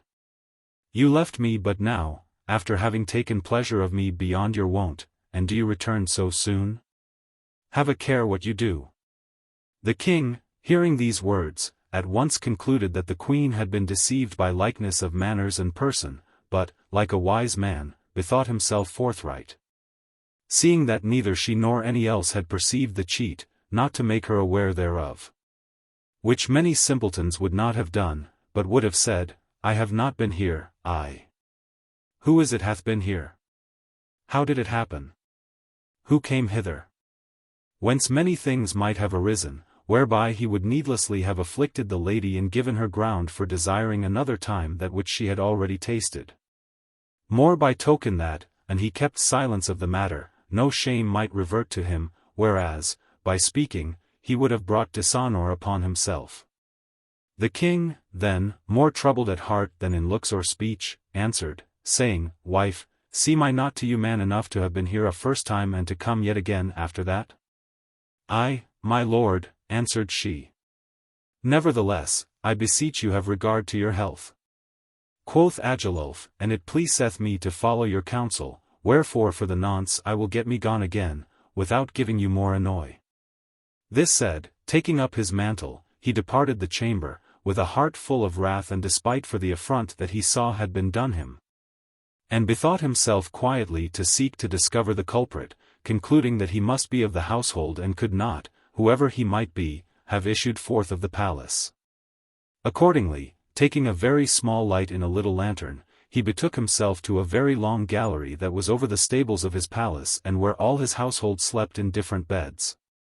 And judging that, whoever he might be that had done what the queen said, his pulse and the beating of his heart for the swink endured could not yet have had time to abate, he silently, beginning at one end of the gallery, fell to feeling each one's breast, to know if his heart beat high. Although every other slept fast, he who had been with the queen was not yet asleep, but, seeing the king come and guessing what he went seeking, fell into such a fright that to the beating of the heart caused by the late had fatigue, fear added yet a greater, and he doubted not but the king, if he became aware of this, would put him to death without delay, and many things passed through his thought that he should do. However, seeing him all unarmed, he resolved to feign sleep and await what he should do. Agilulf, then, having examined many and found none whom he judged to be he of whom he was in quest, came presently to the horse-keeper and feeling his heart beat high, said in himself, "This is the man." Nevertheless, and he would have not be known of that which he purposed to do, he did not to him but pull, with a pair of scissors he had brought with him, somewhat on one side of his hair, which they then wore very long, so by that token he might know him again on the morrow. And this done, he withdrew and returned to his own chamber. The culprit, who had felt all this, like a shrewd fellow as he was, understood plainly enough why he had been thus marked.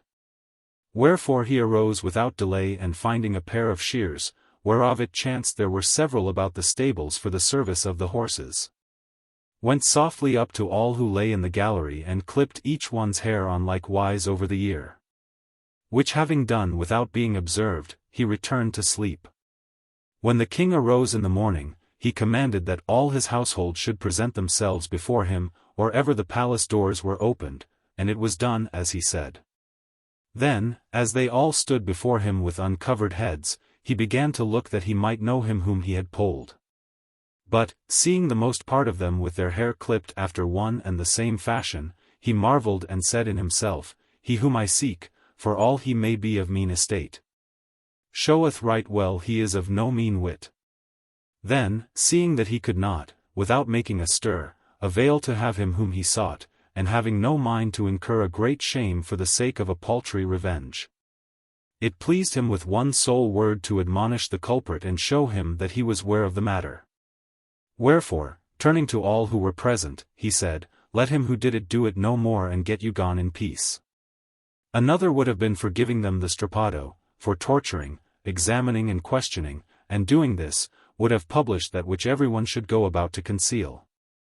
And having thus discovered himself, though he should have taken entire revenge for the affront suffered, his shame had not been minished, nay, were rather much enhanced therefore, and his lady's honor sullied. Those who heard the king's words marveled and long debated amongst themselves what he meant by this speech. But none understood it, save he whom it concerned, and he, like a wise man, never, during Agilulf's lifetime, discovered the matter nor ever again committed his life to the hazard of such a venture. The third story. Under color of confession and of exceeding niceness of conscience, a lady, being enamored of a young man, bringeth a grave friar, without his misdoubting him thereof, to afford a means of giving entire effect to her pleasure. Pampinea being now silent and the daring and subtlety of the horsekeeper having been extolled by several of the company, as also the king's good sense, the queen, turning to Filomena, charged her follow on. Whereupon she blithely began to speak thus. I purpose to recount to you a cheat which was in very deed put by a fair lady upon a grave friar, and which should be so much the more pleasing to every layman as these friars, to wit, albeit for the most part very dull fools and men of strange manners and usances, hold themselves to be in everything both better worth and wiser than others, whereas they are of far less account than the rest of mankind, being men who, lacking, of the meanness of their spirit, the ability to provide themselves, take refuge, like swine, whereas they may have what to eat. And this story, charming ladies, I shall tell you, not only for the ensuing of the order imposed, but to give you to know withal that even the clergy, to whom we women, beyond measure credulous as we are, yield over much faith, can be and are whiles adroitly befooled, and that not by men only, but even by certain of our own sex.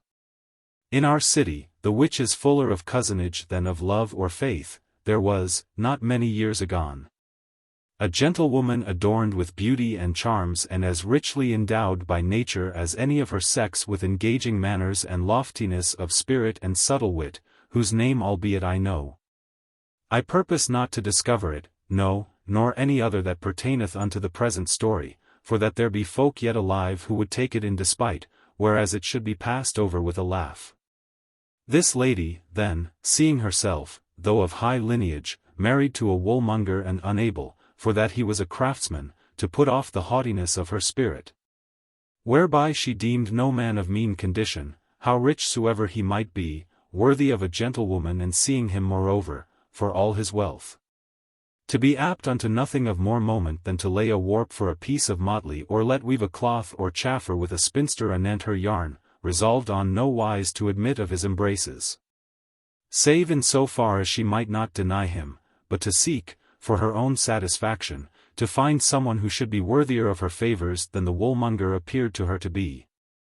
And accordingly fell so fervently in love with a man of very good quality in middle age, that, whenas she saw him not by day, she could not pass the ensuing night without unease. The gentleman, perceiving not how the case stood, took no heed of her, and she, being very circumspect, dared not make the matter known to him by sending of women nor by letter, fearing the possible perils that might betide.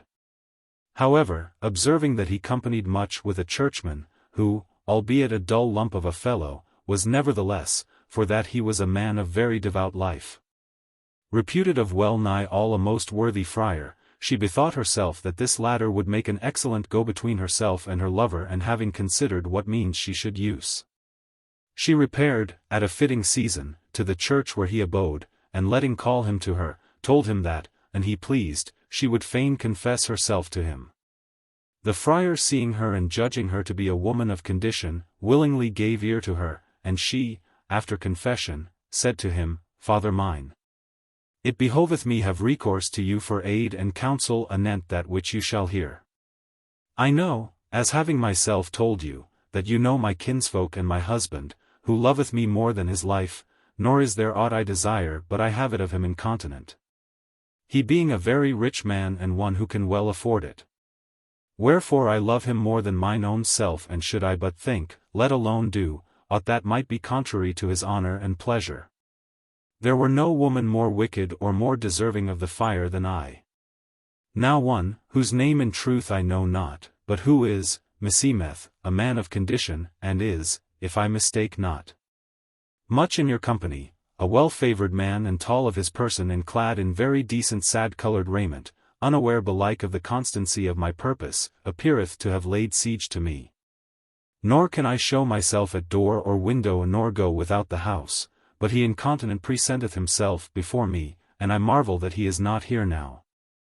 Whereat I am sore concerned, for that such fashions as these often bring virtuous women into reproach, without their fault. I have whiles had it in mind to have him told of this by my brothers. But then I have bethought me that men oftentimes do messages on such wise that ill answers ensue, which give rise to words, and from words they come to deeds. Wherefore, lest mischief spring therefrom and scandal, I have kept silence of the matter and have determined to discover it to yourself rather than to another.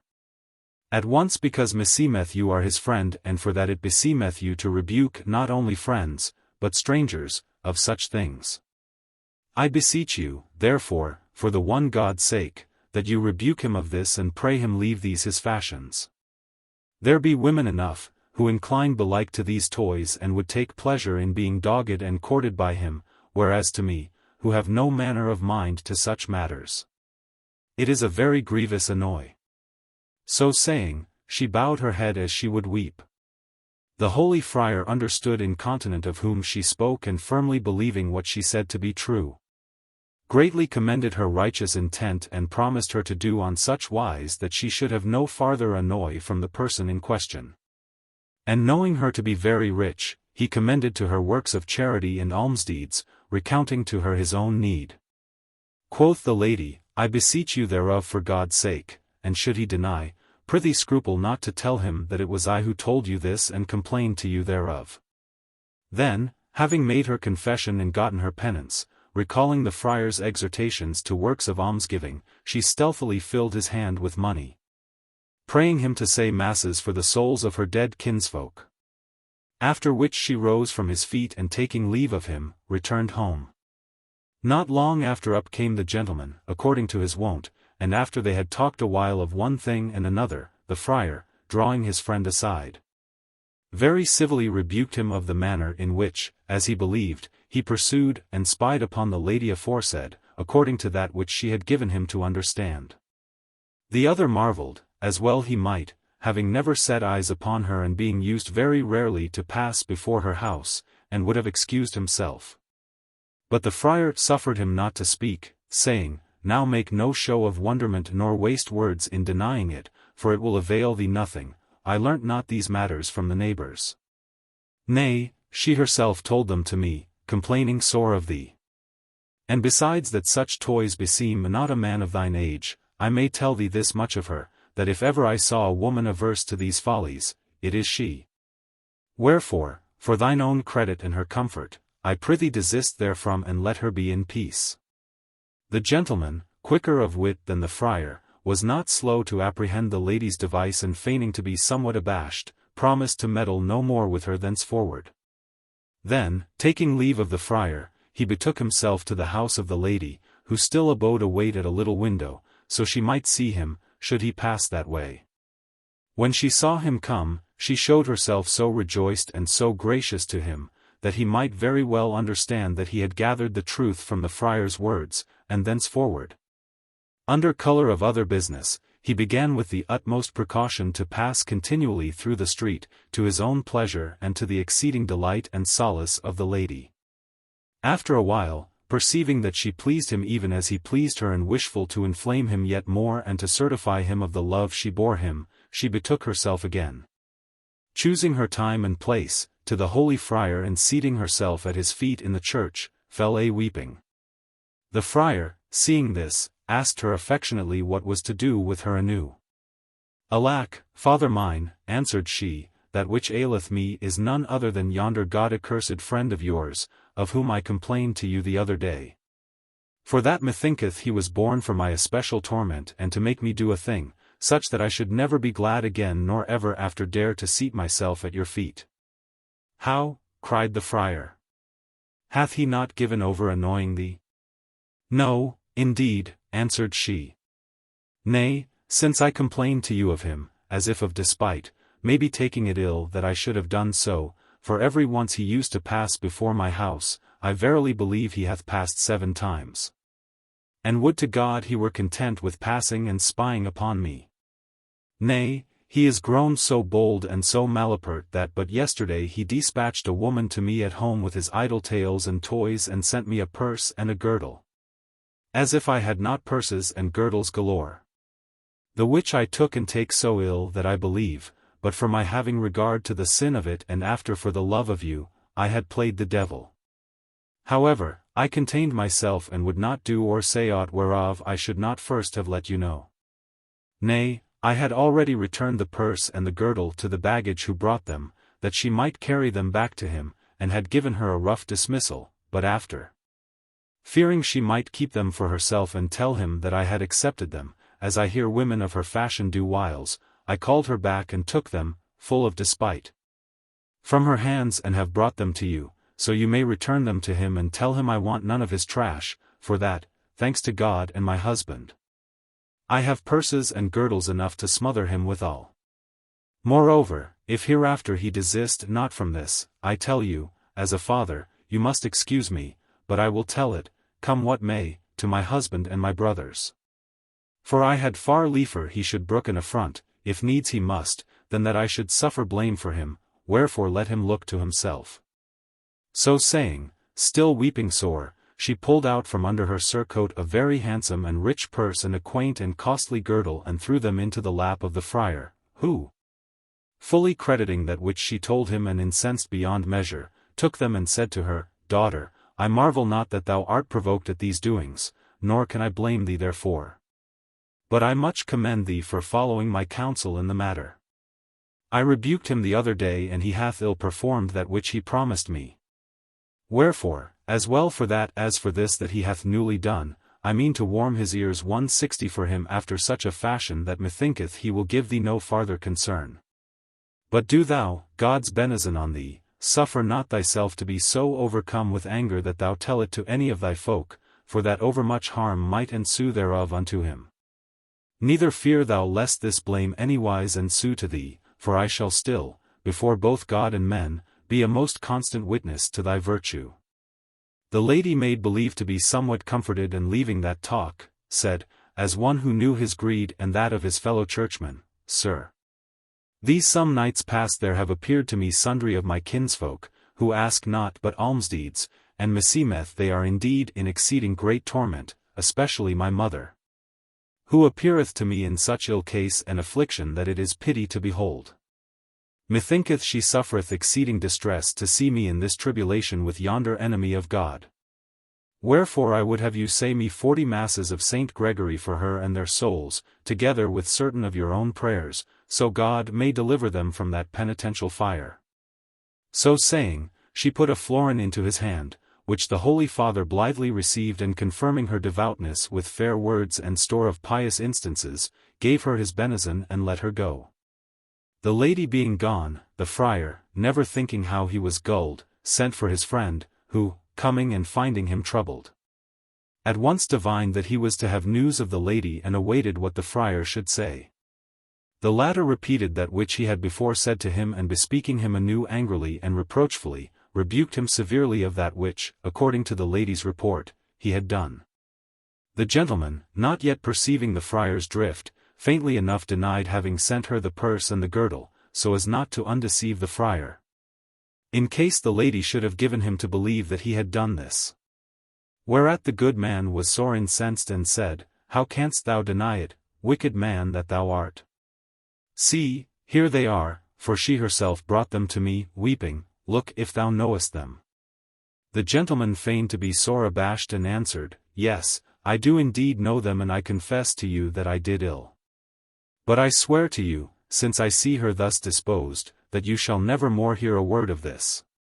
Brief, after many words, the numbskull of a friar gave his friend the purse and the girdle and dismissed him, after rating him amain and beseeching him occupy himself no more with these follies.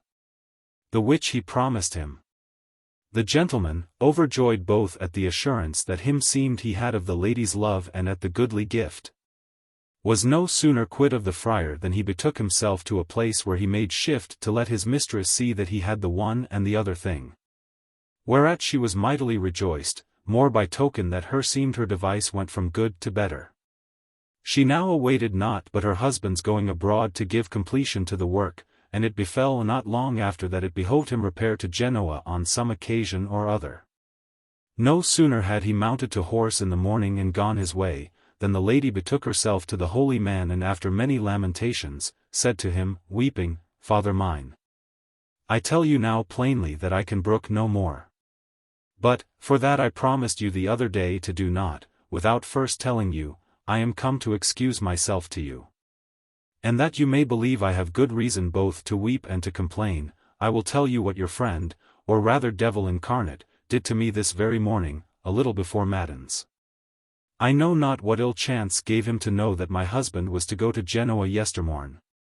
Algates, this morning, at the time I tell you, he came into a garden of mine and climbing up by a tree to the window of my bedchamber, which giveth upon the garden, had already opened the lattice and was for entering, when I of a sudden awoke and starting up, offered to cry out, nay, would assuredly have cried out, but that he, who was not yet within, besought me of mercy in God's name and yours, telling me who he was. Which when I heard, I held my peace for the love of you and naked as I was born, ran and shut the window in his face, whereupon I suppose he took himself off, ill luck go with him. For I heard no more of him. Look you now if this be a goodly thing and to be endured. For my part one mean to bear with him no more, nay, I have already forborne him overmuch for the love of you. The friar, hearing this, was the wrathfullest man alive and knew not what to say, except to ask again and again if she had well certified herself that it was indeed he and not another. To which she answered, Praised be God! As if I did not yet know him from another. I tell you it was himself, and although he should deny it, credit him not. Then said the friar, Daughter, there is nothing to be said for it but that this was exceeding effrontery and a thing exceeding ill done, and in sending him off, as thou didst that which it behoved thee to do. But I beseech thee, since God hath preserved thee from shame, that, like as thou hast twice followed my counsel, even so do thou yet this once. To wit, without complaining to any kinsman of thine, leave it to me to see and I can bridle yonder devil broke loose, whom I believed a saint. If I can make shift to turn him from this lewdness, well and good, if not, I give thee leave henceforth to do with him that which thy soul shall judge best, and my benison go with thee. Well, then, answered the lady, for this once I will well not to vex or disobey you. But look you do on such wise that he beware of annoying me again, for I promise you I will never again return to you for this cause. Thereupon, without saying more, she took leave of the friar and went away, as if in anger. Hardly was she out of the church when up came the gentleman and was called by the friar, who, taking him apart, gave him the soundest rating ever man had, calling him disloyal and forsworn and traitor. The other, who had already twice had occasion to know to what the monk's reprimands amounted, abode expectant and studied with embarrassed answers to make him speak out, saying, at the first, Why all this passion, sir? Have I crucified Christ? Whereupon, Mark this shameless fellow, cried the friar. Hear what he saith. He speaketh as if a year or two were past and he had for lapse of time forgotten his misdeeds and his lewdness. Hath it then escaped thy mind between this and matin song that thou hast outraged someone this very morning? Where wast thou this morning a little before day? I know not, answered the gentleman. But wherever it was, the news thereof hath reached you mighty early. Quoth the friar, Certes, the news hath reached me. Doubtless thou supposedst because her husband was abroad, that needs must the gentlewoman receive the incontinent in her arms. A fine thing, indeed. Here's a pretty fellow. Here's an honorable man. He's grown a nighthawk, a garden breaker, a tree climber. Thinkest thou by importunity to overcome this lady's chastity, that thou climbest up to her windows o' nights by the trees?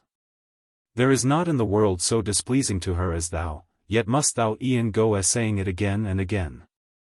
Truly, thou hast profited finely by my admonitions, let alone that she hath shown thee her aversion in many ways. But this I have to say to thee. She hath up to now, not for any love she beareth thee, but at my instant entreaty, kept silence of that which thou hast done, but she will do so no more. I have given her leave to do what seemeth good to her, and thou annoy her again in aught. What wilt thou do, and she tell her brothers? The gentleman having now gathered enough of that which it concerned him to know, appeased the friar, as best he knew and might, with many and ample promises, and taking leave of him, waited till Matensong 161 of the ensuing night, when he made his way into the garden and climbed up by the tree to the window. He found the lattice open, and entering the chamber as quickly as he might, threw himself into the arms of his fair mistress, who, having awaited him with the utmost impatience, received him joyfully, saying, Gramercy to my lord the friar for that he so well taught thee the way hither. Then, taking their pleasure one of the other, they solaced themselves together with great delight, devising and laughing amain anent the simplicity of the dolt of a friar, and gibing at woolhanks and teazels and carding combs. Moreover, having taken order for their future converse, they did on such wise that, without having to resort anew to my lord the friar, they foregathered in equal joyance many another night. To the like whereof I pray God, of his holy mercy, speedily to conduct me and all Christian souls who have a mind thereto. The fourth story. Dom Felice teacheth Frappuccio how he may become beatified by performing a certain penance of his fashion, which the other doth. And Dom Felice meanwhile leadeth a merry life of it with the good man's wife. Filomena, having made an end of her story, was silent, and Dioneo having with dulcet speech mightily commended the lady's shrewdness and eke the prayer with which Filomena had concluded. The queen turned with a smile to Panfilo and said, Come, Panfilo, continue our diversion with some pleasant trifle. Panfilo promptly answered that he would well, and began thus, Madam, there are many persons who, what while they study to enter paradise, unwittingly send others thither. The which happened, no great while since, to a neighbor of ours, as you shall hear. According to that which I have heard tell, there abode near San Pancrazio an honest man and a rich, called Puccio di Ranieri, who, devoting himself in his latter days altogether to religious practices, became a tertiary 162 of the order of St. Francis, whence he was styled Frappuccio, and ensuing this his devout life, much frequented the church, for that he had no family other than a wife and one maid, and consequently it behoved him not apply himself to any craft.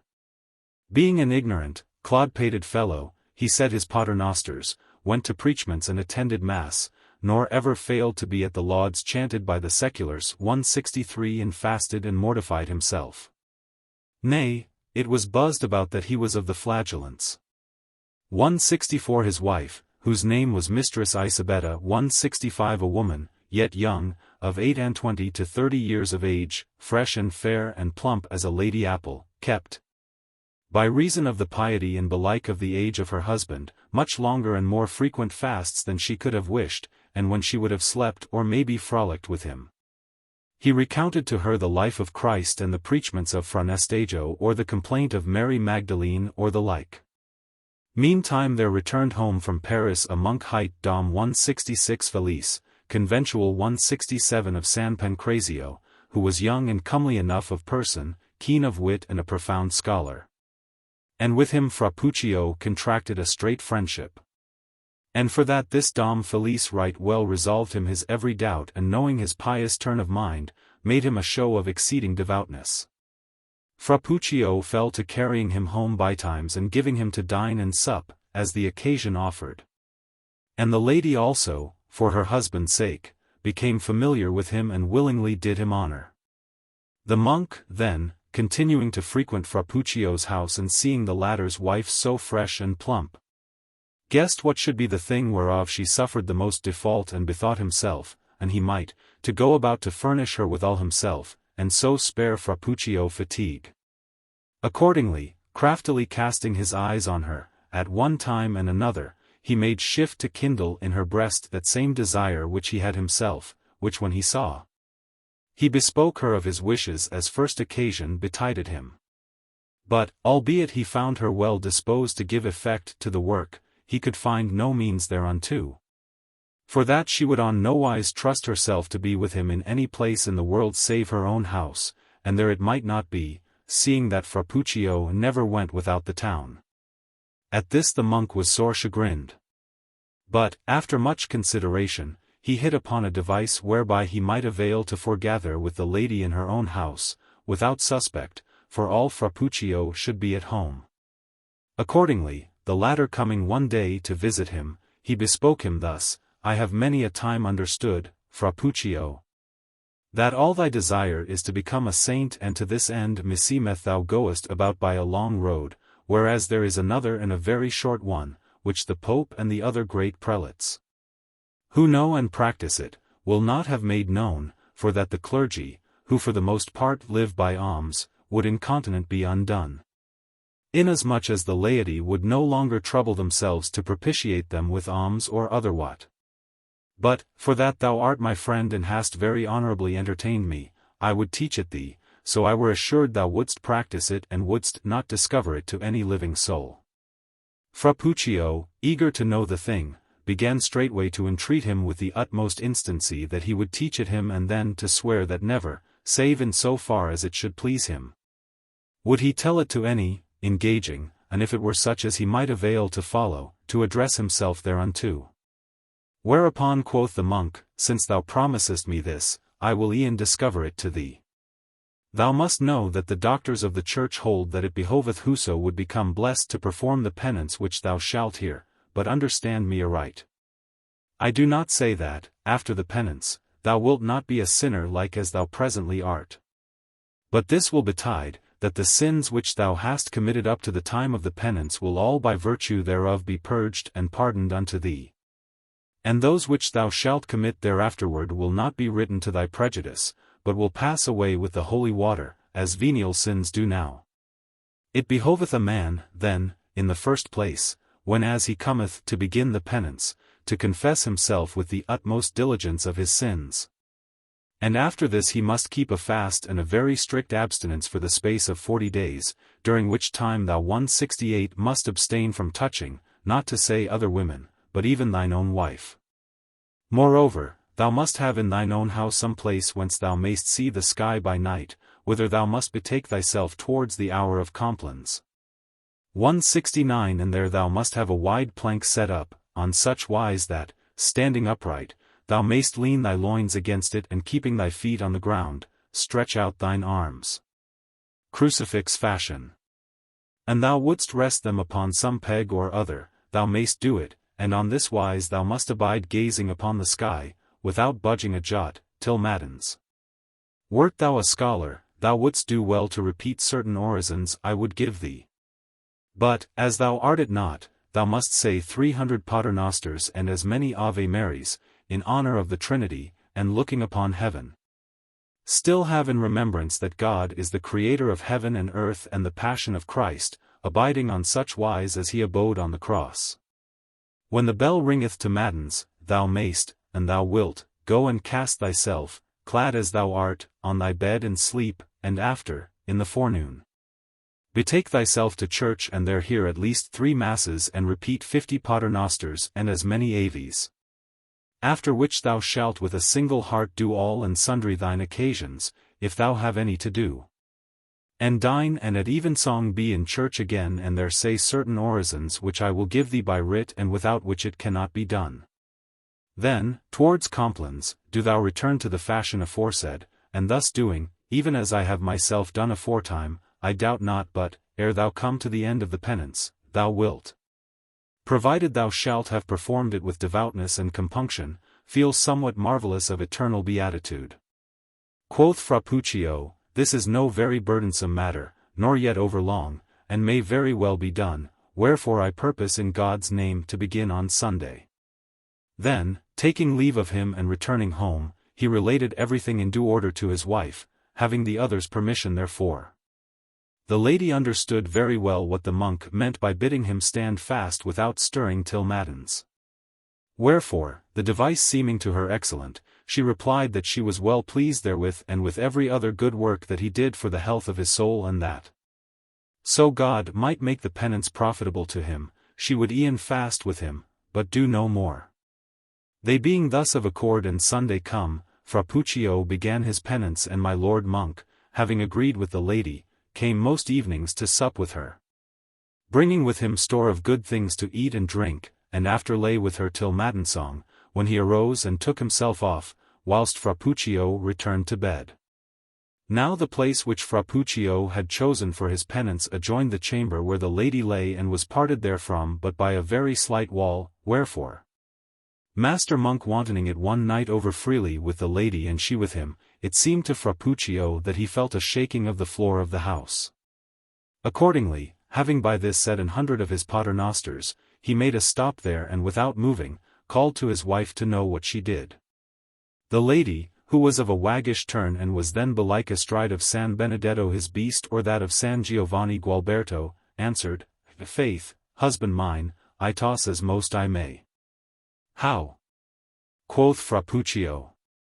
Thou tossest? What meaneth this tossing? The lady, laughing, for that she was a frolicsome dame and doubtless had cause to laugh, answered merrily, How? You know not what it meaneth?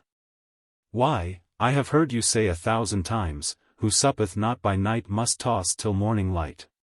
Fra Puccio doubted not but that the fasting was the cause of her unableness to sleep, and it was for this she tossed thus about the bed.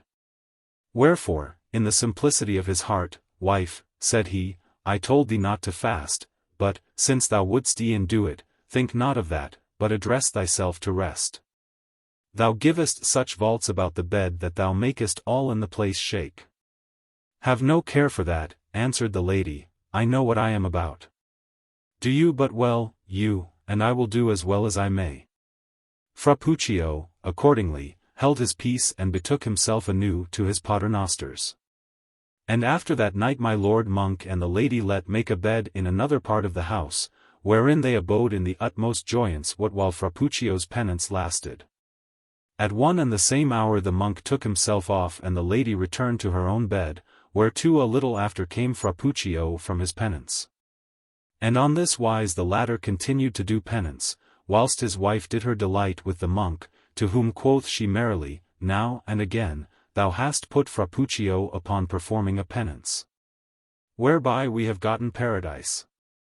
Indeed, the lady, finding herself in good case, took such a liking to the monk's fare, having been long kept on low diet by her husband, that, whenas Fra Puccio's penance was accomplished, she still found means to feed her fill with him elsewhere, and using discretion, long took her pleasure thereof. Thus, then, that my last words may not be out of accord with my first, it came to pass that, whereas Fra Puccio, by doing penance, thought to win paradise for himself, he put therein the monk, who had shown him the speedy way thither, and his wife, who lived with him in great lack of that whereof Dom Felice, like a charitable man as he was, vouchsafed her great plenty. The fifth story. Riccardo, surnamed Il Zima, giveth Messer Francesco Vergilisi a palfrey of his, and hath therefore his leave to speak with his wife. She keeping silence, he in her person replieth unto himself, and the effect after ensueth in accordance with his answer. Panfilo having made an end, not without laughter on the part of the ladies, of the story of Fra Puccio, the queen with a commanding air bade Elissa follow on. She, rather tartly than otherwise, not out of malice, but of old habit, began to speak thus, Many folk, knowing much, imagine that others know nothing, and so ofttimes, what while they think to overreach others, find, after the event, that they themselves have been outwitted of them. Wherefore I hold his folly great who setteth himself without occasion to test the strength of another's wit. But, for that maybe all are not of my opinion, it pleaseth me, whilst following on the given order of the discourse, to relate to you that which befell Epistoles gentleman 170 by reason thereof. There was in Pistoia a gentleman of the Vergilici family, by name Messer Francesco, a man of great wealth and understanding and well advised in all else, but covetous beyond measure. Being made provost of Milan, he had furnished himself with everything necessary for his honorable going thither, except only with a palfrey handsome enough for him, and finding none to his liking, he abode in concern thereof. Now there was then in the same town a young man called Riccardo, of little family, but very rich, who still went so quaintly clad and so brave of his person that he was commonly known as Il Zima. 171 And he had long in vain loved and courted Messer Francesco's wife, who was exceeding fair and very virtuous. Now he had one of the handsomest palfreys in all Tuscany and set great store by it for its beauty and it being public to everyone that he was enamored of Messer Francesco's wife. There were those who told the latter that, should he ask it, he might have the horse for the love Il Zima bore his lady.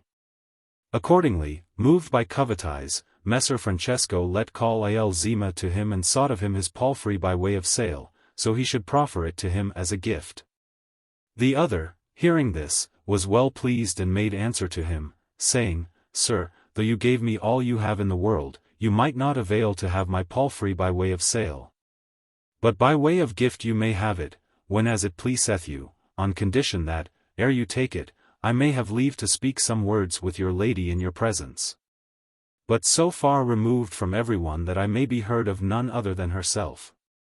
The gentleman, urged by avarice and looking to outweat the other, answered that it liked him well and, that he might speak with her, as much as he would. Then, leaving him in the saloon of his palace, he betook himself to the lady's chamber and telling her how easily he might acquire the palfrey, bade her come hearken to Il Zima. But charged her take good care to answer in neither little or much to aught that he should say. To this the lady much demurred, but, it behoving her and sue her husband's pleasure, she promised to do his bidding and followed him to the saloon, to hear what Il Zima should say. The latter, having renewed his covenant with the gentleman, seated himself with the lady in a part of the saloon at a great distance from everyone and began to say thus, Noble lady, meseemeth certain that you have too much wit not to have long since perceived how great a love I have been brought to bear you by your beauty, which far transcendeth that of any woman whom methinketh I ever beheld. To say nothing of the engaging manners and the peerless virtues which be in you and which might well avail to take the loftiest spirits of mankind. Wherefore it were needless to declare to you in words that this, my love, is the greatest and most fervent that ever man bore woman. And thus, without fail, will I do 172 so long as my wretched life shall sustain these limbs, nay, longer. For that, if in the other world folk love as they do here below, I shall love you to all eternity. Wherefore you may rest assured that you have nothing, be it much or little worth, that you may hold so wholly yours and whereon you may in every wise so surely reckon as myself, such as I am. And that likewise which is mine.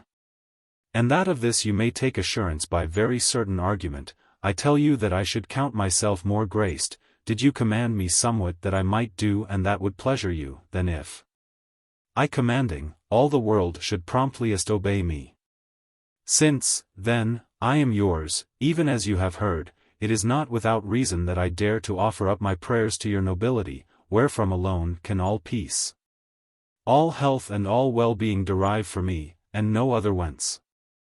Yea, as the humblest of your servants, I beseech you, dear my good and only hope of my soul, which, midmost the fire of love, feedeth upon its hope in you, that your benignity may be so great and your past rigor shown unto me, who am yours, on such wise be mollified that I, recomforted by your kindness, may say that, like as by your beauty I was stricken with love, even so by your pity have I life, which latter, and your haughty soul incline not to my prayers, will without fail come to naught and I shall perish and you may be said to be my murderer.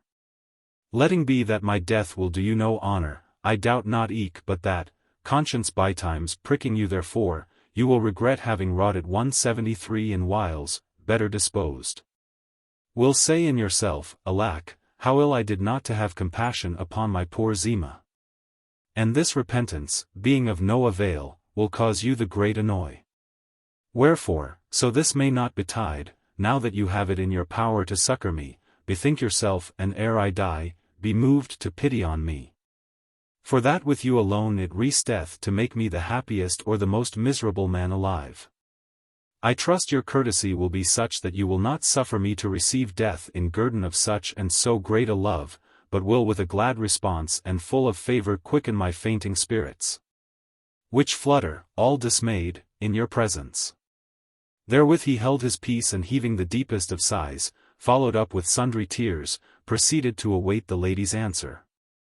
The latter, whom the long court he had paid her, the joustings held and the serenades given in her honour and other like things done of him for the love of her had not availed to move, was moved by the passionate speech of this most ardent lover, and began to be sensible of that which she had never yet felt. To wit, what manner of thing love was. And albeit, in insuance of the commandment laid upon her by her husband, she kept silence, she could not withal hinder sundry gentle sighs from discovering that which, in answer to Zema, she would gladly have made manifest. Zema, having waited a while and seeing that no response ensued, was wondered and presently began to divine the husband's device. But yet, looking her in the face and observing certain flashes of her eyes towards him now and again, and noting, moreover, the sighs which she suffered not to escape her bosom with all her strength, conceived fresh hope, and heartened thereby, took new counsel 174 and proceeded to answer himself after the following fashion, she hearkening the while: Zema mine, this long time, in good sooth, have I perceived thy love for me to be most great and perfect, and now by thy words I know it yet better, and am well pleased therewith, as indeed I should be. Algates, and I have seemed to thee harsh and cruel, I will not have thee believe that I have at heart been that which I have shown myself in countenance. Nay, I have ever loved thee and held thee dear above all other men, but thus hath it behoved me do, both for fear of others and for the preserving of my fair fame. But now is the time at hand when I may show thee clearly that I love thee, and guerdon thee of the love that thou hast borne and bearest me. Take comfort, therefore, and be of good hope, for that a few days hence Messer Francesco is to go to Milan for provost, as indeed thou knowest, who hast for the love of me given him thy goodly palfrey. And whenas he shall be gone, I promise thee by my troth and of the true love I bear thee, that, before many days, thou shalt without fail foregather with me, and we will give gladsome and entire accomplishment to our love. And that I may not have to bespeak thee otherwhiles of the matter, I tell thee presently that, whenas thou shalt see 2 napkins displayed at the window of my chamber, which giveth upon our garden, do thou that same evening at nightfall make shift to come to me by the garden door, taking good care that thou be not seen. Thou wilt find me awaiting thee, and we will all night long have delight and pleasance one of another, to our heart's content. Having thus spoken for the lady, he began again to speak in his own person, and rejoined on this wise: Dearest lady, my every sense is so transported with excessive joy for your gracious reply that I can scarce avail to make response, much less to render you due thanks. Nay, could I e'en speak as I desire, there is no term so long that it might suffice me fully to thank you as I would fain do and as it behoveth me.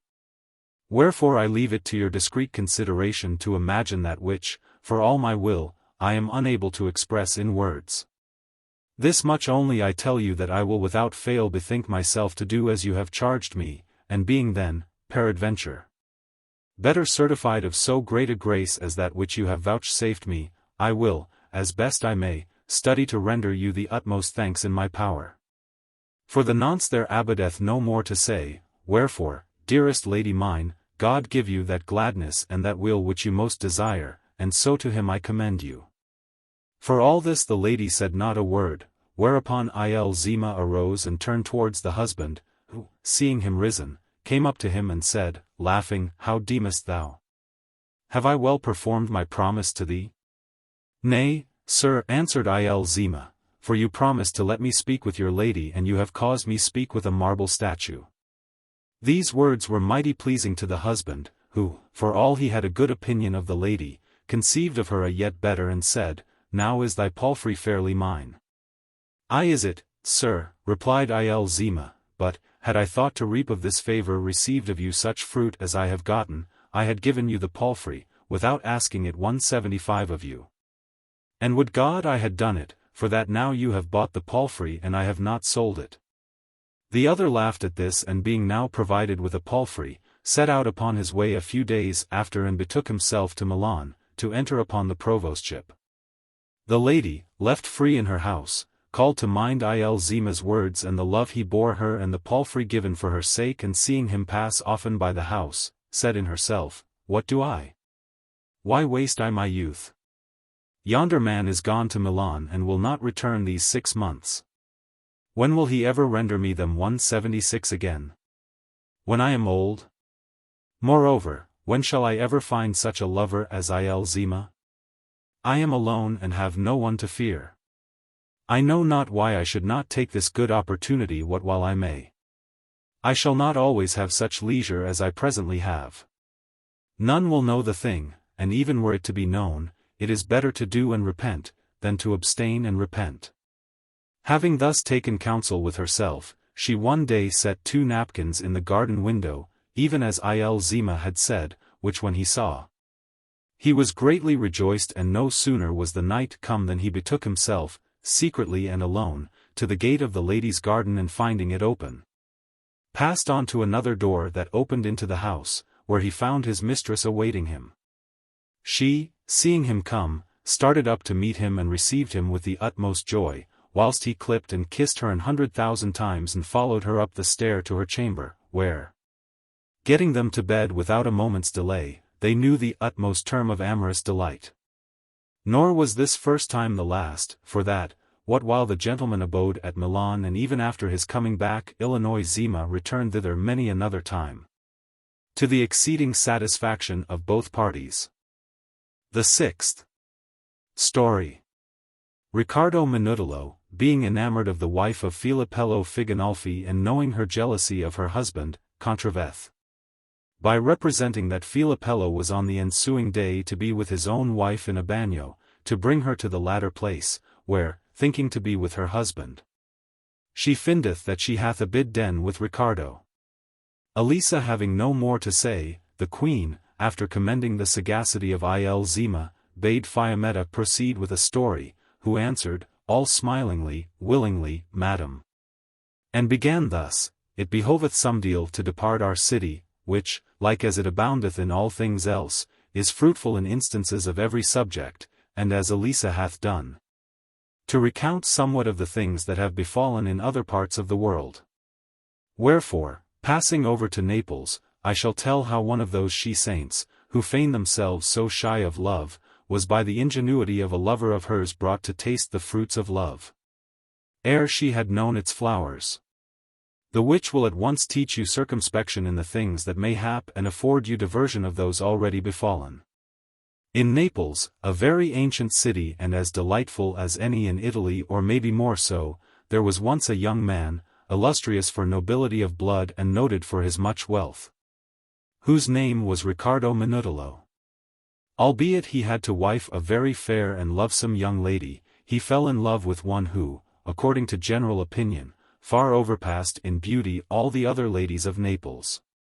Her name was Catella, and she was the wife of another young gentleman of like condition, hight Filipello Figanolfi, whom, like a very virtuous woman as she was, she loved and cherished over all. Riccardo, then, loving this Catella and doing all those things whereby the love and favor of a lady are commonly to be won, yet for all that availing not to compass aught of his desire, was like to despair. And unknowing or unable to rid him of his passion, he neither knew how to die nor did it profit him to live. Abiding in this mind, it befell that he was one day urgently exhorted by certain ladies of his kinsfolk to renounce this passion of his, seeing he did but weary himself in vain. For that Catella had none other good than Filipello, of whom she lived in such jealousy that she fancied every bird that flew through the air would take him from her. Riccardo, hearing of Catella's jealousy, forthright bethought himself how he might compass his wishes, and accordingly proceeded to feign himself in despair of her love and to have therefore set his mind upon another lady. for whose love he began to make a show of jousting and tourneying and doing all those things which he had been used to do for Catella. Nor did he do this long before well nigh all the Neapolitans, and among the rest the lady herself, were persuaded that he no longer loved Catella, but was ardently enamored of this second lady. And on this wise he persisted until it was so firmly believed not only of others, but of Catella herself, that the latter laid aside a certain reserve with which she was wont to entreat him. By reason of the love he bore her, and coming and going, saluted him familiarly, neighbour-wise, as she did others. It presently befell that, the weather being warm, many companies of ladies and gentlemen went, according to the usance of the Neapolitans, to divert themselves on the banks of the sea and there to dine and sup, and Ricardo, knowing Catella to be gone thither with her company, betook himself to the same place with his friends and was received into Catella's party of ladies, after allowing himself to be much pressed, as if he had no great mind to abide there. The ladies and Catella fell to rallying him upon his new love, and he, feigning himself sore inflamed therewith, gave them the more occasion for discourse. Presently, one lady going hither and thither, as commonly happeneth in such places, and Catella being left with a few whereas Ricardo was, the latter cast at her a hint of a certain amour of Filipello her husband. Whereupon she fell into a sudden passion of jealousy and began to be inwardly all afire with impatience to know what he meant. At last, having contained herself a while and being unable to hold out longer, she besought Ricardo, for that lady's sake whom he most loved, to be pleased to make her clear 177 of that which he had said of Filipello. Whereupon quoth he, You conjure me by such a person that I dare not deny aught you ask me. Wherefore I am ready to tell it you, so but you promise me that you will never say a word thereof either to him or to any other, save when as you shall by experience have seen that which I shall tell you to be true. For that, when you please, I will teach you how you may see it. The lady consented to that which he asked and swore to him never to repeat that which he should tell her, believing it the more to be true. Then, withdrawing apart with her, so they might not be overheard of any, he proceeded to say thus, Madam, and I loved you as once I loved. I should not dare tell you aught which I thought might vex you. But, since that love is passed away, I shall be less chary of discovering to you the whole truth. I know not if Filipello have ever taken umbrage at the love I bore you or have believed that I was ever loved of you. Be this as it may, he hath never personally shown me aught thereof. But now, having peradventure awaited a time when as he deemed I should be less suspicious, it seemeth he would fain do unto me that which I misdoubt me he feareth I have done unto him, to wit, he seeketh, to have my wife at his pleasure. As I find, he hath for some little time past secretly solicited her with sundry messages, all of which I have known from herself, and she hath made answer thereunto according as I have enjoined her. This very day, however, ere I came hither, I found in the house, in close conference with my wife, a woman whom I set down incontinent for that which she was. Wherefore I called my wife and asked her what the woman wanted. Quoth she, She is the agent of Filipello, with whom thou hast saddled me, by dint of making me answer him and give him hopes. And she saith that he will e'en know once for all what I mean to do and that, and I will, he would contrive for me to be privily at a bagnio in this city. Nay, of this he prayeth and importuneth me. And hadst thou not, I know not why, caused me keep this traffic with him, I would have rid myself of him after such a fashion that he should never more have looked whereas I might be. Thereupon meseemed this was going too far and that it was no longer to be borne. And I bethought myself to tell it to you, so you might know how he requiteth that entire fidelity of yours, whereby aforetime I was nigh upon death. And so you shall not believe this that I tell you to be words and fables, but may, whenas you have a mind thereto, openly both see and touch it. I caused my wife make this answer to her who awaited it, that she was ready to be at the bagnio in question tomorrow at none, whenas the folk sleep. With which the woman took leave of her, very well pleased. Now methinketh not you believe that I will send my wife thither. But, were I in your place, would contrive that he should find me there in the room of her he thinketh to meet, and whenas I had a bid den with him a while. I would give him to know with whom he had been and render him such honour thereof as should beseem him. By which means methinketh you would do him such a shame that the affront he would fain put upon yourself and upon me would at one blow be avenged. Catella, hearing this, without anywise considering who it was that said it to her or suspecting his design, forthright, after the wont of jealous folk, gave credence to his words and fell a-fitting to his story certain things that had already befallen. Then, fired with sudden anger, she answered that she would certainly do as he counselled, it was no such great matter, and that assuredly, if Filipello came thither, she would do him such a shame that it should still recur to his mind, as often as he saw a woman. Ricardo, well pleased at this and him seeming his device was a good one and in a fair way of success, confirmed her in her purpose with many other words and strengthened her belief in his story, praying her, natheless, never to say that she had heard it from him, the which she promised him on her troth. Next morning, Ricardo betook himself to a good woman, who kept the bagnio he had named to Catella, and telling her what he purposed to do, prayed her to further him therein as most she might. The good woman, who was much beholden to him, answered that she would well and agreed with him what she should do and say. Now in the house where the bagnio was she had a very dark chamber, for that no window gave thereon by which the light might enter. This chamber she made ready and spread a bed there, as best she might, wherein Ricardo, as soon as he had dined, laid himself and proceeded to await Catella. The latter, having heard Ricardo's words and giving more credence thereto than behoved her, returned in the evening, full of despite, to her house. Whither Filipello also returned and being by chance full of other thought, maybe did not show her his usual fondness. When she saw this, her suspicions rose yet higher and she said in herself, forsooth, his mind is occupied with yonder lady with whom he thinketh to take his pleasure tomorrow. But of a surety this shall not come to pass. And in this thought she abode well nigh all that night, considering how she should bespeak him, whenas she should be with him, in the bagnio. What more, need I say? The hour of none come, she took her waiting woman and without anywise changing counsel, repaired to the bagnio that Ricardo had named to her, and there finding the good woman, asked her if Filipello had been there that day, whereupon quoth the other, who had been duly lessoned by Ricardo, are you the lady that should come to speak with him? I am I, answered Catella. Then, said the woman, get you in to him. Catella, who went seeking that which she would fain not have found, caused herself to be brought to the chamber where Ricardo was and entering with covered head, locked herself in.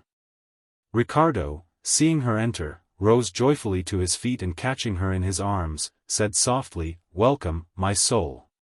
Whilst she, the better to feign herself other than she was, clipped him and kissed him and made much of him, without saying a word, fearing to be known of him if she should speak. The chamber was very dark, wherewith each of them was well pleased, nor for long abiding there did the eyes recover more power. Ricardo carried her to the bed and there, without speaking, lest their voices should betray them, they abode a long while, to the greater delight and pleasance of the one party than the other.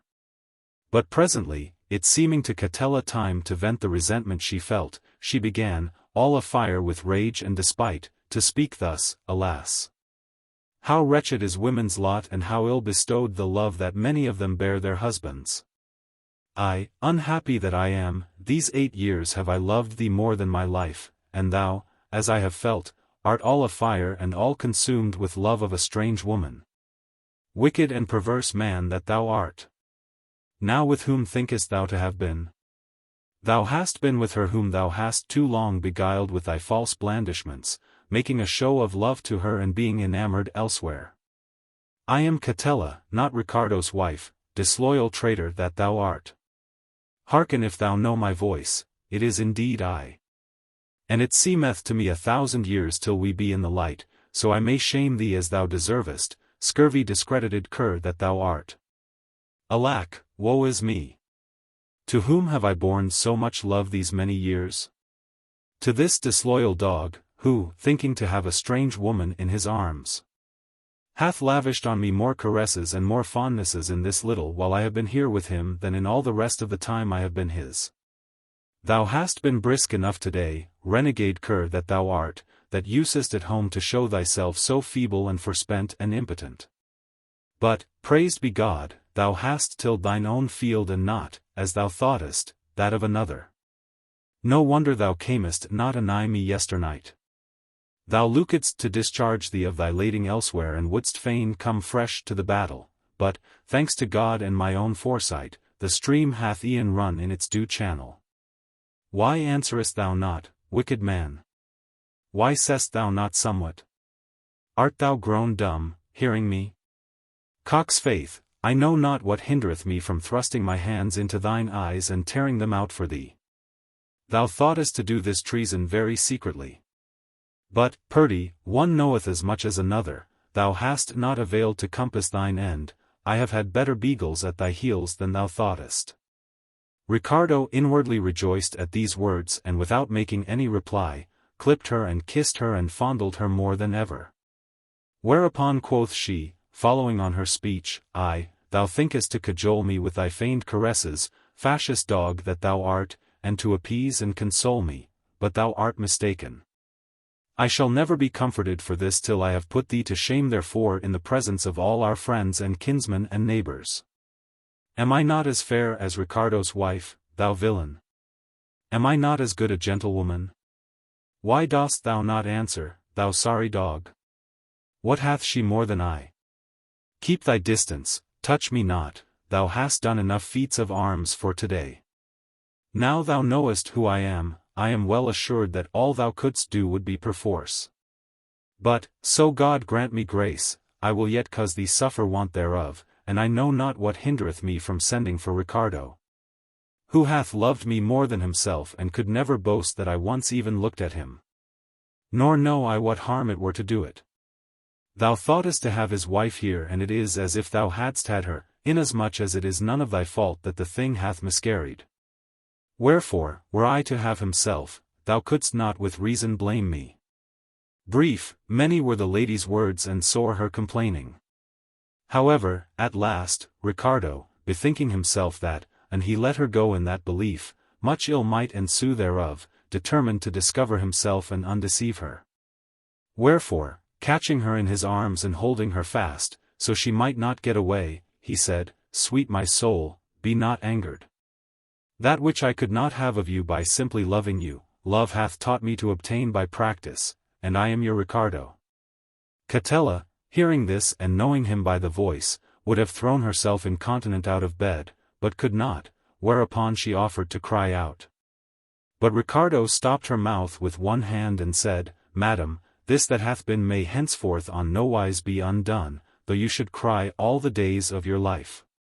And if you cry out or cause this ever anywise to be known of anyone, two things will come thereof. The one, which should no little concern you, will be that your honor and fair fame will be marred, for that, albeit you may avouch that I brought you hither by practice. I shall say that it is not true, nay, that I caused you come hither for moneys and gifts that I promised you, whereof for that I gave you not so largely as you hoped. You waxed angry and made all this talk and this outcry. And you know that folk are more apt to credit ill than good, wherefore I shall more readily be believed than you. Secondly, there will ensue thereof a mortal enmity between your husband and myself, and it may as well happen that I shall kill him as he me. In which case you are never after like to be happy or content. Wherefore, heart of my body, go not about at once to dishonor yourself and to cast your husband and myself into strife and peril. You are not the first woman, nor will you be the last, who hath been deceived, nor have I in this practiced upon you to bereave you of your own. But for the exceeding love that I bear you and am minded ever to bear you and to be your most humble servant. And although it is long since I and all that I possess or can or am worth have been yours and at your service, henceforward I purpose that they shall be more than ever so. Now, you are well advised in other things and so I am certain you will be in this. Catella, what while Ricardo spoke thus, wept sore, but, albeit she was sore provoked and complained grievously, nevertheless. Her reason allowed so much force to his true words that she knew it to be possible that it should happen as he said. Wherefore quoth she, Ricardo, I know not how God will vouchsafe me strength to suffer the affront and the cheat thou hast put upon me. I will well to make no outcry here whither my simplicity and overmuch jealousy have brought me. But of this be assured that I shall never be content till one way or another I see myself avenged of this thou hast done to me.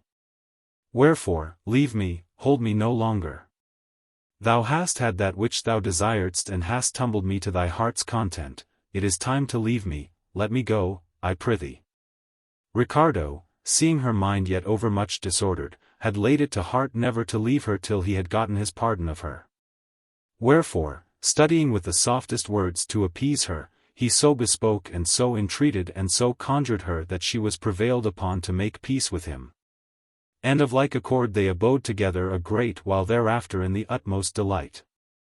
Moreover, Catella, having thus learned how much more savory were the lover's kisses than those of the husband in her former rigor being changed into kind love-liking for Ricardo. From that day forth she loved him very tenderly and thereafter, ordering themselves with the utmost discretion, they many a time had joyance of their loves. God grant us to enjoy ours. The 7th Story. Tedaldo Elizii, having fallen out with his mistress, departeth Florence and returning thither, after a while, in a pilgrim's favour. Speaketh with the lady and mocketh her cognizant of her error. After which he delivereth her husband, who had been convicted of murdering him, from death and reconciling him with his brethren, thenceforward discreetly enjoyeth himself with his mistress. Fiammetta being now silent, commended of all, the queen, to lose no time, forthright committed the burden of discourse to Emilia, who began thus, It pleaseth me to return to our city. Whence it pleased the last two speakers to depart, and to show you how a townsman of ours regained his lost mistress. There was, then, in Florence a noble youth, whose name was Tedaldo Elizii and who, being beyond measure enamored of a lady called Madame Ermelina, the wife of one Aldobrandino Palermini, deserved for his praiseworthy fashions, to enjoy his desire. However, fortune, the enemy of the happy, denied him this solace, for that, whatever might have been the cause, the lady, after complying a while with Tedaldo's wishes, suddenly altogether withdrew her good graces from him and not only refused to hearken to any message of his, but would on no wise see him. Wherefore he fell into a dire and cruel melancholy, but his love for her had been so hidden that none guessed it to be the cause of his chagrin. After he had in divers ways studied amain to recover the love him seemed he had lost without his fault and finding all his labour vain, he resolved to withdraw from the world, that he might not afford her who was the cause of his ill the pleasure of seeing him pine away. Wherefore, without saying aught to friend or kinsman, save to a comrade of his, who knew all, he took such moneys as he might avail to have and departing secretly, came to Ancona, where, under the name of Filippo di San Ladeccio, he made acquaintance with a rich merchant and taking service with him, accompanied him to Cyprus on board a ship of his. His manners and behavior so pleased the merchant that he not only assigned him a good wage, but made him in part his associate and put into his hands a great part of his affairs, which he ordered so well and so diligently that in a few years he himself became a rich and famous and considerable merchant. And albeit, in the midst of these his dealings, he oft remembered him of his cruel mistress and was grievously tormented of love and yearned sore to look on her again. Such was his constancy that 7 years long he got the better of the battle. But, chancing one day to hear sing in Cyprus a song that himself had made aforetime and wherein was recounted the love he bore his mistress and she him and the pleasure he had of her, and thinking it could not be she had forgotten him, he flamed up into such a passion of desire to see her again that, unable to endure longer, he resolved to return to Florence. Accordingly, having set all his affairs in order, he betook himself with one only servant to Ancona and transporting all his good thither, dispatched it to Florence to a friend of the Anconese his partner, whilst he himself, in the disguise of a pilgrim returning from the Holy Sepulchre, followed secretly after with his servant and coming to Florence, put up at a little hostelry kept by two brothers, in the neighbourhood of his mistress's house, whereto he repaired first of all, to see her, and he might. However, he found the windows and doors and all else closed, wherefore his heart misgave him she was dead or had removed thence and he betook himself, in great concern, to the house of his brethren. before which he saw 4 of the latter clad all in black. At this he marveled exceedingly, and knowing himself so changed both in habit and person from that which he was used to be, when as he departed thence, that he might not lightly be recognized, he boldly accosted a cordwainer hard by and asked him why they were clad in black. Whereto he answered, Yonder men are clad in black for that it is not yet a fortnight since a brother of theirs, who had not been here this great while, was murdered. And I understand they have proved to the court that one Aldobrandino Palermini, who is in prison, slew him, for that he was a well-wisher of his wife and had returned hither unknown to be with her. Tedaldo marveled exceedingly that anyone should so resemble him as to be taken for him, and was grieved for Aldobrandino's ill fortune. Then, having learned that the lady was alive and well, and it being now night, he returned, full of various thoughts, to the inn, and having supped with his servant, was put to sleep well nigh at the top of the house. There, what with the many thoughts that stirred him and the badness of the bed, and peradventure also by reason of the supper, which had been meagre, half the night passed whilst he had not yet been able to fall asleep. Wherefore, being awake, him seemed about midnight he heard folk come down into the house from the roof, and after through the chinks of the chamber door he saw a light come up thither. Thereupon he stole softly to the door, and putting his eye to the chink, fell a spying what this might mean, and saw a comely enough lass who held the light, whilst 3 men, who had come down from the roof, made towards her. And after some greetings had passed between them, one of them said to the girl, Henceforth, praised be God, we may abide secure, since we know now for certain that the death of Tedaldo Elizii hath been proved by his brethren against Aldobrandino Palermini, who hath confessed thereto, and judgment is now recorded. Nevertheless, it behoveth to keep strict silence, for that, should it ever become known that it was we, who slew him, we shall be in the same danger as is Aldobrandino. Having thus bespoken the woman, who showed herself much rejoiced thereat, they left her, and going below, betook themselves to bed. Tedaldo, hearing this, fell a considering how many and how great are the errors which may befall the minds of men. Bethinking him first of his brothers who had bewept and buried a stranger in his stead, and after of the innocent man accused on false suspicion and brought by untrue witness to the point of death. No less than of the blind severity of laws and rulers, who ofttimes, under cover of diligent investigation of the truth, cause, by their cruelties, prove that which is false, and style themselves ministers of justice and of God, whereas indeed they are executors of iniquity and of the devil.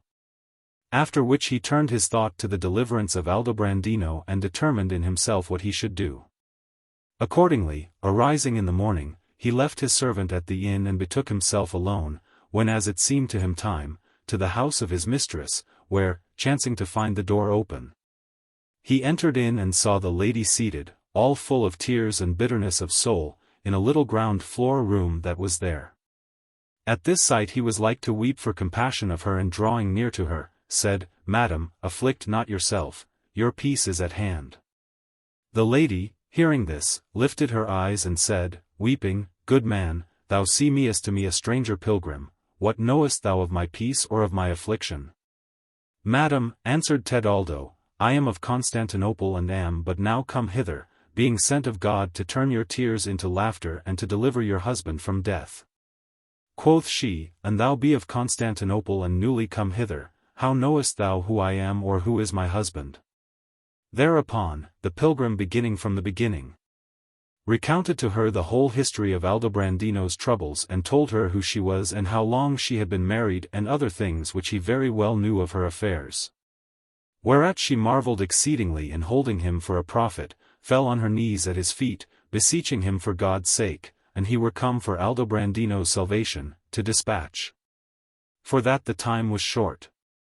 The pilgrim, feigning himself a very holy man, said, Madam, arise and weep not, but hearken well to that which I shall say to you, and take good care never to tell it to any. According to that which God hath revealed unto me, the tribulation wherein you now are hath betided you because of a sin committed by you aforetime, which God the Lord hath chosen in part to purge with this present annoy, and will have altogether amended of you. Else will you fall into far greater affliction. Sir, answered the lady, I have many sins and know not which one, more than another, God the Lord would have me amend. Wherefore, and you know it, tell me, and I will do what I may to amend it. Madam, rejoined the pilgrim, I know well enough what it is, nor do I question you thereof the better to know it, but to the intent that, telling it yourself, you may have the more remorse thereof. But let us come to the fact. Tell me, do you remember, ever to have had a lover? The lady, hearing this, heaved a deep sigh and marveled sore, supposing none had ever known it, albeit, in the days when he was slain who had been buried for Tedaldo. There had been some whispering thereof, for certain words not very discreetly used by Tedaldo's confidant, who knew it. Then answered, I see that God discovereth unto you all men's secrets, wherefore I am resolved not to hide mine own from you. True it is that in my youth I loved over all the ill-fortuned youth whose death is laid to my husband's charge, which death I have bewept as sore as it was grievous to me, for that. Albeit I showed myself harsh and cruel to him before his departure, yet neither his long absence nor his unhappy death hath availed to tear him from my heart. Quoth the pilgrim, the hapless youth who is dead you never loved, but Tedaldo Elizii I. 178. But tell me, what was the occasion of your falling out with him? Did he ever give you any offense? Certes, no, replied she, he never offended against me. The cause of the breach was the prate of an accursed friar, to whom I once confessed me and who, when I told him of the love I bore Tedaldo and the privacy I had with him, made such a racket about my ears that I tremble yet to think of it, telling me that, and I desisted not therefrom, I should go in the devil's mouth to the deepest deep of hell and there be cast into everlasting fire. Whereupon there entered into me such a fear that I altogether determined to forswear all further converse with him, and that I might have no occasion therefore. I would no longer receive his letters or messages. Albeit I believe, had he persevered a while, instead of getting him gone, as I presume, in despair, that, seeing him, as I did, waste away like snow in the sun, my harsh resolve would have yielded. For that I had no greater desire in the world. Madam, rejoined the pilgrim, it is this sin alone that now afflicteth you. I know for certain that Tedaldo did you no manner of violence. Whenas you fell in love with him, you did it of your own free will, for that he pleased you.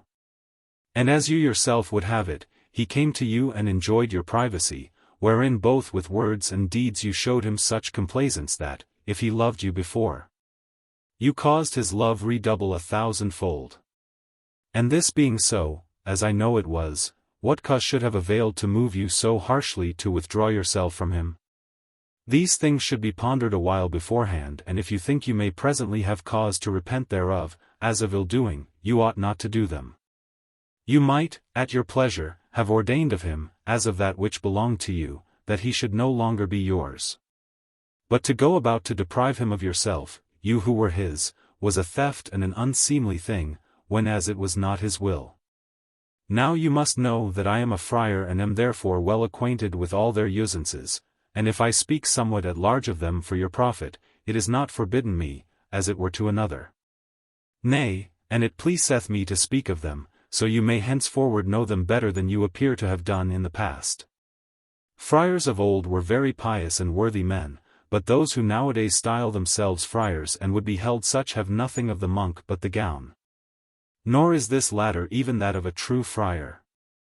For that, whereas of the founders of the monastic orders they 179 were ordained straight and poor and of coarse stuff and demonstrative 180 of the spirit of the wearers, who testified that they held things temporal in contempt whenas they wrapped their bodies in so mean a habit, those of our time have them made full and double and glossy and of the finest cloth and have brought them to a quaint pontifical cut, insomuch that they think it no shame to flaunt it with all peacock wise, in the churches and public places, even as do the laity with their apparel.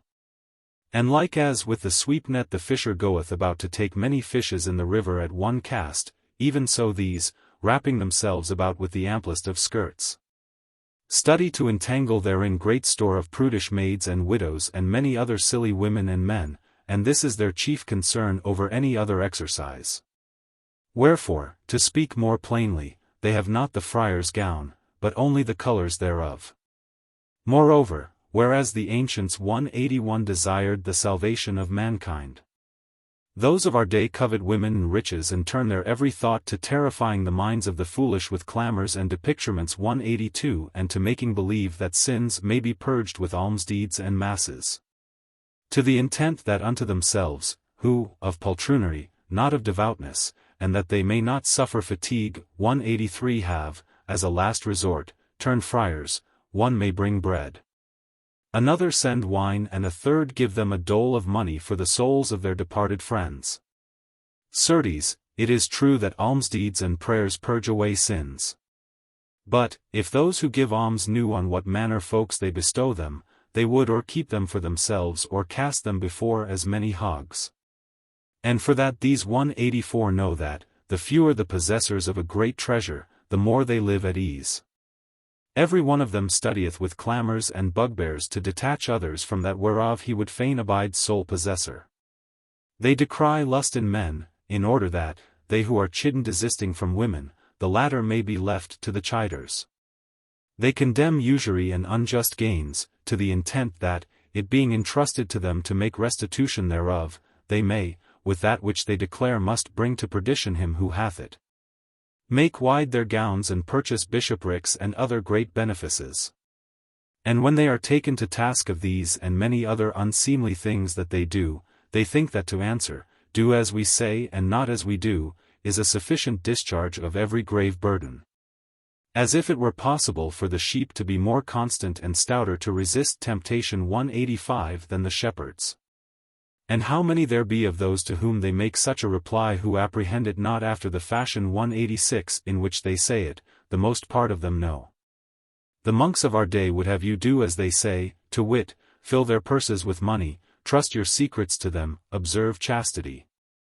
Practice patience and forgiveness of injuries and keep yourselves from evil speaking, all things good, seemly and righteous. But why would they have this? So they may do that, which if the laity did, themselves could not do. Who knoweth not that without money idleness may not endure? And thou expend thy monies in thy pleasures, the friar will not be able to idle it in the monastery. And thou follow after women, there will be no room for him, and except thou be patient or a forgiver of injuries, he will not dare to come to thy house to corrupt thy family. But why should I hark back after every particular? They condemn themselves in the eyes of the understanding as often as they make this excuse. And they believe and not themselves able to abstain and lead a devout life, why do they not rather abide at home? Or, if they will e'en give themselves unto this, 187 why do they not ensue that other holy saying of the gospel, Christ began to do and to teach, 188 let them first do and after teach others. I have in my time seen 1,000 of them wooers, lovers and haunters, not of lay women alone, but of nuns, and of those that make the greatest outcry in the pulpit. Shall we, then, follow after these who are thus fashioned? Whoso doth it doth that which he will, but God knoweth if he do wisely. But, granted even we are to allow that which the friar who chid you said to you, to wit, that it is a grievous sin to break the marriage vow. Is it not a far greater sin to rob a man and a greater yet to slay him or drive him into exile, to wander miserably about the world? Everyone must allow this. For a woman to have converse with a man is a sin of nature, but to rob him or slay him or drive him into exile proceedeth from malignity of mind. That you robbed Tedaldo I have already shown you, in despoiling him of yourself, who had become his of your spontaneous will, and I say also that, so far as in you lay, you slew him. For that it was none of your fault, showing yourself, as you did, hourly more cruel, that he slew not himself with his own hand. And the law willeth that whoso is the cause of the ill that is done be held alike guilty with him who doth it. And that you were the cause of his exile and of his going wandering 7 years about the world cannot be denied. So that in whichever one of these 3 things aforesaid you have committed a far greater sin than in your converse with him. But, let us see, maybe Tedaldo deserved this usage? Certes, he did not. You yourself have already confessed it, more by token that I know he loveth 189 you more than himself.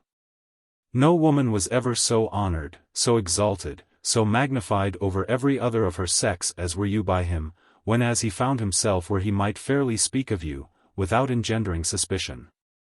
His every good, his every honor, his every liberty were all committed by him into your hands.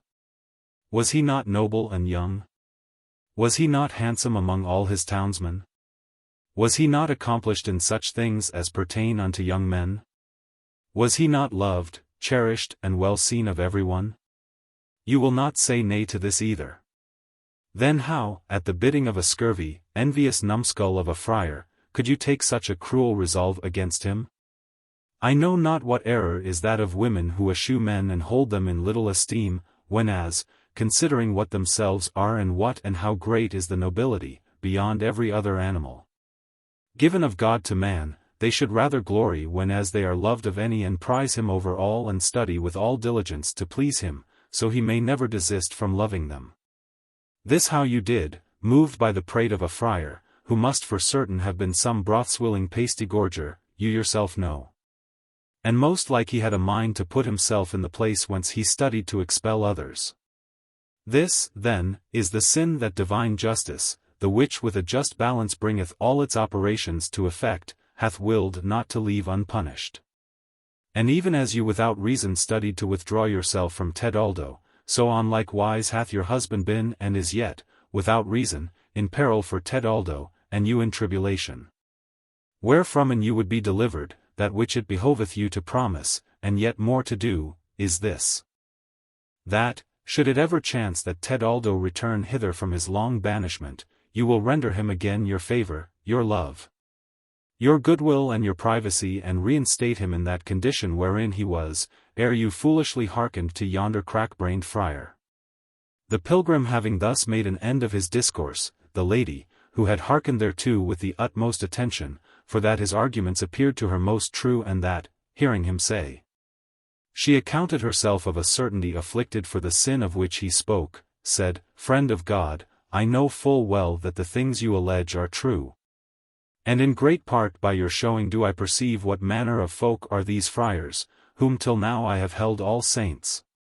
Moreover, I acknowledge my default without doubt to have been great in that which I wrought against Tedaldo, and an I would gladly amend it on such wise as you have said. But how may this be done? Tedaldo can never more return hither, he is dead, wherefore I know not why it should behove me promise that which may not be performed.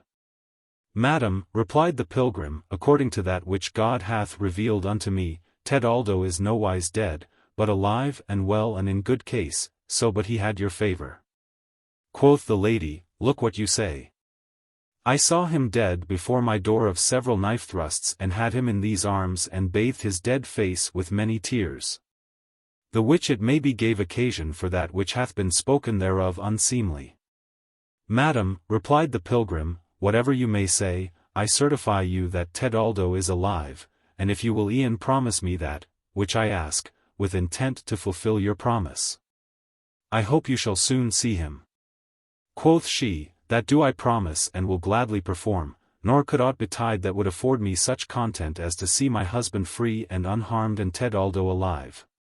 Thereupon it seemed to Tedaldo time to discover himself and to comfort the lady with more certain hope of her husband, and accordingly he said, Madam, in order that I may comfort you for your husband, it behoveth me reveal to you a secret, which look you discover not unto any, as you value your life. Now they were in a very retired place and alone, the lady having conceived the utmost confidence of the sanctity which her seemed was in the pilgrim. Wherefore Tedaldo, pulling out a ring, which she had given him the last night he had been with her and which he had kept with the utmost diligence, and showing it to her, said, Madam, know you this? As soon as she saw it, she recognized it and answered, Sir, I gave it to Tedaldo aforetime. Whereupon the pilgrim, rising to his feet, hastily cast off his palmer's gown and hat and speaking Florence fashion, said, And know you me? When the lady saw this, she knew him to be Tedaldo and was all aghast, fearing him as one feareth the dead, and they be seen after death to go as if alive. Wherefore she made not towards him to welcome him as Tedaldo returned from Cyprus, but would have fled from him in affright, as he were Tedaldo come back from the tomb. Whereupon, Madam, quoth he, fear not, I am your Tedaldo, alive and well, and have never died nor been slain, whatsoever you and my brothers may believe. The lady, somewhat reassured in knowing his voice, considered him a while longer and avouched in herself that he was certainly Tedaldo. Wherefore she threw herself, weeping, on his neck and kissed him, saying, "Welcome back, sweet my Tedaldo." Tedaldo, having kissed and embraced her, said, "Madam, it is no time now for closer greetings. I must e'en go take order that Aldobrandino may be restored to you safe and sound. Whereof I hope that, ere tomorrow come eventide, you shall hear news that will please you. Nay, if, as I expect, I have good news of his safety, I trust this night to be able to come to you and report them to you at more leisure than I can at this present." Then, donning his gown and hat again, he kissed the lady once more and bidding her be of good hope, took leave of her and repaired whereas Aldobrandino lay in prison, occupied more with fear of imminent death than with hopes of deliverance to come.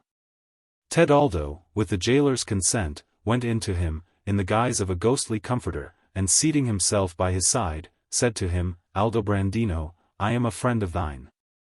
Sent thee for thy deliverance by God, who hath taken pity on thee because of thine innocence. Wherefore, if, in reverence to him, thou wilt grant me a little boon that I shall ask of thee, thou shalt without fail, ere tomorrow be night, whereas thou lookest for sentence of death, hear that of thine acquittance." "Honest man," replied the prisoner, "since thou art solicitous of my deliverance, albeit I know thee not nor mind me ever to have seen thee, needs must thou be a friend, as thou sayest. In truth, the sin, for which they say I am to be doomed to death, I never committed, though others enough have I committed aforetime, which, it may be, have brought me to this pass. But this I say to thee, of reverence to God, and he presently have compassion on me, I will not only promise, but gladly do anything, however great, to say nothing of a little one. Wherefore ask that which pleaseth thee, for without fail, if it come to pass that I escape with life, I will punctually perform it." Then said the pilgrim, "What I would have of thee is that thou pardon Tedaldo's four brothers the having brought thee to this pass, believing thee guilty of their brother's death. And have them again for brethren and for friends, whenas they crave thee pardon thereof." Whereto quoth Aldobrandino, "None knoweth but he who hath suffered the affront how sweet a thing is vengeance and with what ardor it is desired. Nevertheless, so God may apply himself to my deliverance, I will freely pardon them. Nay, I pardon them now, and if I come off hence alive and escape, I will in this hold such course as shall be to thy liking." This pleased the pilgrim, and without concerning himself to say more to him, he exhorted him to be of good heart, for that, ere the ensuing day came to an end, he should without fail hear very certain news of his safety. Then, taking leave of him, he repaired to the signory and said privily to a gentleman who was in session there, "My lord, everyone should gladly labor to bring to light the truth of things, and especially those who hold such a room as this of yours, to the end that those may not suffer the penalty who have not committed the crime and that the guilty may be punished. That which may be brought about, to your honor and the bane of those who have merited it, I am come hither to you. As you know, you have rigorously proceeded against Aldobrandino Palermini, and thinking you have found for truth that it was he who slew Tedaldo Elissii, are minded to condemn him. But this is most certainly false, as I doubt not to show you, ere midnight betide, by giving into your hands the murderers of the young man in question." The worthy gentleman, who was in concern for Aldobrandino, willingly gave ear to the pilgrim's words, and having conferred at large with him upon the matter, on his information, took the two innkeeper brothers and their servant, without resistance, in their first sleep. He would have put them to the question, to discover how the case stood. But they brooked it not, and each first for himself, and after all together, openly confessed that it was they who had slain Tedaldo Elissii, knowing him not. Being questioned of the case, they said, that it was, for that he had given the wife of one of them sore annoy, what while they were abroad, and would fain have enforced her to do his will. The pilgrim, having heard this, with the magistrate's consent took his leave, and repairing privily to the house of Madame Ermelina, found her alone and awaiting him. All else in the house being gone to sleep, alike desirous of having good news of her husband and of fully reconciling herself with her Tedaldo. He accosted her with a joyful countenance and said, "Dearest lady mine, be of good cheer, for tomorrow thou shalt certainly have thine Aldobrandino here again safe and sound." And to give her more entire assurance thereof, he fully recounted to her that which he had done. Whereupon she, glad as ever woman was of two so sudden and so happy chances, to wit, the having her lover alive again, whom she verily believed to have bewept dead, and the seeing Aldobrandino free from peril, whose death she looked ere many days to have to mourn, affectionately embraced and kissed Tedaldo. Then, getting them to bed together, with one accord they made a glad and gracious peace, taking delight and joyance one of the other. When as the day drew near, Tedaldo arose, after showing the lady that which he purposed to do and praying her anew to keep it a close secret, and went forth, even in his pilgrim's habit, to attend, when as it should be time, to Aldobrandino's affairs. The day come, it appearing to the Signory that they had full information of the matter, they straightway discharged Aldobrandino and a few days after let strike off the murderers' heads whereas they had committed the crime. Aldobrandino being now, to the great joy of himself and his wife and of all his friends and kinsfolk, free and manifestly acknowledging that he owed his deliverance to the good offices of the pilgrim, carried the latter to his house for such time as it pleased him to sojourn in the city. And there they could not sat themselves of doing him honor and worship, especially the lady, who knew with whom she had to do. After a while, deeming it time to bring his brothers to an accord with Aldobrandino and knowing that they were not only put to shame by the latter's acquittance, but went armed for fear of his resentment, he demanded of his host the fulfillment of his promise. Aldobrandino freely answered that he was ready, whereupon the pilgrim caused him prepare against the morrow a goodly banquet. Whereat he told him he would have him and his kinsmen and kinswomen entertain the four brothers and their ladies, adding that he himself would go incontinent and bid the latter on his part to peace and his banquet.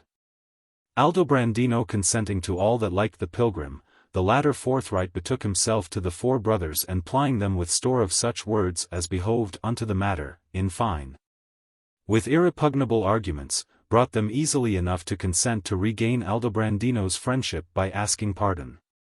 Which done, he invited them and their ladies to dinner with Aldobrandino next morning, and they, being certified of his good faith, frankly accepted the invitation. Accordingly, on the morrow, towards dinner time, Tedaldo's four brothers, clad all in black as they were, came, with sundry of their friends, to the house of Aldobrandino, who stayed for them. And there, in the presence of all who had been bidden of him to bear them company, cast down their arms and committed themselves to his mercy, craving forgiveness of that which they had wrought against him. Aldobrandino, weeping, received them affectionately, and kissing them all on the mouth, dispatched the matter in a few words, remitting unto them every injury received. After them came their wives and sisters, clad all in sad-colored raiment, and were graciously received by Madame Ermelina and the other ladies. Then were all, ladies and men alike, magnificently entertained at the banquet, nor was there aught in the entertainment other than commendable, except it were the taciturnity occasioned by the yet fresh sorrow expressed in the sombre raiment of Tedaldo's kinsfolk. Now on this account the pilgrim's device of the banquet had been blamed of some and he had observed it. Wherefore, the time being come to do away with the constraint aforesaid, he rose to his feet, according as he had foreordained in himself, what while the rest still ate of the fruits, and said, Nothing hath lacked to this entertainment that should make it joyful, save only Tedaldo himself, whom, since having had him continually with you, you have not known him, I will e'en discover to you. So saying, he cast off his palmer's gown and all other his pilgrim's weeds and abiding in a jerkin of green sandal, was with no little amazement, long-eyed and considered of all, ere any would venture to believe it was indeed he.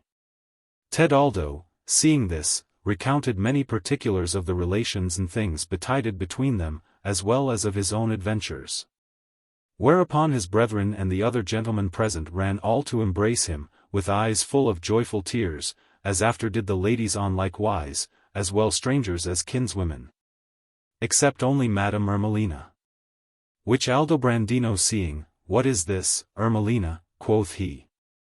Why dost thou not welcome Tedaldo, as do the other ladies? Whereto she answered, in the hearing of all, there is none who had more gladly welcomed and would yet welcome him than myself, who am more beholden to him than any other woman. Seeing that by his means I have gotten thee again. But the unseemly words spoken in the days when we mourned him whom we deemed Tedaldo made me refrain therefrom.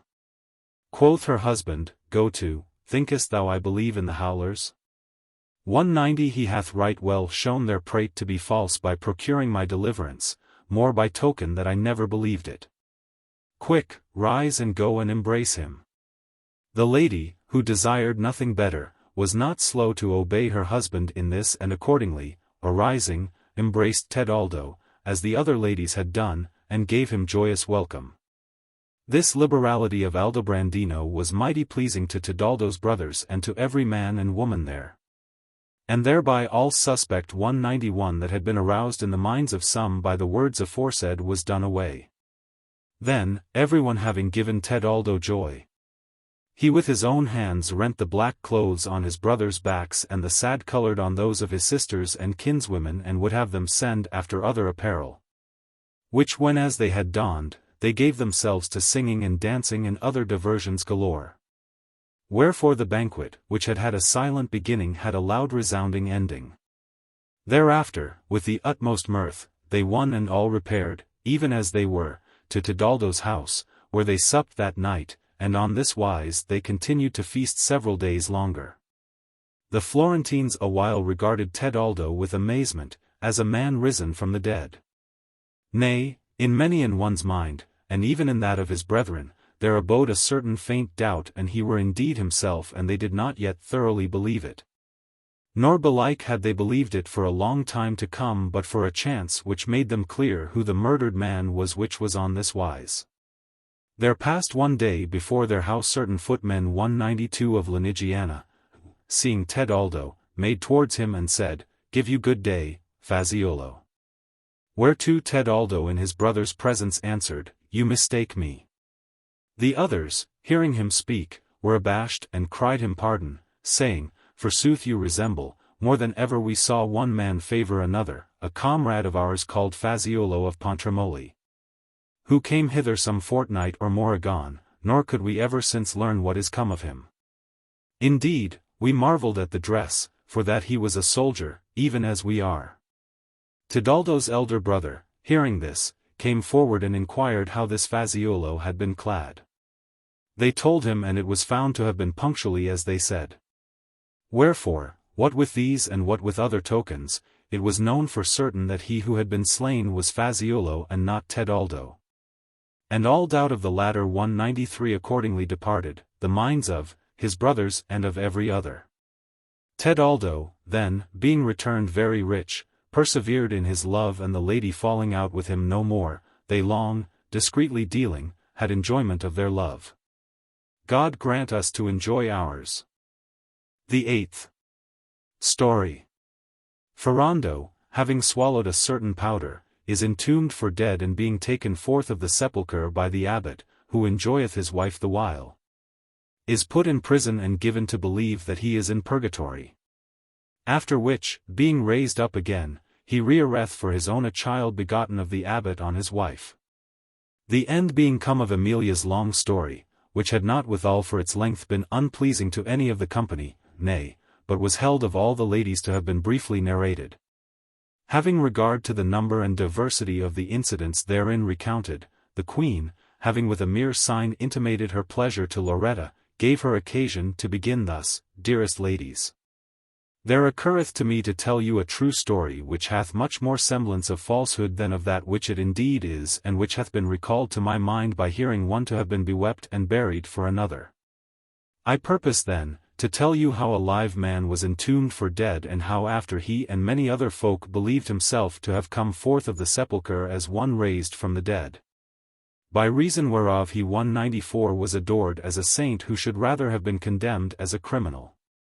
There was, then, and yet is, in Tuscany, an abbey situate, like as we see many thereof, in a place not overmuch frequented of men, whereof a monk was made abbot, who was a very holy man in everything, save in the matter of women, and in this he contrived to do so warily that well-nigh none, not to say knew, but even suspected him thereof. For that he was holden exceeding godly and just in everything. It chanced that a very wealthy farmer, by name Ferrando, contracted a great intimacy with him, a heavy, clodpate fellow and dull-witted beyond measure, whose commerce pleased the abbot but for that his simplicity whiles afforded him some diversion, and in the course of their acquaintance, the latter perceived that Ferrando had a very handsome woman to wife, of whom he became so passionately enamored that he thought of nothing else day or night. But, hearing that, simple and shallow-witted as Ferrando was in everything else, he was shrewd enough in the matter of loving and guarding his wife, he well-nigh despaired of her. However, like a very adroit man as he was, he wrought on such wise with Ferrando that he came whiles, with his wife, to take his pleasance in the abbey garden. And there he very demurely entertained them with discourse of the beatitude of the life eternal and of the pious works of many men and women of times past. Insomuch that the lady was taken with a desire to confess herself to him and asked and had Ferrando's leave thereof. Accordingly, to the abbot's exceeding pleasure, she came to confess to him and seating herself at his feet, before she proceeded to say otherwhat, began thus, Sir, if God had given me a right husband or had given me none, it would belike be easy to me, with the help of your exhortations, to enter upon the road which you say leadeth folk unto life eternal. But I, having regard to what Ferrando is and to his witlessness, may style myself a widow, and yet I am married, inasmuch as, he living, I can have no other husband. And dolt as he is without any cause, so out of all measure jealous of me that by reason thereof I cannot live with him otherwise than in tribulation and misery.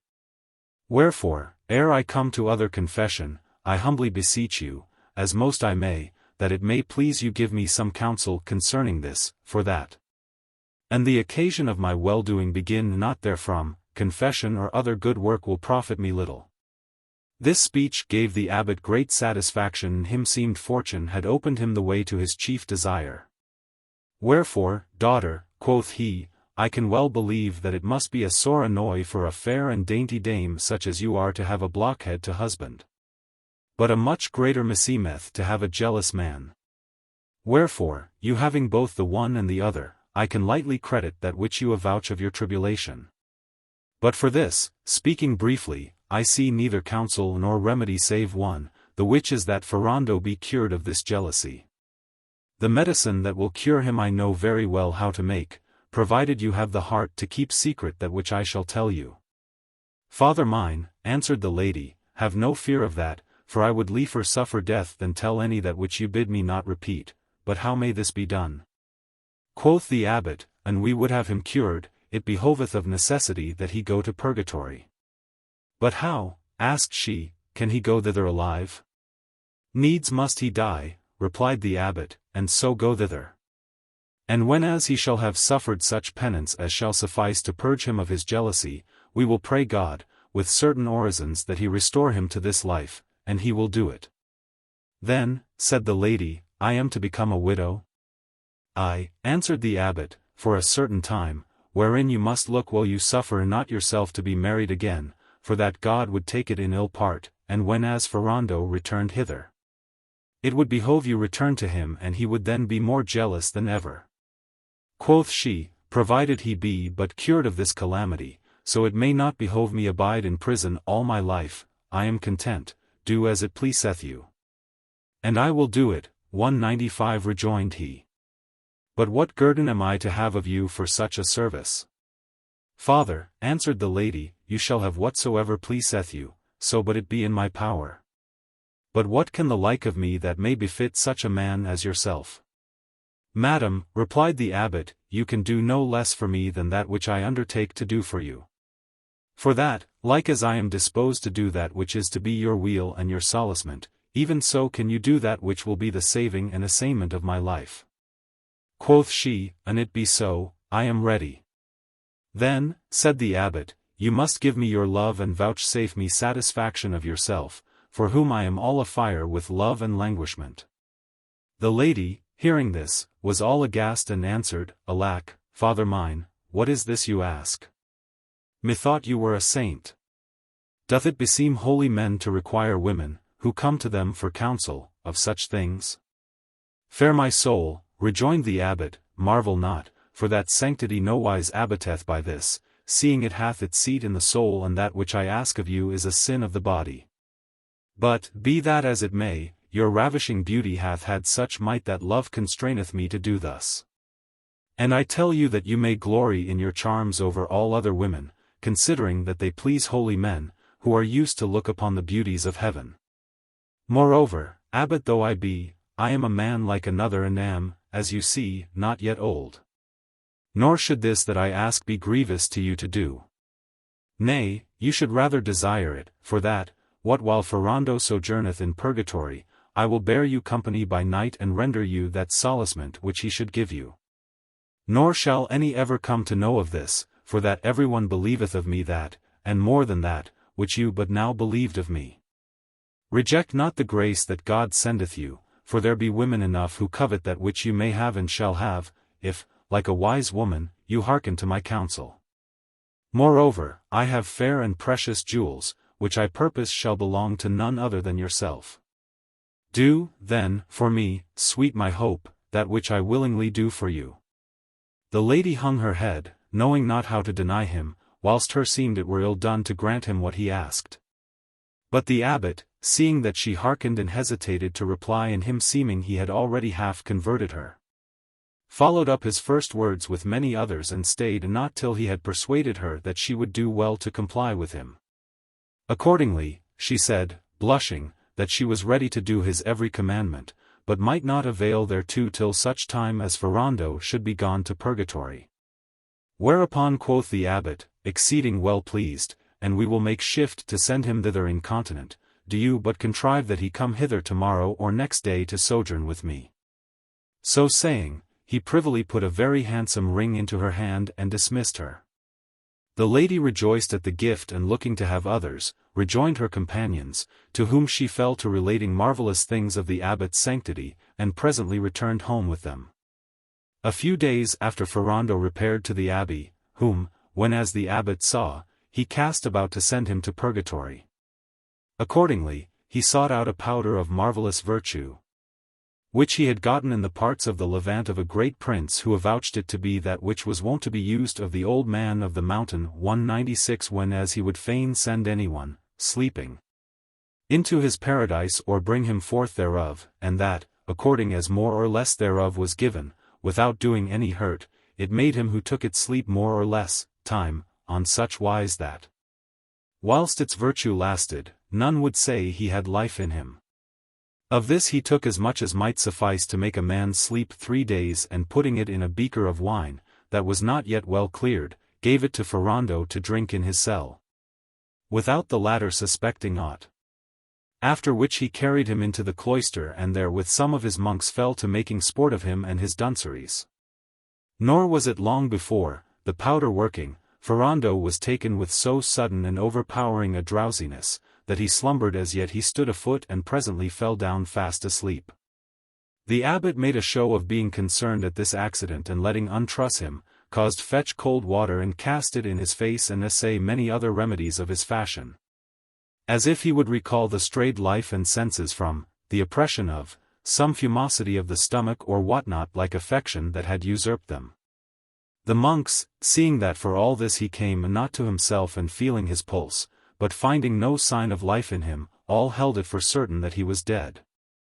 Accordingly, they sent to tell his wife and his kinsfolk, who all came thither forthright, and the lady having bewept him a while with her kinswomen, the abbot caused lay him, clad as he was, in a tomb. Whilst the lady returned to her house, and giving out that she meant never to part from a little son, whom she had had by her husband, abode at home and occupied herself with the governance of the child and of the wealth which had been Ferrando's.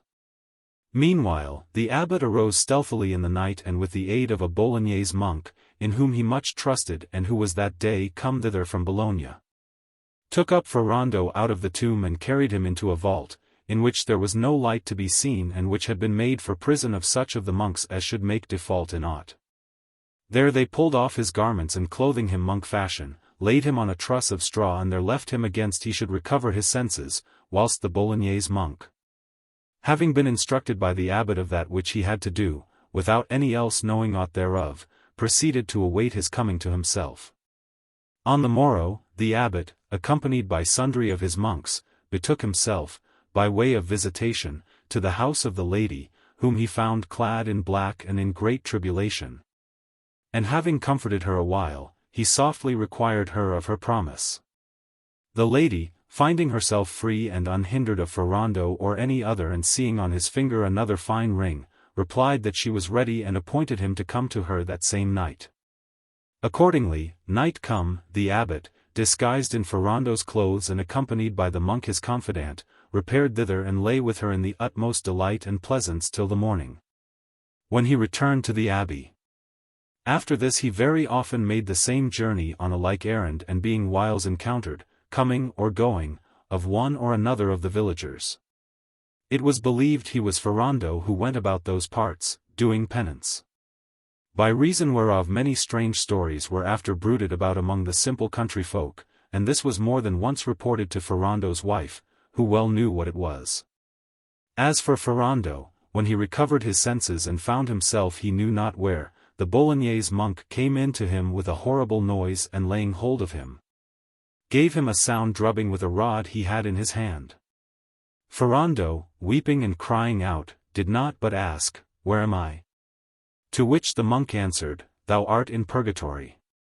"How?" cried Ferrando. "Am I then dead?" "Aye, certes," replied the other. Whereupon Ferrando fell to bemoaning himself and his wife and child, saying the oddest things in the world. Presently the monk brought him somewhat of meat and drink, which Ferrando seeing, "What?" cried he. "Do the dead eat?" "Aye do they," answered the monk. "This that I bring thee is what the woman, thy wife that was, sent this morning to the church to let say masses for thy soul, and God the Lord willeth that it be made over to thee." Quoth Ferrando, "God grant her a good year. I still cherished her ere I died, insomuch that I held her all night in mine arms and did not but kiss her, and other thing also I did, when I had a mind thereto." Then, being very sharp set, he fell to eating and drinking and him seeming the wine was not over good, "Lord confound her," quoth he. "Why did not she give the priest wine of the cask against the wall?" After he had eaten, the monk laid hold of him anew and gave him another sound beating with the same rod. Whereat Ferrando roared out lustily and said, "Alack, why dost thou this to me?" Quoth the monk, "Because thus hath God the Lord ordained that it be done unto thee twice every day." "And for what cause?" asked Ferrando. "Because," answered the monk, "thou wast jealous, having the best woman in the country to wife." "Alas," said Ferrando. "Thou sayst sooth, aye, and the kindest creature, she was sweeter than syrup, but I knew not that God the Lord held it for ill that a man should be jealous, else had I not been so." Quoth the monk, "Thou shouldst have bethought thyself of that, when as thou wast there below 197 and have amended thee thereof. And should it betide that thou ever return thither, look thou so have in mind that which I do unto thee at this present that thou be never more jealous." "What?" said Ferrando. "Do the dead ever return thither?" "Aye," answered the monk, "whom God willeth." "Marry," cried Ferrando, "and I ever return thither, I will be the best husband in the world. I will never beat her nor give her an ill word, except it be anent the wine she sent hither this morning and for that she sent no candles, so it behoved me to eat in the dark." "Nay," said the monk, "she sent candles enough, but they were all burnt for the masses." "True," rejoined Ferrando, "and assuredly, an I return thither, I will let her do what she will. But tell me, who art thou that usest me thus?" Quoth the monk, "I also am dead. I was of Sardinia and for that aforetime I much commended a master of mine of being jealous, I have been doomed of God to this punishment, that I must give thee to eat and drink and beat thee thus, till such time as God shall ordain otherwhat of thee and of me." Then said Ferrando, "Is there none here other than we twain?" "Aye," answered the monk, "there be folk by the thousands, but thou canst neither see nor hear them, nor they thee." Quoth Ferrando, and how far are we from our own countries? Ecod, replied the other, we are distant thence more miles than we can well cack at about. Faith, rejoined the farmer, that is far enough, meseemeth we must be out of the world, and it be so much as all that. In such and the like discourse was Ferrando entertained 60 months with eating and drinking and beating, what while the abbot assiduously visited the fair lady, without miscarriage, and gave himself the goodliest time in the world with her. At last, as ill luck would have it, the lady found herself with child and straightway acquainted the abbot therewith. Wherefore it seemed well to them both that Ferrando should without delay be recalled from purgatory to life and return to her, so she might avouch herself with child by him. Accordingly, the abbot that same night caused call to Ferrando in prison with a counterfeit voice, saying, Ferrando, take comfort, for it is God's pleasure that thou return to the world, where thou shalt have a son by thy wife, whom look thou name Benedict, for that by the prayers of thy holy abbot and of thy wife and for the love of St. Benedict he doth thee this favour. Ferrando, hearing this, was exceedingly rejoiced and said, It liketh me well, Lord grant a good year to Seigneur God Almighty and to the abbot and St. Benedict and my cheesy 198 sweet honey wife. The abbot let give him, in the wine that he sent him, so much of the powder aforesaid as should cause him sleep maybe 4 hours, and with the aid of his monk, having put his own clothes on him, restored him privily to the tomb wherein he had been buried. Next morning, at break of day, Ferrando came to himself and being light, a thing which he had not seen for good 10 months, through some crevice of the tomb, doubted not but he was alive again. Accordingly, he fell to bawling out, Open to me! Open to me! And heaving so lustily at the lid of the tomb with his head that he stirred it, for that it was eath to move, and had begun to move it away, when the monks, having now made an end of saying matins, ran thither and knew Ferrando's voice and saw him in act to come forth of the sepulchre. Whereupon, all aghast for the strangeness of the case, they took to their heels and ran to the abbot, who made a show of rising from prayer and said, My sons, have no fear. Take the cross and the holy water and follow after me, so we may see that which God willeth to show forth to us of his might, and as he said, so he did. Now Ferrando was come forth of the sepulchre all pale, as well might he be who had so long abid den without seeing the sky. As soon as he saw the abbot, he ran to cast himself at his feet and said, Father mine, according to that which hath been revealed to me, your prayers and those of St. Benedict and my wife have delivered me from the pains of purgatory and restored me to life, wherefore I pray God to give you a good year and good calends now and always. Quoth the abbot, Praised be God his might. Go, my son, since he hath sent thee back hither. Comfort thy wife, who hath been still in tears, since thou departedst this life, and henceforth be a friend and servant of God. Sir, replied Ferrando, so hath it indeed been said to me. Only leave me do, for, as soon as I find her, I shall buss her, such goodwill do I bear her. The abbot, left alone with his monks, made a great show of wonderment at this miracle and caused devoutly sing miserere therefore. As for Ferrando, he returned to his village, where all who saw him fled, as men used to do from things frightful, but he called them back and avouched himself to be raised up again. His wife on like wise feigned to be adread of him. But, after the folk were somewhat reassured anent him and saw that he was indeed alive, they questioned him of many things, and he, as it were he had returned wise, made answer to all and gave them news of the souls of their kinsfolk, making up, of his own motion, the finest fables in the world of the affairs of purgatory and recounting in full assembly the revelation made him by the mouth of the Wrangle Bragial 199 ere he was raised up again. Then, returning to his house and entering again into possession of his goods, he got his wife, as he thought, with child, and by chance it befell that, in due time, to the thinking of the fools who believe that women go just 9 months with child, the lady gave birth to a boy, who was called Benedict Ferrandi. 200.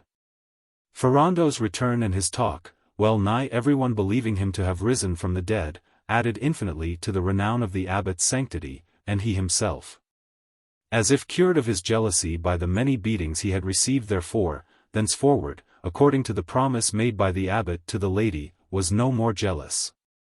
Whereat she was well pleased and lived honestly with him, as of her wont, save indeed that, when as she conveniently might, she willingly foregathered with the holy abbot, who had so well and diligently served her in her greatest needs.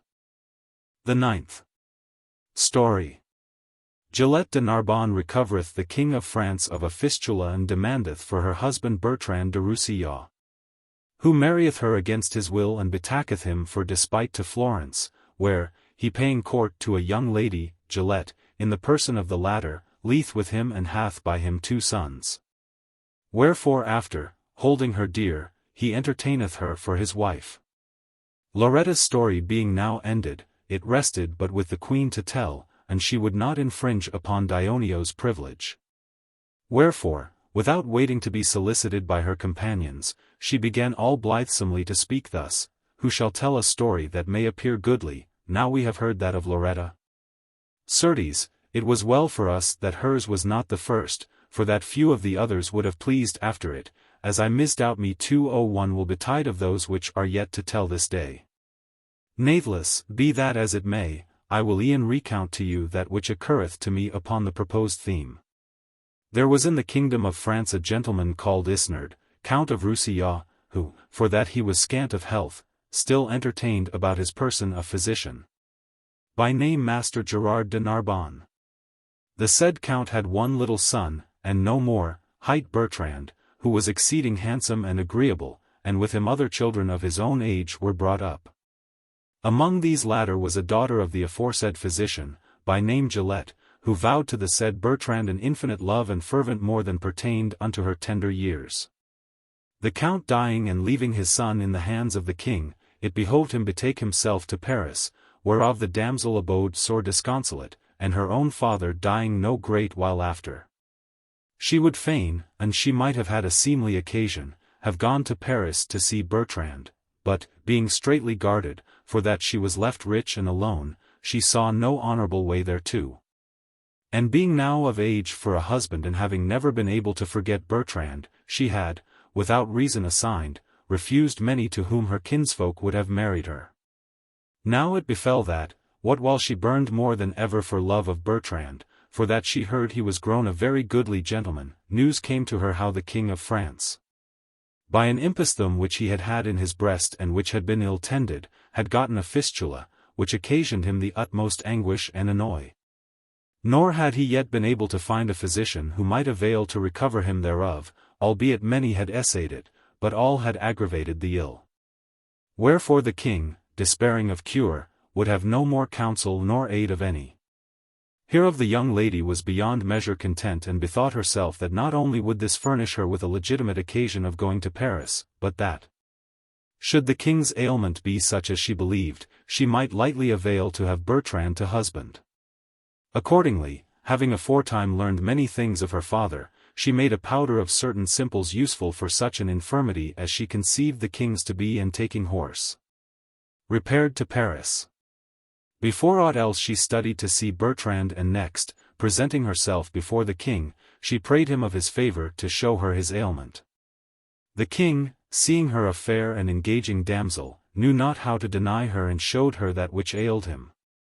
Whenas she saw it, she was certified incontinent that she could heal it, and accordingly said, My lord, an it please you, I hope in God to make you whole of this your infirmity in 8 days' time, without annoy or fatigue on your part. The king scoffed in himself at her words, saying, That which the best physicians in the world have availed not neither known to do, how shall a young woman know?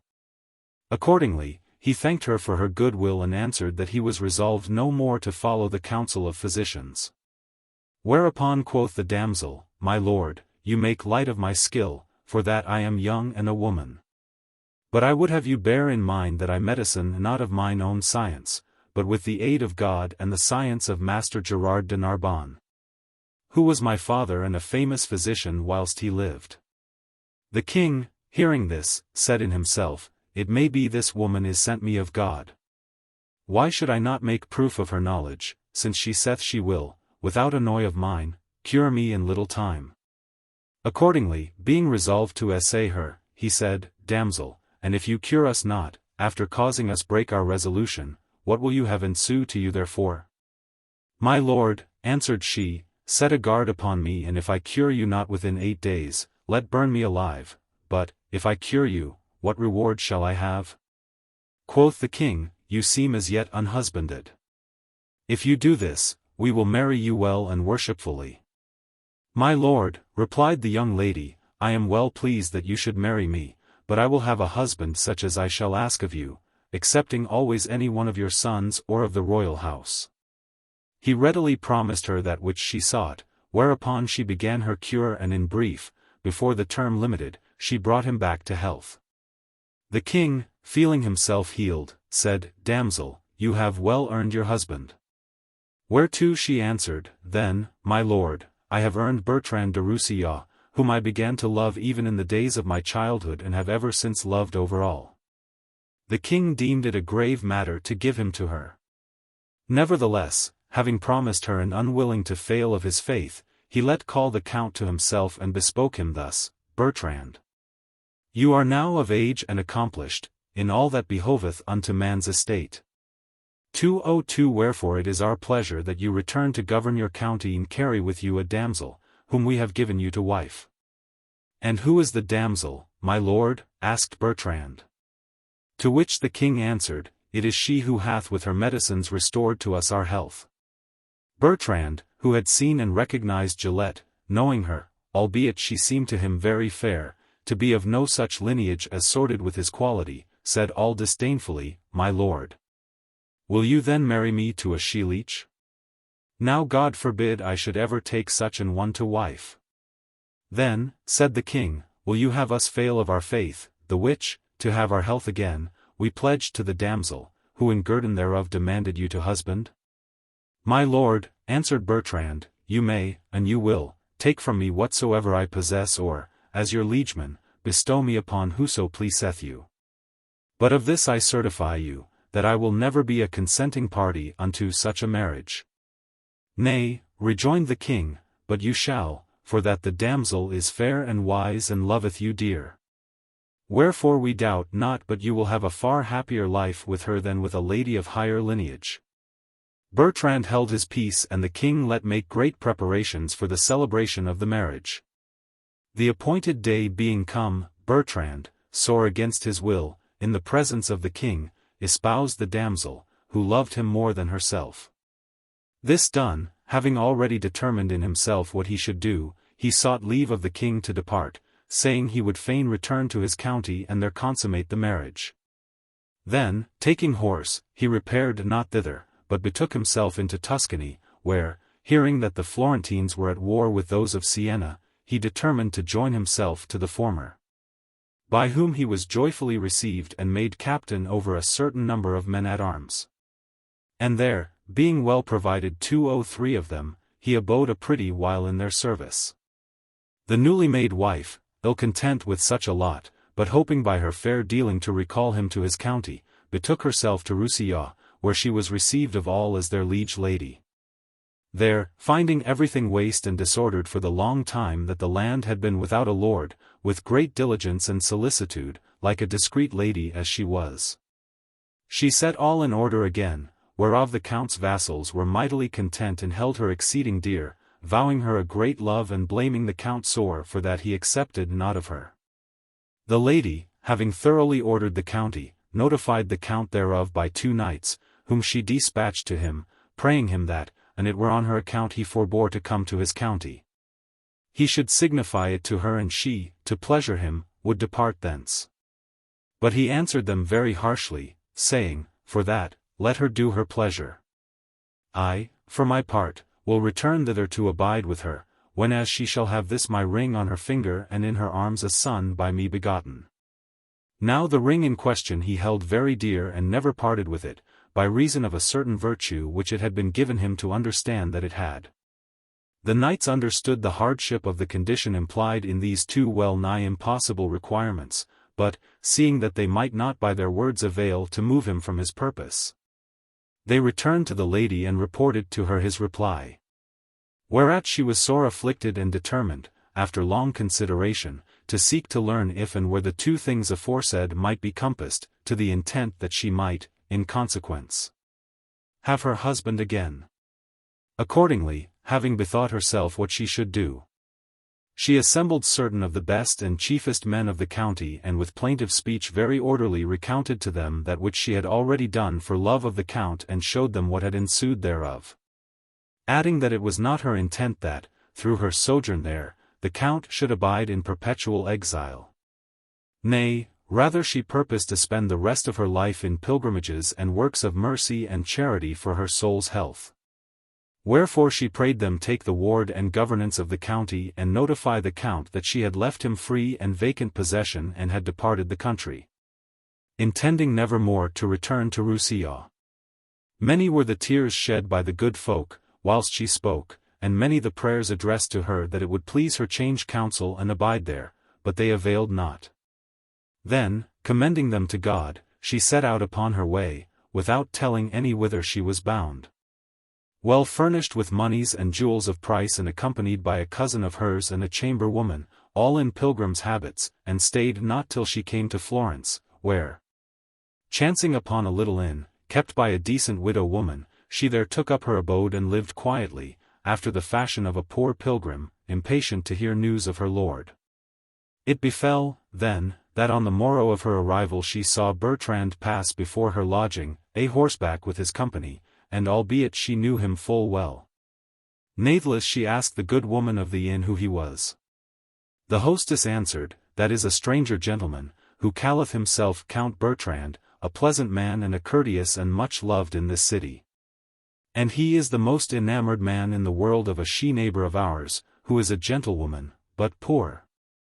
Sooth to say, she is a very virtuous damsel and abbadeth, being yet unmarried for poverty, with her mother, a very good and discreet lady, but for whom, maybe, she had already done the count's pleasure. The countess took good note of what she heard, and having more closely inquired into every particular and apprehended all aright, determined in herself how she should do. Accordingly, having learned the house and name of the lady whose daughter the count loved, she one day repaired privily thither in her pilgrim's habit, and finding the mother and daughter in very poor case, saluted them and told the former that, an it pleased her, she would fain speak with her alone. The gentlewoman, rising, replied that she was ready to hearken to her, and accordingly carried her into a chamber of hers, where they seated themselves, and the countess began thus: Madam, meseemeth you are of the enemies of fortune, even as I am. But, an you will, belike you may be able to relieve both yourself and me. The lady answered that she desired nothing better than to relieve herself by any honest means. And the countess went on, Needs must you pledge me your faith, whereto an I commit myself and you deceive me, you will mar your own affairs and mine. Tell me anything you will in all assurance, replied the gentlewoman, for never shall you find yourself deceived of me. Thereupon the countess, beginning with her first enamorment, recounted to her who she was and all that had betided her to that day, after such a fashion that the gentlewoman, putting faith in her words and having, indeed, already in part heard her story from others, began to have compassion of her. The countess, having related her adventures, went on to say, You have now, amongst my other troubles, heard what are the two things which it behoveth me have, and I would have my husband. And to which I know none who can help me, save only yourself, if that be true which I hear, to wit, that the count my husband is passionately enamoured of your daughter. Madam, answered the gentlewoman, if the count love my daughter I know not, indeed he mocketh a great show thereof. But, an it be so, what can I do in this that you desire? Madam, rejoined the countess, I will tell you, but first I will e'en show you what I purpose shall ensue thereof to you, and you serve me. I see your daughter fair and of age for a husband, and according to what I have heard, meseemeth I understand the lack of good to marry her withal it is that causeth you keep her at home. Now I purpose, in requital of the service you shall do me, to give her forthright of mine own money such a dowry as you yourself shall deem necessary to marry her honourably. The mother, being needy, was pleased with the offer. Algates, having the spirit of a gentlewoman, she said, Madam, tell me what I can do for you. If it consist with my honour, I will willingly do it, and you shall after do that which shall please you. Then said the countess, It behoveth me that you let tell the count my husband by some one in whom you trust, that your daughter is ready to do his every pleasure. So she may but be certified that he loveth her as he pretendeth, the which she will never believe. Except he send her the ring which he carrieth on his finger and by which she hath heard he setteth such store. And he send you the ring, you must give it to me and after send to him to say that your daughter is ready do his pleasure. Then bring him hither in secret and privily put me to bed to him in the stead of your daughter. It may be God will vouchsafe me to conceive and on this wise, having his ring on my finger and a child in mine arms of him begotten, I shall presently regain him and abide with him. As a wife should abide with her husband, and you will have been the cause thereof. This seemed a grave matter to the gentlewoman, who feared lest blame should haply ensue thereof to her daughter. Nevertheless, bethinking her it were honourably done to help the poor lady recover her husband and that she went about to do this to a worthy end and trusting in the good and honest intention of the countess, she not only promised her to do it, but, before many days, dealing with prudence and secrecy, in accordance with the latter's instructions, she both got the ring, albeit this seemed somewhat grievous to the count, and adroitly put her to bed with her husband, in the place of her own daughter. In these first embracements, most ardently sought of the count, the lady, by God's pleasure, became with child of 2 sons, as her delivery in due time made manifest. Nor once only, but many times, did the gentlewoman gratify the countess with her husband's embraces, contriving so secretly that never was a word known of the matter. Whilst the count still believed himself to have been, not with his wife, but with her whom he loved. And when as he came to take leave of a morning, he gave her, at one time and another, divers goodly and precious jewels, which the countess laid up with all diligence. Then, feeling herself with child and unwilling to burden the gentlewoman farther with such an office, she said to her, Madam, thanks to God and you, I have gotten that which I desired. Wherefore it is time that I do that which shall content you and after get me gone hence. The gentlewoman answered that, if she had gotten that which contented her, she was well pleased, but that she had not done this of any hope of reward, nay, for that her seemed it behoved her to do it. And she would do well. Madam, rejoined the countess, that which you say liketh me well and so on my part one purpose not to give you that which you shall ask of me by way of reward, but to do well. For that meseemeth behoveful so to do. The gentlewoman, then, constrained by necessity, with the utmost shamefastness, asked her £100 to marry her daughter withal. But the countess, seeing her confusion and hearing her modest demand, gave her 500 and so many rare and precious jewels as were worth maybe as much more. With this the gentlewoman was far more than satisfied and rendered the countess the best thanks in her power. Whereupon the latter, taking leave of her, returned to the inn, whilst the other, to deprive Bertrand of all farther occasion of coming or sending to her house, removed with her daughter into the country to the house of one of her kinsfolk, and he, being a little after recalled by his vassals and hearing that the countess had departed the country, returned to his own house. The countess, hearing that he had departed Florence and returned to his county, was mightily rejoiced and abode at Florence till her time came to be delivered, when she gave birth to 2 male children, most like their father, and let rear them with all diligence. When as it seemed to her time, she set out and came, without being known of any, to Montpellier, where having rested some days and made inquiry of the count and where he was, she learned that he was to hold a great entertainment of knights and ladies at Roussillon on All Saints' Day and betook herself thither, still in her pilgrim's habit that she was wont to wear. Finding the knights and ladies assembled in the count's palace and about to sit down to table, she went up, with her children in her arms and without changing her dress, into the banqueting hall and making her way between man and man whereas she saw the count, cast herself at his feet and said, weeping, I am thine unhappy wife, who, to let thee return and abide in thy house, have long gone wandering miserably about the world. I conjure thee, in the name of God, to accomplish unto me thy promise upon the condition appointed me by the 2 knights I sent thee. For, behold, here in mine arms is not only 1 son of thine, but 2, and here is thy ring. It is time, then, that I be received of thee as a wife, according to thy promise. The count, hearing this, was all confounded and recognized the ring and the children also, so like were they to him, but yet he said, How can this have come to pass?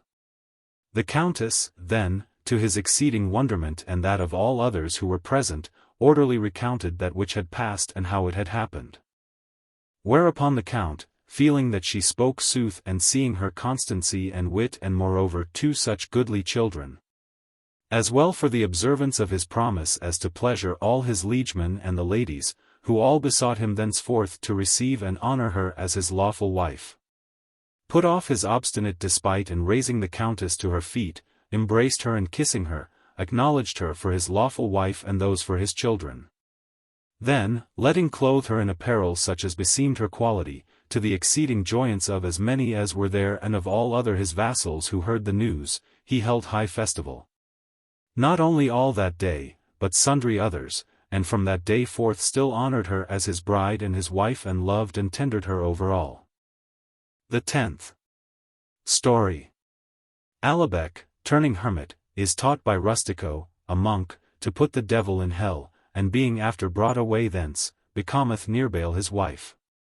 Dioneo, who had diligently hearkened to the queen's story, seeing that it was ended and that it rested with him alone to tell, without awaiting commandment, smilingly began to speak as follows, Charming ladies, maybe you have never heard tell how one putteth the devil in hell.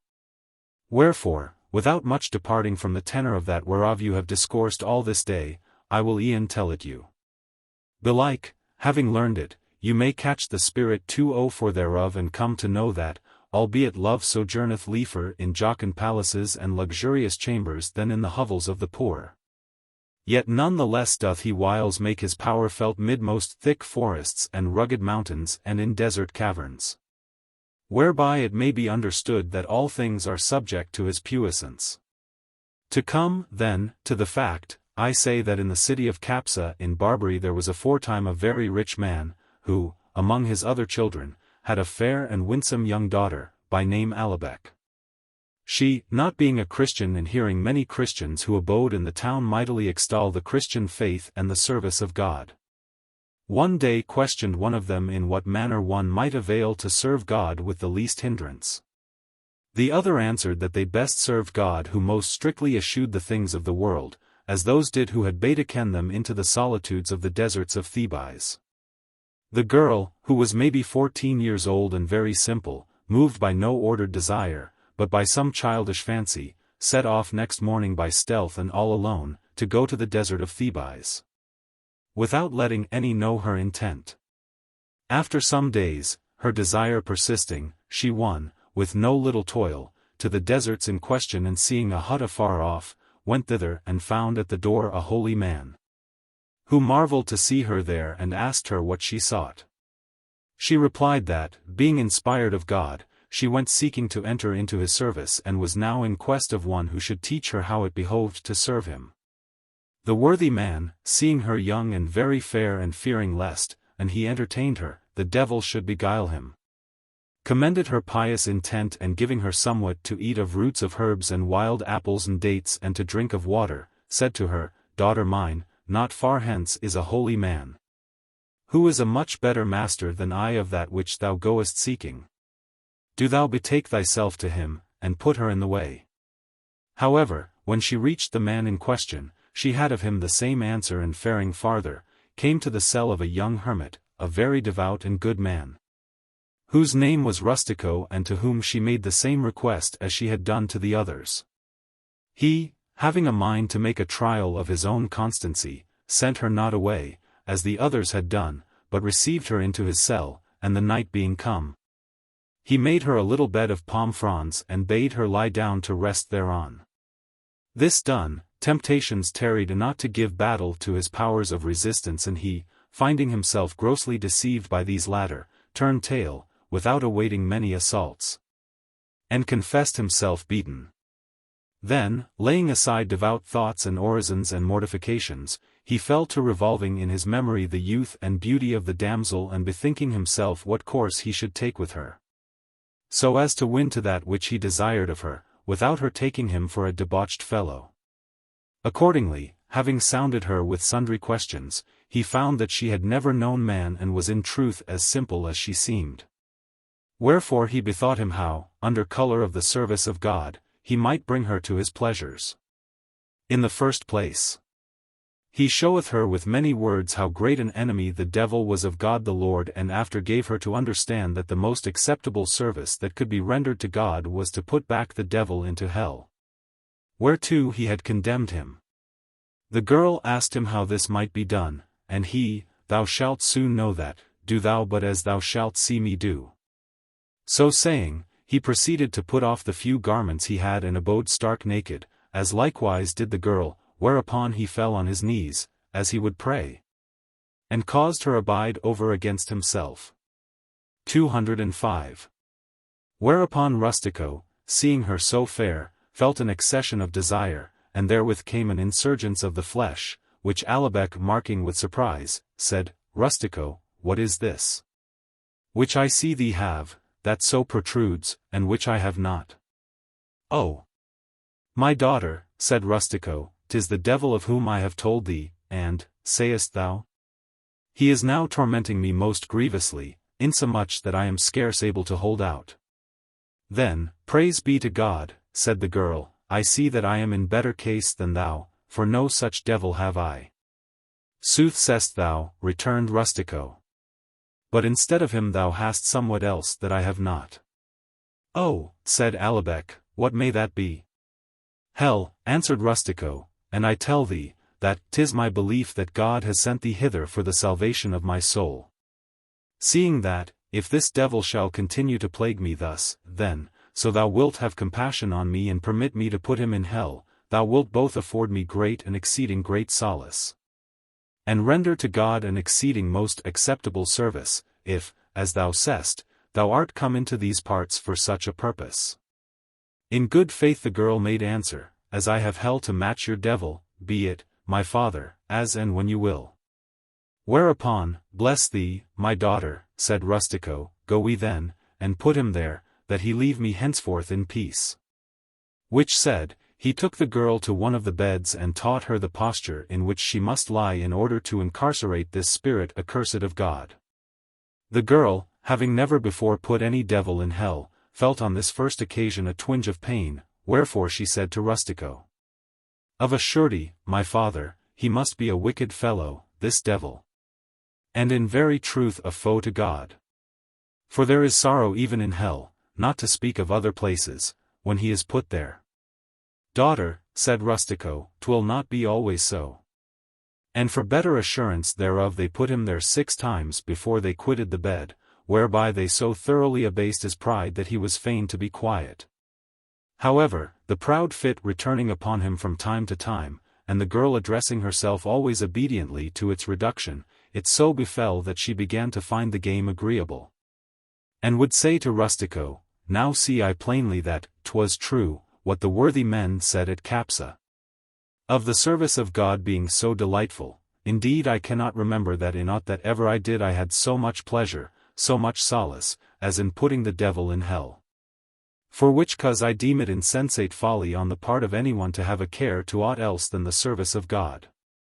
Wherefore many a time she would come to Rustico, and say to him, my father, 'twas to serve God that I came hither, and not to pass my days in idleness, go we then, and put the devil in hell. And while they did so, she would now and again say, I know not, Rustico, why the devil should escape from hell. Were he but as ready to stay there as hell is to receive and retain him, he would never come out of it. So, the girl thus frequently inviting and exhorting Rustico to the service of God. There came at length a time when she had so thoroughly lightened his doublet that he shivered when another would have sweated. Wherefore he began to instruct her that the devil was not to be corrected and put in hell, save when his head was exalted with pride. Adding, and we by God's grace have brought him to so sober a mind that he prays God he may be left in peace, by which means he for a time kept the girl quiet.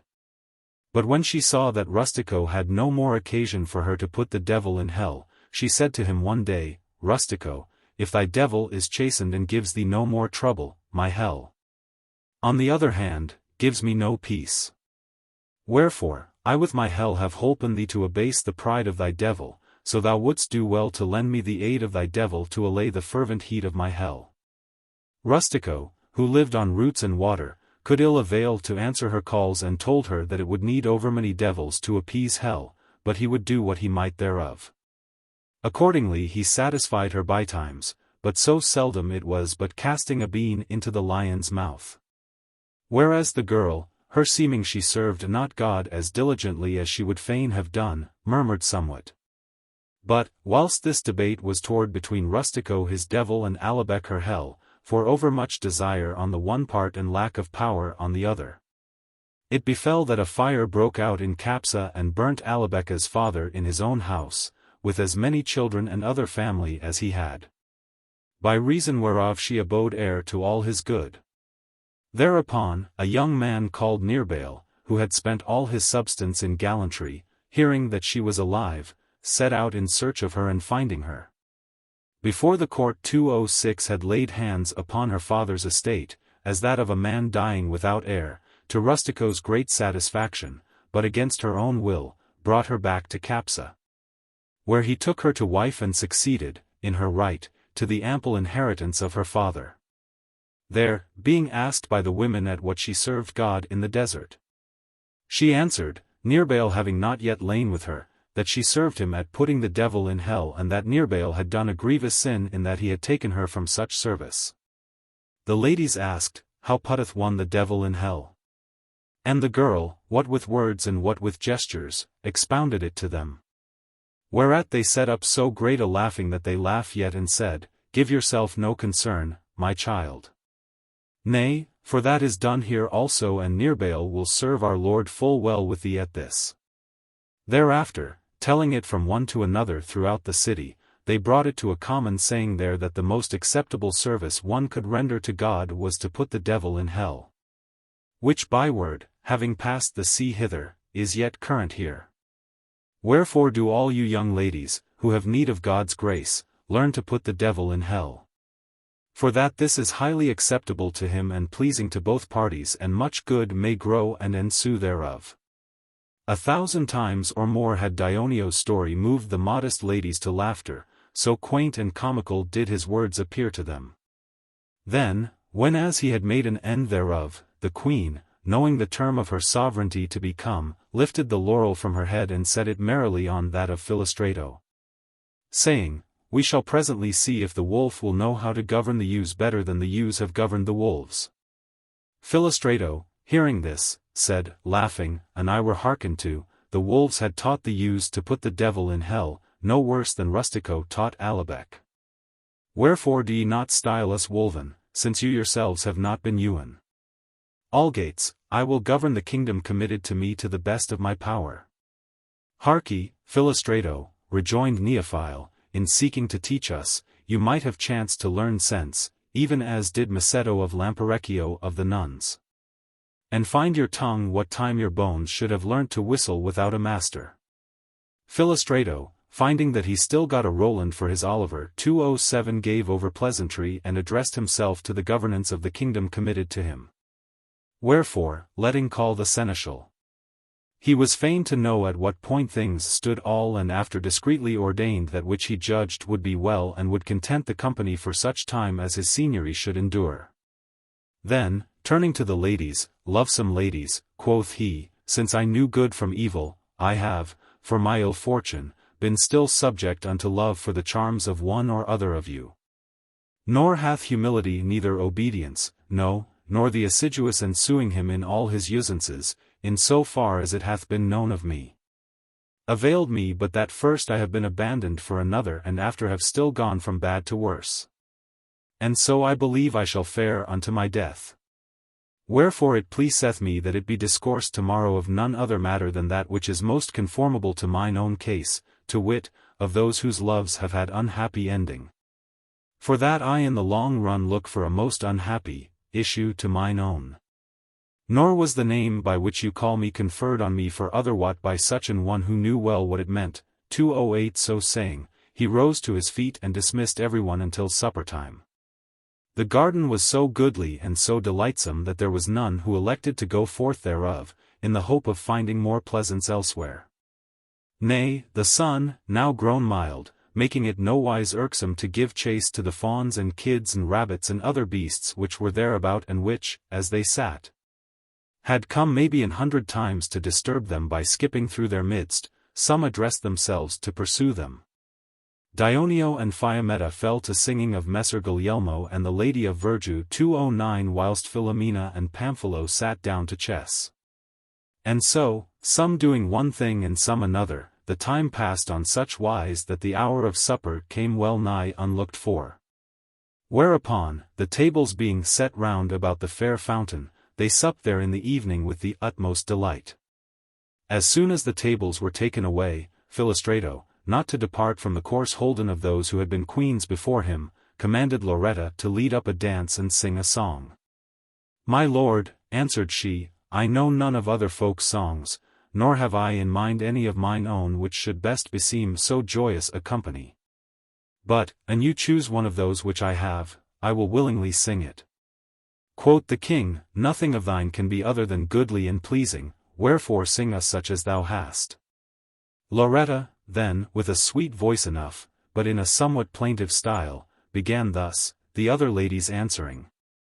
"No maid disconsolate hath cause as I, alack, who sigh for love in vain, to mourn her fate. He who moves heaven and all the stars in air, made me for his delight. Lovesome and sprightly, kind and debonair, e'en here below to give each lofty sprite some inkling of that fair, that still in heaven abideth in his sight. But erring men's unright, ill knowing me, my worth, accepted not, nay, with dispraise did bait. Erst was there one who held me dear and fain, took me, a youngling maid, into his arms and thought and heart and brain, caught fire at my sweet eyes. Yet time, unstayed, of aught that flits amain, and lightly, all to wooing me he laid. I, courteous, not gainsaid, and held to ten him worthy me. But now, woe's me, of him I'm desolate. Then unto me there did himself present, a youngling proud and haught, renowning him for valorous and gent. He took and holds me and with erring thought 211. To jealousy is bent. Whence I, alack, nigh to despair am wrought, as knowing myself, brought into this world for good, of many an one, engrossed of one sole mate. The luckless hour I curse, in very deed, when I, alas, said yea, vesture to change, so fair in that dusk weed. I was and glad, whereas in this more gay, a weary life I lead, far less than erst held honest, well away. Ah, dolorous bridal day! Would God I had been dead, or ere I proved thee in such ill estate. O lover dear, with whom well pleased was I, whilere past all that be, who now before him sittest in the sky, who fashioned us, have pity upon me, who cannot, though I die, forget thee for another. 'Cause me see, the flame that kindled thee, for me lives yet unquenched, and my recall up thither 212 impetrate. Here Lauretta made an end of her song, wherein, albeit attentively followed of all, she was diversely apprehended of divers persons, and there were those who would e'en understand, Milan fashion, that a good hog was better than a handsome wench. 213 But others were of a loftier and better and truer apprehension, whereof it booteth not to tell at this present. Thereafter the king let kindle store of flambeaux upon the grass and among the flowers and caused sing divers other songs, until every star began to decline, that was above the horizon, when, deeming it time for sleep, he bade all with a good night betake themselves to their chambers. Here endeth the 3rd day of the Decameron. Day the 4th. Day the 4th Introduction. Here beginneth the 4th day of the Decameron, wherein under the governance of Filostrato is discoursed of those whose loves have had unhappy endings. Dearest ladies, as well by words of wise men heard as by things many a time both seen and read of myself, I had conceived that the boisterous and burning blast of envy was apt to smite none but lofty towers or the highest summits of the trees. But I find myself mistaken in my conceit, for that, fleeing, as I have still studied to flee, from the cruel onslaught of that raging wind, I have striven to go, not only in the plains, but in the very deepest of the valleys, as many manifestly enough appear to whoso considereth these present stories, the which have been written by me, not only in vulgar Florentine and in prose and without author's name, but eke in as humble and sober a style as might be. Yet for all this have I not availed to escape being cruelly shaken, nay, well nigh uprooted, of the aforesaid wind and all torn of the fangs of envy. Wherefore I can very manifestly understand that to be true which the wise used to say, to wit, that misery alone in things present is without envy. 214. There are then, discreet ladies, some who, reading these stories, have said that you please me overmuch and that it is not a seemly thing that I should take so much delight in pleasuring and solacing you. And some have said yet worse of commending you as I do. Others, making a show of wishing to speak more maturely, have said that it sorteth ill with mine age henceforth to follow after things of this kind, to wit, to discourse of women or to study to please them. And many, feigning themselves mighty tender of my repute, avouch that I should do more wisely to abide with the Muses on Parnassus than to busy myself among you with these toys. Again, there be some who, speaking more despitefully than advisedly, have said that I should do more discreetly to consider whence I might get me bread than to go peddling after these baubles, feeding upon wind. And certain others, in disparagement of my pains, study to prove the things recounted by me to have been otherwise than as I present them to you. With such, then, and so many blusterings, 215 such atrocious backbitings, such needle pricks, noble ladies, am I, what while I battle in your service, baffled and buffeted and transfixed even to the quick.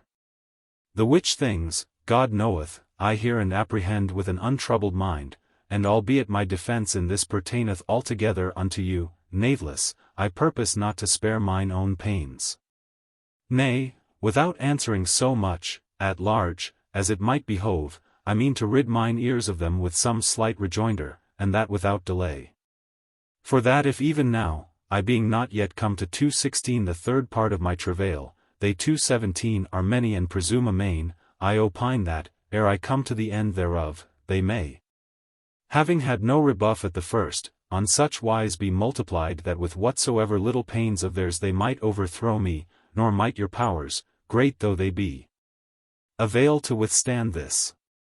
But, ere I come to make answer to any of them, it pleaseth me, in mine own defence, to relate, not an entire story, lest it should seem I would fain mingle mine own stories with those of so commendable a company as that which I have presented to you, but a part of one, that so its very default, of completeness, may attest that it is none of those, and accordingly, speaking to my assailants, I say that in our city, a good while agone, there was a townsman, by name Filippo Balducci, a man of mean enough extraction, but rich and well addressed and versed in such matters as his condition comported.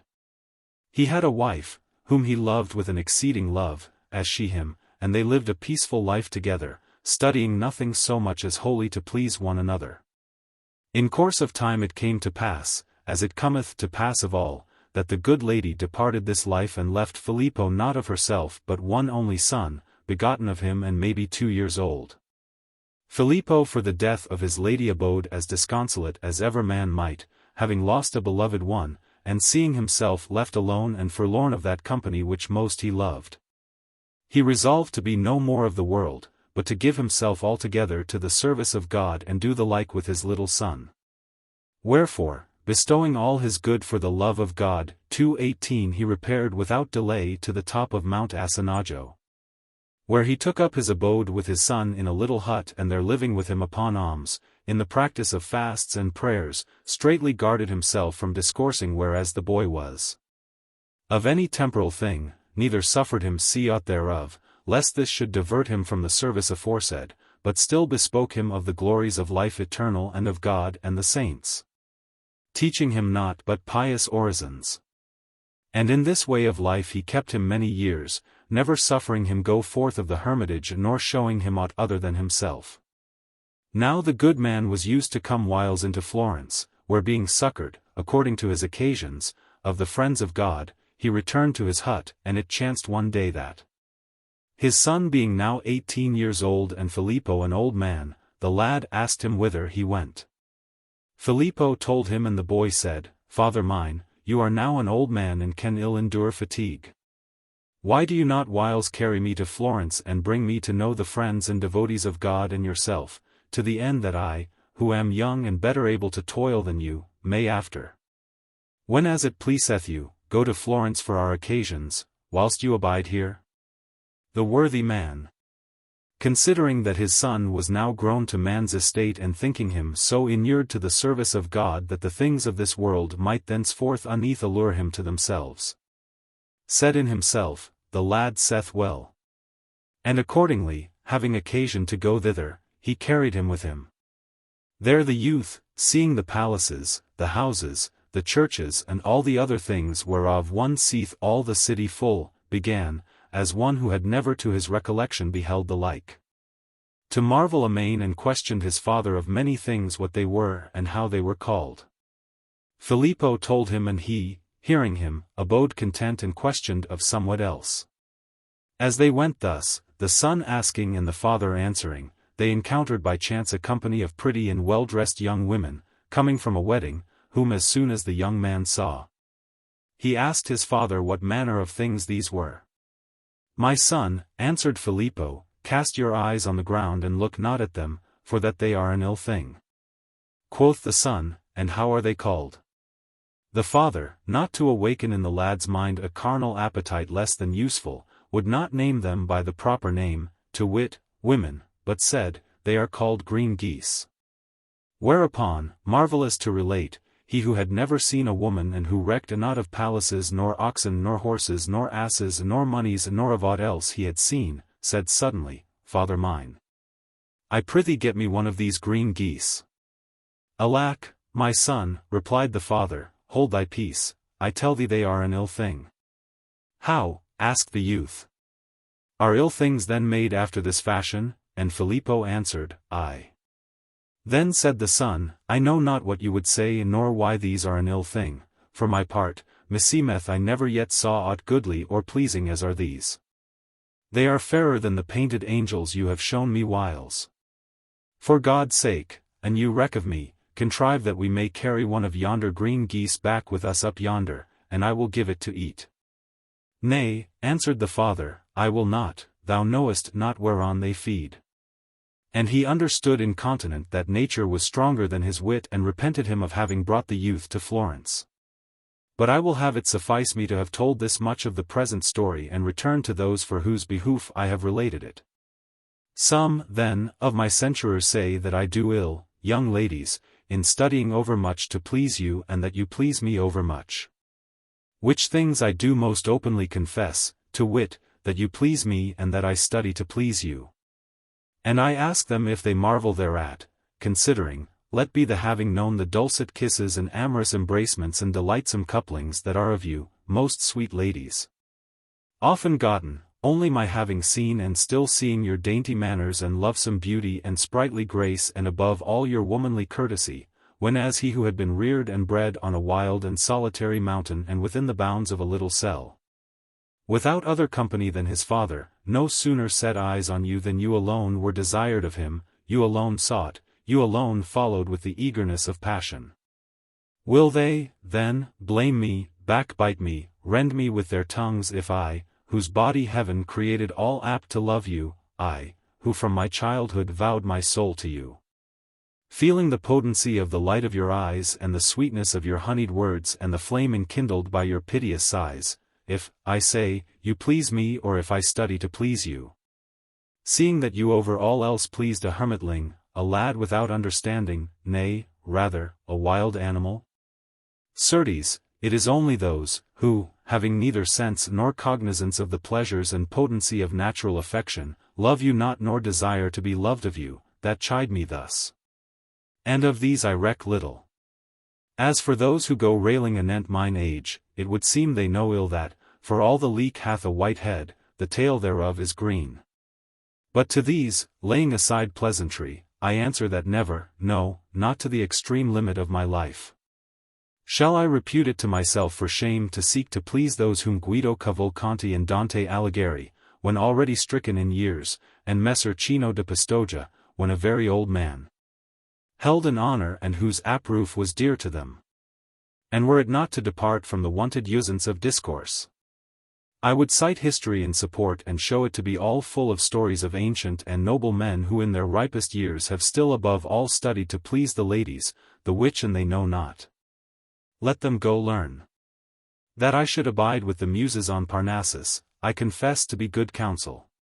But, since we can neither abide forever with the Muses, nor they with us, it is nothing blameworthy if, whenas it chanceth a man is parted from them, he take delight in seeing that which is like unto them.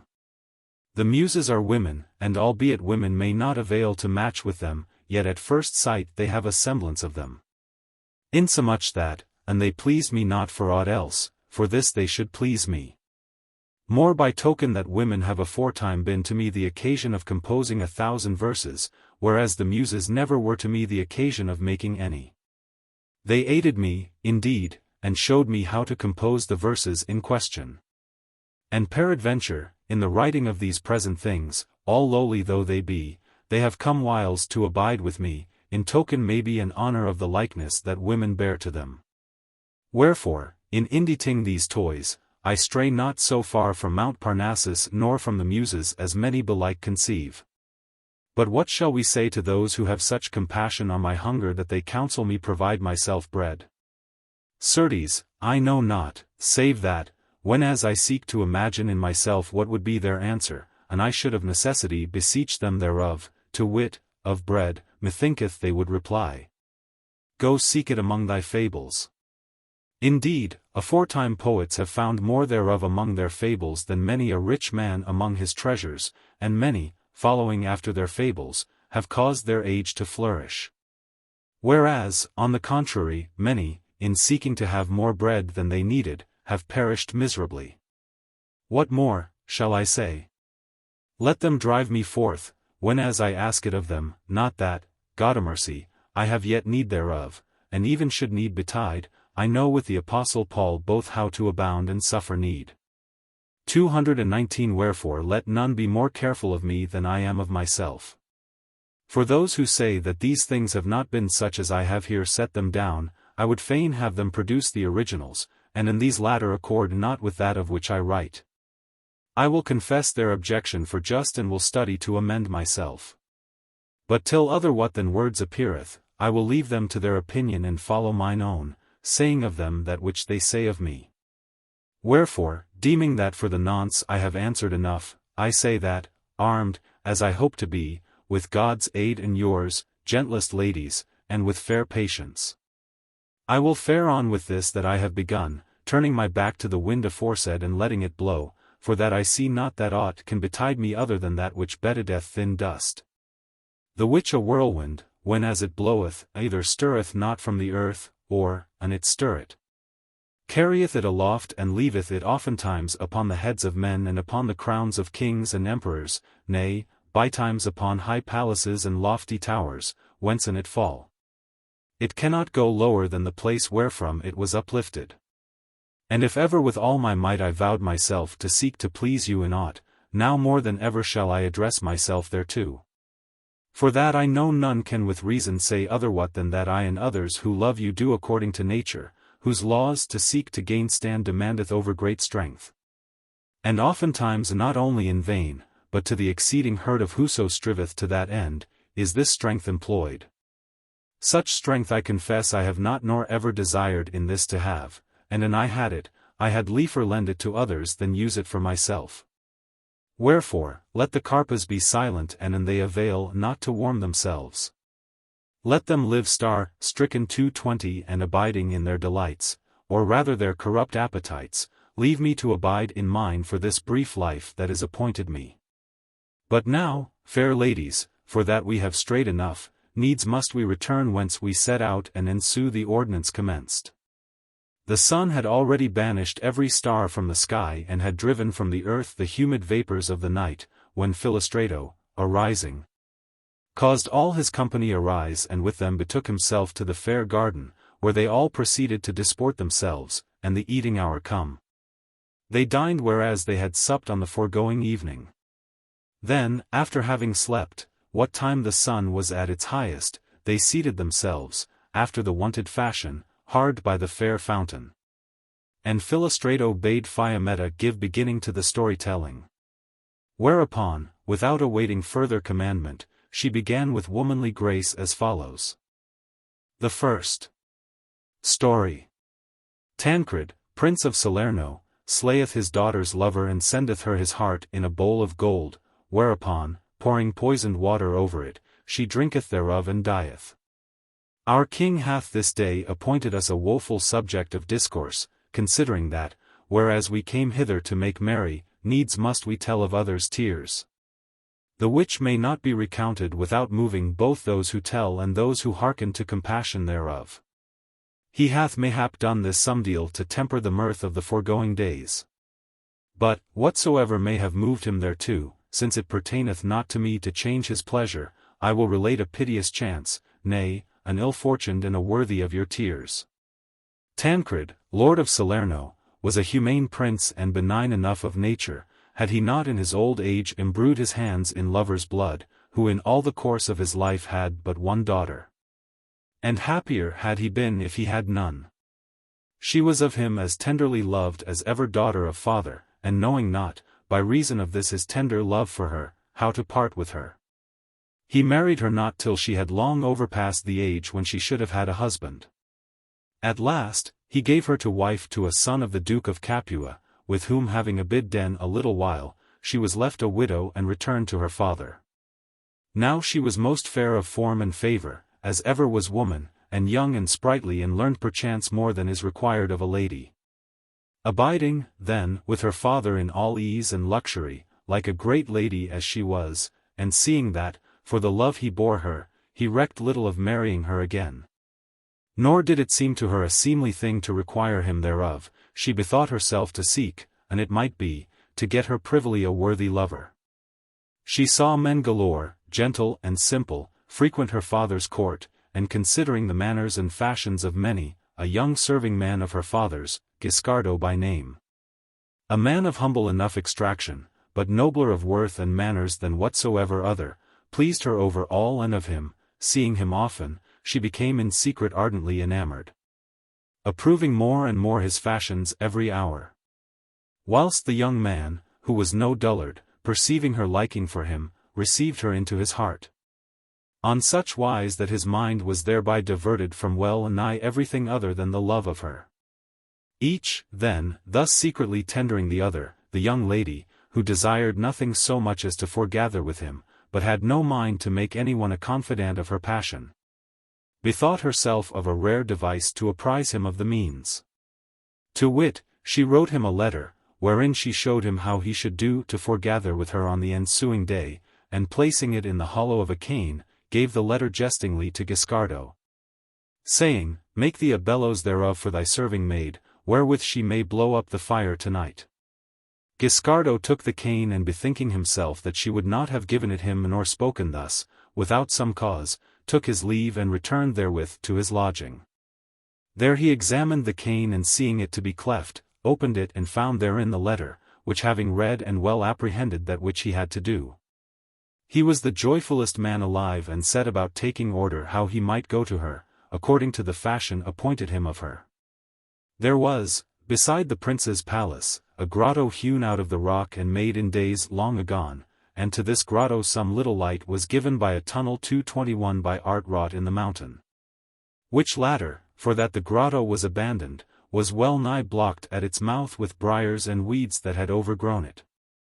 Into this grotto one might go by a privy stair which was in one of the ground floor rooms of the lady's apartment in the palace and which was shut in by a very strong door.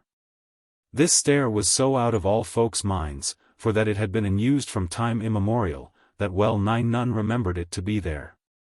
But love, to whose eyes there is nothing so secret but it winneth, had recalled it to the memory of the enamoured lady, who, that none should get wind of the matter, had laboured sore many days with such tools as she might command, ere she could make shift to open the door.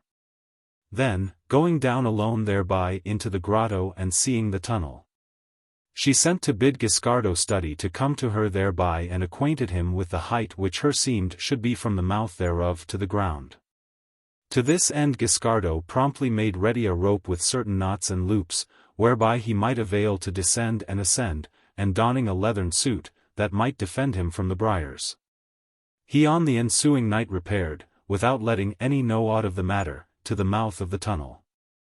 There making one end of the rope fast to a stout tree stump that had grown up in the mouth, he let himself down thereby into the grotto and there awaited the lady, who, on the morrow, feigning a desire to sleep, dismissed her women and shut herself up alone in her chamber.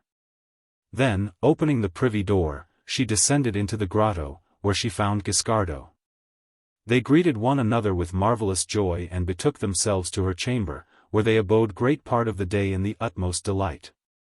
And after they had taken order together for the discreet conduct of their loves, so they might abide secret, Giscardo returned to the grotto, whilst she shut the privy door and went forth to her women. The night come, Giscardo climbed up by his rope to the mouth of the tunnel and issuing forth whence he had entered in, returned to his lodging. And having learned this road, he in process of time returned many times thereafter. But fortune, jealous of so long and so great a delight, with a woeful chance changed the gladness of the two lovers into mourning and sorrow, and it befell on this wise. Tancred was wont to come bytimes all alone into his daughter's chamber and there abide with her and converse a while and after go away. Accordingly, one day, after dinner, he came thither, what time the lady, whose name was Gismonda, was in a garden of hers with all her women, and willing not to take her from her diversion. He entered her chamber, without being seen or heard of any. Finding the windows closed and the curtains let down over the bed, he sat down in a corner on a hassock at the bed foot and leant his head against the bed. Then, drawing the curtain over himself, as if he had studied to hide himself there, he fell asleep. As he slept thus, Gismonda, who, as ill chance would have it, had appointed her lover to come thither that day, softly entered the chamber, leaving her women in the garden.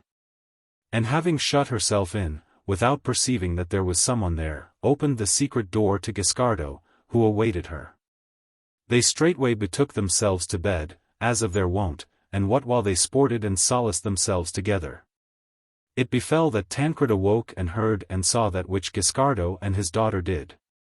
Whereat beyond measure grieved, at first he would have cried out at them, but after bethought himself to keep silence and abide, and he might, hidden. So with more secrecy and less shame to himself he might avail to do that which had already occurred to his mind. The two lovers abode a great while together, according to their usance, without observing Tancred, and coming down from the bed, when as it seemed to them time, Giscardo returned to the grotto and she departed the chamber. Whereupon Tancred, for all he was an old man, let himself down into the garden by a window and returned, unseen of any, to his own chamber, sorrowful unto death. That same night, at the time of the first sleep, Giscardo, by his orders, was seized by two men, as he came forth of the tunnel, and carried secretly, trussed as he was in his suit of leather. To Tancred, who, when as he saw him, said, well nigh weeping, Giscardo, my kindness to thee merited not the outrage and the shame thou hast done me in mine own flesh and blood, as I have this day seen with my very eyes.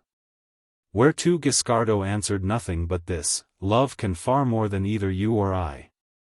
Tancred then commanded that he should be kept secretly under guard and in one of the chambers of the palace, and so was it done. On the morrow, having meanwhile revolved in himself many and diverse devices, he betook himself, after eating, as of his wont, to his daughter's chamber and sending for the lady, who as yet knew nothing of these things, shut himself up with her and proceeded, with tears in his eyes, to bespeak her thus, Gismonda, meseemed I knew thy virtue and thine honesty. Nor might it ever have occurred to my mind, though it were told me, had I not seen it with mine own eyes, that thou wouldst, even so much as in thought, have abandoned thyself to any man, except he were thy husband.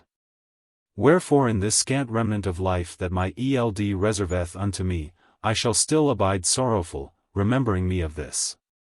Would God, and thou must needs stoop to such wantonness, thou hadst taken a man sortable to thy quality. But, amongst so many who frequent my court, thou hast chosen Guiscardo, a youth of the meanest condition, reared in our court, well nigh of charity, from a little child up to this day. Wherefore thou hast put me in sore travail of mind, for that I know not what course to take with thee. With Guiscardo, whom I caused take yesternight, as he issued forth of the tunnel and have in ward, I am already resolved how to deal, but with thee God knoweth I know not what to do. On one side love draweth me, which I still borne thee more than father ever bore daughter, and on the other most just despite, conceived for thine exceeding folly. The one would have me pardon thee, the other would have me, against my nature, deal harshly by thee. But ere I come to a decision, I would fain hear what thou hast to say to this. So saying, he bowed his head and wept sore as would a beaten child. Gismonda, hearing her father's words and seeing that not only was her secret love discovered, but Guiscardo taken, felt an inexpressible chagrin and came many a time near upon showing it with outcry and tears, as women mostly do. Nevertheless, her haughty soul overmastering that weakness, with marvelous fortitude she composed her countenance and rather than proffer any prayer for herself, determined inwardly to abide no more on life, doubting not but her Guiscardo was already dead. Wherefore, not as a woman rebuked and woeful for her default, but as one undaunted and valiant, with dry eyes and face open and nowise troubled, she thus bespoke her father, Tancred. I purpose neither to deny nor to entreat, for that the one would profit me nothing nor would I have the other avail me. More by token that I am nowise minded to seek to render thy mansuetude and thine affection favourable to me, but rather, confessing the truth, first with true arguments to vindicate mine honour and after with deeds right resolutely to ensue the greatness of my soul.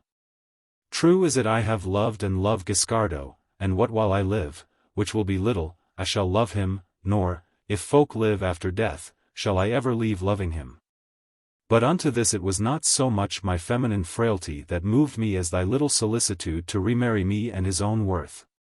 It should have been manifest to thee, Tancred, being as thou art flesh and blood, that thou hadst begotten a daughter of flesh and blood and not of iron or stone. And thou shouldst have remembered and should still remember, for all thou art old, what and what like are the laws of youth and with what potency they work. Nor, albeit thou, being a man, hast in thy best years exercised thyself in part in arms, shouldst thou the less know what ease and leisure and luxury can do in the old, to say nothing of the young. I am, then, as being of thee begotten, of flesh and blood and have lived so little that I am yet young and, for the one and the other reason, full of carnal desire, whereunto the having aforetime, by reason of marriage, known what pleasure it is to give accomplishment to such desire hath added marvellous strength. Unable, therefore, to withstand the strength of my desires, I addressed myself, being young and a woman, to ensue that whereto they prompted me and became enamoured. And certes in this I set my every faculty to the endeavouring that, so far as in me lay, no shame should ensue either to thee or to me through this to which natural frailty moved me. To this end compassionate love and favouring fortune found and showed me a very occult way, whereby, unknown of any, I won to my desire, and this. Whoever it be discovered it to thee or howsoever thou knowest it, I nowise deny. Guiscardo I took not at hazard, as many women do. Nay, of deliberate counsel I chose him before every other and with advisement prepense drew him to me 222 and by dint of perseverance and discretion on my part and on his. I have long had enjoyment of my desire. Whereof it seemeth that thou, ensuing rather vulgar prejudice than truth, reproachest me with more bitterness than of having sinned by way of love. Saying, as if thou shouldst not have been chagrined, had I chosen therefore a man of gentle birth, that I have committed myself with a man of mean condition. Wherein thou sayest not that thou blamest not my default, but that of fortune, which too often advanceth the unworthy to high estate, leaving the worthiest alow. But now let us leave this and look somewhat to the first principles of things. Whereby thou wilt see that we all get our flesh from one same stock, and that all souls were by one same Creator created with equal faculties, equal powers and equal virtues.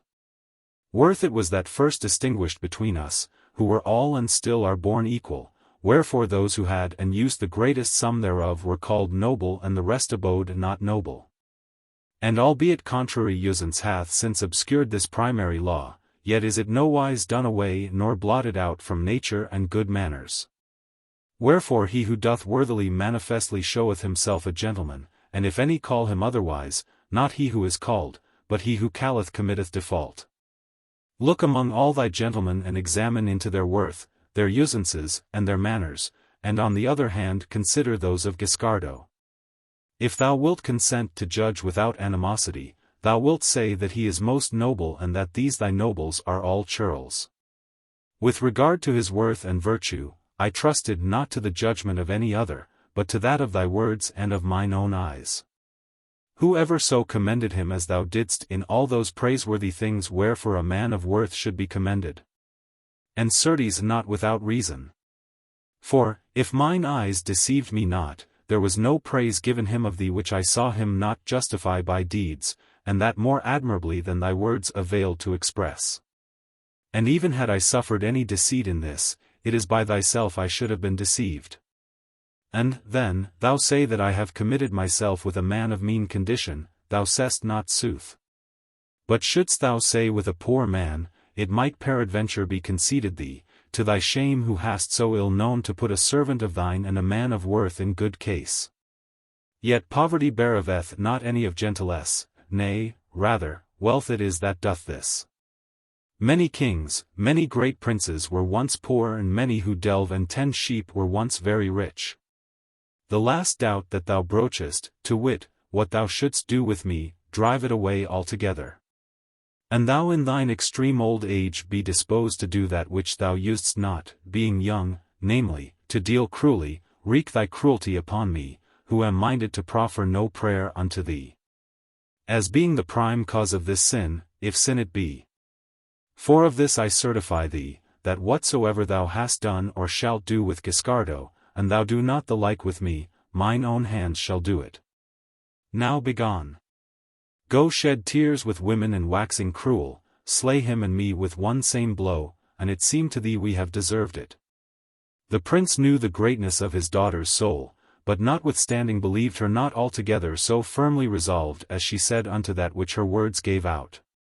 Wherefore, taking leave of her and having laid aside all intent of using rigor against her person, he thought to cool her fervent love with others' suffering, and accordingly bade Guiscardo's 2 guardians strangle him without noise that same night, and taking out his heart, bring it to him. They did even as it was commanded them, and on the morrow the prince let bring a great and goodly bowl of gold, and setting therein Guiscardo's heart, dispatched it to his daughter by the hands of a very privy servant of his, bidding him say, whenas he gave it her, thy father sendeth thee this, to solace thee of the thing thou most lovest, even as thou hast solaced him of that which he loved most. Now Gismonda, unmoved from her stern purpose, had, after her father's departure, let bring poisonous herbs and roots, and distilled and reduced them in water, so she might have it at hand. And that she feared should come to pass. The serving man coming to her with the prince's present and message, she took the cup with a steadfast countenance and uncovered it.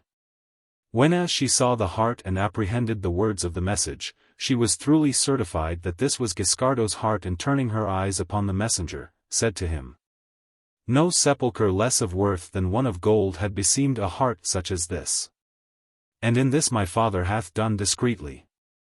So saying, she set the heart to her lips, and kissing it, said, still in everything, even to this extreme limit of my life, have I found my father's love most tender towards me.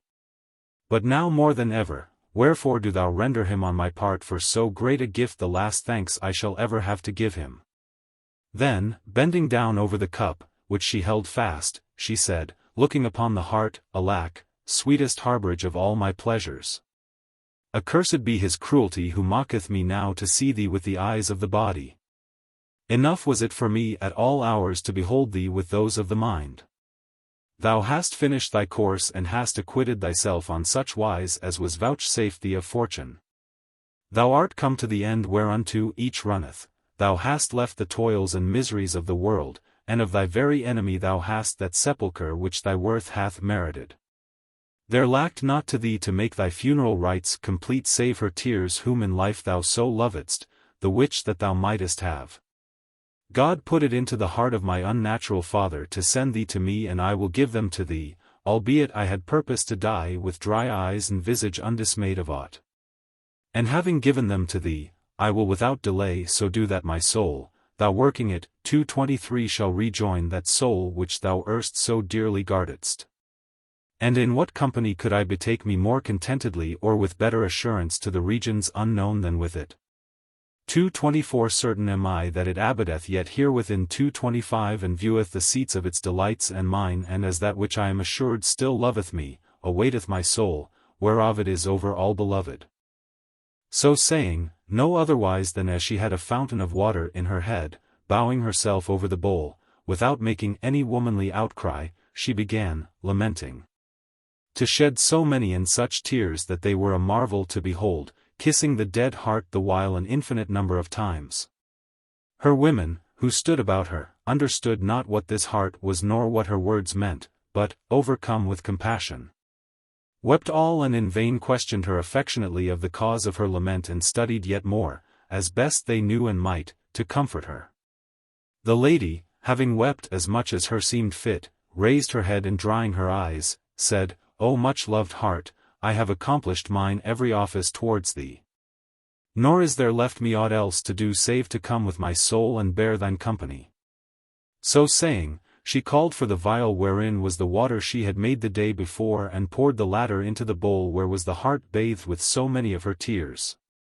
Then, setting her mouth thereto without any fear, she drank it all off, and having drunken, mounted, with the cup in her hand, upon the bed, where composing her body as most decently she might, she pressed her dead lover's heart to her own and without saying aught, awaited death. Her women, seeing and hearing all this, albeit they knew not what water this was she had drunken, had sent to tell Tancred everything, and he, fearing that which came to pass, came quickly down into his daughter's chamber, where he arrived what time she laid herself on her bed and addressed himself too late to comfort her with soft words. But, seeing the extremity wherein she was, he fell a-weeping grievously. Whereupon quoth the lady to him, Tancred, keep these tears against a less desired fate than this of mine, and give them not to me, who desire them not.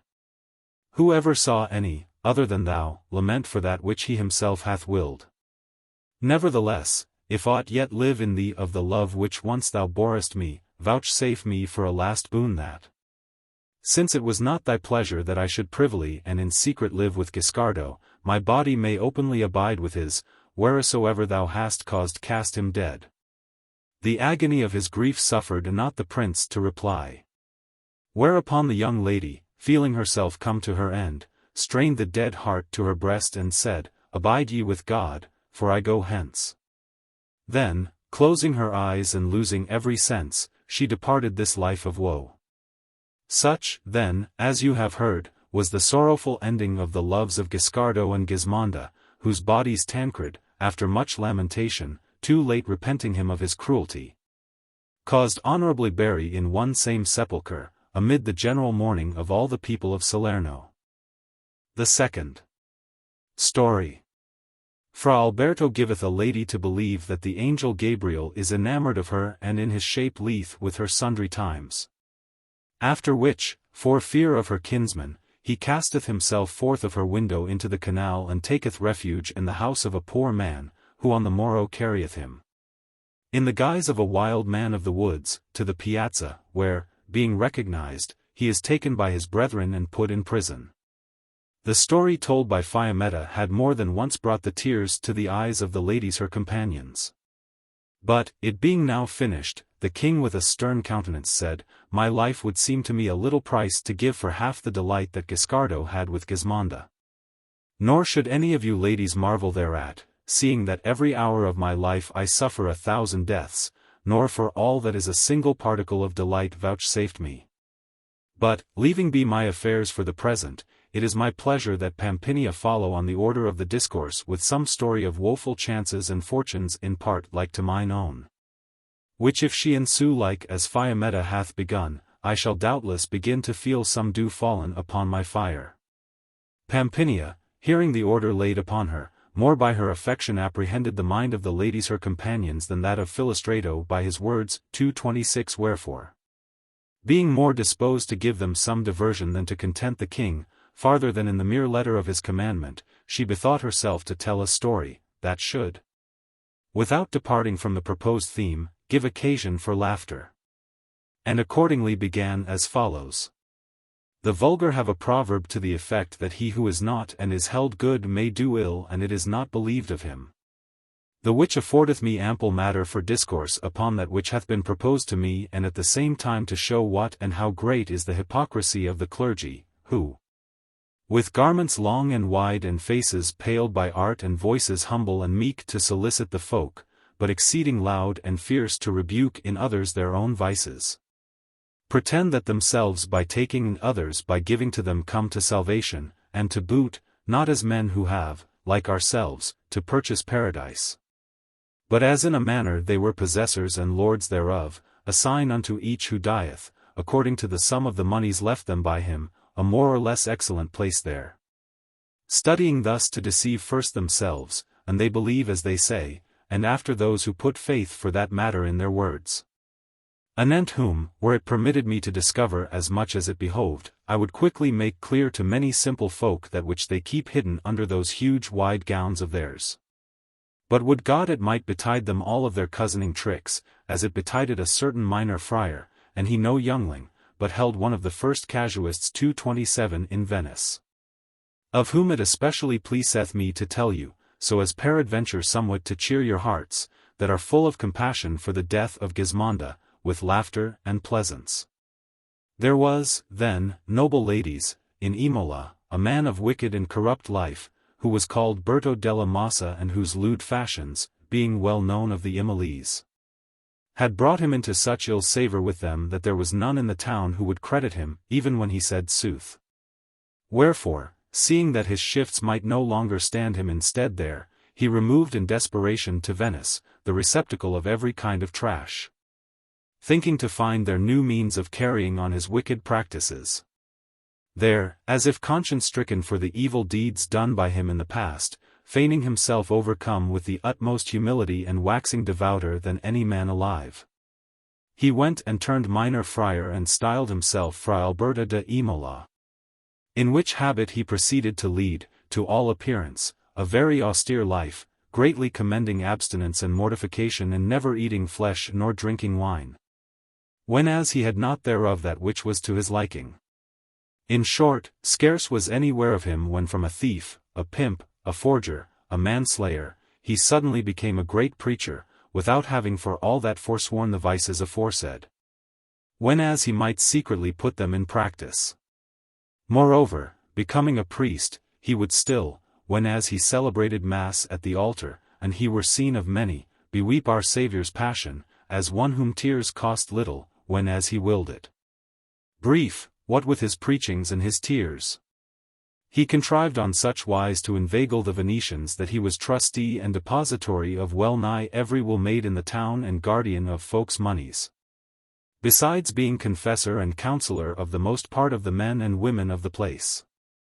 And doing thus, from wolf he was become shepherd, and the fame of his sanctity was far greater in those parts than ever was that of Saint Francis at Assisi.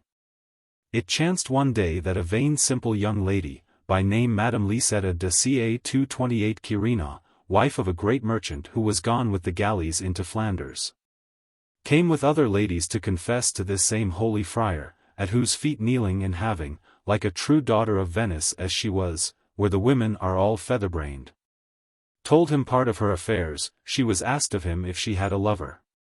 Whereto she answered, with an offended air, "Good lack, Sir Friar, have you no eyes in your head? See my charms to you such as those of yonder others? I might have lovers and to spare, and I would. But my beauties are not for this one nor that. How many women do you see whose charms are such as mine, who would be fair in paradise? Brief, she said so many things of this beauty of hers that it was a weariness to hear. Fra Alberto incontinent perceived that she savoured of folly, and him seeming she was a fit soil for his tools, he fell suddenly and beyond measure in love with her. But, reserving blandishments for a more convenient season, he proceeded, for the nonce, so he might show himself a holy man, to rebuke her and tell her that this was vainglory and so forth. The lady told him he was an ass and knew not what one beauty was more than another, whereupon he, unwilling to vex her overmuch, took her confession and let her go away with the others. He let some days pass, then, taking with him a trusty companion of his, he repaired to Madame Licetta's house, and withdrawing with her into a room apart, where none might see him, he fell on his knees before her and said, "Madam, I pray you for God's sake pardon me that which I said to you last Sunday, when as you bespoke me of your beauty. For that the following night I was so cruelly chastised there that I have not since been able to rise from my bed till today." Quoth Mistress Featherbrain, "And who chastised you thus?" "I will tell you," replied the monk. "Being that night at my orisons, as I still used to be, I saw of a sudden a great light in my cell, and ere I could turn me to see what it might be, I beheld over against me a very fair youth with a stout cudgel in his hand, who took me by the gown and dragging me to my feet, gave me such a drubbing that he broke every bone in my body. I asked him why he used me thus, and he answered, For that thou presumedst today, to disparage the celestial charms of Madame Lisetta, whom I love over all things, save only God. Who, then, are you? Asked I, and he replied that he was the angel Gabriel. Oh my lord, said I pray you pardon me, and he, so be it. I pardon thee on condition that thou go to her, as first thou mayst, and get her pardon. But if she pardons thee not, I will return to thee and give thee such a bout of it that I will make thee a woeful man for all the time thou shalt live here below. That which he said to me after I dare not tell you, except you first pardon me. My lady Adelpate, who was somewhat scant of wit, was overjoyed to hear this, taking it all for gospel, and said, after a little, I told you, Fra Alberto, that my charms were celestial, but so God be mine aid, it irketh me for you, and I will pardon you forthright, so you may come to no more harm, provided you tell me truly that which the angel said to you after. Madam, replied Fra Alberto, since you pardon me, I will gladly tell it you. But I must warn you of one thing, to wit, that whatever I tell you, you must have a care not to repeat it to anyone alive, and you would not mar your affairs. For that you are the luckiest lady in the world. The angel Gabriel bade me tell you that you pleased him so much that he had many a time come to pass the night with you, but that he feared to affright you. Now he sendeth to tell you by me that he hath a mind to come to you one night and abide a while with you, and, for that he is an angel, and that, if he came in angel form, you might not avail to touch him, he purposeth, for your delectation, to come in guise of a man, wherefore he biddeth you send to tell him when you would have him come and in whose form. And he will come hither. Whereof you may hold yourself blessed over any other lady alive. My lady Conceit answered that it liked her well that the angel Gabriel loved her, seeing she loved him well, nor ever failed to light a candle of a groat before him, whereas she saw him depictured. And that what time soever he chose to come to her, he should be dearly welcome and would find her all alone in her chamber, but on this condition, that he should not leave her for the Virgin Mary, whose great well-wisher it was said he was, as indeed appeareth, inasmuch as in every place where she saw him, limbed, he was on his knees before her. Moreover, she said it must rest with him to come in whatsoever form he pleased, so but she was not affrighted. Then said Fra Alberto, Madam, you speak sagely, and I will without fail take order with him of that which you tell me. But you may do me a great favor, which will cost you nothing. It is this, that you will him come with this my body. And I will tell you in what you will do me a favor. You must know that he will take my soul forth of my body and put it in paradise, whilst he himself will enter into me, and what while he abideth with you, so long will my soul abide in paradise. With all my heart, answered Dame Littlewit. I will well that you have this consolation, in requital of the buffets he gave you on my account. Then said Fra Alberto, look that he find the door of your house open tonight, so he may come in thereat, for that, coming in human form, as he will, he might not enter save by the door. The lady replied that it should be done. Whereupon the monk took his leave, and she abode in such a transport of exultation that her breech touched not her shift, and her seemed 1,000 years till the angel Gabriel should come to her. Meanwhile, Fra Alberto, bethinking him that it behoved him play the cavalier, not the angel, that night proceeded to fortify himself with confections and other good things, so he might not lightly be unhorsed. Then, getting leave, as soon as it was night, he repaired with one of his comrades to the house of a woman, a friend of his, whence he was used whiles to take his start what time he went to course the fillies. And thence, when as it seemed to him time, having disguised himself, he betook him to the lady's house. There he tricked himself out as an angel with the trappings he had brought with him, and going up, entered the chamber of the lady, who, seeing this creature all in white, fell on her knees before him. The angel blessed her, and raising her to her feet, signed to her to go to bed, which she, studious to obey, promptly did, and the angel after lay down with his devotee. Now Fra Alberto was a personable man of his body, and a lusty and excellent, well set up on his legs. Wherefore, finding himself in bed with Madame Lisetta, who was young and dainty, he showed himself another guest bedfellow than her husband in many a time that night took flight without wings. Whereof she avowed herself exceeding content. And eke he told her many things of the glories of heaven. Then, the day drawing near, after taking order for his return, he made off with his trappings and returned to his comrade, whom the good woman of the house had meanwhile borne amicable company, lest he should get a fright, lying alone. As for the lady, no sooner had she dined than, taking her waiting woman with her, she betook herself to Fra Alberto and gave him news of the angel Gabriel, telling him that which she had heard from him of the glories of life eternal, and how he was made, and adding to boot, marvelous stories of her own invention. "Madam," said he, "I know not how you fared with him. I only know that yesternight, when as he came to me and I did your message to him, he suddenly transported my soul amongst such a multitude of roses and other flowers that never was the like thereof seen here below. And I abode in one of the most delightsome places that was I until the morning. But what became of my body meanwhile I know not." "Do I not tell you?" answered the lady. "Your body lay all night in mine arms with the angel Gabriel. If you believe me not, look under your left pap, whereas I gave the angel such a kiss that the marks of it will stay by you for some days to come." Quoth the friar, "Say you so? Then will I do today a thing I have not done this great while, I will strip myself, to see if you tell truth." Then, after much prating, the lady returned home, and Fra Alberto paid her many visits in angel form, without suffering any hindrance. However, it chanced one day that Madame Lisetta, being in dispute with a gossip of hers upon the question of female charms, to set her own above all others, said, "Like a woman who had little wit in her noddle, and you but knew whom my beauty pleaseth, in truth you would hold your peace of other women." The other, longing to hear, said, as one who knew her well, "Madam, maybe you say sooth, but knowing not who this may be, one cannot turn about so lightly." Thereupon quoth Lisetta, who was eth enough to draw gossip, "It must go no farther. But he I mean is the angel Gabriel, who loveth me more than himself, as the fairest lady, for that which he telleth me, who is in the world or the Maremma." 229. The other had a mind to laugh, but contained herself, so she might make Lisetta speak farther, and said, "Faith, madam, and the angel Gabriel be your lover and tell you this, needs must it be so. But methought not the angels did these things."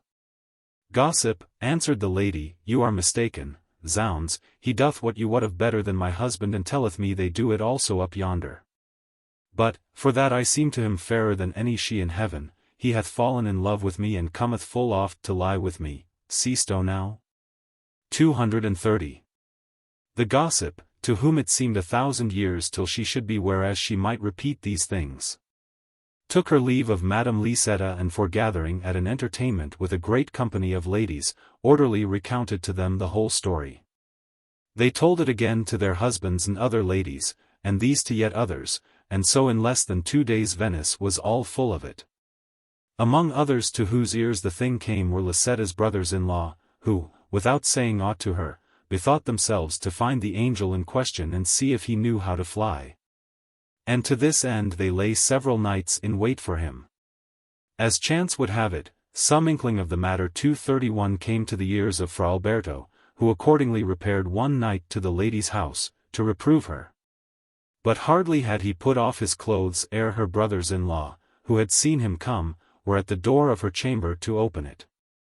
Fra Alberto, hearing this and guessing what was to do, started up and having no other resource, opened a window, which gave upon the Grand Canal, and cast himself thence into the water. The canal was deep there and he could swim well, so that he did himself no hurt, but made his way to the opposite bank and hastily entering a house that stood open there, besought a poor man, whom he found within, to save his life for the love of God, telling him a tale of his own fashion, to explain how he came there at that hour and naked. The good man was moved to pity, and it behoving him to go do his occasions, he put him in his own bed and bade him abide there against his return. Then, locking him in, he went about his affairs. Meanwhile, the lady's brothers-in-law entered her chamber and found that the angel Gabriel had flown, leaving his wings there. Whereupon, seeing themselves baffled, they gave her all manner hard words and ultimately made off to their own house with the angel's trappings, leaving her disconsolate. Broad day come, the good man with whom Fra Alberto had taken refuge, being on the Rialto, heard how the angel Gabriel had gone that night to lie with Madame Lisetta, and being surprised by her kinsman, had cast himself for fear into the canal, nor was it known what was come of him, and concluded forthright that this was he whom he had at home. Accordingly, he returned thither and recognizing the monk, found means, after much parley, to make him fetch him 50 ducats, and he would not have him give him up to the lady's kinsman. Having gotten the money and Fra Alberto offering to depart thence, the good man said to him, "There is no way of escape for you, and it be not one that I will tell you. We hold today a festival, wherein one bringeth a man clad bare fashion and another one accoutred as a wild man of the woods and what not else, some one thing and some another. And there is a hunt held in St. Mark's place, which finished, the festival is at an end, and after each goeth whither it pleaseth him with him whom he hath brought. And you will have me lead you thither, after one or other of these fashions. I can after carry you whither you please, ere it be spied out that you are here. Else I know not how you are to get away, without being recognized, for the lady's kinsman, concluding that you must be somewhere hereabout, have set a watch for you on all sides." Hard as it seemed to Fra Alberto to go on such wise, nevertheless, of the fear he had of the lady's kinsman, he resigned himself thereto and told his host whither he would be carried, leaving the manner to him. Accordingly, the other, having smeared him all over with honey and covered him with down, clapped a chain about his neck and a mask on his face. Then giving him a great staff in on hand and in the other 2 great dogs which he had fetched from the shambles, he dispatched one to the Rialto to make public proclamation that whoso would see the angel Gabriel should repair to St. Mark's place, and this was Venetian loyalty. This done, after a while, he brought him forth and setting him before himself, went holding him by the chain behind, to the no small clamour of the folk, who said all, "What be this? What be this?" 232 till he came to the place, where, what with those who had followed after them and those who, hearing the proclamation, were come thither from the Rialto, were folk without end. There he tied his wild man to a column in a raised and high place, making a show of awaiting the hunt, whilst the flies and gads gave the monk exceeding annoy, for that he was besmeared with honey. But, when he saw the place well filled, making as he would unchain his wild man, he pulled off Fra Alberto's mask and said, "Gentlemen, since the bear cometh not and there is no hunt toward, I purpose, so you may not be come in vain, that you shall see the angel Gabriel, who cometh down from heaven to earth o' nights, to comfort the Venetian ladies." No sooner was the mask off than Fra Alberto was incontinent recognized of all, who raised a general outcry against him, giving him the scurviest words, and the soundest rating was ever given a canting knave. Moreover, they cast in his face, one this kind of filth and another that, and so they baited him a great while, till the news came by chance to his brethren. Whereupon 6 of them sallied forth and coming thither, unchained him and threw a gown over him. Then, with a general hue and cry behind them, they carried him off to the convent, where it is believed he died in prison, after a wretched life. Thus then did this fellow, held good and doing ill, without it being believed, dare to feign himself the angel Gabriel, and after being turned into a wild man of the woods and put to shame, as he deserved, bewailed, when too late, the sins he had committed. God grant it happen thus to all other knaves of his fashion. The third story. 3 young men love 3 sisters and flee with them into Crete, where the eldest sister for jealousy slayeth her lover. The second, yielding herself to the Duke of Crete, saveth her sister from death, whereupon her own lover slayeth her and fleeth with the eldest sister. Meanwhile the third lover and the youngest sister are accused of the new murder and being taken, confess it. Then, for fear of death, they corrupt their keepers with money and flee to Rhodes, where they die in poverty. Filostrato, having heard the end of Pampinea's story, bethought himself a while and presently, turning to her, said, "There was some little that was good and that pleased me in the ending of your story. But there was overmuch before that which gave occasion for laughter and which I would not have had there." Then, turning to Lauretta, "Lady," said he, "and sue you with a better, and it may be." Quoth she, laughing, "You are too cruel towards lovers, and you desire of them only an ill end." 233 But, to obey you, I will tell a story of 3 who all ended equally ill, having had scant enjoyment of their loves. So saying, she began thus, "Young ladies, as you should manifestly know, every vice may turn to the grievous hurt of whoso practiseth it, and often of other folk also. But of all others that which with the slackest rein carrieth us away to our peril, meseemeth is anger, which is none other what than a sudden and unconsidered emotion, aroused by an affront suffered, and which, banishing all reason and overclouding the eyes of the understanding with darkness, kindleth the soul to the hottest fury. And although this often cometh to pass in men and more in one than in another, yet hath it been seen aforetime to work greater mischiefs in women. For that it is lightlier enkindled in these latter and burneth in them with a fiercer flame and urgeth them with less restraint. Nor is this to be marvelled at, for that, and we choose to consider, we may see that fire, of its nature, catcheth quicklier to light and delicate things than to those which are denser and more ponderous. And we women, indeed, let men not take it ill, are more delicately fashioned than they and far more mobile. Wherefore, seeing that we are naturally inclined thereunto 234 and considering after how our mansuetude and our loving kindness are of repose and pleasance to the men with whom we have to do and how big with harm and peril our anger and fury, I purpose, to the intent that we may with a more steadfast mind keep ourselves from these latter, to show you by my story how the loves of 3 young men and as many ladies came, as I said before, to an ill end, becoming, through the ire of one of the latter, from happy most unhappy. Marseilles is, as you know, a very ancient and noble city, situate in Provence on the seashore, and was once more abounding in rich and great merchants than it is nowadays. Among the latter was one called Narnold Cluada, a man of mean extraction, but of renowned good faith and a loyal merchant, rich beyond measure in lands and moneys, who had by a wife of his several children, whereof the 3 eldest were daughters. 2 of these latter, born at a birth, were 15 and the third 14 years old, nor was aught awaited by their kinsfolk to marry them but the return of Narnold, who was gone into Spain with his merchandise. The names of the 2 elder were the one Ninetta and the other Maddalena and the third called Bertella. Of Ninetta a young man of gentle birth, though poor, called Rastignac, was enamoured as much as man might be, and she of him, and they had contrived to do on such wise that, without any knowing it, they had enjoyment of their loves. They had already a pretty while enjoyed this satisfaction when it chanced that 2 young companions, named the one Falco and the other Aghetto, whose fathers were dead, leaving them very rich, fell in love, the one with Maddalena and the other with Bertella. Rastignac, noting this, it having been shown him of Ninetta, bethought himself that he might make shift to supply his own lack by means of the newcomer's love. Accordingly, he clapped up an acquaintance with them, so that now one, now the other of them accompanied him to visit their mistresses and his. And when him seemed he was grown privy enough with them and much their friend, he called them one day into his house and said to them, Dearest youths, our commerce should have certified you how great is the love I bear you and that I would do for you that which I would do for myself.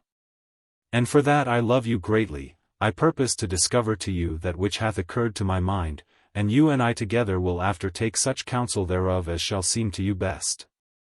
You, and your words lie not, and for that to boot which meseemeth I have apprehended by your deeds, both daily and nightly, burn with an exceeding passion for the two young ladies beloved of you.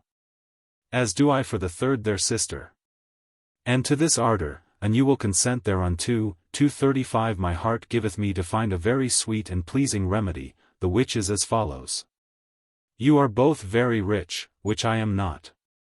Now, if you will agree to bring your riches into a common stock, making me a third sharer with you therein, and determine in which part of the world we shall go lead a merry life with our mistresses. My heart warranteth me I can without fail so do that the three sisters, with a great part of their father's good, will go with us whithersoever we shall please, and there, each with his wench. Like three brothers, we may live the happiest lives of any men in the world. It resteth with you now to determine whether you will go about to solace yourself in this or leave it be. The two young men, who were beyond measure inflamed, hearing that they were to have their lasses, were not long in making up their minds, but answered that, so this 236 should ensue. They were ready to do as he said. Restignone, having gotten this answer from the young men, found means a few days after to foregather with Ninetta, to whom he could not come without great unease. And after he had abid den with her a while, he told her what he had proposed to the others and with many arguments studied to commend the emprise to her. This was little uneath to him, seeing that she was yet more desirous than himself to be with him without suspect. Wherefore she answered him frankly that it liked her well and that her sisters would do whatever she wished, especially in this. And bade him make ready everything needful therefore as quickly as he might. Restignone accordingly returned to the two young men, who still importuned him amain to do that whereof he had bespoken them, and told them that, so far as concerned their mistresses, the matter was settled. Then, having determined among themselves to go to Crete, they sold certain lands they had, under colour of meaning to go a-trading with the price, and having made money of all their other goods, bought a light brigantine and secretly equipped it to the utmost advantage. Meanwhile, Ninetta, who well enough knew her sister's mind, with soft words inflamed them with such a liking for the venture that them seemed they might not live to see the thing accomplished. Accordingly, the night come when they were to go aboard the brigantine, the three sisters opened a great coffer of their father's and taking thence a vast quantity of money and jewels, stole out of the house, according to the given order. They found their gallants awaiting them and going straightway all aboard the brigantine, they thrust the oars into the water and put out to sea nor rested till they came, on the following evening, to Genoa, where the new lovers for the first time took ease and joyance of their loves. There having refreshed themselves with that whereof they had need, they set out again and sailing from port to port, came, ere it was the 8th day, without any hindrance, to Crete, where they bought great and goodly estates near Candia and made them very handsome and delightsome dwelling houses thereon. Here they fell to living like lords and passed their days in banquets and joyance and merrymaking, the happiest men in the world, they and their mistresses, with great plenty of servants and hounds and hawks and horses. Abiding on this wise, it befell, even as we see it happen all day long that, how much soever things may please, they grow irksome, and one have overgreat plenty thereof, that Restignone, who had much loved Ninetta, being now able to have her at his every pleasure, without let or hindrance, began to weary of her, and consequently his love for her began to wane. Having seen at entertainment a damsel of the country, a fair and noble young lady, who pleased him exceedingly, he fell to courting her with all his might, giving marvellous entertainments in her honour and plying her with all manner gallantries. Which Ninetta coming to know, she fell into such a jealousy that he could not go a step but she heard of it and after harassed both him and herself with words and reproaches on account thereof. But, like as overabundance of aught begetteth weariness, even so doth the denial of a thing desired redouble the appetite.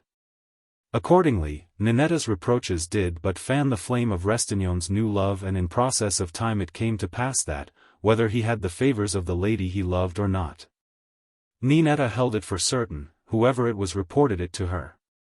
Wherefore she fell into such a passion of grief, and thence passed into such a fit of rage and despite, that the love which she bore Restignon was changed to bitter hatred, and blinded by her wrath, she bethought herself to avenge, by his death, the affront which her seemed she had received.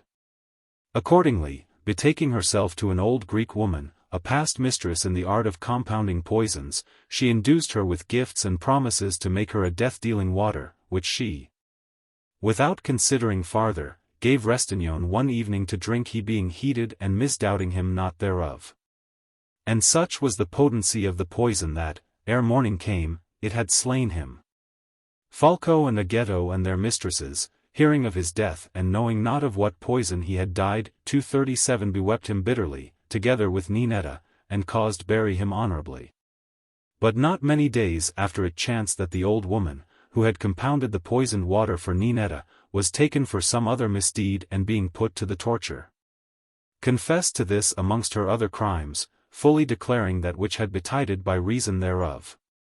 Whereupon the Duke of Crete, without saying aught of the matter, beset Falco's palace by surprise one night, and without any noise or gainsayal, carried off Ninetta prisoner, from whom, without putting her to the torture, he readily got what he would know of the death of Restignon.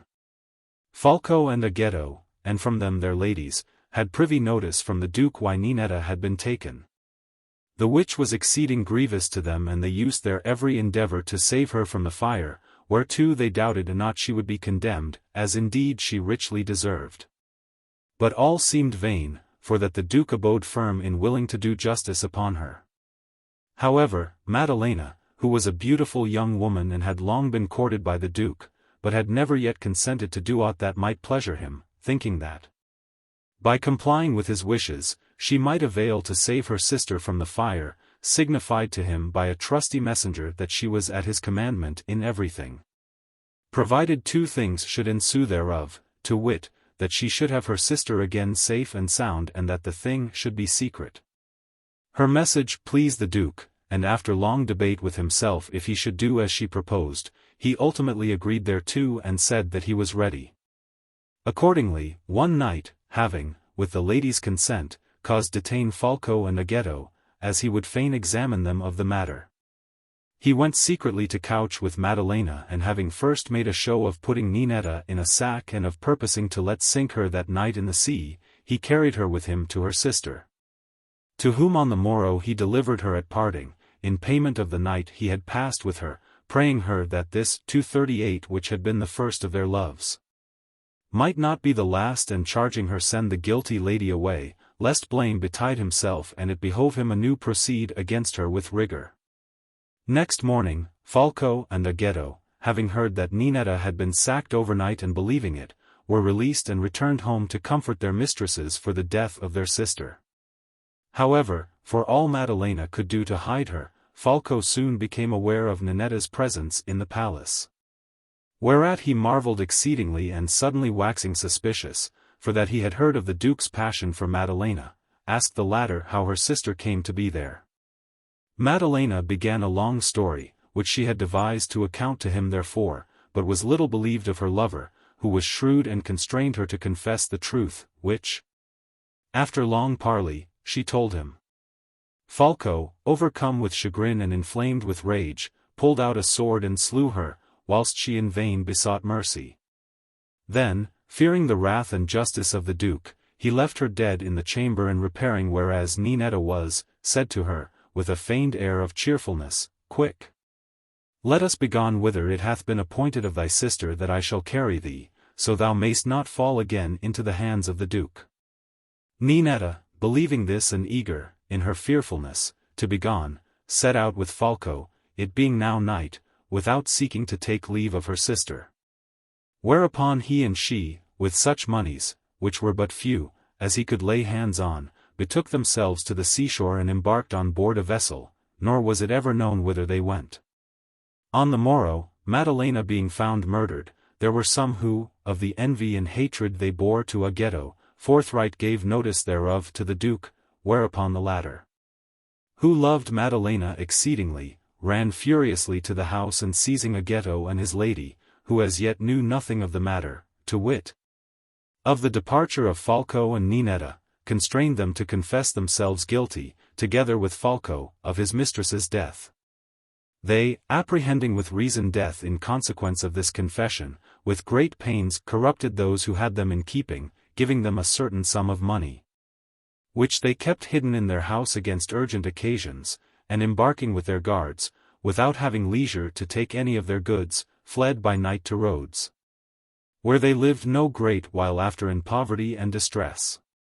To such a pass, then, did Restignon's mad love and Ninetta's rage bring themselves and others. The fourth story. Gerbino, against the plighted faith of his grandfather, King Guglielmo of Sicily, attacketh a ship of the king of Tunis, to carry off a daughter of his, who being put to death of those on board, he slayeth these latter and is after himself beheaded. Lauretta, having made an end of her story, was silent, whilst the company bewailed the ill hap of the lovers, some blaming Ninetta's anger and one saying one thing and another another. Till presently the king, raising his head, as if aroused from deep thought, signed to Elissa to follow on. Whereupon she began modestly, "Charming ladies, there are many who believe that love launcheth his shafts only when enkindled of the eyes and make mock of those who hold that one may fall in love by hearsay. But that these are mistaken will very manifestly appear in a story that I purpose to relate, wherein you will see that report not only wrought this, without the lovers having ever set eyes on each other, but it will be made manifest to you that it brought both the one and the other to a miserable death. Guglielmo, the second, king of Sicily, had, as the Sicilians pretend, 2 children, a son called Ruggieri and a daughter called Costanza. The former, dying before his father, left a son named Gerbino, who was diligently reared by his grandfather and became a very goodly youth and a renowned for prowess and courtesy. Nor did his fame abide confined within the limits of Sicily, but, resounding in various parts of the world, was nowhere more glorious than in Barbary, which in those days was tributary to the king of Sicily. Amongst the rest to whose ears came the magnificent fame of Gerbino's valor and courtesy was a daughter of the king of Tunis, who, according to the report of all who had seen her, was one of the fairest creatures ever fashioned by nature and the best bred and of a noble and great soul. She, delighting to hear tell of men of valor, with such goodwill received the tales recounted by one and another of the deeds valiantly done of Gerbino, and they so pleased her that, picturing to herself the prince's fashion, she became ardently enamored of him and discoursed more willingly of him than of any other and hearkened to whoso spoke of him. On the other hand, the great renown of her beauty and worth had won to Sicily, as elsewhither, and not without great delight nor in vain had it reached the ears of Gerbino. Nay, it had inflamed him with love of her, no less than that which she herself had conceived for him. Wherefore, desiring beyond measure to see her, against he should find a colourable occasion of having his grandfather's leave to go to Tunis, he charged his every friend who went thither to make known to her, as best he might, his secret and great love and bring him news of her.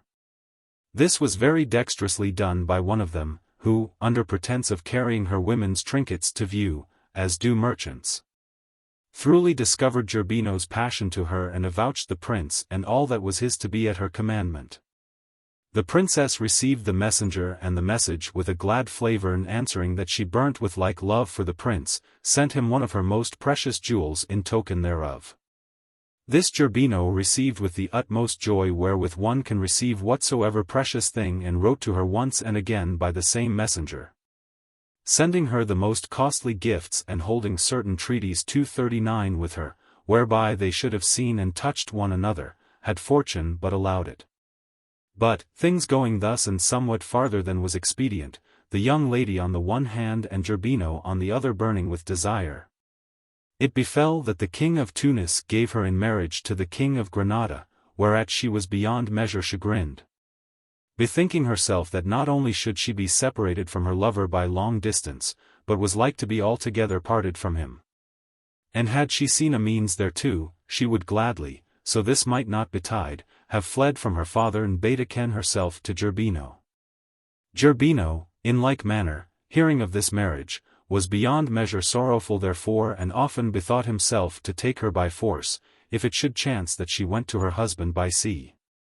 The king of Tunis, getting some inkling of Gerbino's love and purpose and fearing his valor and prowess, sent to King Guglielmo, when as the time came for dispatching her to Granada, advising him of that which he was minded to do and that, having assurance from him that he should not be hindered therein by Gerbino or others, he purposed to do it. The king of Sicily, who was an old man and had heard nothing of Gerbino's passion and consequently suspected not that it was for this that such an assurance was demanded, freely granted it and in token thereof, sent the king of Tunis a glove of his. The latter, having gotten the desired assurance, caused equip a very great and goodly ship in the port of Carthage and furnish it with what was needful for those who were to sail therein and having fitted and adorned it for the sending of his daughter into Granada, awaited not but whether. The young lady, who saw and knew all this, dispatched one of her servants secretly to Palermo, bidding him salute the gallant Gerbino on her part and tell him that she was to sail in a few days for Granada. Wherefore it would now appear if he were as valiant a man as was said and if he loved her as much as he had sundry times declared to her. Her messenger did his errand excellent well and returned to Tunis, whilst Gerbino, hearing this and knowing that his grandfather had given the king of Tunis assurance, knew not what to do. However, urged by love and that he might not appear a craven, he betook himself to Messina, where he hastily armed 2 light galleys and manning them with men of approved valor, set sail with them for the coast of Sardinia, looking for the lady's ship to pass there.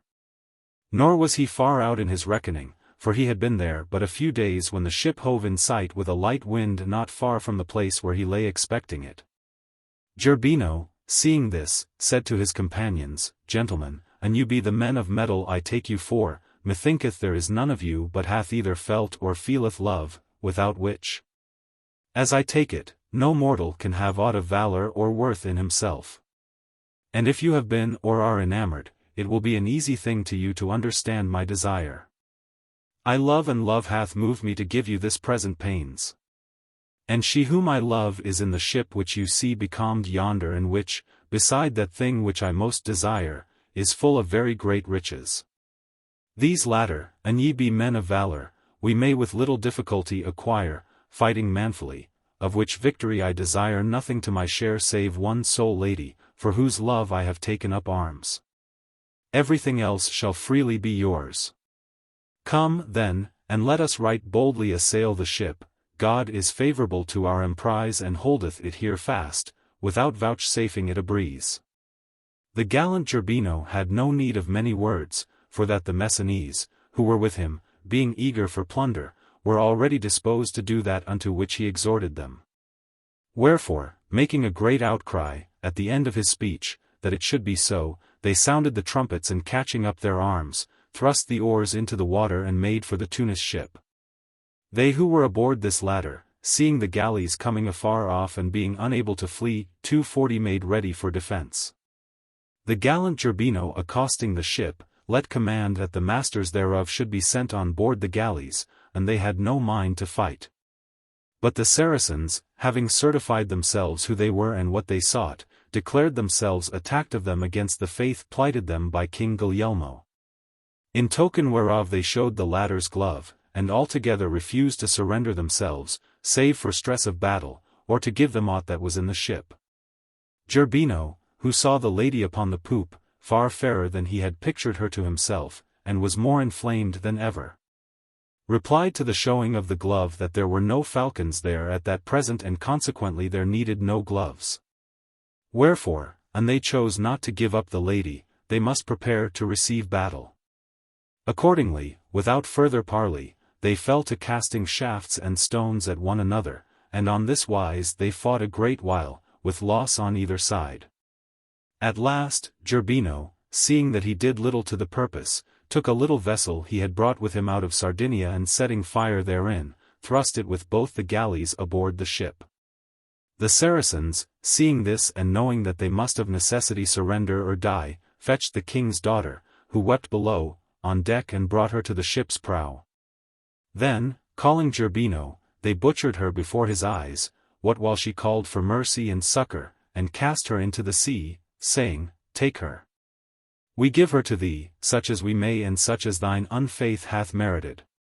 Gerbino, seeing their barbarous deed, caused lay himself alongside the ship and recking not of shaft or stone, boarded it, as if courting death, in spite of those who were therein. Then, even as a hungry lion, coming among a herd of oxen, slaughtereth now this, now that, and with teeth and claws satteth rather his fury than his hunger, sword in hand, hewing now at one, now at another, he cruelly slew many of the Saracens. After which, the fire now waxing in the enkindled ship, he caused the sailors fetch thereout what they might, in payment of their pains, and descended thence, having gotten but a sorry victory over his adversaries. Then, letting take up the fair lady's body from the sea, long and with many tears he bewept it and steering for Sicily, buried it honorably in Ustica, a little island over against Trapani. After which he returned home, the wofullest man alive. The king of Tunis, hearing the heavy news, sent his ambassadors, clad all in black, to King Guglielmo, complaining of the ill observance of the faith which he had plighted him. They recounted to him how the thing had passed, whereat King Guglielmo was sore incensed, and seeing no way to deny them the justice they sought, caused take Gerbino. Then himself, albeit there was none of his barons but strove with prayers to move him from his purpose, condemned him to death and let strike off his head in his presence, choosing rather to abide without posterity than to be held a faithless king. Thus, then, as I have told you, did these two lovers within a few days 241 die miserably a violent death, without having tasted any fruit of their loves. The fifth story. Lisabetta 242 brothers slay her lover, who appeareth to her in a dream and showeth her where he is buried. Whereupon she privily disinterreth his head and setteth it in a pot of basil. Thereover making moan a great while every day, her brothers take it from her and she for grief dieth a little thereafterward.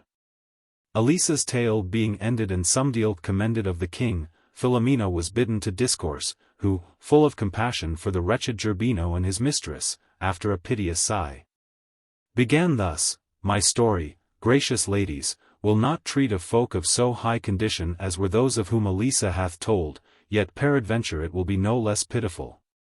And what brought me in mind of it was the mention, a little before, of Messina, where the case befell. There were then in Messina 3 young brothers, merchants and left very rich by their father, who was a man of San Gimignano, and they had an only sister, Lisabetta by name. A right fair and well-mannered maiden, whom, whatever might have been the reason thereof, they had not yet married. Now these brothers had in one of their warehouses a youth of Pisa, called Lorenzo, who did and ordered all their affairs and was very comely and agreeable of person. Wherefore, Lisabetta looking sundry times upon him, it befell that he began strangely to please her. Of which Lorenzo taking a note at one time and another, he in like manner, leaving his other loves, began to turn his thoughts to her. And so went the affair, that, each being alike pleasing to the other, it was no great while before, taking assurance, they did that which each of them most desired. Continuing on this wise and enjoying great pleasure and delight one of the other, they knew not how to do so secretly but that, one night, Lisabetta, going whereas Lorenzo lay, was, unknown to herself, seen of the eldest of her brothers, who, being a prudent youth, for all the annoy it gave him to know this thing, being yet moved by more honorable counsel, abode without sign or word till the morning, revolving in himself various things anent the matter. The day being come, he recounted to his brothers that which he had seen the past night of Lisabetta and Lorenzo, and after long advisement with them, determined, so that neither to them nor to their sister should any reproach ensue thereof, to pass the thing over in silence and feign to have seen and known nothing thereof till such time as, without hurt or unease to themselves, they might avail to do away this shame from their sight, ere it should go farther.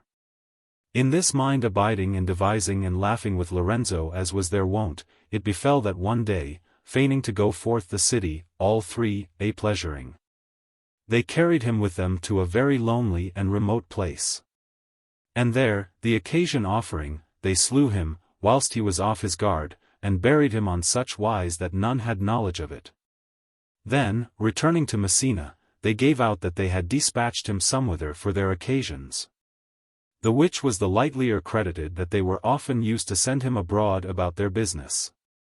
Lorenzo returning not and Lisabetta often and instantly questioning her brothers of him, as one to whom the long delay was grievous, it befell one day, as she very urgently inquired of him, that one of them said to her, What meaneth this? What hast thou to do often of him? And thou question of him with Lorenzo, that thou askest thus more, we will make thee such answer as thou deservest. Wherefore the girl, sad and grieving and fearful she knew not of what, abode without more asking. Yet many a time a nights she piteously called him and prayed him come to her, and whiles with many tears she complained of his long tarrying. And thus, without a moment's gladness, she abode expecting him alway, till one night, having sore lamented Lorenzo for that he returned not and being at last fallen asleep, weeping, he appeared to her in a dream, pale and all disordered, with clothes all rent and mouldered, and her seemed he bespoke her thus, Harkee, Lisabetta. Thou dost not but call upon me, grieving for my long delay and cruelly impeaching me with thy tears. Know, therefore, that I may never more return to thee, for that, the last day thou sawest me, thy brothers slew me. Then, having discovered to her the place where they had buried him, he charged her no more call him nor expect him and disappeared, whereupon she awoke and giving faith to the vision, wept bitterly. In the morning, being risen and daring not say aught to her brothers, she determined to go to the place appointed and see if the thing were true, as it had appeared to her in the dream. Accordingly, having leave to go some deal without the city for her disport, she betook herself thither, 243 as quickly as she might, in company of one who had been with them 244 otherwhiles and knew all her affairs. And there, clearing away the dead leaves from the place, she dug whereas her seemed the earth was less hard. She had not dug long before she found the body of her unhappy lover, yet nothing changed nor rotted, and thence knew manifestly that her vision was true. Wherefore she was the most distressful of women. Yet, knowing that this was no place for lament, she would fain, and she but might, have borne away the whole body, to give it fitter burial. But, seeing that this might not be, she with a knife did off 245 the head from the body, as best she could, and wrapping it in a napkin, laid it in her maid's lap. Then, casting back the earth over the trunk, she departed thence, without being seen of any, and returned home, where, shutting herself in her chamber with her lover's head, she bewept it long and bitterly, insomuch that she bathed it all with her tears, and kissed it 1,000 times in every part. Then, taking a great and goodly pot, of those wherein they plant marjoram or sweet basil, she set the head therein, folded in a fair linen cloth, and covered it with earth, in which she planted sundry heads of right fair basil of Salerno. Nor did she ever water these with other water than that of her tears or rose or orange flower water. Moreover she took wont to sit still near the pot and to gaze amorously upon it with all her desire, as upon that which held her Lorenzo hid. And after she had a great while looked thereon, she would bend over it and fall to weeping so sore and so long that her tears bathed all the basil, which, by dint of long and assiduous tending, as well as by reason of the fatness of the earth, proceeding from the rotting head that was therein, waxed passing fair and very sweet of savour. The damsel, doing without cease after this wise, was sundry times seen of her neighbours, who to her brothers, marvelling at her waste beauty and that her eyes seemed to have fled forth her head, for weeping, related this, saying, We have noted that she doth every day after such a fashion. The brothers, hearing and seeing this and having once and again reproved her therefor, but without avail, let secretly carry away from her the pot, which she, missing, with the utmost instance many a time required, and for that it was not restored to her, stinted not to weep and lament till she fell sick. Nor in her sickness did she ask aught other than the pot of basil. The young men marveled greatly at this continual asking and bethought them therefore to see what was in this pot. Accordingly, turning out the earth, they found the cloth and therein the head, not yet so rotted but they might know it, by the curled hair, to be that of Lorenzo. At this they were mightily amazed and feared lest the thing should get wind. Wherefore, burying the head, without word said, they privily departed Messina, having taken order how they should withdraw thence, and betook themselves to Naples. The damsel, ceasing never from lamenting and still demanding her pot, died, weeping, and so her ill-fortuned love had end. But, after a while the thing being grown manifest unto many, there was one who made thereon the song that is yet sung, to wit. Alack! Ah, who can the ill Christian be? That stole my pot away, etc. 246. The sixth story. Andrevula loveth Gabriato and recounteth to him a dream she hath had, whereupon he telleth her one of his own and presently dieth suddenly in her arms. What while she and a waiting woman of hers bear him to his own house, they are taken by the officers of justice and carried before the provost, to whom she discovereth how the case standeth. The provost would fain force her, but she suffereth it not, and her father, coming to hear of the matter, procureth her to be set at liberty, she being found innocent. Whereupon, altogether refusing to abide longer in the world, she becometh a nun. Philomela's story was very welcome to the ladies, for that they had many a time heard sing this song, yet could never, for asking, learn the occasion of its making. But the king, having heard the end thereof, charged Panfilo follow on the ordinance. Whereupon quoth he, the dream in the foregoing story giveth me occasion to recount one wherein is made mention of two dreams, which were of a thing to come. Even as the former was of a thing, already, betided, and scarce were they finished telling by those who had dreamt them than the accomplishment followed of both. You must know, then, lovesome ladies, that it is an affection common to all alive to see various things in sleep, whereof, albeit to the sleeper, what while he sleepeth, they all appear most true, and he, awakened, accounteth some true, others probable, and yet others out of all likelihood, many are nathless found to be come to pass. By reason whereof many lend to every dream as much belief as they would to things they should see, waking, and for their proper dreams they sorrow or rejoice, according as by these they hope or fear.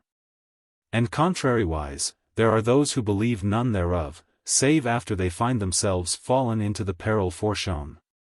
Of these, 247 I approve neither the one nor other, for that dreams are neither always true nor always false. That they are not all true, each one of us must often enough have had occasion to know.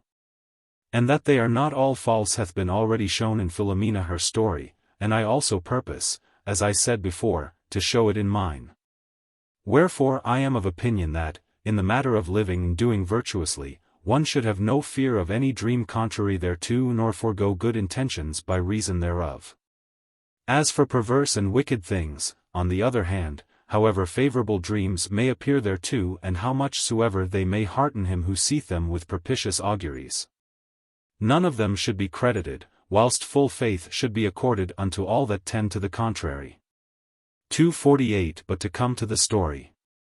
There was once in the city of Brescia a gentleman called Messer Negro de Ponte Carraro, who amongst sundry other children had a daughter named Andrevula, young and unmarried and very fair. It chanced she fell in love with a neighbor of hers, Gabriato by name, a man of mean condition, but full laudable fashions and comely and pleasant of his person. And by the means and with the aid of the serving maid of the house, she so wrought that not only did Gabriato know himself beloved of her, but was many and many a time brought, to the delight of both parties, into a goodly garden of her father's. And in order that no cause, other than death, should ever avail to sever those their delightsome loves, they became in secret husband and wife, and so stealthily continuing their foregatherings. It befell that the young lady, being one night asleep, dreamt that she was in her garden with Gabriato and held him in her arms, to the exceeding pleasure of each. But, as they abode thus, her seemed she saw come forth of his body something dark and frightful, the form whereof she could not discern. The which took Gabriato and tearing him in her despite with marvellous might from her embrace, made off with him underground, nor ever more might she avail to see either the one or the other. At this she fell into an inexpressible passion of grief, whereby she awoke, and albeit, awaking, she was rejoiced to find that it was not as she had dreamed. Nevertheless fear entered into her by reason of the dream she had seen.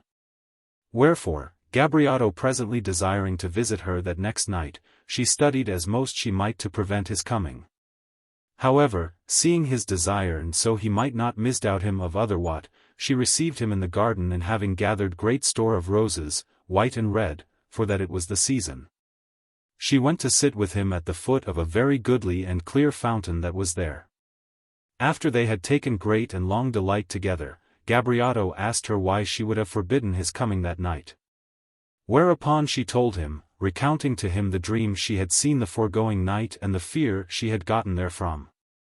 He, hearing this, laughed it to scorn and said that it was great folly to put any faith in dreams, for that they arose of excess of food or lack thereof and were daily seen to be all vain, adding, "Were I minded to follow after dreams, I had not come hither, not so much on account of this of thine as of one I myself dreamt last night. Which was that meseemed I was in a fair and delightsome wood, wherein I went hunting and had taken the fairest and loveliest hind was ever seen. For methought she was whiter than snow and was in brief space become so familiar with me that she never left me a moment. Moreover, meseemed I held her so dear that, so she might not depart from me, I had put a collar of gold about her neck and held her in hand with a golden chain. After this medreamed that, once upon a time, what while this hind lay couched with its head in my bosom, 249 there issued I know not whence a greyhound bitch as black as coal. And hungered and passing gruesome of aspect, and made towards me. Methought I offered it no resistance, wherefore meseemed it thrust its muzzle into my breast on the left side and gnawed thereat till it won to my heart, which methought it tore from me. To carry it away. Therewith I felt such a pain that my sleep was broken and awaking, I straightway clapped my hand to my side, to see if I had aught there. But, finding nothing amiss with me, I made mock of myself for having sought. But, after all, what booteth this dream? 250 I have dreamed many such and far more frightful, nor hath aught in the world befallen me by reason thereof, wherefore let it pass and let us think to give ourselves a good time. The young lady, already sore adread for her own dream, hearing this, waxed yet more so, but hid her fear, as most she might, not to be the occasion of any unease to Gabriotto. Nevertheless, what while she solaced herself with him, clipping and kissing him again and being of him clipped and kissed, she many a time eyed him in the face more than of her wont. Misdoubting she knew not what, and whiles she looked about the garden, and she should see aught of black come anywhence. Presently, as they abode thus, Gabriotto heaved a great sigh and embracing her said, "Alas, my soul, help me, for I die." So saying, he fell to the ground upon the grass of the lawn.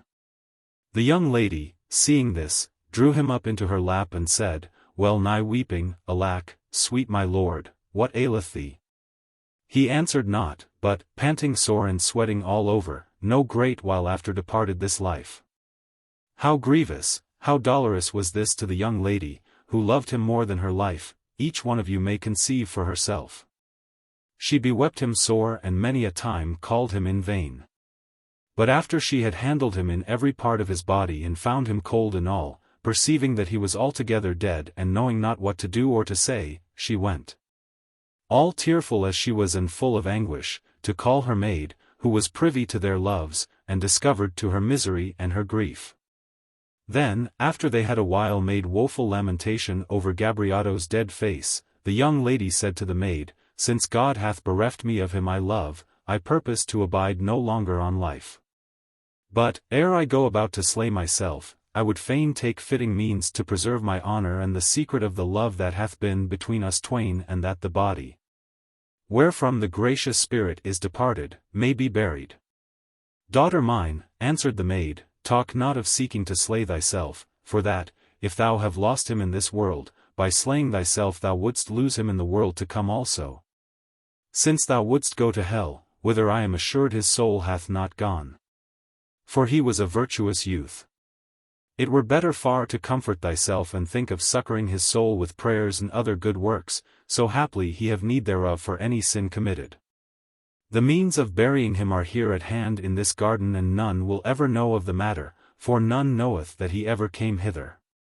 Or, an thou wilt not have it so, let us put him forth of the garden and leave him be. He will be found tomorrow morning and carried to his house, where his kinsfolk will have him buried. The young lady, albeit she was full of bitter sorrow and wept without ceasing, yet gave ear to her maid's counsels, and consenting not to the first part thereof, made answer to the second, saying, God forbid that I should suffer so dear a youth and one so beloved of me and my husband to be buried after the fashion of a dog, or left to lie in the street. He hath had my tears, and inasmuch as I may, he shall have those of his kinsfolk, and I have already bethought me of that which we have to do to that end. Therewith she dispatched her maid for a piece of cloth of silk, which she had in a coffer of hers, and spreading it on the earth, laid Gabriato's body thereon, with his head upon a pillow. Then with many tears she closed his eyes and mouth, and weaving him a chaplet of roses, covered him with all they had gathered, he and she. After which she said to the maid, It is but a little way hence to his house, wherefore we will carry him thither, thou and I, even as we have arrayed him, and lay him before the door. It will not be long ere it be day, and he will be taken up, and although this may be no consolation to his friends, yet to me, in whose arms he died, it will be a pleasure. So saying, once more with most abundant tears she cast herself upon his face and wept a great while. Then, being urged by her maid to dispatch, for that the day was at hand, she rose to her feet, and drawing from her finger the ring wherewith Gabriato had espoused her, she set it on his and said, Weeping, Dear my lord, if thy soul now seeth my tears, or if any sense or cognizance abide in the body, after the departure thereof, benignly receive her last gift, whom, living, thou lovedst so well. This said, she fell down upon him in a swoon, but, presently coming to herself and rising, she took up, together with her maid, the cloth whereon the body lay, and going forth the garden therewith, made for his house. As they went, they were discovered and taken with the dead body by the officers of the provostry, who chanced to be abroad at that hour about some other matter. Andrevula, more desirous of death than of life, recognizing the officers, said frankly, I know who you are, and that it would avail me nothing to seek to flee. I am ready to go with you before the Signory and there declare how the case standeth. But let none of you dare to touch me, provided I am obedient to you, or to remove aught from this body, and he would not be accused of me. Accordingly, without being touched of any, she repaired, with Gabriato's body, to the palace, where the provost, hearing what was to do, arose, and sending for her into his chamber, proceeded to inquire of this that had happened. To this end he caused divers physicians look if the dead man had been done to death with poison or otherwise, who all affirmed that it was not so, but that some impostum had burst near the heart, the which had suffocated him. The magistrate hearing this and feeling her to be guilty in, but, a small matter, studied to make a show of giving her that which he could not sell her, and told her that, and she would consent to his pleasures, he would release her. But, these words availing not, he offered, out of all seemliness, to use force. However, Andrevula, fired with disdain and waxed strong, for indignation, defended herself manfully, rebutting him with proud and scornful words. Meanwhile, broad day come, and these things being recounted to Messer Negro, he betook himself, sorrowful unto death, to the palace, in company with many of his friends. And being there acquainted by the provost with the whole matter, demanded resentfully 251 that his daughter should be restored to him. The provost, choosing rather to accuse himself of the violence he would have done her than to be accused of her, first extolled the damsel and her constancy, and in proof thereof, proceeded to tell that which he had done. By reason whereof, seeing her of so excellent a firmness, he had vowed her an exceeding love, and would gladly, and it were agreeable to him, who was her father, and to herself, espouse her for his lady, notwithstanding she had had a husband of mean condition. Whilst they yet talked, Andrevula presented herself, and weeping, cast herself before her father and said, Father mine, Methinketh there is no need that I recount to you the story of my boldness and my ill hap, for I am assured that you have heard and know it. Wherefore, as most I may, I humbly ask pardon of you for my default, to wit, the having without your knowledge taken him who most pleased me to husband. And this boon I ask of you, not for that my life may be spared me, but to die your daughter and not your enemy.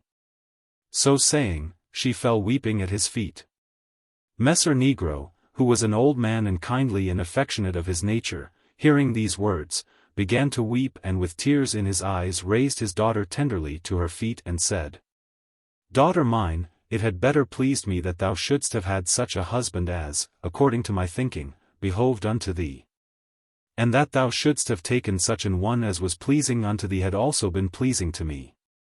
But that thou shouldst have concealed him, of thy little confidence in me, grieveth me, and so much the more as I see thee to have lost him, ere I knew it. However, since the case is so, that which had he lived, I had gladly done him, to content thee, to wit, honor, as to my son-in-law, be it done him, now he is dead. Then, turning to his sons and his kinsfolk, he commanded that great and honorable obsequies should be prepared for Gabriato. Meanwhile, the kinsmen and kinswomen of the young man, hearing the news, had flocked thither, and with them well nigh all the men and women in the city. Therewith, the body, being laid out a middleward the courtyard upon Andrevula's silken cloth and strewn with all her roses, was there not only bewept by her and his kinsfolk, but publicly mourned by well nigh all the ladies of the city and by many men, and being brought forth of the courtyard of the signory, not as that of a plebeian, but as that of a nobleman. It was with the utmost honor borne to the sepulchre upon the shoulders of the most noble citizens. Some days thereafterward, the provost ensuing that which he had demanded, Messer Negro propounded it to his daughter, who would hear not thereof, but her father being willing to comply with her in this, she and her maid made themselves nuns in a convent very famous for sanctity and there lived honorably a great while after. The 7th story. Simona loveth Pasquino and they being together in a garden, the latter rubbeth a leaf of sage against his teeth and dieth.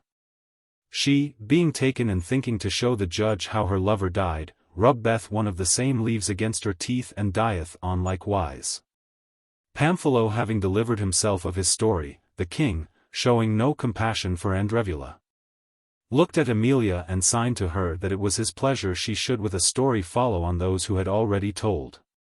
Whereupon she, without delay, began as follows, Dear companions. The story told by Panfilo putteth me in mind to tell you one in nothing like unto his save that like as Andrevula lost her beloved in a garden, even so did she of whom I have to tell. And being taken in like manner as was Andrevula, freed herself from the court, not by dint of fortitude nor constancy, but by an unlooked for death.